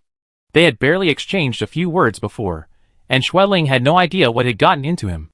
Logically, there was no indication of anything going on between them, yet his brother treated her like she was his precious possession, with such a frivolous attitude. Schweling didn't believe he hadn't said anything inappropriate to his brother. Chen San was said to always listen to his older brother. With such close and loving brothers, Chen Xian really didn't know what kind of person his brother was, or what he might do. Alright, sorry to bother you. I go look for him again, and I have him apologize to you when I find him, Chen Xian said. Although his words were polite, he was still pretending not to understand. What relationship did they have that he needed to pressure his brother into apologizing? Watching his departing figure, Schweling instantly changed her mind. She turned and went back into the house, took out the farewell letter she had written, placed it on her mother's bed, grabbed her packed bag, and left the base. Before leaving the base, she made a point of walking around Chen Xian's workplace before exiting the base and heading straight for the abandoned bus. If Chen Xian were truly a clueless older brother, he would probably ask his brother's friends. But if he knew what kind of person his brother was, he would probably guess what good deed his brother had done yesterday, and would immediately target her. Seeing her leave alone again, Chen Xian would likely follow her. Schweling, clutching her small bag and the knife she carried, ran across the road in front of the base and onto a deserted path leading to the abandoned bus. She ran fast, her heart pounding, unsure whether it was fear that Chen Xian might actually catch up, or the thought of leaving her family and heading towards an unknown future. Water dripped from the treetops above the abandoned bus, pattering against the roof. Schweling pushed open the door. She immediately saw Wen Jiuza lying on the small bed, his long legs seemingly unsure where to rest. He was using her pillow, reading a philosophy book she had placed on the table. Her heart instantly calmed. Schweling steadied her breathing and climbed the 2 steps. Wen Jiuza had already put down his book, looking at her face, flushed from running so fast. What happened? Why were they running like they were being chased by a dog? Wen Jiuza instantly realized something, dropped his book, and got up to go to the car door, but Schweling stopped him. Wait, I have something to tell you. That Chen San from yesterday, the man you killed, his brother just came to me asking about his whereabouts. I suspect he might follow us. Wen Jiuza's red eyes looked out the window, his pale face looking strangely cold in the dim light of the car, with a ghostly aura. No matter what, I can't stay in the base any longer. We stay here tonight, and see how things go, and tomorrow we'll... Schweling said, her face pressed against Wen Jiuza's chest. He pulled her along with one hand, bent down, and lifted a curtain in the bus, glancing outside. I'm not sure if he follow us, it's just a guess. Schwedling struggled slightly. When Gyoza released her, touched the sweat on her back, and pulled a thick coat from a pile of things beside the bed for her. What, my clothes? Schwedling noticed the extra items in the car. When Gyoza gave her a hat. Holding the hat in one hand and her coat in the other, Schwedling watched as when Gyoza pulled out 2 gold bars when he rummaged through the hat. He stuffed the gleaming gold bars at the bottom of his travel bag. Judging by the bag's shape, there were more than 2. You went to. When Gyoza grabbed the knife she left by the door and got out of the car. Schwedling quickly followed. Now that she couldn't speak, his actions were even more unpredictable. Schwedling dropped the clothes and hat and got out of the car, intending to call out to him. But then she heard voices on the road covered by metal sheets. Big brother, did you see clearly? Was she coming this way? There are footprints on the ground. Keep an eye out. It was Chen Xian and another man's voice. It must be his second brother, Qianlan. They had actually followed them. Having witnessed countless disgusting people and things in the 2 years since the apocalypse, Schwedling wasn't surprised at all by this development, because there were just too many people like that. She went to see Wen Gyoza, who climbed onto the bus roof through the window, using the dense willow trees for cover. The next moment, Chen Xian pushed aside the metal sheet and found the abandoned bus. He still had that same honest look, even smiling slightly. Schwedling, is my brother Chen Su here? His second brother, Qianlan, followed behind, a little impatient. Big brother, what's the use of asking her? Yesterday Chen Su said he wanted to talk to her, but she came back while Chen Su didn't. It must be related to her. Chen Su, are you there? Qianlan ignored Schwedling standing by the bus and shouted as he got on to find him. A moment later, his voice was filled with ecstatic joy. Gold bars? Soon he emerged, beaming, carrying a bag. Big brother, look. Lots of gold bars here. We're rich. Chen Xian, also beaming, looked at Schwedling with a strange expression and said, you couldn't have gotten all this gold bars by yourself. It must be related to Chen Su, right? Where is he? Schwedling didn't speak, only backing away from the two of them. The brothers perceived her as fear, but in reality, Schwedling was also afraid of getting too close and getting splattered with blood. Immersed in their joy, blinded by the gold, the two brothers were caught off guard and pinned to the ground by Wen Gyoza, who jumped down from the roof of the bus. He chose his position well, stabbing both of them with a single blow. Wen Gyoza was using a dull knife that Schwedling had picked up and left on the bus, the rust still showing. The stabbing and pulling of the knife were swift and decisive, the splattered blood landing at Schwedling's feet. The two Chen brothers were still alive, their expressions a mixture of pain and shock. Seeing their blood almost soaking the bag, Schwedling went over to pick up a bag of gold bars that had fallen. Chen Xian raised his hand to grab her. Help, help. His hand was barely outstretched when Wen Gyoza stepped on it. Chen Xian now knew perfectly well that his missing brother was likely dead. Wen Gyoza, can I leave some gold bars for my mother? Wen Gyoza gestured for him to leave, then grabbed the two dying men and dragged them to the back of the bus. Schwedling hesitated. Wen Gyoza, are you a cannibal? Wen Gyoza waved his hand. Schwedling relaxed a little. Don't you dare eat people. Wen Gyoza gave her an okay sign. Schwedling followed anxiously. Do you know how to dispose of bodies? There's a garbage incinerator in the trash heap behind. Chapter 89. Wen Gyoza went to cremate and bury the body, while Schwedling cleaned up the bloodstains at the bus entrance. After destroying the evidence, Wen Gyoza picked up the bag of gold bars and pointed in the direction of the base. Schwedling miraculously understood his meaning. She had just mentioned wanting to leave gold bars for her mother, and he meant to go now. Schwedling only wanted to leave her mother 2 gold bars. Too many might not be a good thing. But when Gyoza was already preparing to give her a whole bag, and even felt she couldn't carry it, offering to give her a ride. Schwedling, was it just her imagination? Why did Wen Gyoza seem more considerate than before after he lost his voice?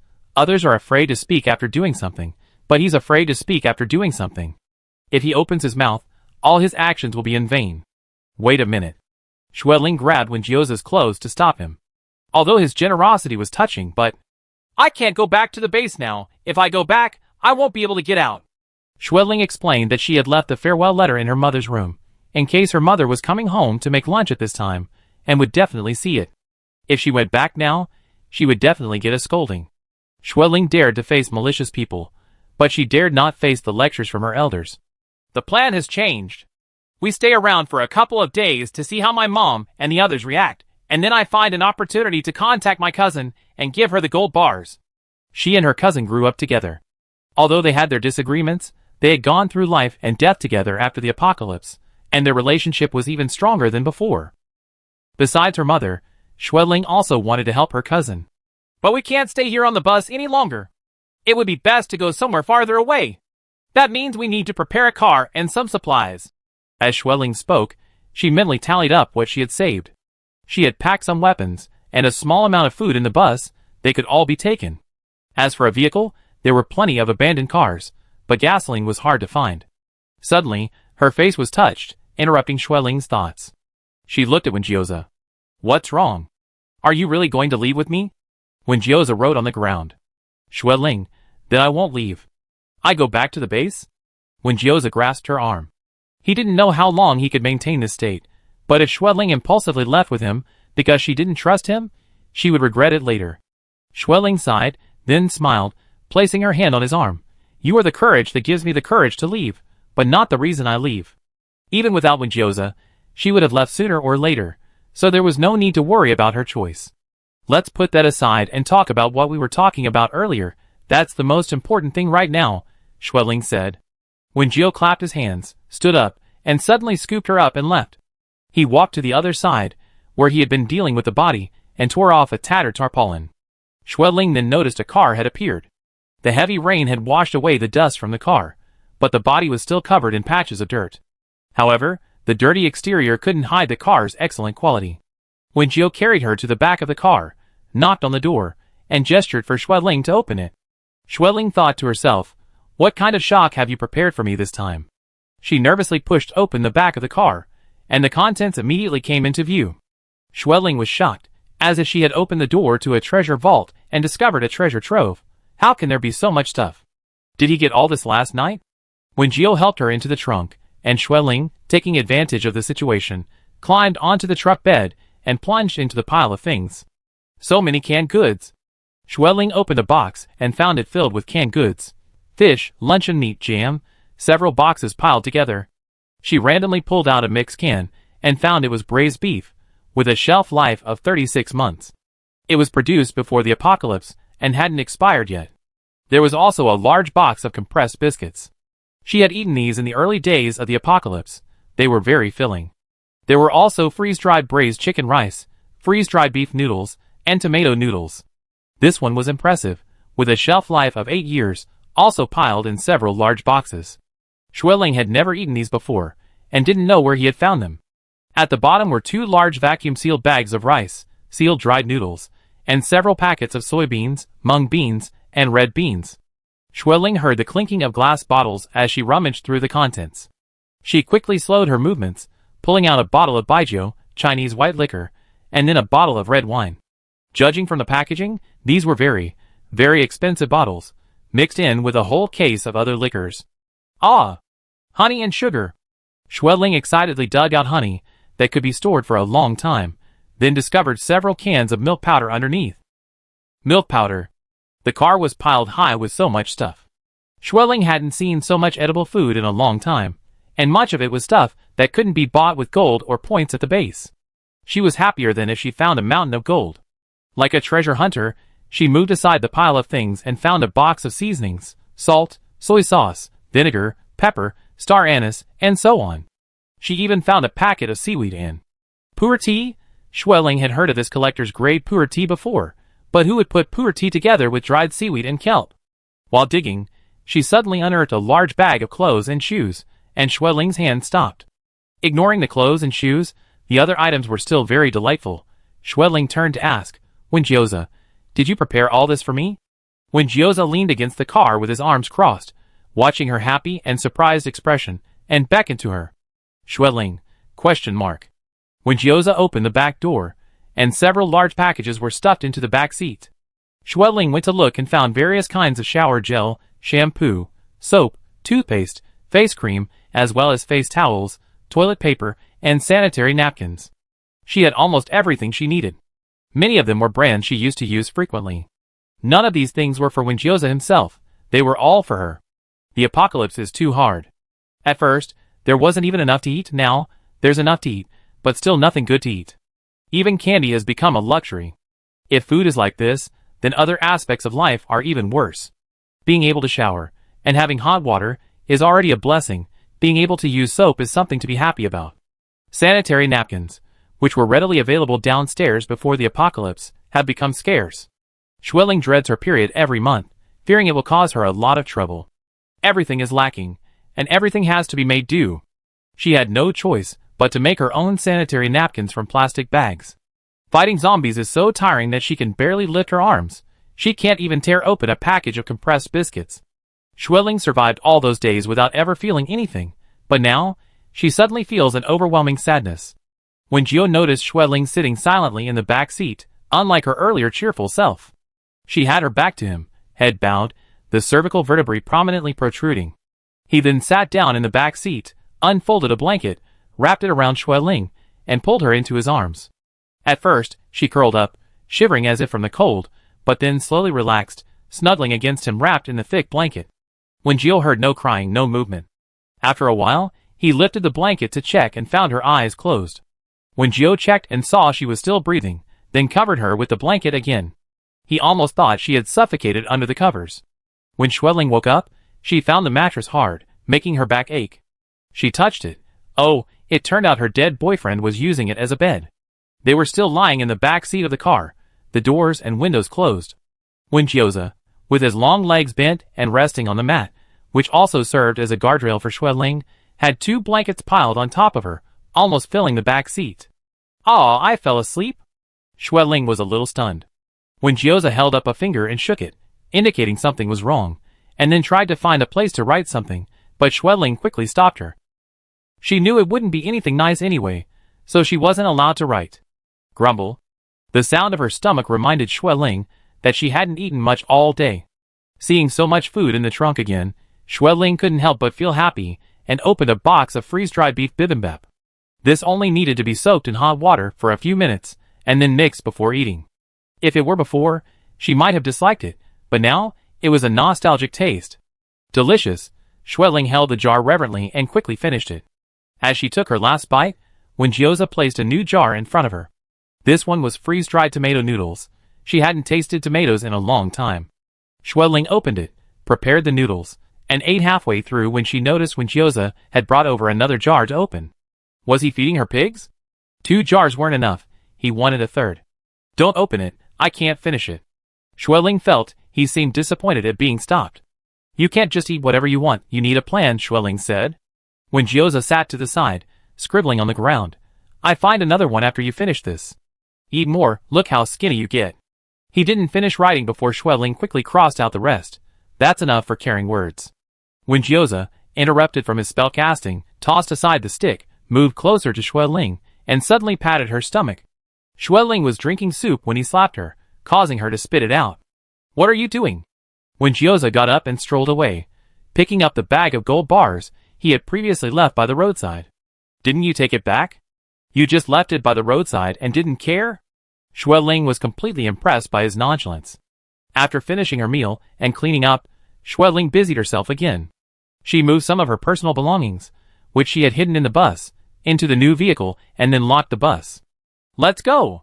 When Gioza opened the driver's side door, and Schwelling pulled him aside and got in herself. When Gioza, who was about to drive, murmured, she could drive.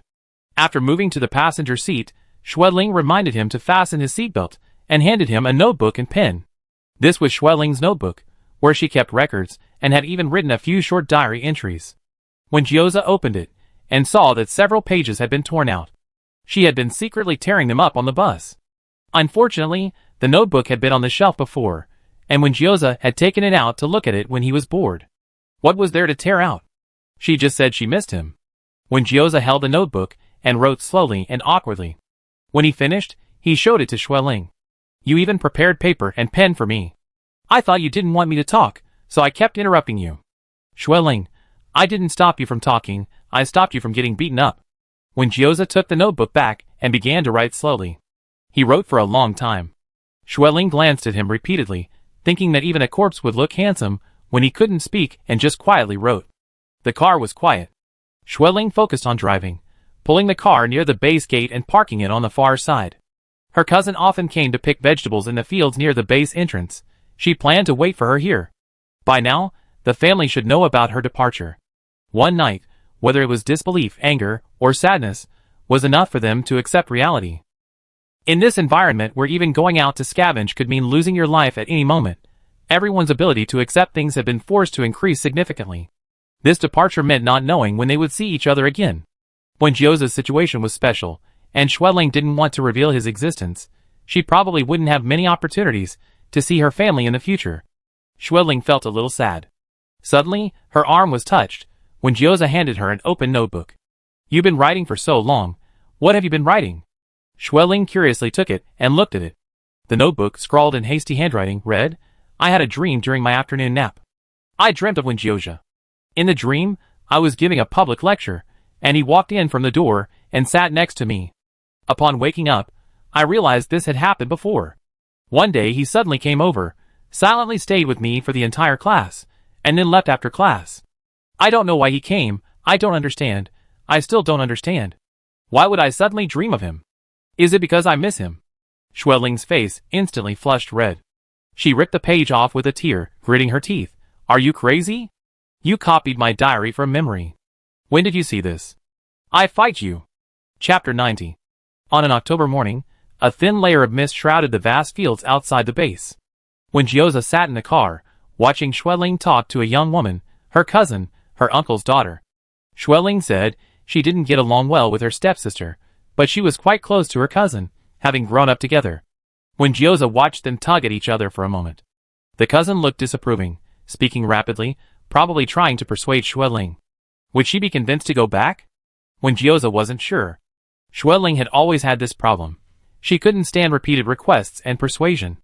But this time, Xueling quickly pulled her hand away from her cousin's grasp, pointed to the large box at her feet, waved, and ran away from the edge of the field. She had experienced the apocalypse and seemed different from 2 years ago. She must have suffered a lot. Xueling returned to the car, still damp from the cold mist outside.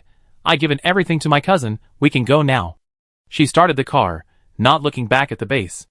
As the car entered the main road, Xueling suddenly said, "My cousin said my mom and aunt didn't sleep a wink last night. They were very upset and worried about me." "So? You felt guilty and softened?" When Gyoza thought. "But strangely, I'm not as sad as I imagined. I even feel a little relieved," Xueling said. "In my 20-odd years of life, every time they praise me, it's for being sensible and obedient." The sound of a pen scratching on paper came from beside her. A moment later, when Gyoza handed her a notebook with the sentence, "Sounds really pitiful." Xueling wasn't angry. She smiled slightly. "Yes, it is a little pitiful." As they spoke, the car had already entered the main road. Many of the trees that had been planted for landscaping along the roadside had been cut down last winter for firewood, leaving only 2 or 3 standing. Xueling rolled down a crack in the window, letting a cool breeze carrying a sweet fragrance into the car. "I smell osmanthus." "So the osmanthus is blooming?" Xueling exclaimed in surprise. When Gyoza placed his notebook on his lap and scribbled some scribbles. "The osmanthus has been blooming for a while now, and you're only just noticing?" he wrote. Xueling stopped the car, went to the roadside, picked a small sprig of osmanthus, and handed it to Gyoza. "Here." For the rest of the journey, the sweet fragrance of osmanthus filled the car. "Do you still want to go on the trip?" Xueling asked. "No." She was already so thin, if she kept running around outside, she looked more like a dried-up corpse than him. "It's too cold to travel. It's better to stay in a warm room, doze off, and eat and drink well to fatten up." The two discussed it, and decided to find a place to stay temporarily. This temporary accommodation was important. It couldn't be too close to the base, lest scavenging teams frequently pass by. Many of these scavenging teams were also part-time robbers, and they might rob lone people they encountered on the road. If Xueling were alone, she would hide and avoid people. Now that there was a zombie with her, she had to avoid people even more. Before, it was for her own safety, now it was for the safety of others. "How about we find a secluded little village to stay in?" Xueling said. Xueling knew the area best. She had followed the scavengers and explored the surrounding area thoroughly. She had also visited many places on the way from Yu City to Xiaoan Base. She quickly chose a spot. It was a small village with few inhabitants before the apocalypse, now deserted. At the foot of the mountain stood a newly built courtyard, surrounded by high walls, still connected to the mountain's running water. What Schwedling liked most was the large, golden osmanthus tree in the courtyard, its blossoms of vibrant gold. She chose this spot, and when Gyoza had no objections, unloading boxes from the car, Schwedling directed him on where to put the things, then pulled out a broom and rag to clean. For a fleeting moment, several images flashed through her mind. She and Gyoza were also in a rural house, tidying up, moving things, drawing water from a well, and tending the stove. Huh? Schwedling stopped, recalling those fleeting images. They seemed familiar, yet somehow different. Gyoza, I just realized we cleaned the yard like this before, like we'd done this before. Gyoza, too lazy to get his notebook, scribbled on the ground in the yard. That's called the Tyndall effect. Schwedling, do you think I'm stupid? That's clearly called the hippocampus effect. Schwedling hadn't remembered the name at first, but after hearing Gyoza's nonsense, she suddenly remembered. It wasn't actually something that happened. It was a secondary memory and association in her brain, but it felt a bit strange. After tidying up the room she'd be staying in tonight, Schwedling went to check on the kitchen. Gyoza had come to the kitchen earlier and dragged out a headless zombie and buried it. Schwedling opened the doors and windows wide to air out the house, splashed water to clean it, and then prepared her first meal in her new home. She cooked rice, served it with luncheon meat and canned beef, and a few greenish-yellow tangerines she picked from the roadside. Since it was getting dark, Schwedling lit a few red candles she found in the house for light. Gyoza sat opposite her, glanced at the candles, and wrote, "You're so thoughtful. Seeing I can't eat, you even lit 2 incense sticks for me." Schwedling, Her mouth bulged. She snatched the notebook and pen from Gyoza's hand, swallowed her food, and said, "I'm depriving you of your right to speak for half an hour." She didn't want to hit him during such a beautiful dinner. Regarding whether Gyoza could eat anything, he himself said, "What does a dead person eat? If you really want to show your feelings, you can set up a memorial tablet for me in the house, offer some canned fruit, and burn some paper money." Schwedling never discussed this topic with him again. Half an hour later, Gyoza picked up the notebook again and wrote, "I observed it again, these aren't incense candles. They look more like wedding candles.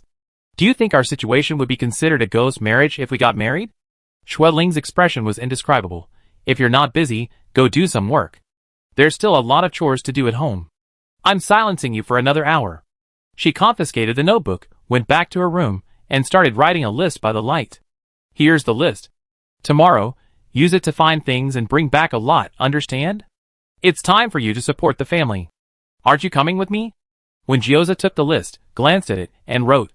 Schwedling said, "Okay, I go with you, and then you bring the things back, and I stay in the mall forever?" Gyoza, Schwedling, when we went, we each had 1 zombie. When we came back, guess what?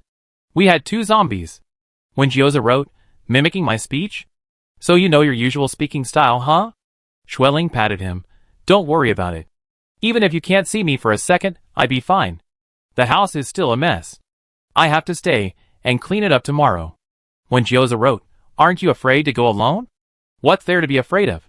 I often go to work alone, scavenging and even fighting zombies by myself." "Then I go tonight," Gyoza wrote. Schwedling tugged at his clothes. "No, go tomorrow morning." Gyoza let out a soft cough. If he were a normal person, it would have been an uncontrollable laugh. Following her pull, Gyoza lay down on the made-up bed. Schwedling, anticipating this, first took away his paper and pen to stop him from speaking further. Then, she rolled herself up in the blanket, nestled next to Gyoza, and closed her eyes to sleep. When Schwedling went scavenging, she would sometimes sleep outside at night, but she always slept very soundly, constantly on edge, ready to wake at the slightest sound. Sleeping in unfamiliar places was never easy. But perhaps subconsciously knowing Gyoza was beside her, she didn't wake up once all night. Although her now cold and hard ex-boyfriend wasn't as warm and welcoming as before, he still served as a talisman. Schwedling got up early and, without even having breakfast, sent Gyoza out to buy groceries. Go out early, come back early. Gyoza returned late that night, closer to dark than Schwedling had anticipated. He had gathered everything on her list, and brought back quite a few things that weren't on the list as well. He had even gotten a diesel generator, and several cans of diesel fuel. "Convenient," he wrote. "You can use an electric blanket tonight." She didn't get warm at night. Her legs were always tucked in. Schwedling didn't agree. "No need, I just fill a hot water bottle." Using an electric blanket was too early, and Gyoza was lying right next to her. She was afraid he'd dry out. What if he really turned into roasted meat? However, Schwedling liked many of the small appliances he brought back, and the small desk lamp would come in handy. Did you get the paper and pens I asked you to get? Those large sketchbooks and markers with thick nibs. Schwedling retrieved new notebooks and pens from the car and solemnly handed them to Windjioza before going to bed that night. You don't need to sleep tonight anyway, so come on, this paper and pen will be easier for you to write on. Use it tonight and write down everything about why you broke up with me and what happened after the apocalypse. I look at it tomorrow morning. Schwedling lay down on the bed with a hot water bottle. Good night. Windjioza, was this settling scores for the breakup 2 years ago, or getting revenge for reading her diary before? Schwedling closed her eyes and pretended to be asleep. By the light of the small lamp, she saw Windjioza stand for a while, then sit down at the table and start to put together his story. Let's see how you make it up. Schwedling waited and waited, slowly falling asleep while smelling the faint fragrance of osmanthus blossoms outside the window. The next day, she opened her eyes. What is this? Schwedling murmured, fully awake, and sat up, staring at the wall opposite her bed. The wall, which had been white before she went to sleep, was now covered in writing. The black and red writing was interspersed. At first glance, she had thought it was haunted, or rather, it could be described as haunted. A living person wouldn't do such a thing. Windjioza. Windjioza, what are you doing? Schwedling didn't see Windjioza in the room, so she pushed open the door and found him outside fiddling with the generator, connecting it to electricity. There were too many words, and the notebook was too small to write in, so I wrote on the wall since it was empty. Windjioza added, after you read it, I repaint the wall white. Schwedling, Is it because he's become a zombie? His thought process is even more absurd than when he was alive. Speechless, she returned to her room to look at the black and red writing on the wall that looked like a haunted house. Her eyes were blurry. Where was she even supposed to begin reading? Windjioza, what are you writing? Which way do you start reading? It's all jumbled up, with sentences on the left and right, words squeezed in from all sides, and the writing is so fragmented. Windjioza came in reeking of diesel fuel. He stared at the messy wall for a while, then said, I just wrote wherever I had time. Now I can't find a starting point. Try piecing it together. This guy clearly didn't want to explain, so he was just making things difficult for her. Fine, fine. Schwedling skipped breakfast and sat on the wall, copying down sentences one by one. This sentence, when Xian is an idiot, when Xiang is also an idiot, was full of personal emotion and written very large, making it easy to see at a glance. That sentence, on a certain day of a certain month of a certain year, old Master Wen died suddenly, which was a good thing, worth celebrating. We led the way by setting off fireworks at the old house, was also written in large characters. My mother passed away, I couldn't get there in time, zombies appeared, and I'm trapped in the hospital. This sentence was written very small. I regret it. Also written very small, and without any beginning or end, it was unclear what he was regretting. Schwedling also saw a vertically written address. City, county, road, number. Schwedling racked her brains, but couldn't recall anything special about the address, and couldn't help but wonder what had happened to Windjioza here. Windjioza, what's this address? She asked Windjioza. Windjioza glanced at it, took the notebook, wrote a line, and handed it to her. Schwedling looked at it and saw, last night, out of boredom, I saw some blank space on the wall and copied down the production address of that pencil case. Schwedling, who had imagined many stories, thought, That day, Schwedling did nothing but stare at the wall making up words and sentences, and when she got annoyed, she would punch Windjioza a couple of times. Finally, she found a Windjioza diary entry with very little substance. Schwedling and Windjioza whitewashed the wall together. Rewrite it. Rewrite it. Windjioza took a brush and wrote on the wall. Keep writing on the wall? Schwedling, you write. I let you write as much as you want. She painted several blackboards inside and outside the house. Then the next morning, she found a page of fill-in-the-blank questions written on the blackboards. What do you mean? You want me to fill in the blanks? I'm giving you a test here? From then on, every night before falling asleep, Schwedling would guess what Windjioza would do the next morning. It was puzzling. How could a dead man be so creative? Don't worry if you don't see me. I gone to the mountain. This was used as a message board. Don't be angry. Harmony in the family brings prosperity. This was practicing calligraphy. It's snowing heavily. Get up and look. Snowing? Schwedling happily ran to the window and opened it. The sun was shining brightly outside, and there wasn't a speck of snow. This was a lie. When Jioza. Xueling shouted, leaning out of the window. At this time, it was still 2 months before the convoy from the northern base that would pick up what he passed through this area.